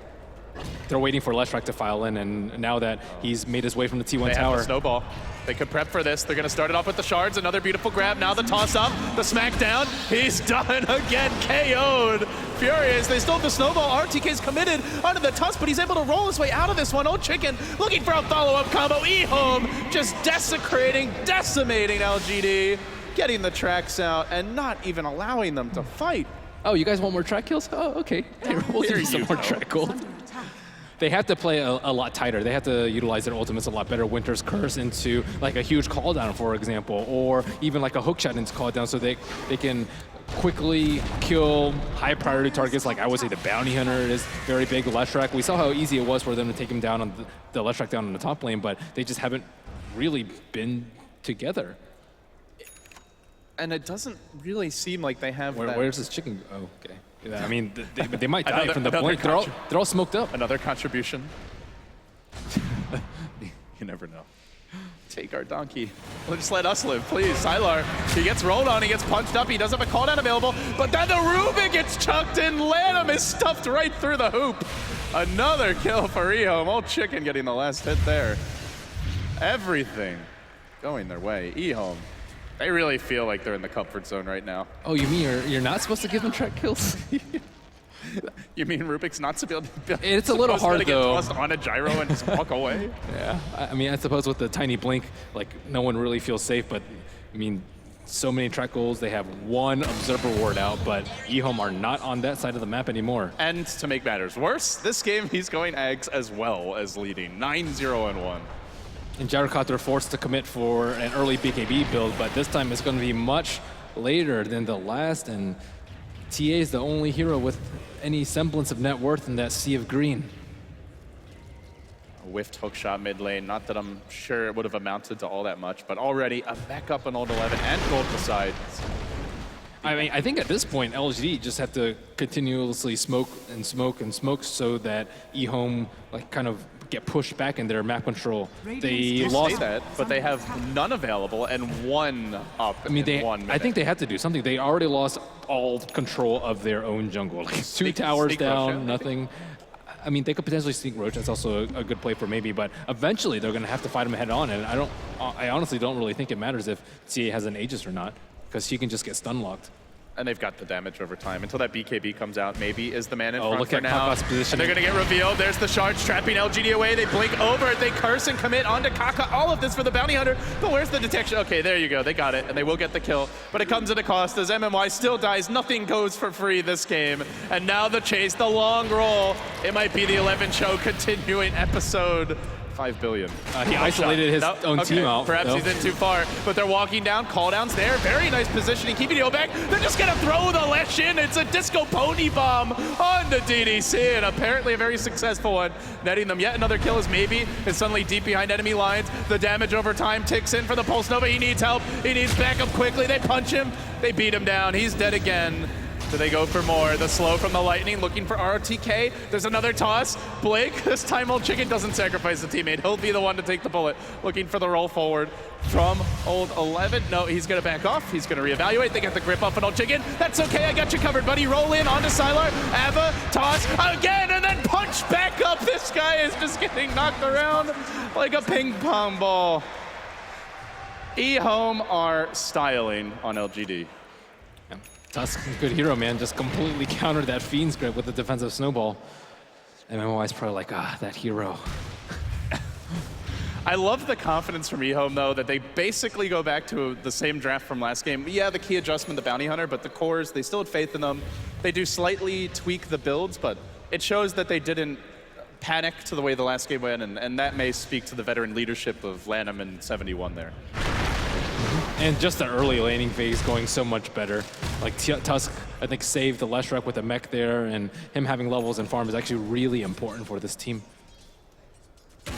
Oh, Kaka trying to track up some more people, and now we see a blink dagger on Tusk. Oh, a random dust. A random dust, but I think they actually may have seen him coming into this direction. So they almost get the kill on Kaka. He's low, he will finally fall, but it's a track kill again. Oh, Chicken's here. He's got a big old club too. They do match the Winter's Curse him, but he's alive for now. CTY covering the retreat, gets up the stun on maybe, but now the homing missile slowly coming into position. Can they get the kill? It would be huge. He's 13-0-2. No, the snowball saving him. The shards coming out. He's rolling into the call down. No, but he blinks away. Oh, Chicken's out of there. No TP, hides on the high ground. The rest of the teammates suffer. Old 11 surviving for now. I think Old Chicken even wants to go back in if these heroes get low enough. Blandham's in position. He brings Sylar low. Get ready for Tony to re-enter. He jumps forward. They gotta kill him off. They need this goal. They're not gonna get it just yet. Sylar down. He can chuck Blandham forward maybe. Try to sacrifice his teammate. No, a creep. He dunks him as well. Welcome to the Old Chicken Show. Hope you enjoy it. Finally, Opal. It's a 1,400 gold bounty. DDC's the cost though, and they're not done yet. They want more track gold. LGD massacred, just annihilated. 5 down. Are you not entertained? What plays coming out from 11? Jesus. I mean, the snowball plus blink is pretty darn good. Oh, we must say. I can't believe that he made it out. He rolled into the cooldown, but the timing was just so crisp. Also, CTY with a big Yule's play too. He actually prevented a lot of damage coming out from the Tiny while he was cursed and about to get beaten down by the Templar Assassin. He had the Yules there, and that kind of bought time for the Tusk to TP into the mid lane with that blink clutch snowball mech save. Are we gonna see the 5 blink dagger strat? They've already got, they've already got 3. Our camera man has his work cut out for him. Just gonna be heroes like going up and then down and then getting punched up in the air again and tossed back and forth. Who knows? My advice would just be follow Old Chicken. Wherever he goes, the action seems to follow. And to be fair, his partner in crime, Old 11, is now 3-0-13. Together, both involved in 17 and 16 kills respectively. LGD are just reeling. How do you calm this one down, Ben? I mean, it's so hard. Like, they try to isolate a hero with the cogs, but then he like snowballs through the cogs and picks up the hero along the way. Oh no, you gotta stop chasing LGD. Like, if Old 11 were there for that Winter's Curse, he probably would have snowballed through and picked up the cursed hero along the way too. Like, these single target disables are just not cutting it for LGD. They really sorely missed the AoE lockdown from the Earthshaker that they had last game. Simply incredible stuff here from eHome. Some younger players, but it doesn't feel like it. They're the ones making all the right moves now. 10 Bloodstone charges up on CTY. Hasn't even had to deliver that explosive performance that we saw out of his Queen of Pain to keep the team in the tournament and some of their key knockout matches earlier. It's been the rest of the squad really stepping up at the critical moments. At last, LGD, they get something. A BKB finally up for Sylar. And they do have that Blade Mail on the clock for what little good it's done so far, but the shards are fishing, threatening, and now the Sigil moves into position. Do they actually try to hold this tier 1 tower? There's the curse. They're committing on Old Chicken, but this guy just doesn't seem to die very easily. 4-step back, kept alive again. The BKB is already committed. They need this to do a lot of damage. It only connects on 2, and they're fairly durable heroes to begin with. Homie Missile hits Old Chicken at first BKB. A total waste, but they're not done yet. Old 11, he gets off the initial shards. They do manage to grip him. Finally, they bring him down. My God, that's overdue. But the trade is the Bane. Again, the Sacrificial Lamb. An instant buyback on Old 11. There's not even a tier 1 up for this, so he's gonna have to run the long way, but that's okay. They still get ROTK, and it looks like the rest of LGD have to back off. And they will be able to press in here for eHome. Oh, that counterplay by eHome. They don't even need a snowball that time. They 4-staff him out. They lift the clockwork so he can't even cog. And they just wasted Gyro's entire duration of the BKB.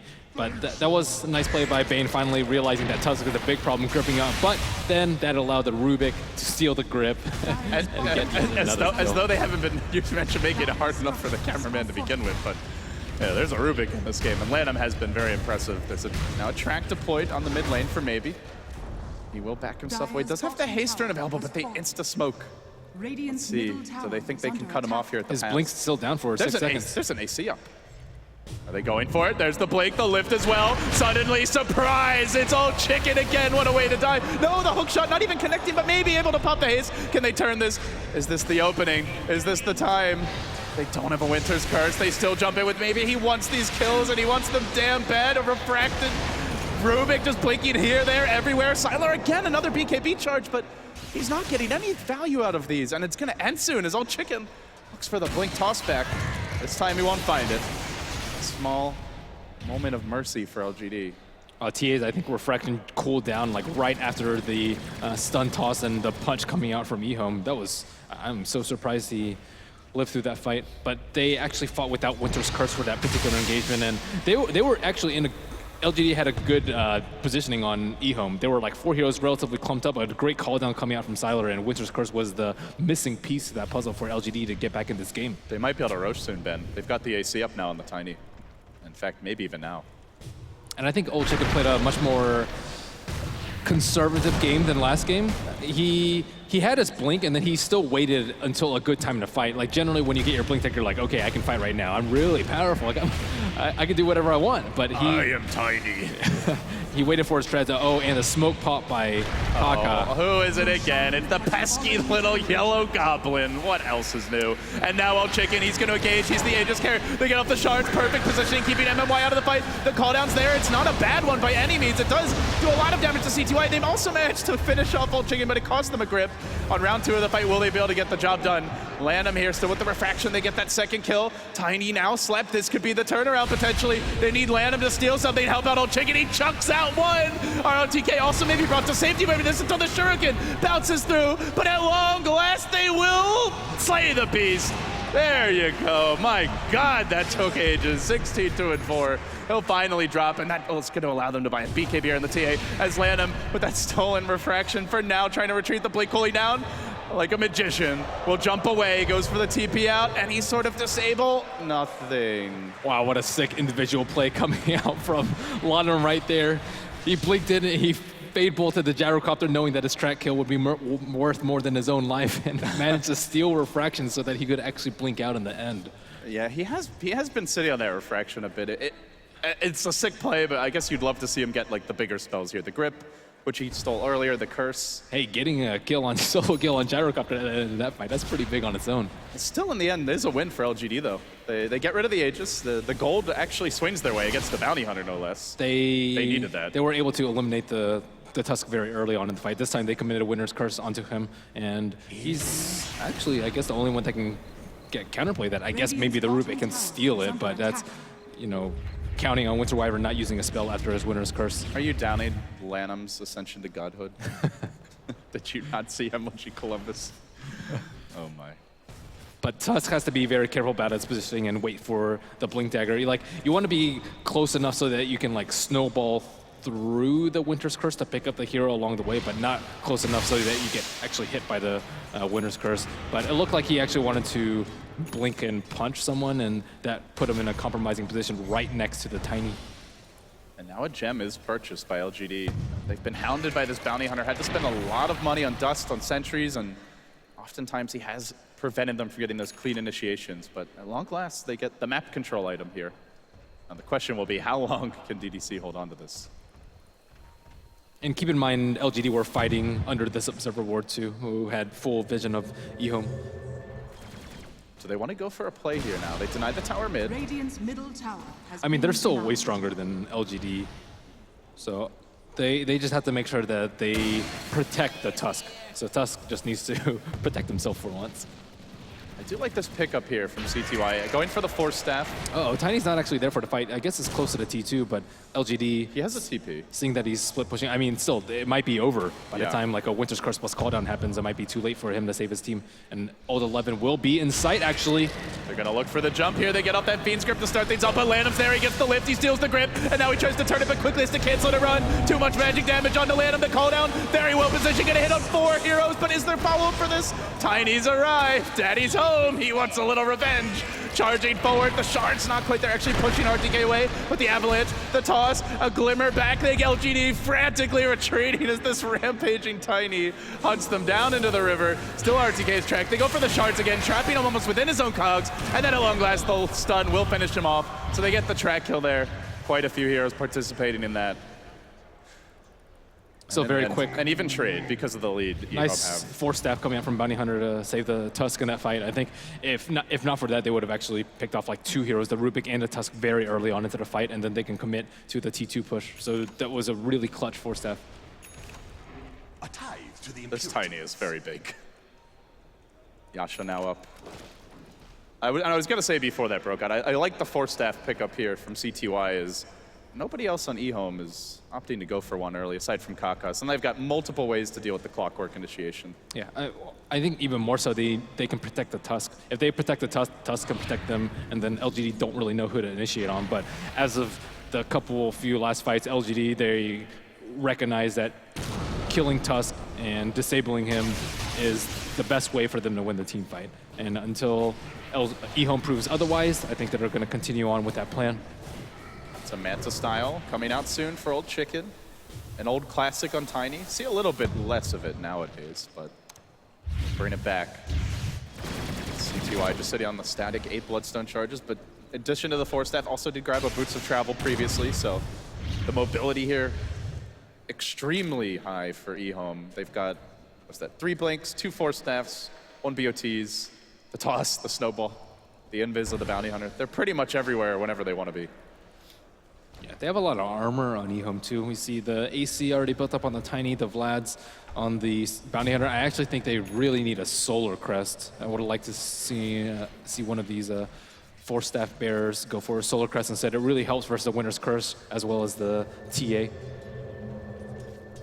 Maybe poking his head out. This is dangerous here. He's going to walk in Old Chicken, quickly jumps away, but Old Chicken gets the vision of him. It's now Daytime, manages to fight the Avalanche. BKB is committed. He gets chunked back right into CTY's clutches, then tries for the TBL, but Walrus Punch says no, it's a 5-hero track kill.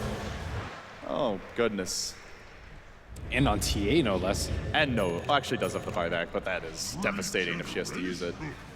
That was a 2,000 gold swing when they're already up by 15,000, it looks like.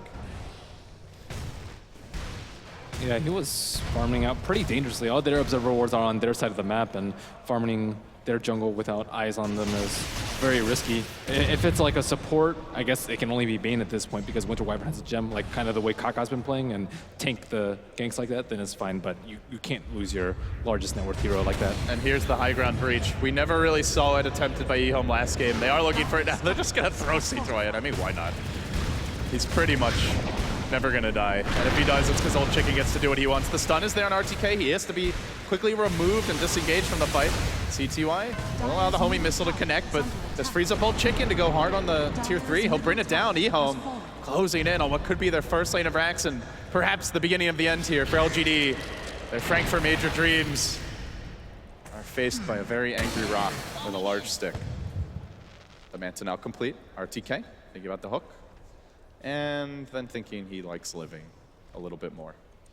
I like the Manta pickup here for Tiny. It allows him to like blink in, stun toss someone, and then immediately Manta so that he can't get focused down by the Winter's Curse or the Fiend's Grip by Bane. Helps you siege as well. Yeah, helps you siege as well. But they've been pretty hesitant to go in because every time the Tusk has tried to go in, he's just been disabled by one of those. So now they can kind of rely on the Tiny to blink in. A safer build would have been a BKB, which also I guess helps with tower siege, but Manta gives you a lot more damage.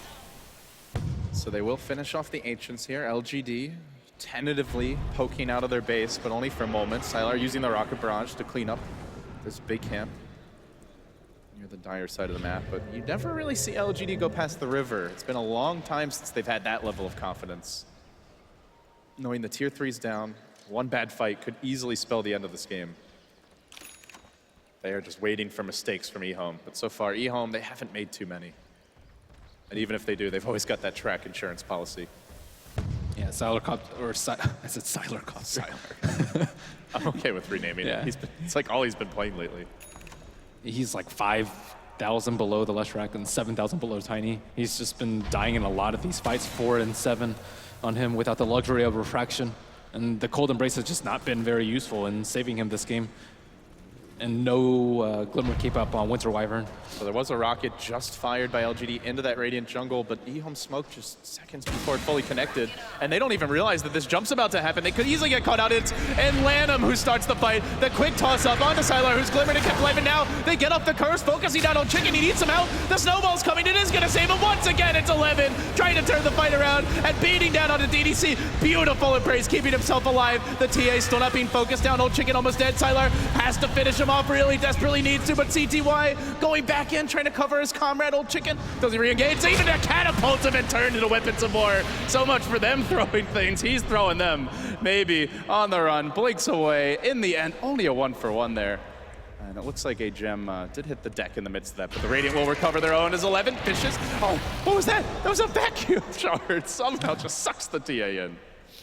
Not gonna follow it up though. Oh, they would have had so many more kills if Bounty Hunter were still alive. Like, I think 3 heroes were invisible without the gem and the help with the track vision. Still, EHOM get a very quick and easy roast for them. And this does not bode well. Aegis up on Old Chicken, and I mean, we saw he is killable, almost. if he goes in that hard. But He was really late to his Manta though. The full duration, I think, gripped him because of that. But he's been soaking up so many spells, which is what I like about how he's playing. Just goes in, they commit the curse on him, the grip on him, and even if he dies, the Leshrac does whatever he wants the entire fight. Much different from last game. Well, looks like LGD right about to walk in a vision of... They're confident. Hey, they do have the Aegis, but this is pretty far to go. The Blink's available. No vision. It's a little bit dangerous in these waters. EHOM won't take a dip. I mean, EHOM have that bloodlust, though. You always get that mentality when you have the track on your team. You're like, let's look for some more kills. Also, when you're tiny and you're this far, you actually feel like you're Godzilla. Puny humans. Well, no T3 left up in the mid lane as a result of the siege maybe 10 minutes ago. And I don't... If they play it correctly, like Tusk buys his Solar Crest and then they have Tiny upfront sieging the range racks, then LGD is going to have a really hard time counterplaying it. They have to kind of make sure that EHOM doesn't get that slow siege positioning off that is really hard to break with the AoE that they have. They're going to use these illusions to scout a bit. And we'll reveal Old Chicken over in the mid lane. Quickly clears out the wave. Backs off to his team. I think they actually want to... It'd be smart for them to go for like a fake push on bottom and then smoke through the mid when LGD isn't expecting it. They do have a smoke up on the Bounty Hunter, but looks like just waiting for a better time in the mid lane. CTY, they are going to find that ward. One swipe of the tree. Down it goes. Bottom lane pushing in, top lane pushing in, all lanes going the way of EHOM. The whole game going the way of EHOM right now as they lead by 20,000 gold, 20,000 experience, zeroing in on a win. And with that, their old leader would be knocked down. Old Chicken is going to commit. He jumps in. He gets caught by a grip. The 4-step #1 is going to try to protect him. The call-down's there. Everybody from EHOM scrambles. Only Old 11 really gets hit by the full brunt of it. He's still got a snowball, and he's just baiting and baiting. They Greaves up. Now they look for the turn. They've got the meld on Lanham again, and in comes the Tiny. Oh, he went for the chunk back. He only gets the creep. A rare miss. Manta dodging, though. That last auto attack, he's able to survive. Hangs on. EHOM rushing again. Now the Yule set up. The Gyrocopter's whole combo has been expended. Do they have much follow-up? The curse! My God, C2! Why? That is just brutal, savage stuff. Maybe getting the last hit. They needed something like that out of DDC. And as Old Chicken blinks in, the sleep was already being prepped up for him, but it gets taken off. He's still clubbed down. They can't stop this man. He's just too damn big. He's still got the friggin' Aegis, for Christ's sake. 3 are dead. 4 likely to follow. Sylar hanging on. He sees his TA die before his very eyes, and he will be next. The double buyback. A triple buyback for whatever it's worth. LGD, their last legs here at Frankfurt, desperately hanging on by a thread, by a prayer, and maybe not for much longer. They lift up Sylar, they toss him up and down, they beat him all around until he can't even see any which way but a path back to the well. He gets off the cooldown, trying to survive for now, but he's thrown up again, and maybe 2. Remember, he just bought back as well. The gyro's down, more will follow. ROTK, maybe every last LGD hero slaughtered in front of their own tier 4s. No mercy whatsoever. EHOM looking savage here in game number 3. This was one of the biggest thrashings of the Frankfurt Major. Reminding everybody why Tusk is still a top tier pick. Excellent plays from 11 all around, and it looks like Bounty Hunter was the missing piece of the puzzle that EHOM were looking for in game number 2. It really does feel like it was the difference maker. At first we didn't see the pressure, but the Tusk got so much out of the lane, and from there, they just played EHOM Dota. That's what they wanted. that lucky shirt, it continues its magic, and the run will continue. Free home, LGD are going home, but Lanham and crew stay alive. And with that, to break it down and get ready for the final match of the day, we go back to the desk. Paul, take it away. Thank you, LD. Yes, wow, what do you say after that one? Brutal, savage, wrecked. Absolutely taken down inside 3 games. And eHome will move on to another bracket match in the lower bracket. We'll break it down for you right now on our panel with our 3 experts. We'll start with Blitz. What do you say after that 3rd game? Because that was absolutely perfect from eHome. That could have been over in 20 minutes. I feel like if that wasn't the last game that LGD were going to play, they would have just said, okay, we'll reset, move on. The way that they ran the Bounty Hunter was pretty much perfect.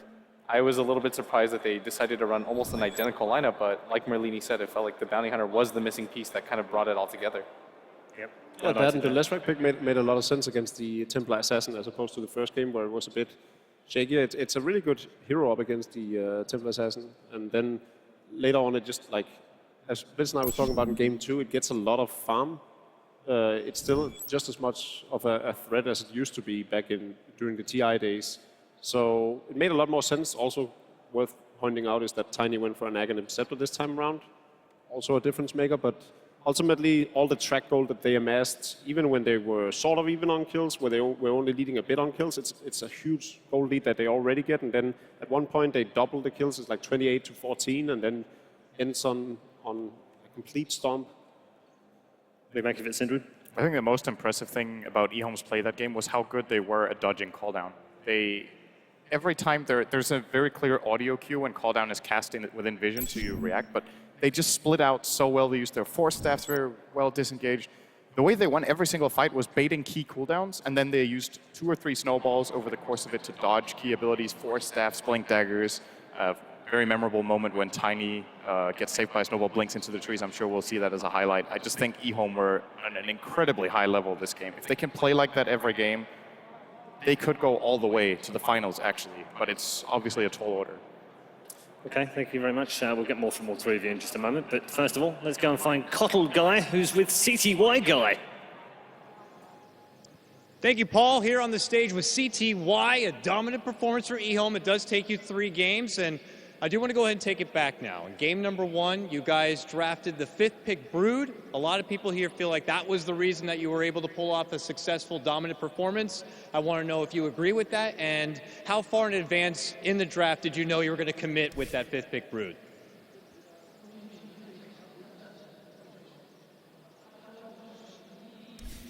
选了蜘蛛嘛，那大家都认为蜘蛛对你们第1局的胜利是一个很重要的主要的因素。你认为是这样吗？而且你们是以前已经预备好选这个英雄，还是怎么样？我们打老干爹应该是准备好用蜘蛛这个英雄的，因为我们觉得他们比较怕，然后他们也不知道我们会使用蜘蛛这个英雄。第1场的胜利对我们，增加很多的信心吧，因为我觉得我跟他们是旗鼓相当的对手。So we prepared this hero against our opponents because we knew that they weren't really ready for it. They were kind of afraid for it, and it was a good fit against their lineup. And they're a really strong team, so beating them gave us a lot of confidence and allowed us to feel that we could continue that forward. In games 2 and 3, it looked like you guys are willing to bring back the Lesh from 6.84. Did you have a lot of fun revisiting that hero again? And just tell us a little bit about your experience playing that hero once more in games 2 and 3. 第2局和第3局，你们选了这老路 TS 英雄，这英雄在这版本中是没有，至少比较少见的。那你还认为这英雄现在很强吗？能分析一下你打这英雄的感受？这个英雄现在肯定不是那种比较好用的英雄之一，但是对我们队来说，我们有使用它的方法，而且搭配我们的阵容，感觉还是。在比赛中，不管哪个队伍，其实如果对这个英雄理解深刻，我觉得还是可以用上场的。This hero may not be the strongest right now, but we feel that it's a really good fit for how we play, a good fit for our style. And as long as you're comfortable using this hero and you can play it together well with your team, it's still a potent pick. All right, now, this is the 3rd time that Lanham has pulled out that victory sweater. Be honest with me, is that thing starting to smell or what? 就是这是第3次国土哥一直穿着那个红色的毛衣，那他就是问你现在有没有点发臭了？那我没闻过哎，但是他比赛一般都穿这件衣服。I can't tell yet, but he always wears this when he competes. Good stuff. It seems to be working as a good luck charm. So CTY, congratulations again. A very successful performance, and we look forward to you continuing on further. Let's give it up again for CTY and a strong performance from Team eHome. Very good. Yes, very strong performance, especially in Game 3, where they've taken the match and advanced through that lower bracket. Jacob, just summarise LGD for me as a whole tournament. It was very up and down for them throughout the group stage and the bracket. I think you just said it. It's very up and down. One game they're hot, and the next they're cold. I feel like RGK's play throughout the tournament has been very telling of how successful they were going to be in the game as well. First game, the Doombringer, not very good. Goes on to play an amazing Earthshaker, finishes up with a questionable Clockwork, and it's sort of the team's performance as well. Okay, let's take a look at the highlights and just show you some of the great plays from eHome in that third game. This spot here, I think LGD gave away like 4 kills in a row to eHome running up the same ramp. One hero dies. A few moments later, the Bane runs up, dies as well. Then a few moments later, they run in with 2 or 3 heroes. I think eHome, over the span of like a minute or a minute and a half here, just gained like 5,000 gold on LGD. So that was and it wasn't unusual either, was it, Synderen, in this game? They seem to get caught an awful lot, far too much. Yeah, getting caught against this lineup is not really something you shouldn't expect when you're playing against Tusk and Tiny with Blink and a Bounty Hunter constantly tracking you. You will get caught out, but that's why you need to gather up, as I think Merlina was saying. They can't just keep running in one by one and just splitting up, because they were giving way too much away to eHome. And I think LGD adapted to the correct style, but when they did, it was too late, too far behind. Yeah, Blitz, an obvious question perhaps, but when a situation like that arises and you keep doing the same thing over and over again, and it doesn't work, what point do you say, hold on guys, this is not going well? This should have been readily apparent after the first set of track kills. You would think. Yeah, because what ended up happening in the second game where they actually won that was so successful was they were able to use their spells in tandem. Whereas in this game, it kind of just felt like the call down whiffed on everybody, and then the winner's moment here is incredible, by the way.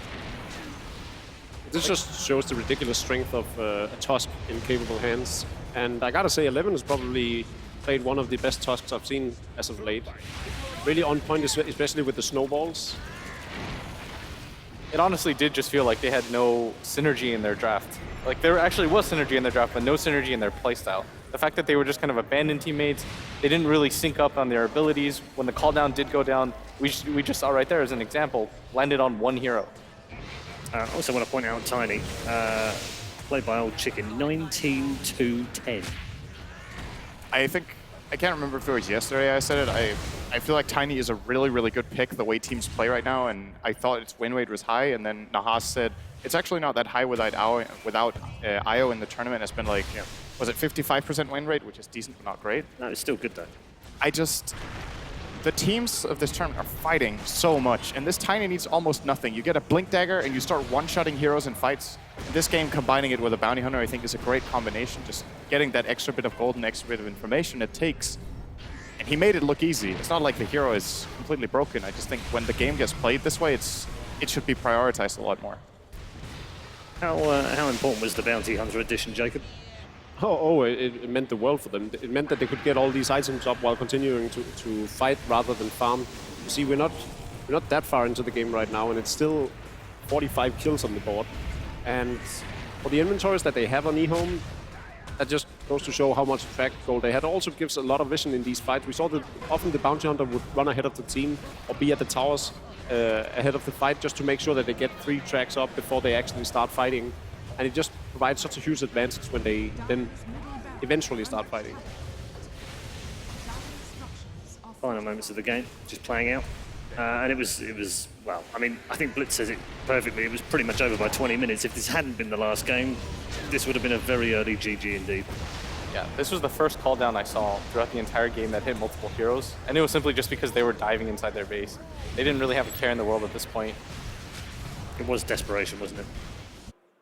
And that is it. That seals the lid on the coffin as far as LGD are concerned. They do fall out, and eHome do move on. I think the other thing is that eHome were pointed out by a number of you. I don't know whether it was you three in particular. I know Kat was very insistent that they are definitely a top 4 team at this event, and they've started to look like that kind of team now, Blitz. No, I completely agree. I made that assessment with Cap before this event. We were looking at eHome's games and saying, if this team can go on a hot run, they can definitely get to the top 4. They've got star players all around. They've got good leadership, which is something that time and time again we see determines a team's success. And Lanham has been showing that he's a steady drafter. Jacob, final thoughts on the game? I'm just happy that I'm right, even though it means that trolls and blitzes as well. And more importantly, obviously I'm wrong again. I mean, absolutely wrong. 100% yesterday when you weren't here. You're some sort of curse. Great, great. Yeah, everyone that sat in your chair was wrong yesterday. Then. So I'd point that out. They were filling in for you. Every time I sit in my chair, I'm right. I'm not sure that's... Every time today. I'm not sure that's entirely right, but nevertheless. Synderen, final thoughts on the game? Yeah, I pretty much agree with what they've said all around. And eHome looking good. Based on this performance, I also think top 4 is very probable. Being their next opponent. All right, very good. Thank you very much to all three of you. We are headed off to a break, and also we're looking forward to our next match. Of course, our final game of the day, and it will be OG involved again. I'm sure the crowd will be very happy about that. They'll be going head-to-head with CDEC. Now, first up, what happens when we do production on these things? And it's a common question I get. People tweet at me, how do these things work? How do they get put together? Well, the good news is I have an answer for you. Trucks. Big trucks.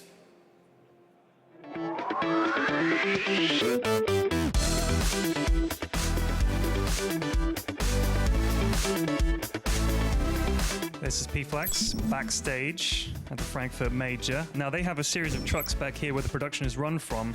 Inside is bigger than it looks outside. So we're gonna go inside and have a little look around, and I'll show you some of the magic that happens backstage. Let's go. So here we are inside the production truck. I know that many of you may wonder how they put it all together, and this is how. Look at all these screens, all these monitors, mixing desk, sound station. They got graphics, they got stats, they got everything, all controlled by the producer and the director back here. So this is where it all goes on, and I hope you guys appreciate it at home because these guys work hard.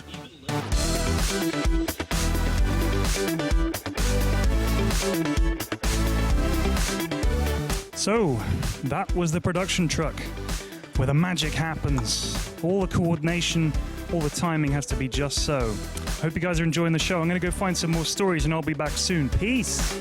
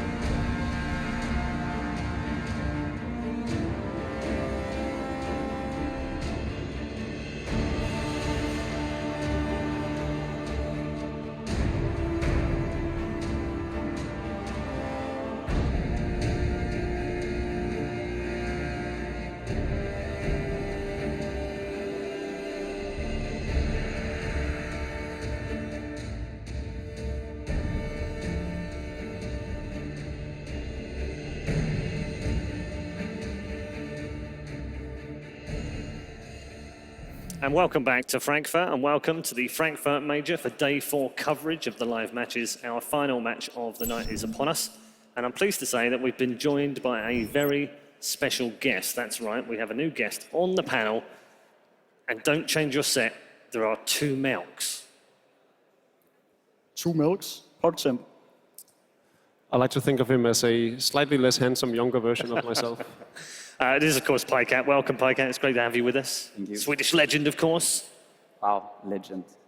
Nice. At the age of 23. Yeah, wow. You're done for. Yeah, I'm done. That's why I'm here.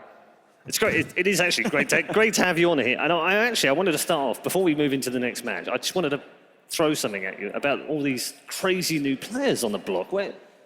How have they done so well at this major? What are your thoughts on it?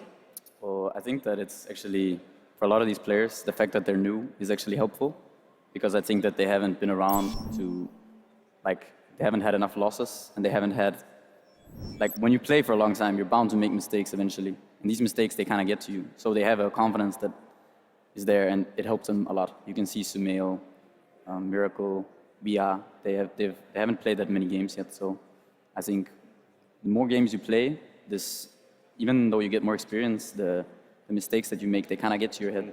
So they're playing without fear. Yeah, I think so. They haven't been broken except down. for Sumail, They who haven't does been play. broken. Except for Sumail, who does play with fear. The rest of us Jacob. have therapy every week. It spoils these games. Right, let's move on quickly before the jokes fall flat even further. We're going to move on to CDEC versus OG. We'll start with CDEC. And do you know what? Why don't we take a look at some of their highlights as well? Because they've had some very good highlights at this particular major, not least of which were in the group stage and, of course, in the lower bracket. But unfortunately, when they played Evil Geniuses, they weren't quite so nice. Jacob, they came unstuck against Evil Genius, but we already know how good they are. Yeah, I think a big part of it was that they put aggressive on a hero that, first of all, we're not used to see them play. Yep. We're not used to seeing anyone play it because it's not very good in the current meta. He actually played amazing. We talked about this earlier. Aggressive, constantly performing at a high level, but it's just not enough when you're playing up against a team like Evil Geniuses, who might very well be the favorite to win the tournament. Yeah, this is one of the best life stealer performances that I think I've seen. It's the only life stealer performance even we've seen. Before that too, it was a lot of just same old, infest into Storm, infest in a puck, infest in a quap, get a lot of kills. But this one actually, I think, made it look reasonably viable in the current meta. it made the skill cap look a lot higher than initially expected because of how difficult it is to armlet toggle nowadays. What did you make of that, Pika? Well, I think that you can't really pick Nyx that much now. I mean, there's a reason the hero is not played a lot. And also, especially when you play it against Venge, Clock, Doom, like the hero, he gets kited so easily by these heroes. And he just can't do much. He's too... He only has one thing, right? He can only run at you and attack you. And it's so easy to play against a carry hero like that. Venge was actually considered one of the hard counters to the Nyx back when it was in style. So do you think CDEC's weakness is their drafting, Pycat? Yeah, to an extent, I think that the fact that, I mean, it's both a strength and a weakness at the same, like, they're really good at what they do, but teams are figuring it out by now. So they're kind of just, when you play CDEC, you go in and then you have a strategy prepared against them because you know what they're going to do. They're going to run at your face until they win the game or lose. Okay, I want to discuss one of the other things which Brian's given me. Most smokes used per game by CDEC, putting all the other teams under pressure. Why? It's how they play the early game and the mid game. They smoke, they get a big kill, they take towers, and then they just continue that role after they get like 2,000 or 3,000 gold boost. They can even win fights with like a 5,000, 7,000 gold deficit. So all they need to do is kind of make that deficit as little as possible. And I think they had that exact same stat during TI as well, that they were the most smoke-using team in the tournament, and it just speaks to their playstyle. They've obviously carried it on because they're a fairly new and inexperienced team, and they had this huge success where they finished second place at the World Championships, right? So why change the winning recipe? They go into this, they've been playing like this ever since. It's only just now that we start seeing them pick other heroes that we didn't really expect them to, and yesterday just fell flat against EG. Okay, let's move on to OG. Great game today, earlier on today. What can they take out of that? And obviously confidence, but can they take anything that they learned in that game about themselves and move it on towards CDC? Or is this just a completely different series and have to take it completely differently? completely different series. Pycat and I were talking about this actually before we were on the panel. He said every strat that OG has is a cheese strat. I mean, to an extent it is, right? Like they play Meepo, they play some Husker strats, they play their Wisp Tiny. I think Fly is really good at abusing the enemy's drafts. Like he finds a way. If there's anything where he can he picks these heroes that really punish enemies' drafts. I don't know. They played some Brood before, didn't they? Or maybe they didn't. They play these Huskar and Meepos. Yeah, not here. And these type of heroes that really punish the enemy if you pick them at the right time. Yeah, I think the Dazzle against the Virtus Pro spelled it best. It's one of those heroes that keeps your own heroes alive. And against a team like Virtus Pro, that's especially effective because they just want to fight all the time and they will keep fighting until either one of them dies. So isn't that somewhat similar to CDEC? I think they pick the same kind of strategies regardless of what they're playing up against. They have these three heroes each that they all just keep on rotating on. So, you know, if they don't get Lina or Queen of Pain for Shiki on the middle lane, I don't even know what they're picking for him anymore. Because those seem to be the only two that he really plays at the highest level. And then aggressive, we most often saw on Gyrocopter and Phantom Lancer. He's now diversing his hero pool a bit more. And the supports, we've seen a lot of Bounty Hunter coming out for them, especially not so much in this tournament, but early on, they go for the same kind of style every game. Okay, let's take a look at the highlights from OG's previous match. There we go. Virtus Pro versus Team OG, of course, earlier on today. And, you know, it was a great performance by OG against a very good, informed team. So I don't think that some of their team fights were as good as VP's. They were able to take some team fights that I just simply did not expect them to win. But yeah, as you said, OG have some really strong paths. The Dazzle pick, as you said, was really, really good versus them, and they couldn't really stop the farm with the PL and the Shadow Fiend at the end of this game. Crit also played an amazing series all throughout, even in the game they lost. Yeah, he played a really good Rubik in that one game. And then I also think that this team, OG, they're very clutch in a lot of engagements. They have these players like Miracle, and even No-Tail, he does they do a lot of these clutch moves that are really hard to pull off. And they can be a bit risky, but they're very good at making them work. What did you make of the 3-game series earlier on, in the way that OG came out on top against a pretty decent Virtus Pro, and a team that had shown us that they've got some good fight in them? I felt a bit like VP didn't play at their highest level a bit. I felt like I don't know, their execution seemed to be a bit off. I don't know what it was, but it seemed slightly off. Like the players were not, I don't know, on the same page 100%. So it's hard to say. I think CDEC will be a tougher opponent than VP, but I think that OG could pull it off if Fly finds some good drafts. I mean, this fight was a good example. FNG missed a lot of Ice Pass, and his team just wasn't able to connect at the same level that they were earlier on. But VP has always been that kind of team. Sometimes they have some days where they're just on fire, completely in sync, just one mind, and sometimes they, sort of lack that teamwork and unable to overcome a team like OG.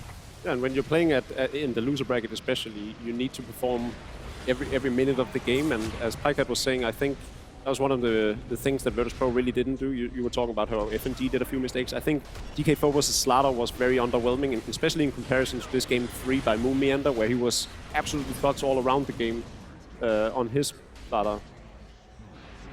Yeah, in this game they were just not able to protect the Lina at all, and she just got jumped in this last fight due to excellent smoke movement by OG.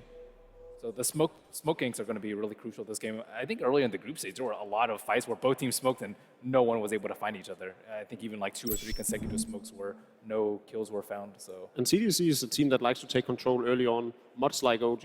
One of the reasons why OG was successful against Virtus Pro is because they sort of matched that fiery aggression with their own. And I think that can actually play into OG's favor, because CDC might not expect to be pressured that much in the early game. We've talked a little bit about Fly and his drafting, and rightly so. But what about his best mate? How's he stacked up so far? No tail at Frankfurt. I think he's been doing all right. I don't think he's had the standout performances on his team. I think they've all been playing solid.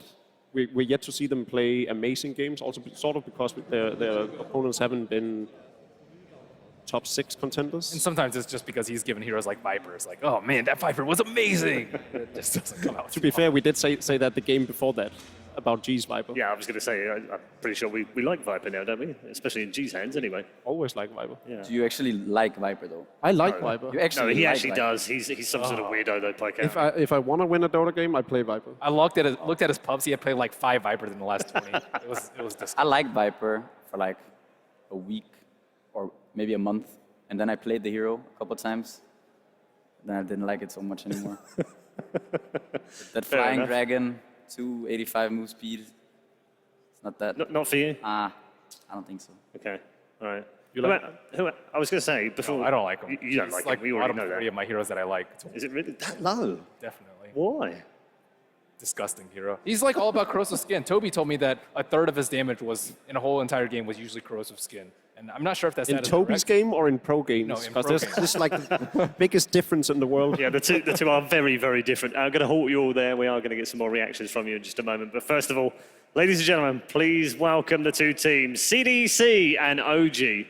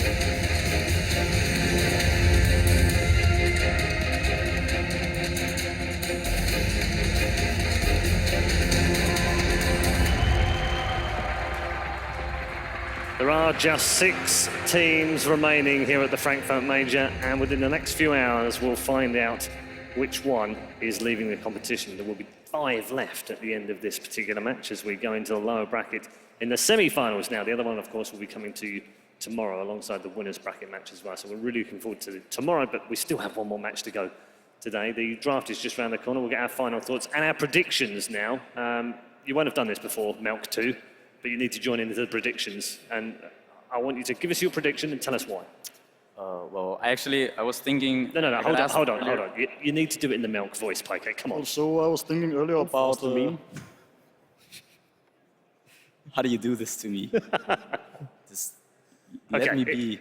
Leave him alone. Leave him alone, I was actually thinking that CDEC would take this, because I still think they're quite strong. But then again, I'm biased, and I'm from Europe, so I'm going to go with OG. Okay. OG? I'll go with my little brother and support the Danish guys, and of course, cheer for No Tail and Crit. Okay. So OG as well for you? Yes. Okay, this is looking remarkably one-sided. I've also gone with OG. Can we change that? Then I want to change mine. Can we what? So it says Melk 2. I'm also going to go with OG. Are we going to get a clean sweep? I'm going with CDEC. I think you guys underestimate them a lot. I don't. I have to support my Danish brethren. But now that Paul has bet for them, I sort of want to change mine just to be 100. And you should, really. But it's heart and head now, isn't it? In your heart, you want OG. In your head, you're saying CDC. Is that right? I mean, I think people have just maybe gotten a little bit bored of seeing CDC playing the same picks and the same style, and OG are a much more entertaining team to watch and interesting. But I still think that CDEC has maybe the weaker drafts, but still the overall stronger play, and I think that aggressive will pull through in the end. If I have to put on the analytical hat, I do think CDC is probably the stronger team. Now he says. It's covering my bases. You don't have an analytical hat. Let's just test this, because as we go into the draft, I'm not sure if I'm going to know which one of you is speaking. All you have a small penis. I'm pretty stupid. 10 seconds remaining. Okay, draft 1 is on the way. Enough of the nonsense, and Joro's first one banned for OG. Turn to ban. So CDEC have had a full day to prepare for OG, which is pretty important because OG, on the other hand, have already played a series today. So this means that CDEC likely has had time to look into OG's older replays where they like to run Huskar, where they have played anti-mage a lot, where they have picked Meepo up for No Tail. So I wonder how they're going to handle this entire thing. My guess is usually, again, the Ember Spirit that we saw for Vici versus Secret, that I think is an important pick to kind of dissuade a lot of them, the Meepo in particular. Do you feel like that CDEC might just sort of decide that there's so many to think about that they might just focus on their own and decide to try and play that kind of game? 5 seconds Comfort picks? I mean, no matter what they get, though, they always play with that sort of game, right? So it's more, can they force OG to play that sort of game? Yeah. You think they are hoping that OG is not going to pick the Tusk in there first and leave it in the pool and then maybe ban out the... Who do you think is a bigger deal, Slaughter or Tusk? I think for OG, I think Slaughter actually works better. Yeah. But if that being said, I think if OG plays it smart, they still take the Tusk just because they know that CDC wants it. Did CDC play any Slaughter so far? Only once, I think. Usually only aggressive Slaughter. Okay. Yeah. I think Slardar here is good. But if you want to do like a ban pick, you take the Tusk instead. Or you just go for a Wisp and not care at all. There it is. Turn to pick. It's probably Wisp Tiny. There was Queen for Shiki. A lot of teams fear that. I think Peter said that was one of the few things that he feared coming out from CDEC. Yeah, I think a Tusk Queen pick right now would be very beneficial for CDC. Ember Queen? I think it's going to be interesting to see though what OG do in the second phase, because this is where they always, it's like they do this Wisp Tiny and then they also pick Husk plus Dazzle. I mean Huskar plus Dazzle. That's what they do. They go multiple. Multi-cheese. Yeah, multi-cheese. Reserve time. Okay, so it is the Queen of Fame. C-Dex, turn to pick. So you guys are kind of split into as to what they think. I think Ember, you guys think... I think perhaps Pitlord. There's... what else have we seen? I guess occasionally we see AA coming out from the Spirit Breaker, although maybe not willing to pick it up as readily as yesterday. 10 seconds remaining. Dazzle, also really good for the early fighting playstyle. 5 seconds Although remaining. that's more OG, and of course, Winter Wyvern, perhaps. Dusk.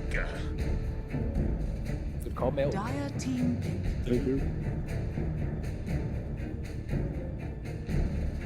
So can OG actually go 3 cheese?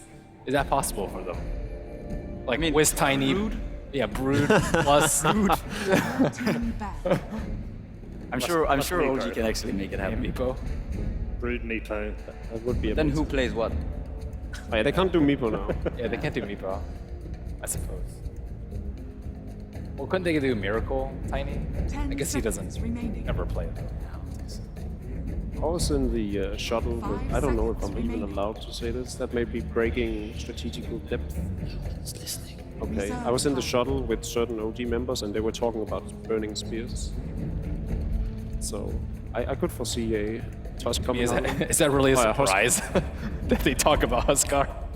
I thought you had some secret information there. Oh no, not That's at all. not confidential at all. That's the only thing they talked about. But does Husk counter Tusk or does Tusk counter Husk? R. That's the question. C-Dex, turn I to don't know. ban. I think it works well both ways, I guess. He can zone him out early, but I think actually Tusk probably works better against Husk. Sigil's decent against I them. mean, there's the AA ban, so... Oh, and then Huskar is like, okay, no. Taking no chances here.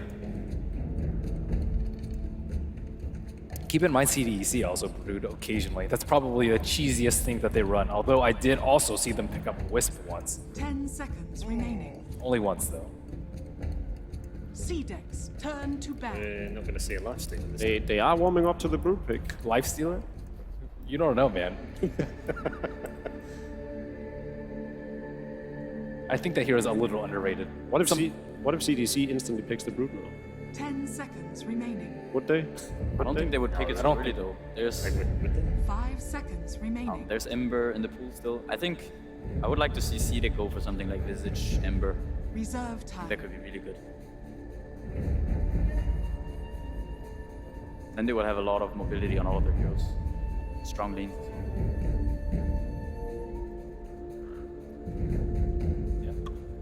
See that working for them. Is there anything else that Monkey Business pulled out that you suspect that they might pike at? They do run some Lich dual lanes off lane. Also, it's really good to go offensive dual lanes whenever you have Wisp Tiny. Because then you get a safe lane 1v1 matchup. You can pick a strong matchup for your solo hero there. And it also means that the Wisp can rotate down to the offensive dual lane and make that lane even stronger whenever he goes for a rune. Because you also, then you have 4 heroes on the bottom room.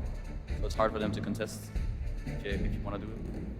They might still go for the Dazzle, although it's slightly worse against Speed of Pain. And is it? Oh yeah, it's banned. Okay, never mind.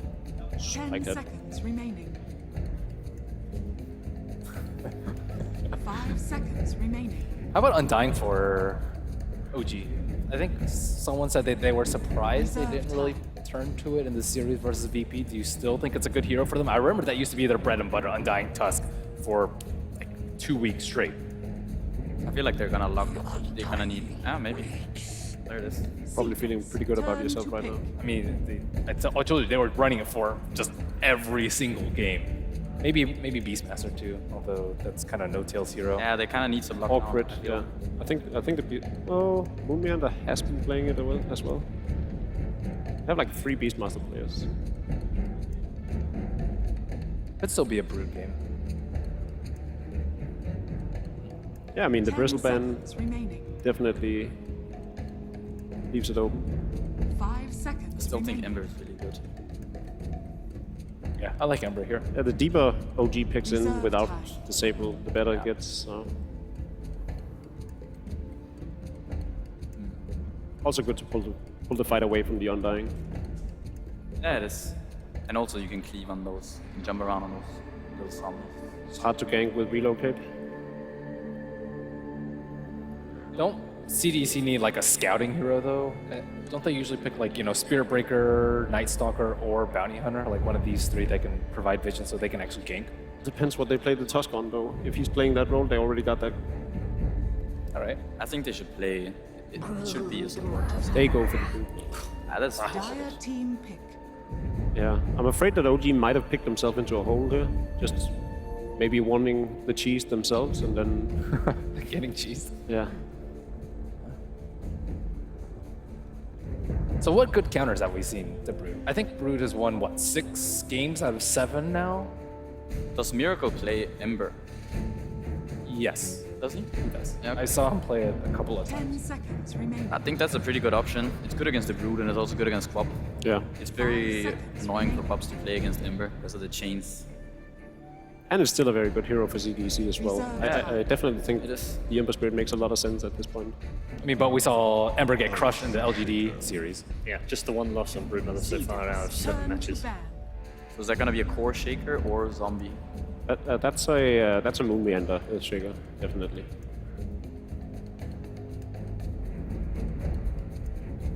Fly running around, being the undead. 10 seconds remaining. Just looking for a miracle hero. 5 seconds remaining. I mean, they could still actually go for the Meepo, even though it's not that great versus 1 to Wyvern. I think Meepo is actually one of the best heroes to deal with Brood Meepo is actually really good here, yeah, I think so too. Oh god, the cheese. I mean, you're kind of forced to, I think. It's And they banned out the Ember's Ember. gone. Yeah. Does Miracle play Tiny though? That's the question. Sure. Yeah. Why not, I guess? Why not? I don't think that is that insanely difficult. But it's more like if you have a player who plays a hero. It's also in combination with the Wisp. Yeah. I think like the fact that they're both Danish might also play in a lot to that combo. Out. What? No, I was serious. Maybe. They might even talk would you Danish say to that each other the when they're Danish comboing. Wisp Tiny, is it strong? Yeah, it's the best. Yes. Huh, interesting. So what are we looking at for aggressive here? Juggernaut. 5 seconds It's my pick. remaining. I like the Juggernaut a lot. There's a gyro against the Undying. Oh, it's banned first. Never mind. Like Reserve that. time. 10 seconds remaining. 5 seconds remaining. Huh. So it's gonna be a safe thing. Dire team pick. Okay, cool.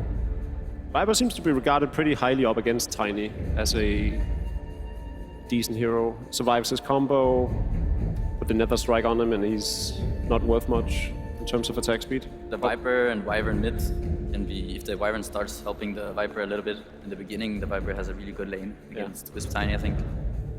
They can't really go on him. He just tanks too much. He gets his 10 levels. seconds I think remaining. Meepo is actually super good here.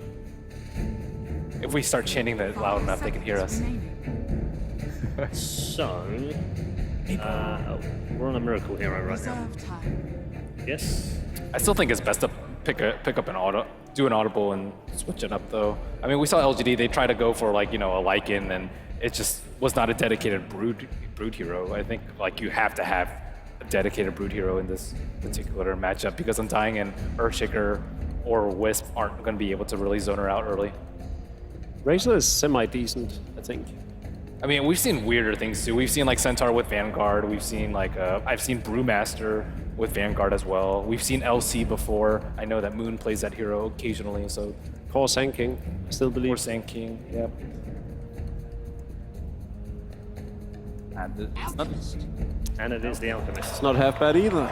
Money being made around here. Here we go then. Game 1, OG versus CDEC Gaming.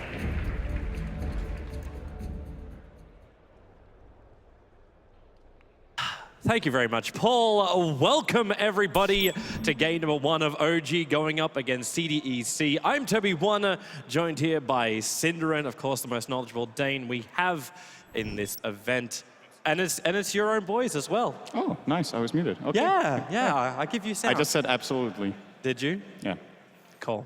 It's not, the competition isn't that bad. So. It's not that rough, is it? It's not that rough. That said, though, Milk has actually been on point today. I think Milk has had his best performance so far on the panel. Please don't say things like that. It's not that difficult, though, to up his previous performances, but today he's been making some... We have also been seeing a very stable drafting scene coming out. Like, I know you're talking about it when we're going through our draft right now. It's like, oh, maybe we'll see something like the Lifestealer come up as that combination to go with the Broodmother and the Queen of Pain. We can go for something that CDEC, like, they tried once, and it sort of worked. I'm trying to be as polite as I can about that. I would have loved the Lifestealer in this game just because obviously they didn't know the Alchemist was coming from Miracle at that point, but I think it's good against Tiny, it's good against Undying, it's okay against Shaker, and they had a vehicle for it through a Queen of Pain potentially, or by taking it in with the Tusk. There were a lot of ways they could have utilized it, but they might have just lost faith in it after the last game. There is a big standoff right now here inside the Radiant jungle. The shards will fly. They'll separate Moon a little bit. Remember, he's still got that fissure, and they throw it down aggressive. Has to cut through the tree line, but you've got your Avalanche already slowing down aggressive, and he wears Shadow Strike first. There's no blink away. They're going to get the kill. The decay from Fly kicks in, and OG, not only do they get off to a good start, they didn't have to put a point up in that Alchemist until now, so he'll get the Bounty Rune with the Greaves bonus. Maybe something even bigger, too, is the fact that Sentry Ward planted down right now by the Wyvern, it will not scout out the Observer Ward, so the 30-second camp will be blocked as well. This is where, if you're a CDC, you just don't challenge. They are a very aggressive team by nature. They love fighting, but I'm really surprised they chose to even throw out that Shadow Strike. They have a Broodmother at the top rune, so they know there are only 4 heroes there, and their level 1 is way inferior to what OG could throw at them. So they got a freebie there. They get the rune for Miracle, like you said, so that's absolutely crucial for him in order to stand against the Viper in lane. I still think this matchup is Viper favored, even with the Bounty Rune going Miracle's way, but it's a start. Yeah, I would agree with you, but at the same time, it's the old phrase we had with the Alchemist. Nothing has really changed with his greed. It's all about just getting those Bounty Runes secured. So I'm interested to see how well OG are going to get these rotations off. The Earthshaker can keep a little bit of attention down the bottom lane, but the Wyvern will normally be able to control that bottom rune, depending on the timing. And Crit, with no early bottle over on this IO, maybe getting runes won't be as important to him, except just blocking it out from CDEC. Moonmeander's actually dropping very, very low here. He might want to go back to base. He uses the Tango to stay alive against the Shadow Strike, and yeah, it's going to be a full retreat. So it's going to have a hard time. Looks like CDC are putting more emphasis on their safe lane than usual, but of course they do have this off-lane Brood, which is something we pretty rarely see from them. Well, it's a good focus too. When you think about it, what's going to happen if Moon doesn't really find good levels and good farm? Like, where does your initiation really kick in? He's kind of your only jump hero unless No-Tail goes for more aggressive build with a Blink Dagger early on, but that could limit him up against the Broodmother. And this top lane is going to be the lane to watch. Not right now, but fairly soon. Actually, No-Tail gets a good toss onto XZ. Yeah, with and the dust available, too. They get a very quick and simple kill. It was the lane to watch already. They might. Well, that was going to be CDEC coming up for a rune contest, thinking OG might even be a little bit weaker, but that quick little moment from a Tiny. You look for those openings in the mid lane because it's a little bit more choked up, but Broodmother playing a little too aggressive. This is a very good start for OG there. Obviously, they got the Bounty Rune that they wanted in the start. They've got 2 kills. The Tiny is easily out farming everyone else. And now the question is, how do CDC adapt? Because they obviously don't think they can keep 3 heroes bottom, and the rotation so far is from Q to the top lane. Still doesn't have his Arctic Burn ready, though. He's in real trouble with the Wisp Spirit damage. Actually, they don't have enough mana left over on that Tiny. The bottle's been purchased by Notel, but it's still going to come out to him on that top lane. And the Flying Courier is only available in a couple of seconds. Fly, he's on the hunt, looking for Q as he would retreat out. Won't find anything, however. And the ping actually came out from Q. So he understands that Fly is there. Oh, bottom lane, Moon Meander. Yeah, no TP out. He's in a world of hurt. He's dead underneath that tower. The Shadow Strike will end up killing him off, but the Queen of Pain just ensures it. Aggressive with a good attack. This is such a difficult lane matchup for Shaker. Even Queen of Pain versus Shaker one-on-one is a difficult matchup. You put this kind of support together with the Queen in this lane is just impossible. And maybe they should keep Fly a little bit more in the bottom lane and help out Moon Meander, but he's focusing a lot on top, anticipating that this Broodmother is going to get out of control pretty soon if they don't. Well, there goes your Avalanche again, but Tiny, no mana, and also in a real world of hurt as Q flies right behind him. With that Soul Rip available, Notel is able to survive. And this Soul Rip is going to be a key ability later on in the game for OG. It is a burst heal that they can throw onto the IO, which in turn will heal that Tiny a ridiculous amount. I'm not sure you want to be doing this, Shiki. Alchemist takes that bounty rune. They get the fissure off, which means it can be a full duration concoction stun over on top of Shiki. Fly make it even easier, removing the life from that Viper. And OG strike again. Alchemist with the kill. Well, they get eyes on Garter as well. Getting that one's a little bit more difficult. How important is it too for Garter to get a good progression? We saw Snowball saves throughout the previous series today. Up against something like that flying concoction, the initiation from OG, Snowball's gonna be so critical. Now he is currently sitting on level 3. Getting a little bit out of the mid lane, but so far so good for OG once again. They've got way better CS on their heroes than the counterparts on CDC. At least the Tiny is doing well. Viper is actually drawing right now with the Alchemist because of these good rotations. So they've accomplished what they want out of the lanes, apart from bottom, where I think they would hope for a bit more. But you know what? If you're not getting anything there, you can always go for a Soul Ring and try to rotate with Shaker. Of course, very good at that. Got the kill at the top rune, and now looking for the top lane. But XC is playing it very safe. Yeah, you can't afford to feed anything else. And really for the Broodmother, it's meant to be that whole weather the storm. Get to your Soul Ring and then just go. But you don't have to put yourself at risk to do so. Having that one death to his name, it's really something they don't want to have happen. One, because the Alchemist you know is going to be getting a decent amount of farm, and the farm he does gets worth so much more because of the greed. But getting Tiny with a momentum build, that's even more dangerous for them. Because then the split push and the power of OG becomes a lot more real. And whenever it's a no-tail Tiny, you never know what item build you're going to get. I think he has the biggest variety in item builds out of any player on Tiny, or at least the most unusual ones. He kind of alternates between his own 2 or 3 item builds that no other player goes for. Is this one of these games? Because I know he likes to go for the Aghanim Scepter Rush. With the Wisp, he may even go for combat. But is it one of those games where you feel like you can just play the greed game? Go in for a Hand of Midas build? Well, if the mid lane is going as well as it is and Miracle is getting farmed, they could try it. At the same time, I think this game you want to, on your Tiny, you get a Blink Dagger, you go and you're active around the map. You have Miracle give him the Aghanim Scepter as Alchemist. Speaking of Tiny, he might be in a little bit of trouble. Garter had an Invis ready. He's coming close on Notel. The 10, however, in from crit, and that damage just cannot be inflicted by CDEC. They wanted to bring more up. Q was moving himself up to this top lane. This Wyvern has spent 6.5 minutes just roaming from lane to lane and only found 2 levels so far. Man, this net worth lead they're accumulating already on mainly Miracle is what I'm looking at. There's a 2K lead for OG and 1,500 of that. Actually, all 2K are in the mid lane. That's his advantage over the Viper right now. So Miracle going for this Medallion of Courage will allow them to take Roshan very early. I think he's going to transition into maybe a Radiance straight after this to just maximize the farm and get the Aghanims for the Tiny, as mentioned earlier.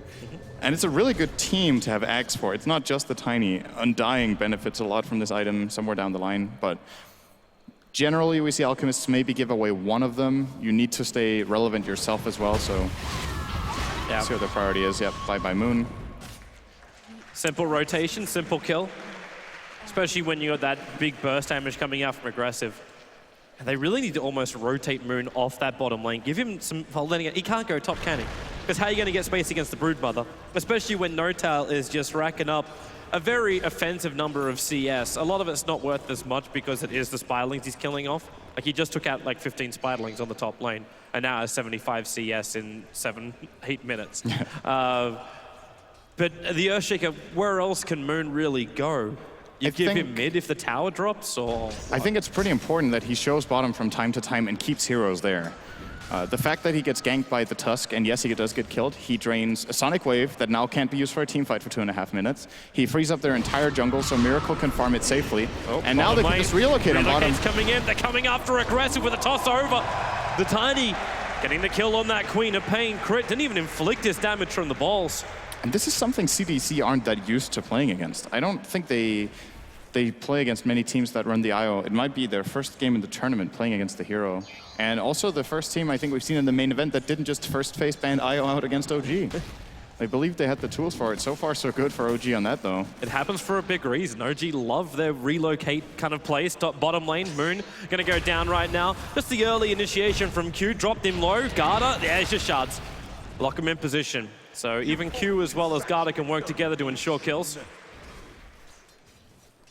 But we're not feeling the Brood have an impact just yet. That's the main thing for OG. Well, how does They're he? finding the farm. Yeah, that's the problem, because Brood can be a very big problem in the early stage of the game, but with this not happening, reaching level 7 is usually a benchmark for, okay, now you start taking over the enemy jungle, you start farming it up, but Alchemist is already in there with the Acid Spray, and Brood can't kill him alone. There's always the threat of the relocate. OG, obviously, with the Tiny, can also farm stacks. So whenever he shows his Spiderling somewhere, they just get killed. Might get even a little bit more concerned if that Alchemist just rotates up to the top lane in a moment. He's already completed the Solar Crest, so going up against the Broodmother is a piece of cake for him. And we are looking at that combat build coming out from Notal. So treads into drums, and eventually he'll work his way into that Aghanim Scepter. I don't think so. You think he'll just go directly for the Blink, maybe the casual Yasha? Or? He'll just go for one of Notail's alternative builds and get the Axe from Alchemist. I don't see why he would purchase that item slot when he's going to sell it later anyway. Moon. So you're also looking at that Solar Crest as an indication that he's not, like, Moon's not going for that Octarine, Radiance, and Mana style build. I still think Radiance is a choice, but after he went for Crest instead of just Medallion into Radiance, this makes me think he's not going that build whatsoever. Okay. And that is perfectly fine as long as Notail gets as big as he does. So I think this is going to be Drum into maybe a Yasha and then Moonshard, and just get the Aghanims pulled over. He's going to be absolutely ridiculous when he gets that at, say, minute 20. I know OG really enjoy their mid-game item builds, but that's pretty heavy in. If that doesn't work with the Tiny, the then Alchemist still just farm. Yeah, I suppose, yeah, the Alchemist just goes back to farming and gets the bonus Moolah. But how does CDEC then stop that? Aggressive? He's building in for an Orchid early on, and if that is an Orchid and an Aghanim Scepter into the Tiny, he'll never be able to kill off the Tiny. So how does CDEC ensure that? In fact, okay, relocate. Notail's just walking his way down. They relocate in Moon, so he's able to get that Fissure over on Q aggressive. Well, he'll blink into the tree line and TP himself out. So Miracle won't be able to get that stun. And where is that relocate coming back? In fact, it's up to top lane. The Spirelings are all over him, and CDEC, they set the trap for it. A lot of heroes on top lane for CDEC. They traded support for support. The question now is if they can start getting some significant damage on these towers. If there's one thing you don't want to have happen against a Wisp lineup, it's losing map control. Then they just start dominating you with a split push. Now, this kill probably gave a bit of an advantage to CDC over what OG managed to accomplish. They're not getting a collateral, not taking a tower, not setting up for Roshan just yet, but could be mid lane. There goes your drum charge. Easily able to close the distance between himself as well as Shiki. They commit the tombstone as well. They'll need this considering Shiki has that mech up in the snowball. Actually going to flip Moon on his head. But Carter, there's no real follow-up damage. The toss, a little bit off target, but Fly's got the K in 1 second time. That'll get the kill over on the Viper. So they find their opening. And they drop that Viper down. Now 8K net worth over on the Alchemist. Maybe he will still just go into that Radiance because he's up at 2.2K. I'm curious to see what he's going to do here. Also, Notal with a heavy rotation. It did open up space on top lanes. Now XC, he's starting to get that net worth up. He's taken out that top tier 1 tower and is building in towards an Orchid too. So they're actually going for double Orchid builds here for CDEC. One thing to keep in mind about that gank, though, was how hard it was for them to kill the Viper. They actually needed to commit a lot of abilities, and he almost made it out alive because of his mech. So if he gets treads, or if there's backup next time apart from just the Tusk, that's got to be a little bit worrying for OG, how much they actually already need to invest in. Avalanche going to connect with the toss up into the air. And the Soul Rip bonus damage arriving from Fly. They had enough to kill him up before he hit the ground. And you could see Aggressive for a moment trying to blink, but he went for the blink, which was a 180 for him. So it took a little too long to finish the animation.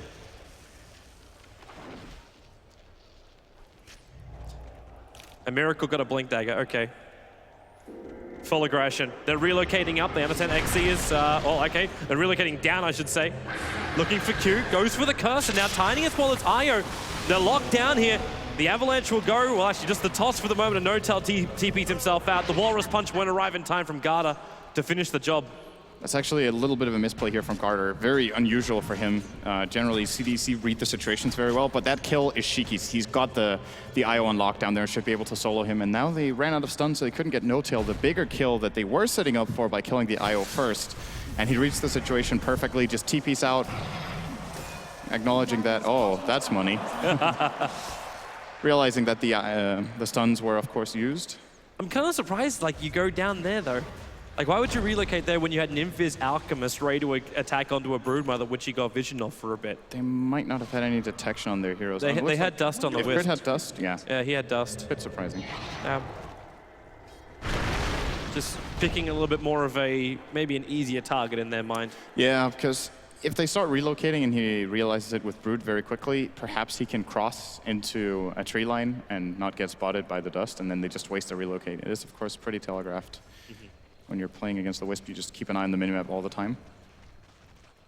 Well, bottom lane, they're getting ready to jump again. This is where the Blink Dagger can work for the Alchemist. Prepares the concoction, blinks, and then gets the instant stun before the Viper can reach the tree line. Queen of Pain's going to be killing off Moon. In the meantime, there's the attack onto Shiki that we keep our tabs on. But the Avalanche toss is a very quick kill. And with the Undying Tombstone in front of the tower, OG can keep this pressure going. Miracle will just tank up the tower. This is not a good trade for them. They're actually losing their tier 2 tower on top, and the Earthshaker died in front of the tier 1 tower at mid. Aggressive is putting on quite a bit of pressure in the mid lane too. They do have a glyph, so they're going to force OG to stay here for another 5 seconds, and Aggressive in turn forces their glyph in the mid lane and gets pretty much half a tier 1 here as well. They're actually TPing finally, out. No-tail rotating in. It's an okay trade, I guess. It wasn't as bad as I made it sound. They will be losing this tier 2 tower at some point, so. You wonder too if OG really care about losing as many buildings as they do, because you are running a Wiz Tiny. The ability to take out towers is pretty easy. Curse over on crit, and they just ensure the kill on him. This delays the urn at least, allowing Fly to retreat back out. That's your TP on the other side of the tree line. So CDEC taking whatever they can get. You know, Aggressive, in a lot of other games, he would have just run for that Undying, but he's starting to get scared. Notel just got almost 20 CS off one Avalanche toss combo. But the Viper still, like the tower, he grabs one.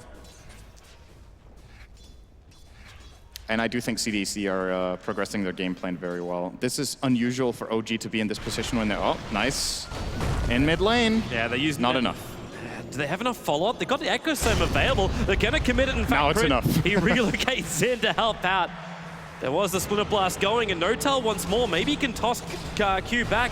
Crit needs this relocate to end in 2 seconds' time. He'll actually survive long enough, and Q, the Avalanche, it comes in waves and brings down the Wyvern. Aggressive, though, is ready to fight this. He's behind with an Invis Rune sitting in the river. He just needs a little bit more chip damage on OG to make the Sonic Wave work, but they don't really have it. And then Notel with a blink, moving forward, catching out Carter. And Notel, there might be a little bit of time between the kills, but he still gets awarded the double kill. And now they'll even take the tier 1 tower in mid. Radiant's middle tower has fallen. Is Aggressive actually going to try for this? Radiant's middle They are tower pinging it out, and they do have the potential for XC to rotate down with an Orchid. He will kill Fly if he moves a little bit further up these stairs, and he is rightfully so being cautious. He's waiting for it right in front. There goes your Orchid, and Fly is dead. It is actually the Aghanim build coming out from Miracle. He's 1,200 gold away from completing it. Most of it's sitting on the Courier at the moment. But it looks like they are going to increase that Tiny.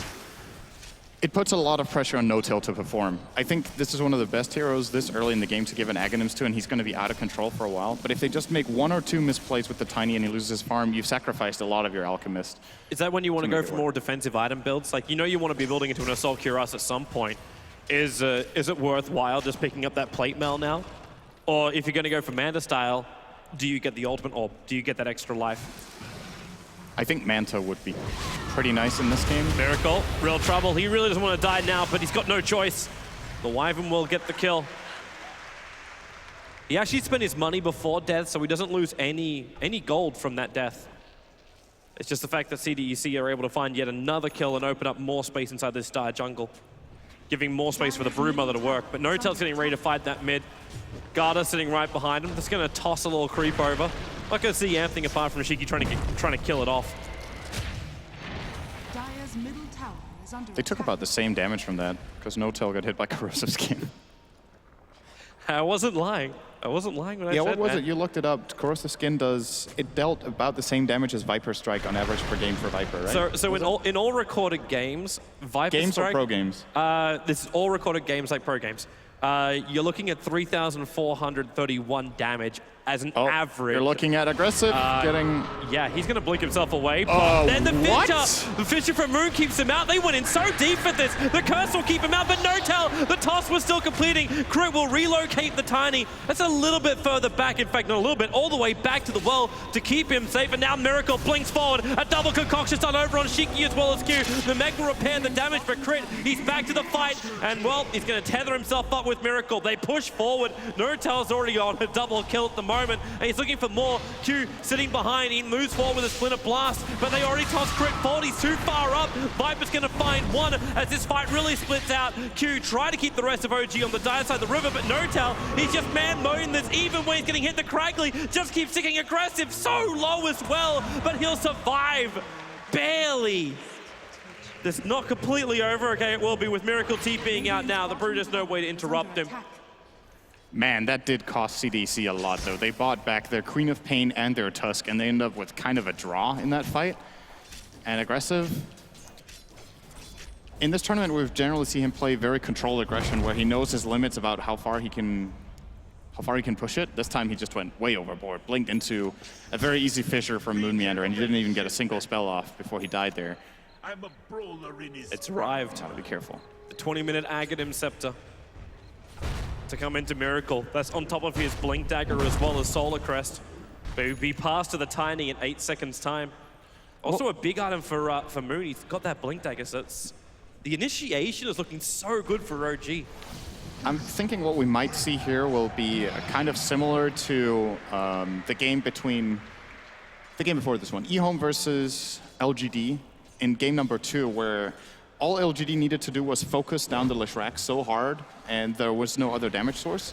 It's essentially the same kind of style that OG have set up now, that they've put so much damage and so much emphasis on their Tiny, that if CDC can find a way of locking him down and controlling him, which their Viper, for example, is great at, and they definitely have the tools at their disposal. He went for a Midas, by the way, building into Treads now, and I think it's an axe game for Viper. See, that's where I wonder if you've really got enough. As long as Crit holds himself back, you can relocate, save Tiny out. So you commit everything onto the Tiny, which is very difficult to do. Like, you're not going to be able to find that burst damage. It's a Viper. Like, you're not looking at burst damage from him. With the Orchid Sonic Wave from Queen of Pain, with Scream, even that is not going to drop Tiny down low enough.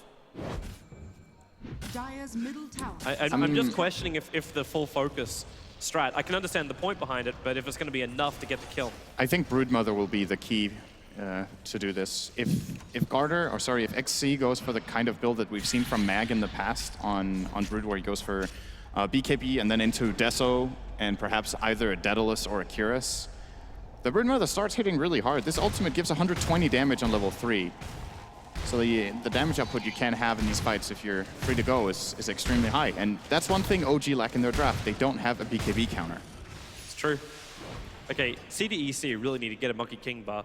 Like, you might be talking about the Aghanims game for the Viper, but you've already got a Solar Crest on the Alchemist, and now you're getting a Butterfly build arriving for No-Tail. Yeah, it's for sure that OG will be looking toward Roshan soon. We keep sending in Spiderlings here for CDC, but it's just a matter of a few seconds OG need to be off the radar, to be able to claim this with, of course, the acid spray, no-tail's massive damage output going into that butterfly. And they can even use the Undying Ultimate Flash Golem to help out, and the Tombstone. Is under attack. Plenty of options for OG. They just need to get their lanes under control. Okay, aggressive, chip it away at Notel. Doesn't want to take that risk of Notel blinking forward, so needs to also keep that Shadow Strike out. It's too easy for that Queen of Pain to die at the moment. She's not walking around with an easy buffed up Aghanim set that was gifted to her, so she has to do it the old-fashioned way. And you look at the economy, you're thinking, okay, this Tiny is ridiculously big, right? He's been pulled an Aghanim Scepter, he has 8 kills, 23 minutes in. This is the kind of stereotypical game where right now OG are ahead by 10,000 gold. In a lot of their previous matches they've played with Tiny, especially in online tournaments, they're 1,500 gold ahead. They've sacrificed the Alchemist for it, and CDC are out farming them. They're actually behind in experience too. Like that's almost up to 3,000 going the way of CDEC. So OG, like the way they win with this game, with this lineup, is just by being really aggressive. You push down through the tier 2, tier 3 towers, and you force CDEC to fight you in an unfavorable position. And the Tiny, you're still running a 3-blink lineup. Fly's about to complete up this mech of his. And with an Aegis of the Immortal also in the hands of, I don't even want to give it to the Tiny at this point. You almost want to give it to somebody else because Tiny is just so damn big already. But they are going to give it to Notel. I'm wondering how CDEC really fight this. Like maybe the option is just don't. Yeah. Just so split too. push the entire time. They just need to delay the game a bit. They went for a Midas on Viper that sets a very clear game plan for you where you're not interested in fighting. They're closing in on the BKB on Brood. If you're OG on the other hand, you want to find a way of activating your Alchemist now. You went for this Blink fight-oriented build with Solar Crest and pulling the Ags over. Miracle has to find a way to become a threat as well. Well, how does he do that? But it's hard to get out on the map. Like, what build do you go for at this point? Do you still go back into your old Radiance build when you're 24 minutes into the game? I don't think so. That's the build if OG want to slow the game down, but if that was their game plan in the first place, you should have got it earlier. OG are doing OG things. They're building for early game, and it looks like it's going to be a Vladimir's Offering as his next major item. So it's all about the group up, push together as OG. They want to end this game before we hit 40 minutes. That's the goal right now for OG. If these Spirelings wait a little bit longer, they're actually trying to kill off Crit. They may get the Courier, and the Courier goes to the tree line. That's got the rest of the Butterfly on it. And the fact they just send the Courier back now, OG. Very good awareness here from OG saving that Courier. It's probably Crit working it out. Well, it's might also be surprising. worth picking up a gem as well. That was what I was going to say. I'm sorry, Sind. It's a bit surprising that they're not getting a gem. OG, I think, are in a position right now where they feel pretty confident and comfortable with the way the game is going.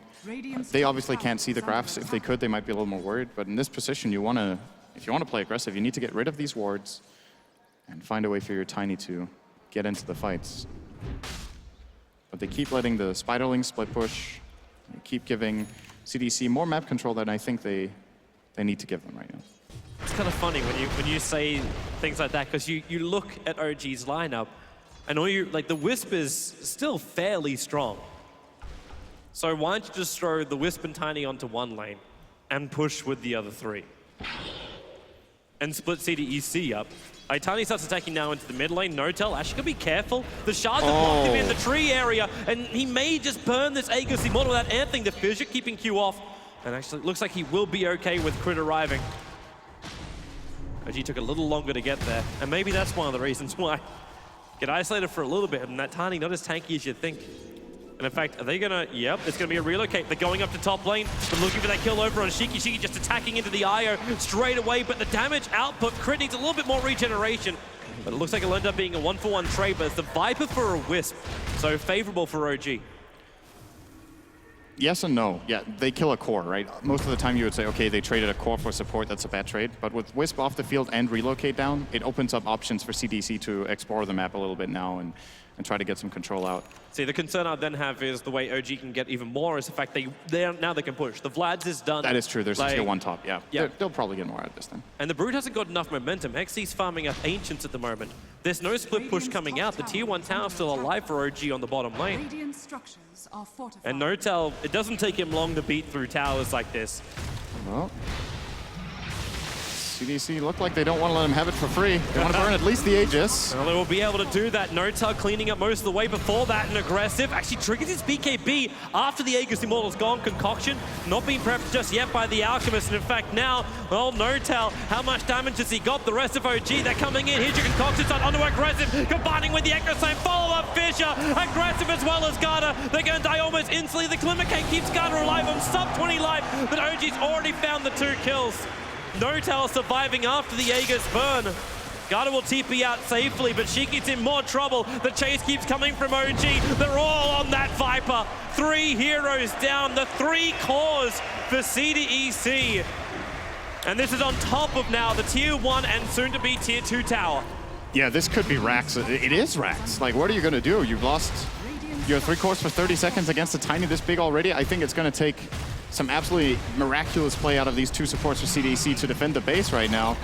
If OG are just gonna, they're actually gonna go back. They're scared of the buyback, so it's CDC get away. They don't get away with murder, but they could have been killed way harder. And they're just going for the safe. They understand they can pick up their new items. They get back to their farm. There's no reason to give CDEC a way back into this. You finish now that Moonshot on the Tiny. He hits so quick, so hard. Yeah, that's without overcharge right there. It's pretty scary. I want to point out about that fight. Aggressive, like you mentioned, he popped his BKB early. He was scared of getting comboed by Tiny, so it is understandable. But then the bigger mistake in that fight from him is that he didn't get Sonic Wave off. He got a little bit greedy. He wanted to wait until more heroes grouped up, and then his BKB expired. And when he was about to Sonic Wave, Moon immediately identifies the opening, goes in for a great 2-hero Echo Slime follow-up, and they just clean up the fight from there. There's also such patience from OG. The fact that Tiny was down so far away from the rest of his team. After the Aegis Immortal goes, he finds himself moving towards the Radiant base. And OG, they waited so long. That's why I look towards Miracle. I'm like, okay, it should be Concoction Blinking now, right? No, it's a 5 to almost 10-second wait, letting the Tiny tank up any more of the control that CDEC had. And in fact, Tiny looks like we're going to be building into what I can only assume is a Satanic for him. There's no reason to have a casual Morbid Mask. See, can they even kill him? You don't have the Mask of Madness? No. What's his attack speed right now? It's 312 with the tether without overcharge. So with overcharge, is that about almost 400? I don't think Mask of Madness is that good. But he might just keep the mask and get another item. He could go into a BKB if he thinks it's worth it. It's probably not the choice in this game. So maybe you just keep the Morbid Mask and you get a damage item first, and then Satanic later. That's an option. But he might also want to have that strength of the Satanic now. Oh, it's definitely a good item. Blink up. XZ. There's no detection. No gem. The question is asked again, where is the gem for OG? It's like pocket change to an Alchemist. But then again, Miracle has sacrificed himself so hard in this game. But he's still sitting at the second highest net worth on the field. Obviously dwarfed by this 22,000 net worth Tiny. Fissure from Moon Meander tried to steal a little bit away there. I think he got 2 Spiderlings. Something. Worth it. I mean, why not? Looks like OG's going to group up again. It's a very clear game plan, though, here from CDC. They've got 3 BKBs, they've got a Glimmer Cape on the Tusk, and of course the Wyvern is a great pick against Tiny in general. All that physical damage you can block with Embrace, you can curse him to his IO, or vice versa is generally better than Tiny just kills IO very easily. Speaking of that, the IO and Tiny find a very easy kill on the Broodmother. Was that any? That was without detection. It was underneath an Observer Ward. He was farming up the camp and then they just moved over. Like, it wasn't even a relocate. You've still got that Blink Dagger on Tiny, so you reveal yourself a little bit, and you just get popped. And really, would CDEC think there's going to be an Observer Ward up there? OG are taking so many frontal towers, you'd expect there to be dire Observer Wards all over the front lines, up on top of that cliff, looking towards the Secret Shop, over on the bottom cliff, looking into the Radiant Jungle. It's that little defensive ward almost at the end of its life does its work for OG. And I actually think killing Brood is a big deal. It's a bigger deal than in a lot of other games because he's one of the key single target heroes that CDC need to deal the damage to Tiny. So until he gets a damage item, we saw in the previous fight, it just took him so long to lay into the Tiny, and that was even without IO being there for an overcharge to help him out. So he might be the biggest kill they can find right now, better than Viper or Queen of Pain. I love how OG are capable of scouting out wards, but they're incapable of killing them off. You've only got one range hero in the entire of the OG lineup, and that is the IO. And putting him in a place of jeopardy to get rid of that ward they just found inside the Radiant jungle, yeah, no. But OG, who cares about vision when you can just push that Roshan? He does this. He's meant to be a boss, but he's looking like a kitten. They have AC as well on Miracle. I think No-Tail's attack speed was 408. So that's pretty fast. It is. And the way he just dealt with Roshan is about half of that is how he's going to deal with your tier 3 tower. And if they give No-Tail, like this creep wave and the next one on bottom lane, then into the tier 2 tower on bottom 2, which doesn't take long, that Satanic may be done before OG try and push high ground. In fact, what's coming on the Courier, I take it back, is already done. He already had the recipe on the Courier, just near the 3200. So not only does he have the Satanic, but there's also buyback for the Tiny. This is the true test for CDC. If they can defend this, they have a chance in the game, but it could end right here. Well, aggressive starts with the Orchid. Tiny doesn't care though, like you still got that Aegis the Immortal. The creep wave does go down very quickly, however, so that's one good clearance, but I don't think No-Tail really cares. He jumps forward. Miracle stays close enough that the Assault Cuirass has the effect on the tower, which makes this push from Tiny even more effective. And now he goes in again. They keep burning their Orchids to try and chip away at this Tiny, but he really just does not give two hoots. There goes your tier 3 tower, and aggressive getting started by the Fissure. He just gets cleaved apart. The Tuskar will snowball himself in, but Miracle, he's there for the stun, and No-Tail finally that Fissure will get out of there so he can start attacking onto new targets, but okay, he just finds Q. The Cold Embrace will protect him from the physical damage, but they isolate Shiki, tossing him up, done to a turn. OG, they get even a perfect Fissure on XZ as well as Q. There's nowhere to run to. They actually get the Gem of True Sight that's been dropped. They're going to have all the vision in the world. No-Tail can't buy more, and they're going for the GG push. They won't wait, and the GG comes out from CDEC. They say no more. Tiny be too strong. CDEC willingly gave away that IO, thinking they could beat the IO Tiny. They couldn't. No, they couldn't. But it was also their combo. The fact that you're able to have that timing. OG do this time and time again. They understand how and when they can win the game. They draft for it, they itemize for it, and they execute it perfectly. This is probably a good reason why a lot of people can love OG. They are a team of timing. Yeah, they just set it up so nicely. The IO and Undying with all the heals. Not only for the Tiny, we also saw in that last fight, Fly actually saved the IO. I don't think it mattered at that point, but it still looks good. They go for the full aura build on Miracle with AC and Vlads, and then of course they crest up the Tiny for the push. He just becomes an unstoppable force in a 30-minute game. 400 CS. It's unbelievable. Slightly inflated by the Broodmother, but still a fantastic game for OG. Let's get the thoughts of the panel to see, to see the EC stand a chance in Game 2. Thank you very much, Toby. Yes, let's find out indeed whether they do have an opportunity to win that second game. But let's break down the first game first, because that's a terrific win for OG. Jacob. Yeah, that was a great game. I actually didn't think they'd win so convincingly, but they just took it right from the early game. They stood up to the lanes and the aggression from CDC, and they really just diffused all the ganks that they tried to do. We saw aggressive TPing on top. And instead of going in on the Tusk, which they could have killed with the Tiny combo, they backed off instead. They played it very smart, and then the itemization throughout the game was perfect, spot on. I'm very impressed by them. Let's talk more about their perfect itemization and perfect start by looking through the highlights, because they got off to the perfect start and continued on that vein throughout.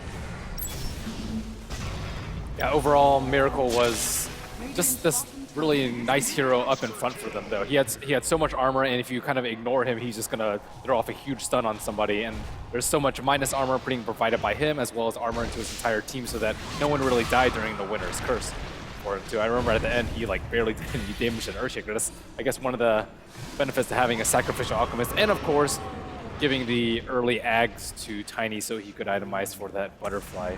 It's a pretty big deal for them, but they handled the Brood lane no problem. I think they were really clever putting the Wisp Tiny top, dealing with the Brood, instead of putting the Wisp Tiny mid like we thought they were going to do. They just send it top, and then it was actually pretty easy for them to deal with that Brood. And this Viper against an Alchemist, sure, he's good in the lane, but that's about it. You see he falls off really fast after because this Tiny has a really good start. So they can farm a lot and get strong, and they're not really nerfed, like they're not really in trouble because of that Viper or anything. So they just have this Alchemist who is more of a utility kind of role in this game anyways. You saw Miracle going for Blink, Solar Crest, Vlads, and an AC. And I think he played really good actually. He played a utility role, something he doesn't play so often that I've seen. He's usually that kind of hard carry, so it's impressive for me to see him play like that. But yeah, I think it was very smart. So smart. So smart. Wisp Tiny's up. It's really the mark of a great team and a great player that you're able to change around your playstyle entirely depending on what the strategy calls for. And I think in this case, OG really proves that the fact that they're in the loser bracket from the get-go might have been a fluke. Yeah, I mean, they obviously came in on the day one and went out of the group stage without qualifying those top 2 spots, and it put them on the back foot. But it probably also means that any team they come across underestimates them, thinks they're not in very good form. Yeah, maybe. I think. But I also think I was just gonna say about this this Viper pick by CDC. I think I don't really like this because they put a lot of pressure onto themselves by doing this because they have a Quap, Viper, and Brood core, and together, well, they don't scale that well into late game. So they put a lot of pressure onto themselves to get something done early on, and I felt like they should have gone with something different than that Viper last pick. What are we going to see, Melina, in game 2? Don't think we see a Brood from CDC. It's the weirdest thing that they do, I would say. Second weirdest thing is them picking Wisp, but aside from that, it's pretty cookie cutter from them, but it kind of actually pulls away from their strategy. Lifestealer, yeah, I suppose, but it's still like the same strategy with a different hero. I remember when EG was interviewed during TI, they said when they play CDC, you get like sucked into their playstyle where they 5-man and force you to fight when you don't really want to, and I feel like the Broodmother just takes away from that game. It doesn't really suit CDC's strength. That's the thing we discussed before the match started, though. OG does want to fight. They do want to fight early on with their 5-on-5. They've proven that time and time again. Whichever team they're up against, they do like taking that early game control. Did against Virtus Pro early. Yeah, try and take down tier 1s if the enemy isn't fighting them and so forth. So I think OG's playstyle just fits perfectly against CDC. Some scratching of heads down there. That's the CDEC, and plenty of chat going on as well. What do they change up for the second? I mean, Melina's made a great point that they are fairly cookie cutter, other than that one odd hero now and again. But if that's how they've been playing, then how easy is it for them to suddenly transition to a different style of play mid-tournament? If I were to overanalyze this, I would say that they have very little to no experience playing up against this particular playstyle and these kinds of strategies. So aggressive, not playing his usual self. Seemed a bit confused, honestly, on the Queen of Pain, on how to position himself, where to go and when. Wasn't at all as dominant as we've seen him in a lot of their other games. He wasn't this star that they could go to and rely on. And some of that probably traces back to the fact that this kind of playstyle is completely unfamiliar territory for them. Yeah, very different. PyCamp, what would you be saying to the CDEC boys right now if you were the captain? What would you be telling them? I think they should stick to their guns. Like, I think they can play their own game and they can play it really well. They just need to execute. But I think that this last pick, where they kind of locked themselves, I feel, they just put so much pressure because they can't scale. These heroes that they have, they can't really catch. They don't have a lot of stuns or anything, and they don't scale that well into late game. So they're super pressured. And then when OG switch up the lanes and put the Wisp Tiny, this Brood, he doesn't do anything. He just goes there and feeds. And the mid lane is kind of a wash because Alchemist, he just gets more gold than the Viper anyway. And then everything is basically on aggressive. He has to go top, and he did go top, but he doesn't get a kill. And when this rotation doesn't work, because this is pretty much the one move they have, if this doesn't work, well, then they don't have that many answers. They gotta hope for like a big Wyvern ult later on, and then they can maybe kite the Tiny once the Wisp is dead, but I think it's a really hard game for them to play. Yeah, you saw the desperation early on. He TP'd top trying to get that gank on the Tiny, and then they spend a minute running cross map, trying to set something up in middle lane. That doesn't work. They go all the way down, they find the Earthshaker who's farming the lane, and they blow everything they have, including the Sonic Wave, just to get that one kill that they've desperately been seeking out for minutes. I'll make a remark on Notan. He's not back in the booth just yet. The LGD boys are making their way back to the booth. He's had a good game, Notan, in this particular one. 14-1-9, I think the stats popped up just a moment ago. And Where's he been in the tournament? Because Jacob mentioned earlier on, he's not really had a bad tournament. He hasn't had a great tournament either. He hasn't sort of shone yet. Maybe the first time we've seen him really step up. He did get fit in Ags. Yeah, Pretty big help. It was kind of helpful. Yeah, I mean, he's still, I think, he played support a lot, so he's still, trying to get that really deep. There's a lot of crowd support here for OG. I think, and I don't have a decibel measurement system on this desk, but I'm pretty sure it's the loudest crowd we've had so far. So well done, crowd. Crit's Wisp was also really, really good too. Yeah. Look at this flower.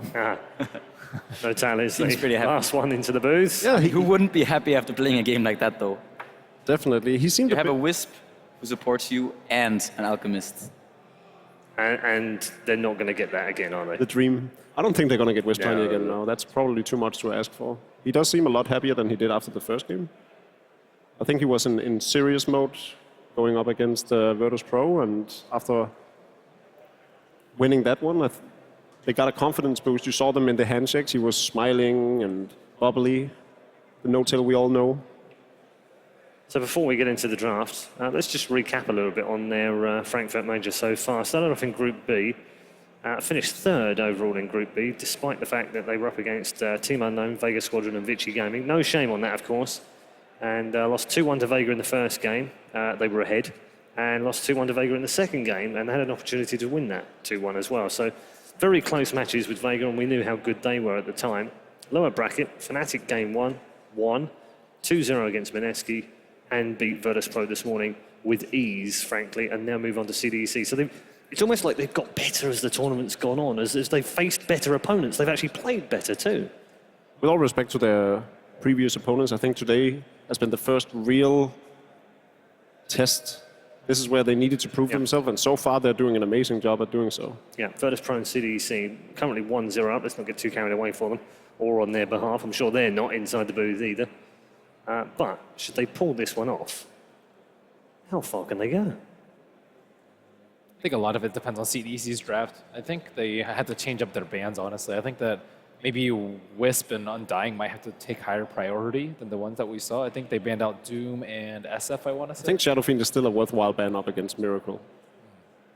Yeah, he's had some great games on it, hasn't he? I mean, that's part of the problem for CDEC now, isn't it? What do they ban? They can't ban everything. I think they just need to keep their composure. Just put aggressive on.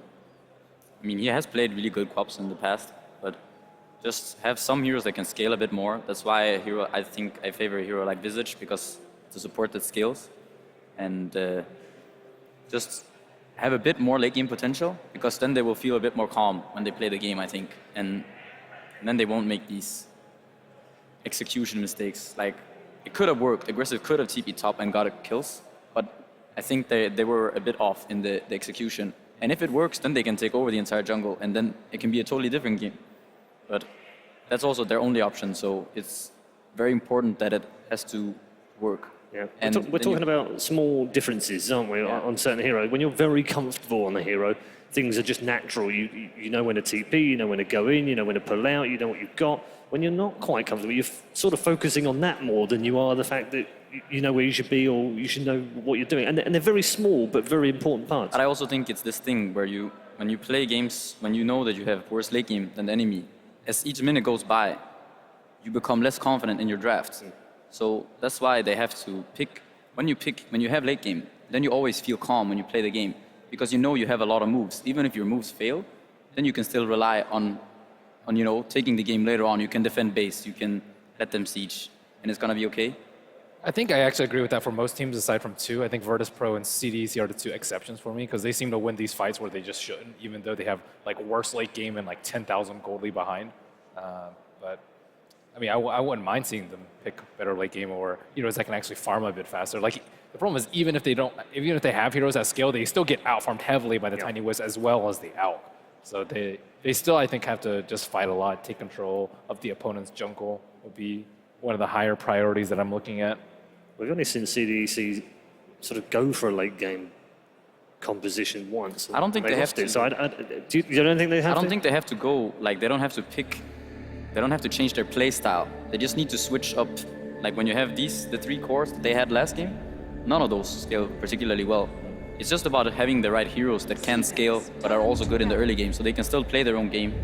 I think TA is a better mid for them, and I don't know, that Quap mid would have been really good, I think, as well with the Tusk, what you said as well. This Tusk Quap mid, really. Yeah, I think they could have let Shiki play the Queen of Pain and then maybe picked up a Juggernaut for aggressive. I think that's one of the best Juggernaut performances I've seen, and generally China is really good at playing the Juggernaut in comparison to that of Europe. We haven't actually seen much Juggernaut this tournament. Nope. Not a huge amount. Wisp is respect band. Burning had a really good game against Secret, game 1 on Jug. We did see How play one as well. That ridiculously farmed 18-minute Battle Fury, Yasha, Blink Dagger, Aquila, Power Threads or something. It's not had the greatest win rate here in Frankfurt either, 37.5%. So these two bans from CDC sort of expected, makes a lot of sense. It's the Shadow Fiend against Miracle, obviously, and then taking away the Wisp so that they don't have to worry too much about a Tiny. Alternatively, you could have banned out the Tiny and been done with it. Especially now that we've seen that Tiny is being picked a lot without the Wisp. I don't think OG is prone to do so, though. All right. First pick Doom. So what do you think, Slaughter plus something for OG? Didn't they ignore Slaughter last game? Yeah, I think it went through all the way. Yeah, maybe. I do think Slaughter is great up against the Doom. I like him. I think so too. Slaughter Winter Wyvern wouldn't be too shabby of an opening. You could go for the Undying as well. Undying Slaughter, because more than likely Undying will be banned out in the second phase, I think. So which position does CDC run the Doom as? I've only seen them play it on one game. Go for Dazzle. I think this is really good. Yeah, it works well too. It's nice against the Doom. You can heal through Doom, and the armor synergy between Dazzle and Slaughter is obviously there. 15 picks on Doom so far at the Major, 46%, 46.7% win rate, so not particularly great. Teams are getting better at playing against it. It's always like that with the meta. The more a hero is picked, the more teams pick up on how to play against it and interact with it. And unless it's Leshrac in the previous patch. Yeah. Because then it doesn't really matter. And to some degree Storm Spirit as well. Yeah. Only when Blitz was playing it, though. What? No one feels when Blitz is playing it. Yeah. Oh, don't know that? Oh. Free MMR. So do you pick up the Quap again if you're CDC? For Shiki? I think so. No, I don't think so. Tusk is also, it's always a good pick. It's still one of the very best heroes in the game. It doesn't seem to have a lot of weaknesses, if any at all. It has such a well-rounded skill set, super low cooldowns, very useful utility. There's just no reason not to have a Tusk in your lineup. Like, I can't think of any. And picked or banned 82 times out of 83. Just the one game that was ignored. Yeah. Nice. You're banning out Cheese. He's a very smart captain. Yeah, I think so. We haven't given him enough credit throughout this tournament as we have in the other ones, but at TI he proved to be a very, very strong drafter. Has a great strategy and even better at leading his team. I would like to see maybe the Lina for Shiki here. And then 5 seconds remaining. Maybe a Lich. He could do some dual offlane with Lich to go Lina. There is still the Queen of Pain as well. This can prove to be a good game for CDC in the fact that they can get Shiki some of his most well-played heroes in the Lina, as Pykett is saying, or the Queen of Pain. There's still TA available though. I think if they go for Alina, OG will counter with a TA pick. 10 seconds remaining. Or Miracle. 5 Also, seconds CDC remaining. don't seem to run Lich that often. I can't find it on record. Reserve time. Do you like CDC playing Bounty Hunter, even though it's a hero that's kind of fallen off? I think in this game, not really. The Slaughter and the Dazzle, it feels like they're gonna sit in their lanes, and then also they have the amp for later, for the Bounty Hunter. And when you have a Doom, he doesn't really pressure anything. Then it'll have to be a safe lane Doom, and they can pick something strong. But the whole point of Bounty Hunter is to Was that an Ember Spirit we saw? pressure. Turn to pick. I think I'd like a Rubik pickup, maybe even a Lion. Actually, like the Lion here. I think it's good. You can burst the hero before you can get Grave off. It's really good against the Ember. We saw EG, PBD picked Ember Lion into Ember a couple times. We saw a good amount of Lion in the group stages as well. It seemed to be the Chinese team favored Lion as a counter to the Ember Spirit. We still lost a lot though. Yeah, it did lose a lot. I think they probably overrated the capabilities of poor little support. They like Night Stalker sometimes though versus the Ember Spirit. They do have the Tusk already with a Doom pickup, so you gotta ask yourself, do they actually have room in the lineup for Night Stalker, Tusk, and Doombringer? Ask yourself that, Ben. Yes. Think of Yes, they do.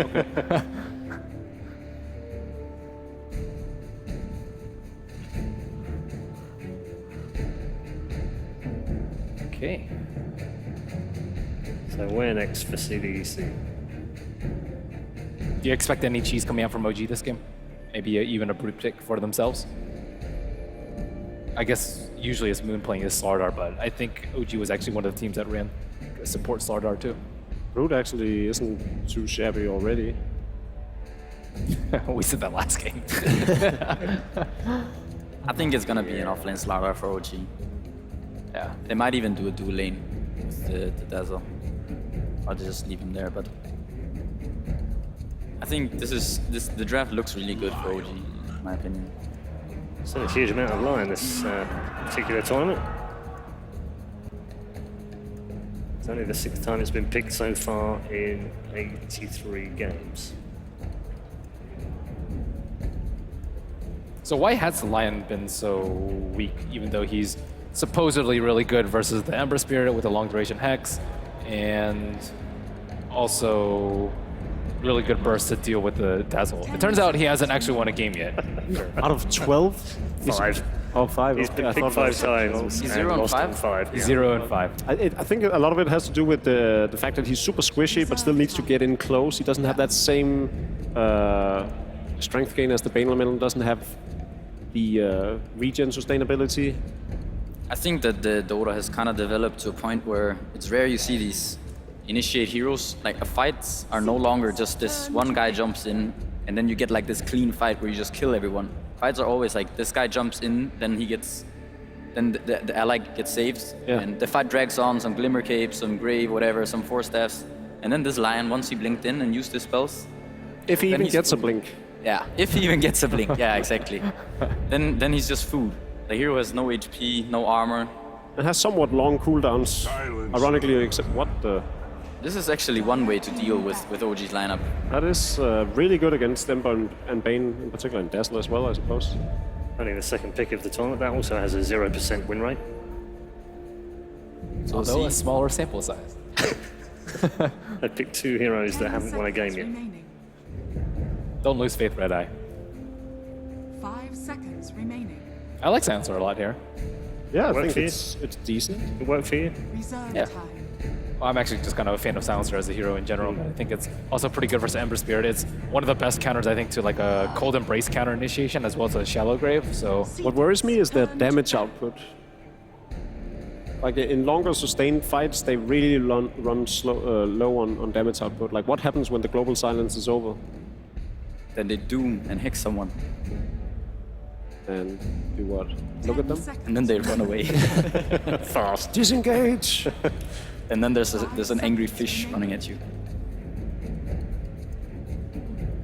So, final ban Reserve time. from CDEC. Where are they going? So it looks like it's going to be, what, an aggressive too? So still missing the Shiki hero. Supposedly. What if he pulled out a Lion mid? Or a Silencer mid? Or a Silencer mid?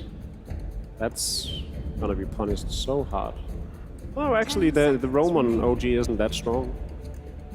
I mean, still you have to worry about the dual lane though. Then they can just like put Slaughter Dazzle on the off lane and Lion cannot handle up that pressure. Is banned, which means they There go we for the- go.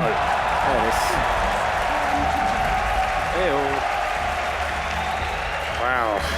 Oh, Now CDC only have 5 seconds of reserve time. I Yeah. think Sven is the CDC hero. They're going to have to Sven be is thinking actually fast. good. Yeah. The armor from Warcry, and then obviously dealing with the meatballs. Have they ever played it? I don't think so. You know that's how EG dealt. Oh, they played it once, actually. seconds They remaining. picked Sven once. Some heroes we've also seen. Juggernaut could be a potential pickup, I suppose. I think Juggernaut is vastly worse. But it's I remember more CDC many a pub game I've played against Here we go with then. the Juggernaut. And it is an Alchemist last pick. So OG on the verge of a place in the next round. Let's go back to our commentary team. Cinnamon and Toby 1. Thank you very much, Red. Yes, we are back here for game number 2 between OG and CDEC. I'm Toby1 here with Synderen, and Synderen, I instantly want to ask you, what was that look on your face when you saw the Alchemist pick? I don't know, I had a lot of looks on my face during this draft. There were a lot of interesting things. The Silencer made me go, what? Then the Meepo that made me go, of course. And then the Alchemist made me go, they're out of time, what? But I have a hard time predicting how this is going to go. This especially interesting thing for me is seeing Aggressive is actually playing the Doom. I don't think I've seen that so far in the tournament or even in previous tournaments. Nothing flags in my memory for it, and yeah. Then we have the Shiki mid Alchemist, which I think is a good hero for him with the way he plays the game. I think this can definitely work. But at the same time, you got to say OG, they got a lot of heroes they really want. And I think the Meepo completely caught CDC off guard and is a great choice. It's kind of surprising, like, you get a hero like Meepo, his signature OG, catching you off guard. Like, that shouldn't end up happening, but they were forced to look at game number 1, and they banned the Tiny instead. And now we'll see if OG have what it takes in what is most definitely a comfort zone to bring down CDEC 2-0, the team that basically crushed across TI5. And even though they did fall short, they were still a top contender. OG now is their turn to try and look for an opening. As again, just like game number 1, an aggressive move into CDEC's jungle to establish control. And this time around, CDC are not going to try to fight them. I think they have a better chance at the level 1 fight this game than they did at the previous one. But they show some respect to OG here, and of course the reason is XC was not there with his Tusk, and he is one of the absolute key heroes to try to take that fight. So they're gonna accept that OG basically just invade their jungle and ward. They did get one down of their own around top, and as long as they get the rune for their Alchemist, I think they're okay with this exchange. And it looks like they will. Yeah, no pressure, just let it go. And we'll start to see our lanes. So what exactly do we get? So it will be an off-lane Ember Dazzle against the safe lane Lion Doombringer. Aggressive on that hero. And then Shiki, with the help of Silencer at the start, he might just be hit a block for the moment, but it will be up against No Talent Crit, so the Meepo as well as the Bane heading to the mid. That leaves a one-on-one matchup. Moon up against the Tuskar. It is the Slaughter and the Tuskar together. An interesting melee brawl going off that on that front. They immediately counter ward the lane ward here, OG. Getting a bit of a bonus out of that. Really, really effective too when OG looked for that rune control. Like, you're running a Meepo, like. This is a pretty difficult lane for CDEC to win, the bottom lane. I think OG's is just stronger on paper as long as they prevent the line from pulling, which they have with their wards. So just playing this 2-on-2 is great for them. It might force a rotation from Q to the bottom lane on the Silencer to deal with it. But for now, he's in the mid lane cursing up. No-Tail, trying to drain him of mana. I love the hero which Aggressive managed to pick up. Miracle got a little aggressive there with the Flame Guard, but Garda just expends his stun. But Aggressive managed to get the Mud Golem, so he's harassing whenever Hell Boulder comes off cooldown, and he keeps throwing it into fly. Exchange up top. Moon Meander is actually getting some really good damage out here on XC. We'll force out the salve. He went 2 Clarities and a Mango. That's a lot of mana regen for this lane, though, and he might just be trying to trade with Moon Meander, knowing that he's got more mana in the tank. No-Tail, you're not a healthy man. In fact, that attack on the edge of the Acid Spray with the Creep Wave hitting him as well. Drops down to 70 HP, but the bottle charges will kick in. This isn't exactly where Meepo wants to be. He wants to be aggressive so he can get that second Meepo up. It's becoming very difficult to do so, and now he also, because he wasn't able to stay aggressive, the 2-minute rune contest will be there. And Alchemist just makes a break for the top. Crit could just nightmare him up and deny up the rune, which is probably going to be his primary goal, and actually does so. That's actually... he bottled it. Okay. No-Tail actually gave him his bottle, and now you're able to get the ensnares with the poofs. They have enough damage. It's going to be first blood going the way of OG. Not only do they deny the rune, get the full bottle charges coming back the way of that mid lane, but they get the kill on the Alchemist to boot. This is so important for OG to get off to a good start in this mid lane. No-Tail getting first blood on the Meepo is the best hero they could have hoped for. Level 3, 3.5 actually already now, as he did have 2 Meepos when he got that kill, so getting some nice experience out of that. And he's going to just start to skyrocket as far as levels go, pulling the Meepo back to start the stack. And this one I ask you the question, man. How is the Doombringer meant to keep up with the Meepo? Because he's level 3, sitting on the safe lane. He's having to have Lion babysit him the entire time out of fear. Like, where is your damage meant to come from to kill or control the Meepo? He can't keep up with the Meepo, and he also isn't a good counter to the Meepo. So the main thing Aggressive needs to keep an eye on in this game is being able to find a Doom onto Ember Spirit mainly. They do have Global Silence to prevent the Grave from having an impact in the later fights. So they just need to make the best out of the situation they have. Once again, the real problem for CDC is that they haven't counter-warded their pull, and they really need it. I think finally now Q is going to find it. If no, he actually still hasn't found this ward from OG. They need that in this bottom lane. The sentry is in range. The issue is he has to cut through too many trees. He's only got 1 tango left at the moment.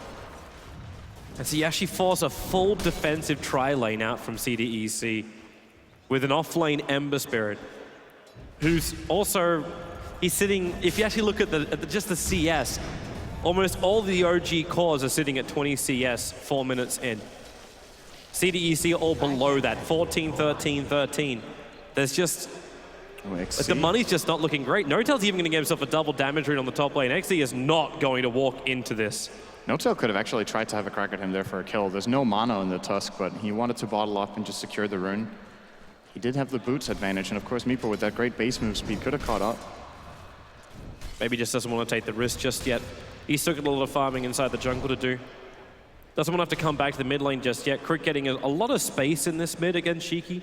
Obviously Shiki is going to start farming, but he's staying in this mid lane the entire time, so there's no big stacks that are happening for him. And because the supports are pulled out of bottom lane, which where is the initiation going to come from? Miracle, Q's behind him. They have enough stuns controlled by the shallow grave from Fly. Miracle, they need more damage. That's why Aggressive is diving in there. The poison touch can't slow it down enough. -2. You start the count now. There are some heroes in this game that it's very important to keep an eye on the int for. I think the Slardar and the Ember Spirit are the ones that get crippled the most from losing this intelligence. Ember has decently high mana costs. Activating Fire Emblem is 150. Of course, your Chains and Flame Guard, not the cheapest abilities either in the game. And maybe more importantly than any of that, you have a habit of how you play the hero and what you feel like you can get away with. And just if you die twice to the Silencer and you lose 50 mana, you have to play a little bit differently than what you're used to.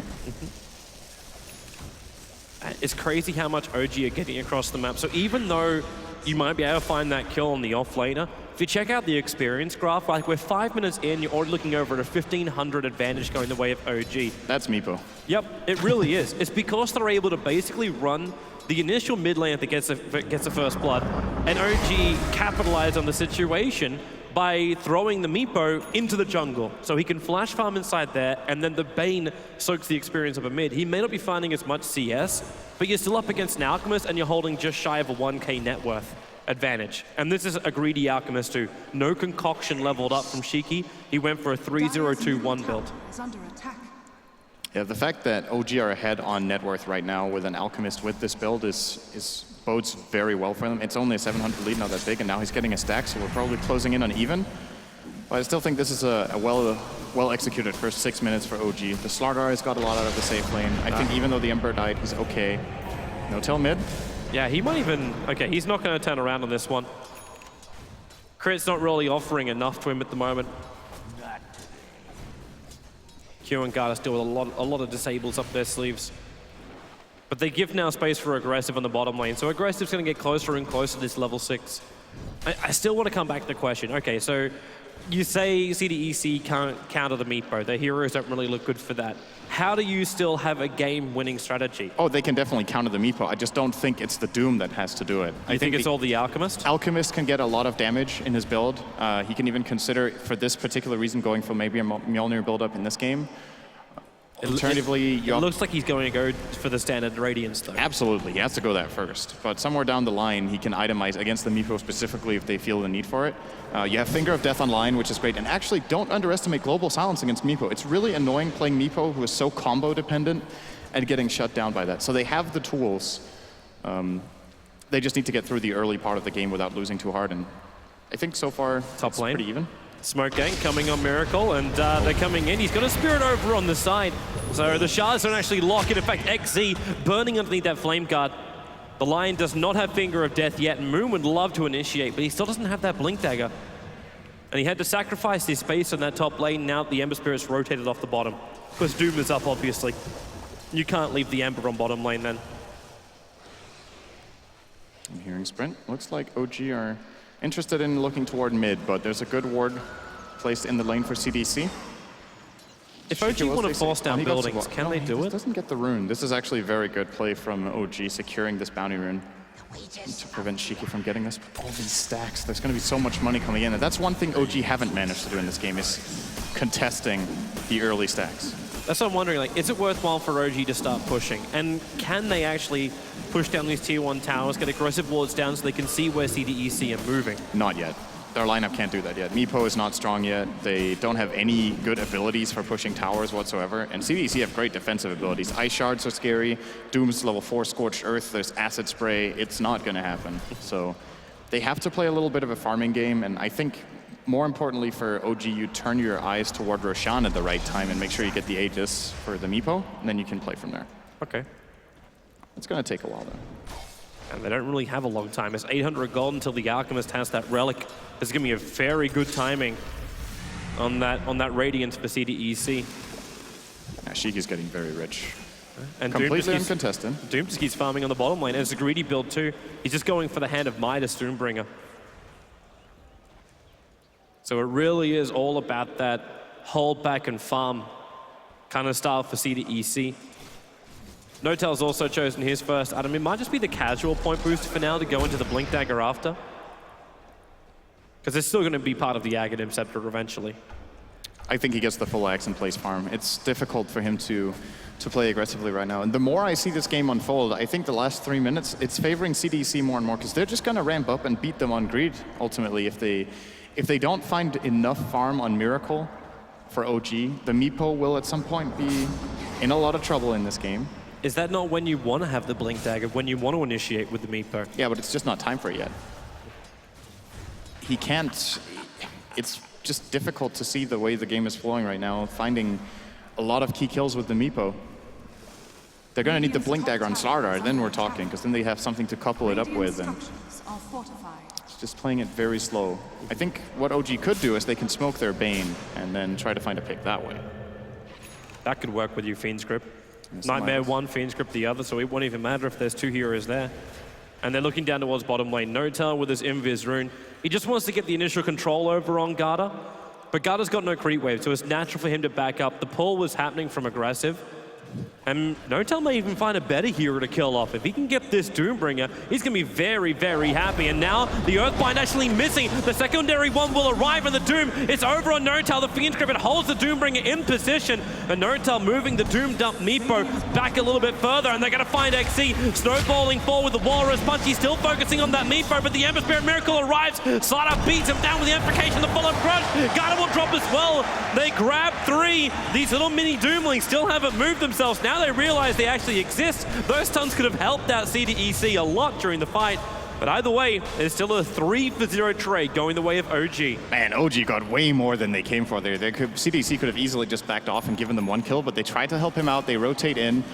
And it's classic CDC style to try to reinforce and win fights. It's something they've been so exceptionally good at in past games and at TI as well. Just showing up in numbers and casting their spells very well. But this time around, that was definitely not the play. And dooming the Meepo proved to be completely useless. They're fighting bottom. Snowball in on top of Crit. Aggressive to the front lines. Throws out their stun and actually tries to keep Fly out. And with the Global Silence, they can bring down both of these supports of OG. And this was one spell they were lacking when OG engaged. I just checked over on Silencer. He was 5 experience away from having Global when they opened the Doom. And I think OG found their perfect timing. Now it was their turn to... I don't want to say overstay their welcome, because that's not exactly what CDEC did, but at least get outnumbered and have to be careful they don't give too much back the other way. Alchemist is getting very big. And Alchemist is getting bigger, but that Aghanim Scepter rush you were talking about, No-Tail is in fact doing it. And roughly 800 gold away from completing it because of the actions on bottom lane. Dire's bottom tower is under attack. Just needs a little bit more time. Aggressive. Looks like his next item is, well, it's going to be drums for the Doombringer. I'll be realizing he's a little weak at the moment. But he's still got a really great net worth. Like, he's sitting almost at 5.2k. He's not that far behind a Meepo, who's been involved in a whole bunch of kills, farmed up a hell of a lot of jungle. But this is the hand of Midas and the Devour, the high-level Devour kicking in. The main important discrepancy is the one between Slaughter and Tusk. It's about 1,000 gold lead for Moon over the Tusk, and getting his Blink Dagger is going to be very important. They're coming again. Fiend Script going to start over on aggressive. Fly also arriving. Garda needs to get the stun on crit and Fly. Well, there's not much he can really do about this, but the Ember Spirit, he can do a lot more. In comes Miracle. The Searing Chains and aggressive. That Doom is up. Garda won't burn to the Searing Chains. Or the Flame Guard that was up, but Moon still wants to come in. The Nightmare helps him set up for this with the amplification aggressive. He's got no armor. He's negative 18 armor. They could just basically have a stiff breathing. Oh, the Earthbinds barely missing the TPing out Lion. It had to be a millisecond away from canceling the TP. That was very, very close. And we didn't get to see it very much just there, but of course the amplify damage together with Meepo is absolutely ridiculous damage output when No-Tail gets to lay into the target. OG with the superior rotation here, though, they simply brought more heroes to the table and claim an important kill. This should also be Boots of Travel now coming for Miracle. It's Boots of Travel for Miracle. It's 200 gold, basically this creep wave for Moon to finish up his Blink Dagger. OG purposely backed off to give him the last hit in the bottom tower. So they'll have that Blink Dagger. The Aghanim Scepter is done for the Meepo. And the first major item for the Alchemist after picking up the Radiance is in fact going to be Boots of Travel. So is it going to be CDEC dodging the fights of OG? I think he's going to play the standard split push build with now Manta Style and then Octarine Core. Try to force OG to deal with it, but Meepo is a great hero at dealing with split push. Of course, has so many resources he can just distribute across the map, and we've seen No-Tail do it on quite a few occasions on that hero.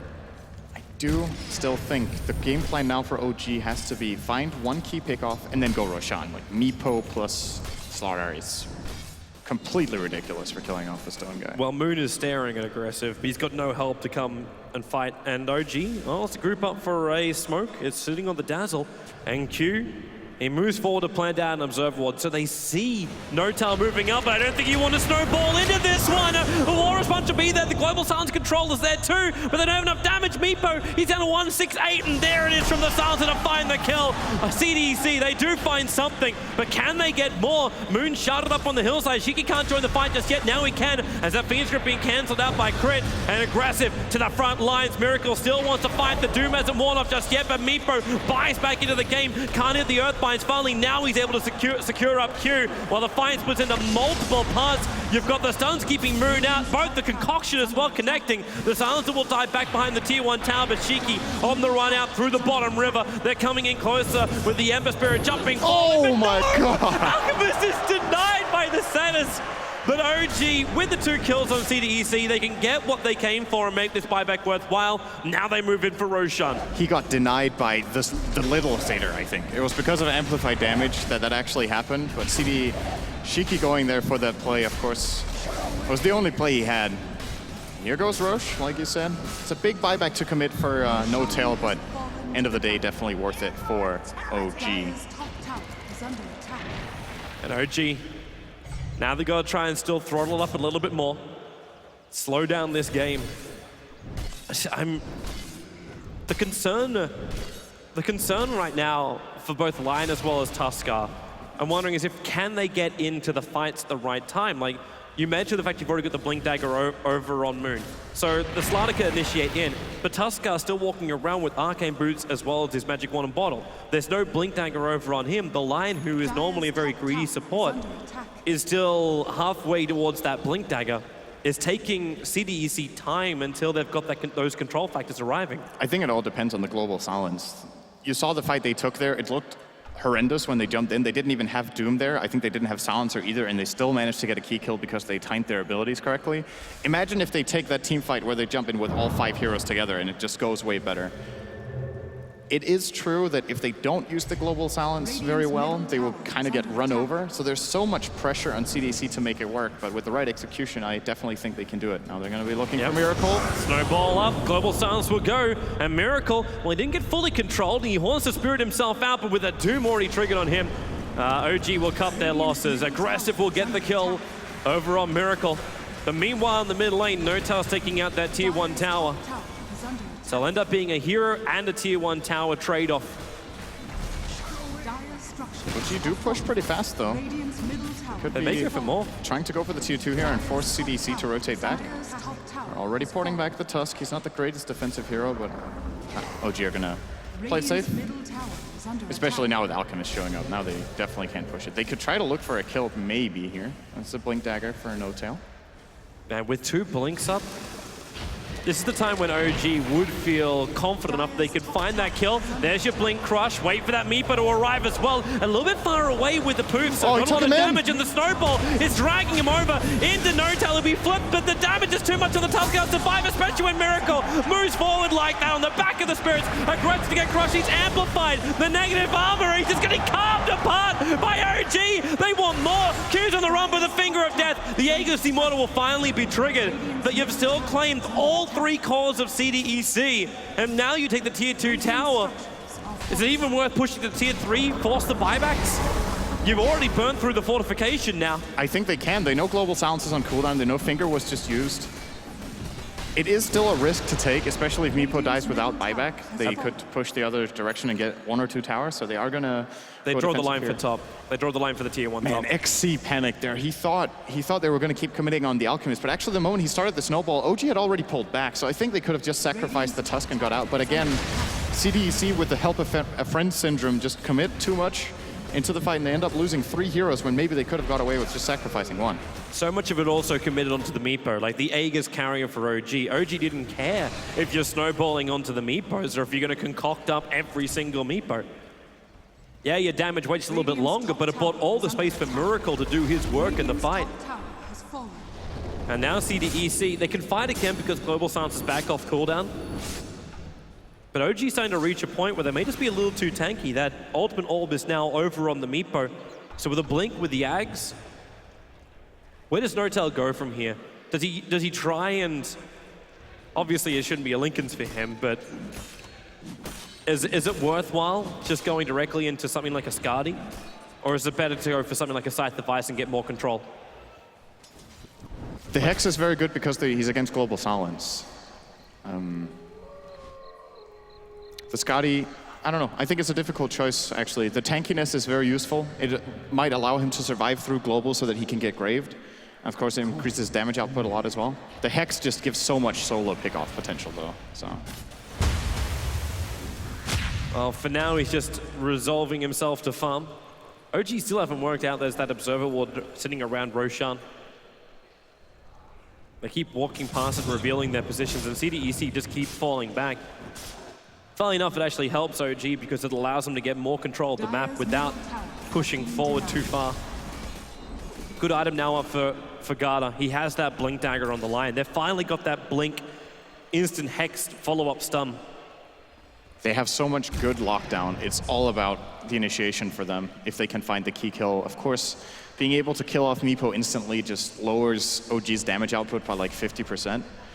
It still is very tanky on the Meepo, almost 2,000 health. Speaking of damage output, this Doombringer is still walking around with a Mud Golem inside of him. He hasn't found himself an Alpha Wolf or refuses to take an Alpha Wolf. I don't think this Hurl Boulder is very useful anymore. It's definitely about time to get an Aura. Wildwing wouldn't be half bad either, just getting that Armor Aura for the team. Or an Ice Armor Ogre, perhaps also a valid choice. CDEC is smoking up. They want to use this Blink Dagger to initiate on Miracle. Straight Blink to Hex. And OG were giving him space in the middle lane to finish the Battle Fury. So he's got everything else apart from that Broadsword. So he's looking good at that point. But okay, TP up to top lane instead. Find the farm well away from CDEC. This Observer Board gives a lot of vision. So CDEC understand there's 3 heroes here. Garda blinks forward, the smoke breaks, but N0tail. It was the Blink Meepo. Yep. So he gets himself away. If it was any other Meepo, we would have been in trouble. That's a big missed opportunity for CDC. You look at the gold graph and you're like, oh, this is a pretty even game. But I just think OG's lineup has more potential in terms of scaling. CDC need to be ahead at this point. They have Devour, they have Alchemist farming so much, and they're still behind on gold. So in terms of just relative strength right now, I think OG's lineup is just way stronger. CDC have to outplay them pretty radically right now. This item could help. It's going to start putting some pressure on multiple lanes and, of course, ramp up his farm even further. And Mana Star doing wonders for an Alchemist. Just let the illusions do most of your work. I'm kind of surprised that Notel didn't commit himself a little bit more time. Okay, now he's going to do it. It's the double damage rune sitting on bottom river. Like the amplification of damage when you spread it across all 5 of your Meepos, and he can time it too because he's got that bottle charge. And with 5 levels also in front of the Alchemist, he is so ready to fight. The Dire Observer is watching the Alchemist farm up.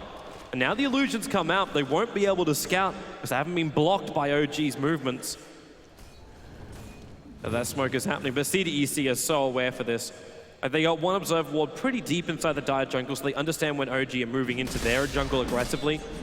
And the fact they're missing across the map apart from Miracle, it's an obvious bait. If Shiki dies, they lose Rex. I think so. This is a very important moment for CDC, and they might actually just have given them an opportunity. Shiki gets a little bit too greedy. Crush just misses by Moon. And now XZ, maybe they feel like they got enough because you got Garda ready to come in from behind. He can blink and hex over on Miracle. The Sleight of Fist was just used, so evasion's removed for the moment, but they don't go for the opportunity. They're still feeling like OG are all on the other side of that tree line. Or at least they're acting like it. Medium Roshan timer. So pretty average here. This should go to OG the moment it spawns. It's very difficult to see CDC being in a position to challenge it right now. Notel can buy his full Scythe. He can also buy the full Skadi. Yep. So the choice shall now be made. Curry is flying back to base. And he is not buying anything just yet. I think he's keeping his buyback. It makes sense. He's only got a surplus of 2.1k over on the Meepo, and there's no reason for OG to take a risk. It is going to be the Hex? Yep. This is going to sacrifice his buyback, though, so needs to make it happen. Miracle getting some very important information here. He was actually spotted by a Radiant Sentry, but immediately jumps out. He sees them moving. So quick. Just gathering information. And then they just take all the farm. If CDEC try and come over and make a play for Roshan, they're actually smoking up and rotating over to the Dire side of the river first. So Fly will come close, he'll break the smoke over onto. If Fly's the only casualty of war here for OG, they're very happy with this. And Meepo straight in, but the big 5-man stun combining with the Doom Finger of Death. Do they have enough to get through him with the stuns? Notel's down for the count. 86 seconds on the sideline, no buyback available. CDEC, they have a window of opportunity here. And with a follow-up stuns from Garda, they're able to catch up to Crit, taking out 3 players here from OG. Crit unable to survive a Miracle. He also has to back out. CDEC, how hard can they push now? Or can they push? They just go for Roshan? That would be such an incredible steal because this was basically going to be a freebie for OG within the next 2 minutes. They just wait for the lanes to push out a little bit. The moment CDC have to go back to defend one lane, they don't even sneak the Rosh. They could write in all chat, hey CDC, we're going to Rosh right now, and before they can actually get to the pit, it would be dead. So CDC being able to grab this timing at this exact point, this is what they were looking for, knowing that there was this collateral. It's taking them so long. A Sleight of Fist Searing Chains now, a Spirit inside the pit as well. Roshan is taking so long for them to die, for him to die. Shiki's the only one that can really do the damage. Like, it's aggressive, has no aura, and now they start losing their armor as well. Roshan, like, he is slowly ticking out. Maybe they will get here in time. Moon's ready to jump. The Dire Observer Ward lets them see everything in CDEC. Now they're finally devoiding that, but in comes Miracle. They go for the jump kill by the Dire. Picked up by Ember Spirit. Moon, the Shallow Grave will keep him alive as well. Being just keeping silence throughout the field. There's no global silence. There's no extra control. There will be the sun finally coming out from Aggressive. But what have you really lost? Absolutely nothing for OG. You burn the Agassi model on XC. Searing Chains are on cooldown for the moment. That's what allowed him to survive. Aggressive, though, will not be so lucky. He'll doom over on Miracle, but the supports arrive. It's No-Tail City. You see, they have to cut their losses. Aggressive, you are that loss. Such a great opportunity from OG there because of that Fire Spirit giving the vision of the Roshan. Easy blink double stun for Moon Meander and Steel coming in from Miracle. He does lose the Aegis, but that was a play they had to try to make. It was actually not even that risky considering what they had at their disposal. It still begs the big question, where is that damage from CDEC? You had the Doom and the Alchemist, your two strongest cores in that pit, but they just didn't have enough DPS. They lack global silence, basically. Yep. Because if they could have just globaled before the Slaughter blinked in, they would have taken the Rosh, but OG, knowing that that was used for the fight that set up for the Roshan in the first place. It may not have stopped Moon from jumping in. Now top lane. Garda, this is a smoke move from OG, and instant blink, not gonna happen. Shiki already starting up his concoction. Unfortunately for him, there's no TP available while he's got that concoction running, so Crypt moves over. They go for the brain set. The follow-up crush. Garda is there, but hello, No-Tail, and goodbye, Garda, as well as Shiki. The Dazzle Poof heal. That combo of damage, like the combination of both magical and physical, when you have all 5 Meepos around one target, let alone a Lion who's that squishy. Well, when you're amplified up and you take the Shadow Wave physical damage, it's actually a one-shot on the line. If he's amplified and we Shadow Wave the 4, or the 5 Meepos rather, he dies instantly. So the damage output from OG is exceptionally high. The one from CDC is a lot lower, and it's just the story of these fights, right? It's all about who gets the jump. I think if CDC don't manage to initiate on their terms, they just can't win fights. There's just way too much damage coming their way. And OG already looking for another jump. No-Tail's getting bigger and bigger. He's got another ultimate orb, so we start the run again for his next big item. How's Miracle looking? He's also got an ultimate orb of his own. For Ember Spirit, though, it's probably more worthwhile to go for that Lincoln Sphere up against the Doombringer. I think it might be a Manta just to break global, because the Lincolns against Doom is good, and at the same time it isn't, because if any other spell hits you first and you just get doomed afterwards, then the item provides nothing, whereas the Manta, he can just stay at the back, wait for the global, then when it comes out, he can make his entrance into the fight. And at that point, Doom might have already been used on another hero. So there are advantages to both items. It is going to be the Lincolns. We've seen in this tournament so far, a lot of the times players playing against Doom have actually prioritized going for a Manta to cause the confusion rather than trying the single hero with Lincolns, but the extra added value here is he's playing against the Lion. So it might be the reason he's prioritizing it after all. Yeah. And he also has, he's got Fly behind him. That Shallow Grave is always there. You've still got Heal to save you. You've got Nightmare in case things get a little rough on the secondary initiation. The Meepo doesn't really need it. No-Tail's at a point where he's got such survivability. This is a very, very good item for Crit. Now he can purge global with Greaves and defensively Nightmare the target of CDC. And he can, of course, also get a Fiend Scrape off. Where is CDC's team fight then? Once the Greaves is, as the Greaves is already done. Well, they still silence everyone else, so. True. It doesn't take off everyone of OG, but it's still able to have that big control of the Bane. There's a reason why he's being prioritized in the picks as supports early on. He's just such a good all-round controller. And OG, they're actually playing fairly defensive at the moment. Yeah, you don't have the Aegis Immortal, the next Roshan, they're still potentially 3, almost 4 minutes away. You just keep the farm going. Crit, for some interesting reason, is hanging in the tree line on the top lane. Was this the first time Aggressive got his Wolf? He just devoured one? Yeah, that's the first time. He's still been sitting on that Mud Golem for the entire game.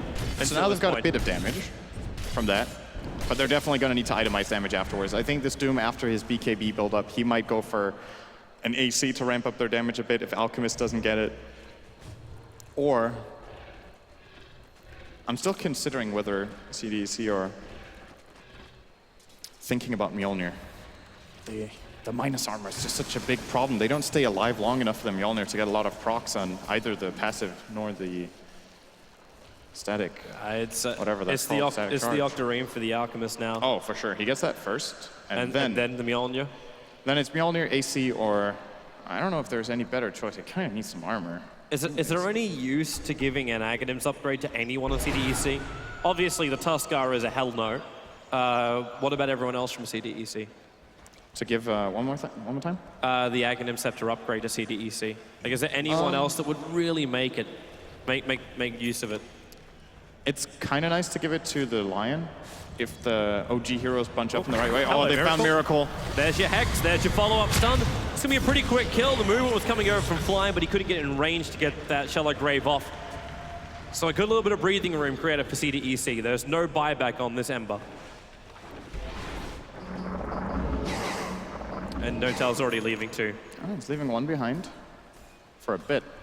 That Alchemist Illusion's going to scout him. He's good. Okay, now the poof. And Crit has been standing here for a good minute now. And now he's porting away. Oh, that wasn't really that interesting. I still don't know what he was trying to achieve. Like, what was the trap? Like, what was the trap he was trying to do here? Because he got no BTs on the Meepo, so he's not going to just jump onto the creep wave. No, but Meepo could still maybe push out the wave, and then when someone comes to defend, they can get the blink surprise. So that must have been what he was thinking, but they were pretty far away from accomplishing that in that instance. Oh, XC. Yeah, that Hex on Tuskar, but they wasted the Hex now. About an aggressive jumps 40, Doom's over on Fly. Crit will have that Fiend Grip cancelled by the Global Silence. He'll also die over on the Radiant side, and aggressive won't keep this chase going on the Dazzle. Oh, actually, yeah, he will. He's got Blink Dagger back off cooldown, but Scorch's only got a couple of seconds left. Same for the Doom.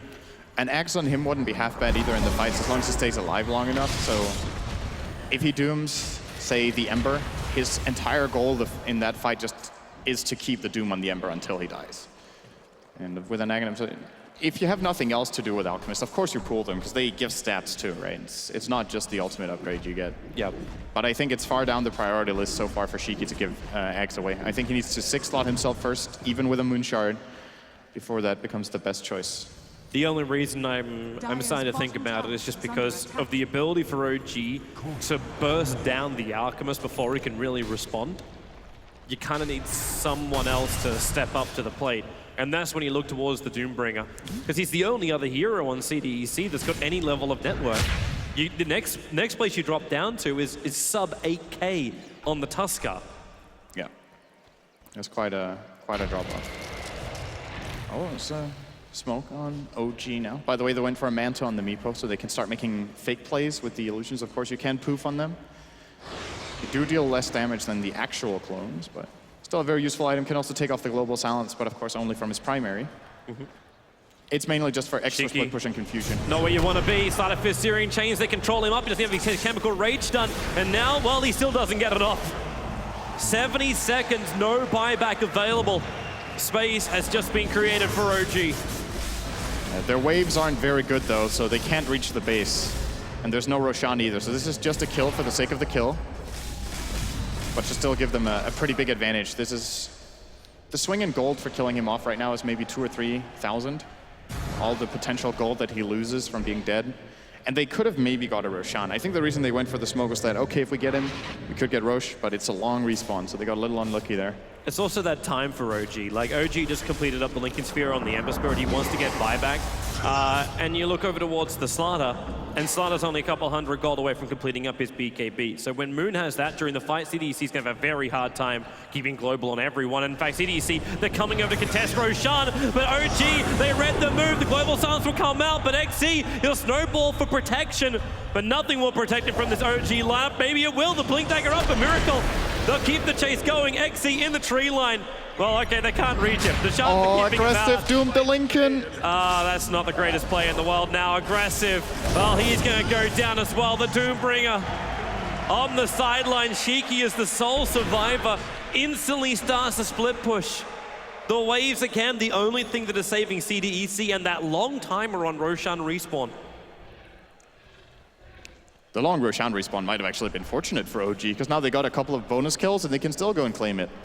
If it would have spawned instantly, the time CDC started moving in to try and have a look at it and maybe potentially contest, they would have killed Roshan already and they would have given up. And OG OG are in a very, very good position right now. That they are. Meepo is in the perfect snug position. They've got an Ember Spirit who's split pushing around. All their items are perfect. While the gold doesn't really show up that much of a difference, like it's only 5,000 going the way of OG, that's the biggest advantage we've had for 37 minutes. It's the experience graph, which is basically a landslide. 20K going the way of OG.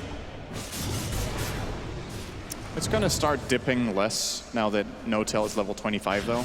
He has peaked out on experience. True. And yeah, okay. But OG are not planning on letting this game go much longer. I put a 40-minute clock on them previously.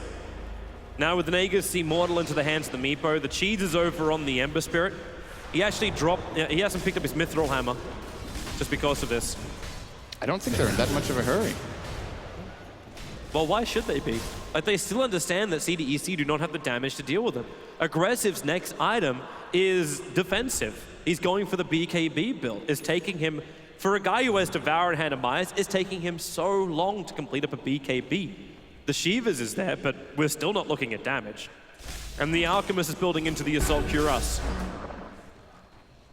So you're still having trouble inflicting enough damage to kill off OG in the control time that you've got. Radiant's bottom tower is under attack. And the way you're used to aura items working, where you're like, oh, it makes a very big difference that you have Vlad's and AC, it still, of course, makes a great difference. But Meepo just has overwhelming damage. Between his 5 Meepos right now, he hits as hard as a hero with its base damage and 2 Rapiers. They deal 153 damage each, and there's 5 of them. So you can multiply that up, and you get about 750. So all those aura items, yes, they will reduce, but he's still gonna just... If he gets to hit them with amplified damage, they could have any item they want. They will vanish.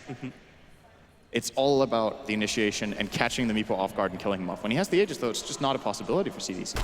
I'm wondering what No-Tail's going to build into next, and I got an inkling he's going to be looking towards just that second level BTs while he's got the Aghanims up. Because then he can move with the Ember.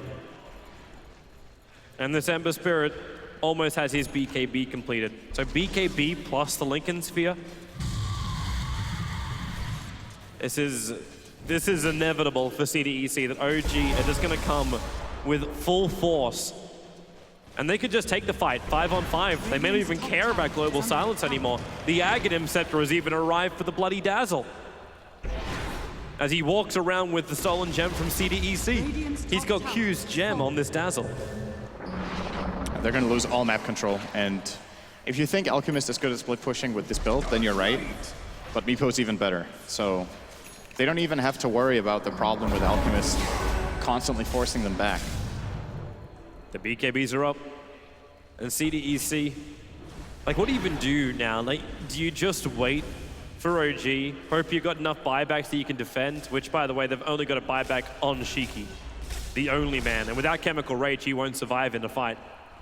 Even with Chemical Rage, yeah, still question he can survive in a fight. Regeneration doesn't help you that much when you got 5 Meepos around you. As the problem I have for CDC is I don't know what item build they should go. There's no like magical solution that just wins this game or brings them back on even footing. Like, even, let's say we just let the game continue for 20 minutes and each team gets to buy 2 extra core items on every core. I don't think it even favors them that much. Meepo is going to stop scaling. You see what his next item is too? Yep. It's, well... Probably E-Blade? Yeah, E-Blade. The Butterfly doesn't make as much sense. But when you got that E-Blade, that instant shotgun... It's to protect... It's mainly good on Meepo for defensive purposes, so you can just target it on the Meepo that is getting targeted. You obviously only have the ability available on the main, but it also gives very good stats. It gives 40 agility, and of course all the Meepos benefit from that. It's a very good item on the hero. Well, OG, they waited out. They're actually using this Ember Spirit illusion as bait, putting the Lincoln Sphere shield on him, so you think it's the real one. As Moon gets a little bit of extra vision. That amplification over on the Tusker, and Tusker trying to stay away from the rest of his team, but doesn't, well, it's not really going to help in a moment as the amplifications just keep kicking in for OG. That was a pretty believable movement with the illusion. Lincolning it, healing it.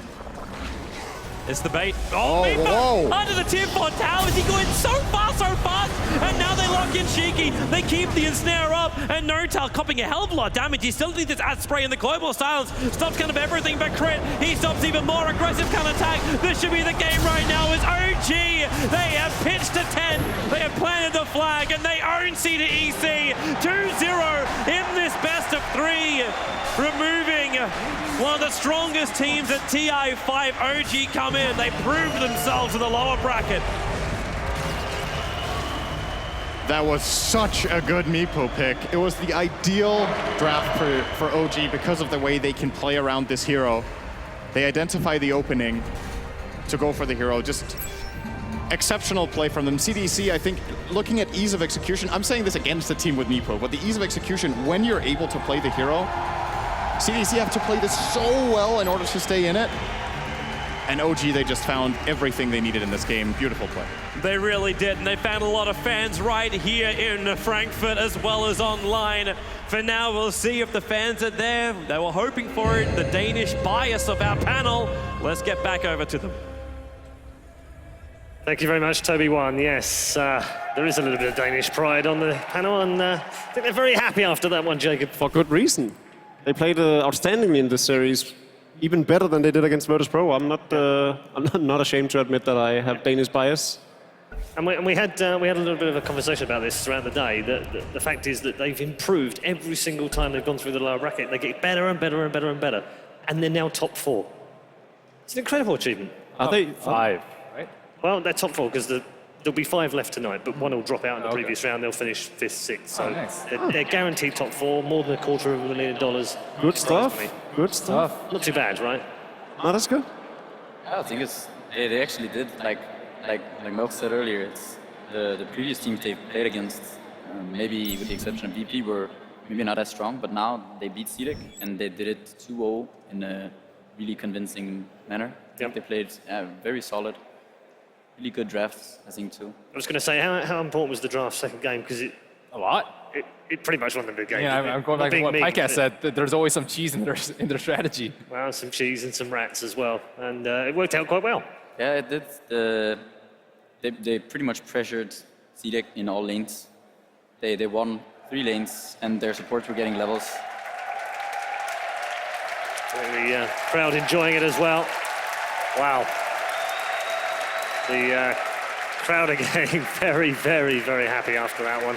The cheers that we heard have been the loudest we've had here at the Festhalle all week long. The trademark sunglasses are also out in display as well.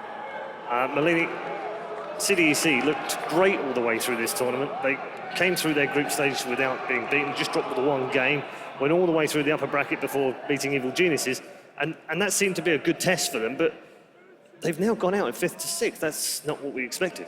I think we thought that OG was actually a really good matchup for CDC, or that EG had the upper hand more so than they would versus another team of CDC's caliber because of the wide variety of strategies that they employ and how often does CDC play against a Meepo? Almost never, right? And amongst the other heroes and strategies that OG have to offer. Yeah, while the game was going on, we were sitting talking about this, how there's so much cheese up OG's sleeve. I mean, Fly has a great understanding of what he needs to pick, what is considered brutally, terribly entertaining for the crowd to watch, but really annoying to play against as the enemy team. And they have so many different heroes, you can't ban it all. Like, you're gonna commit bans to Huskar and Dying and Wisp and now Meepo and so forth. It makes them much harder to play against as well.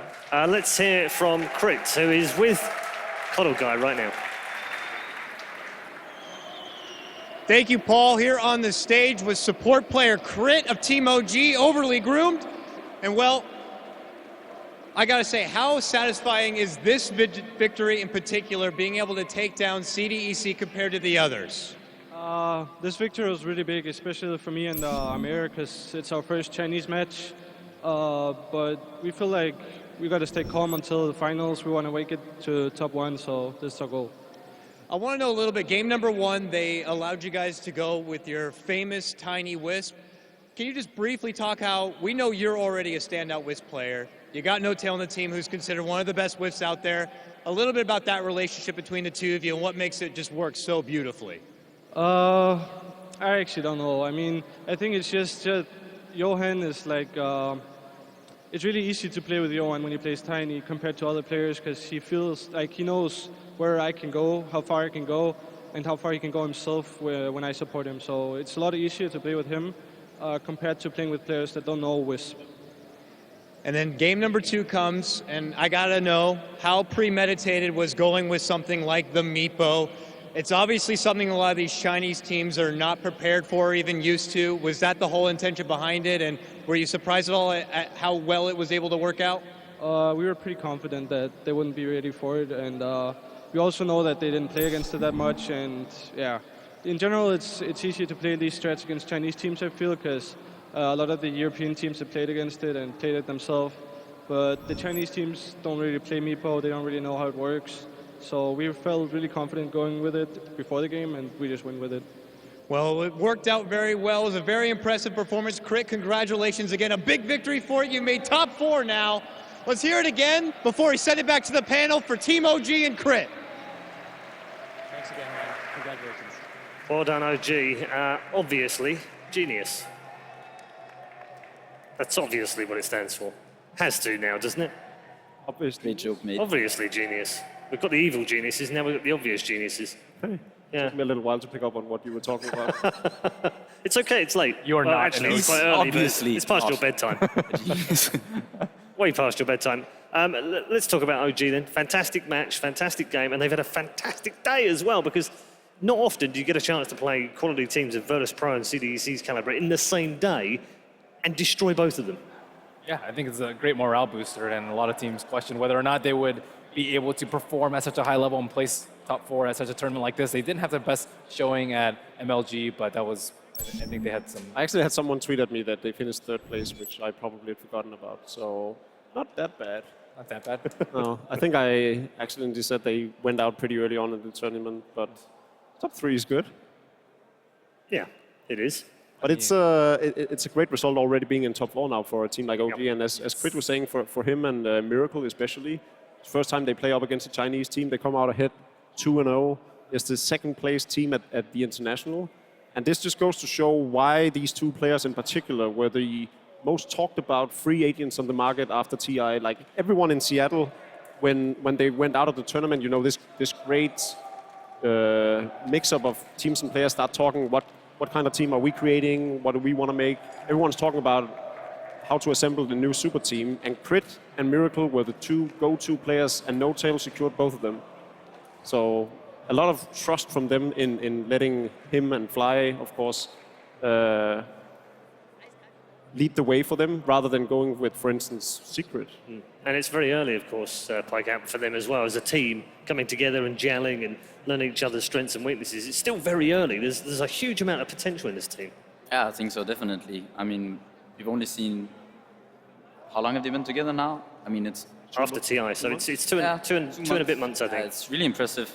And I also think this Crit and No Tail, I think what he says about No Tail is he knows how to play this Wisp too. So he actually understands both sides of this Wisp Tiny. And that's why I think he plays right now, he plays such a good Tiny. He plays really well with that hero. Right. Because he really knows how far can he go and where can the Wisp follow. He knows how the Wisp works.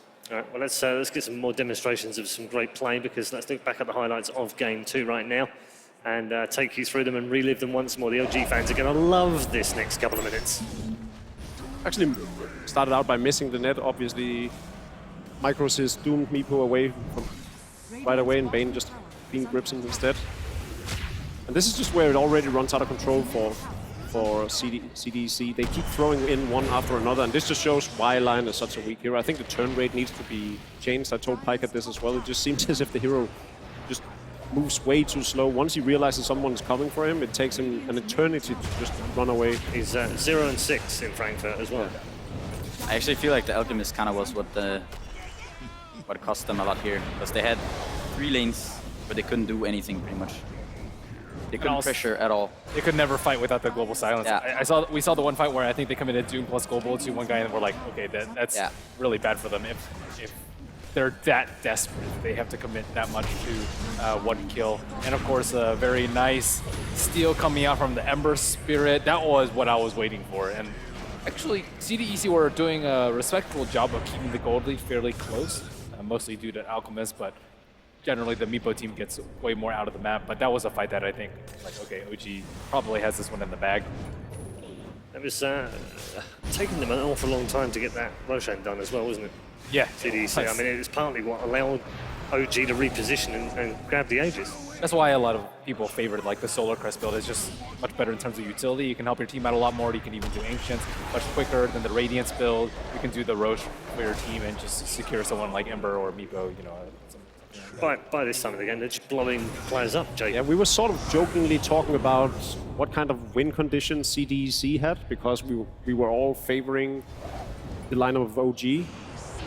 And I kept saying how they just needed to have the Silencer steal all of the intelligence.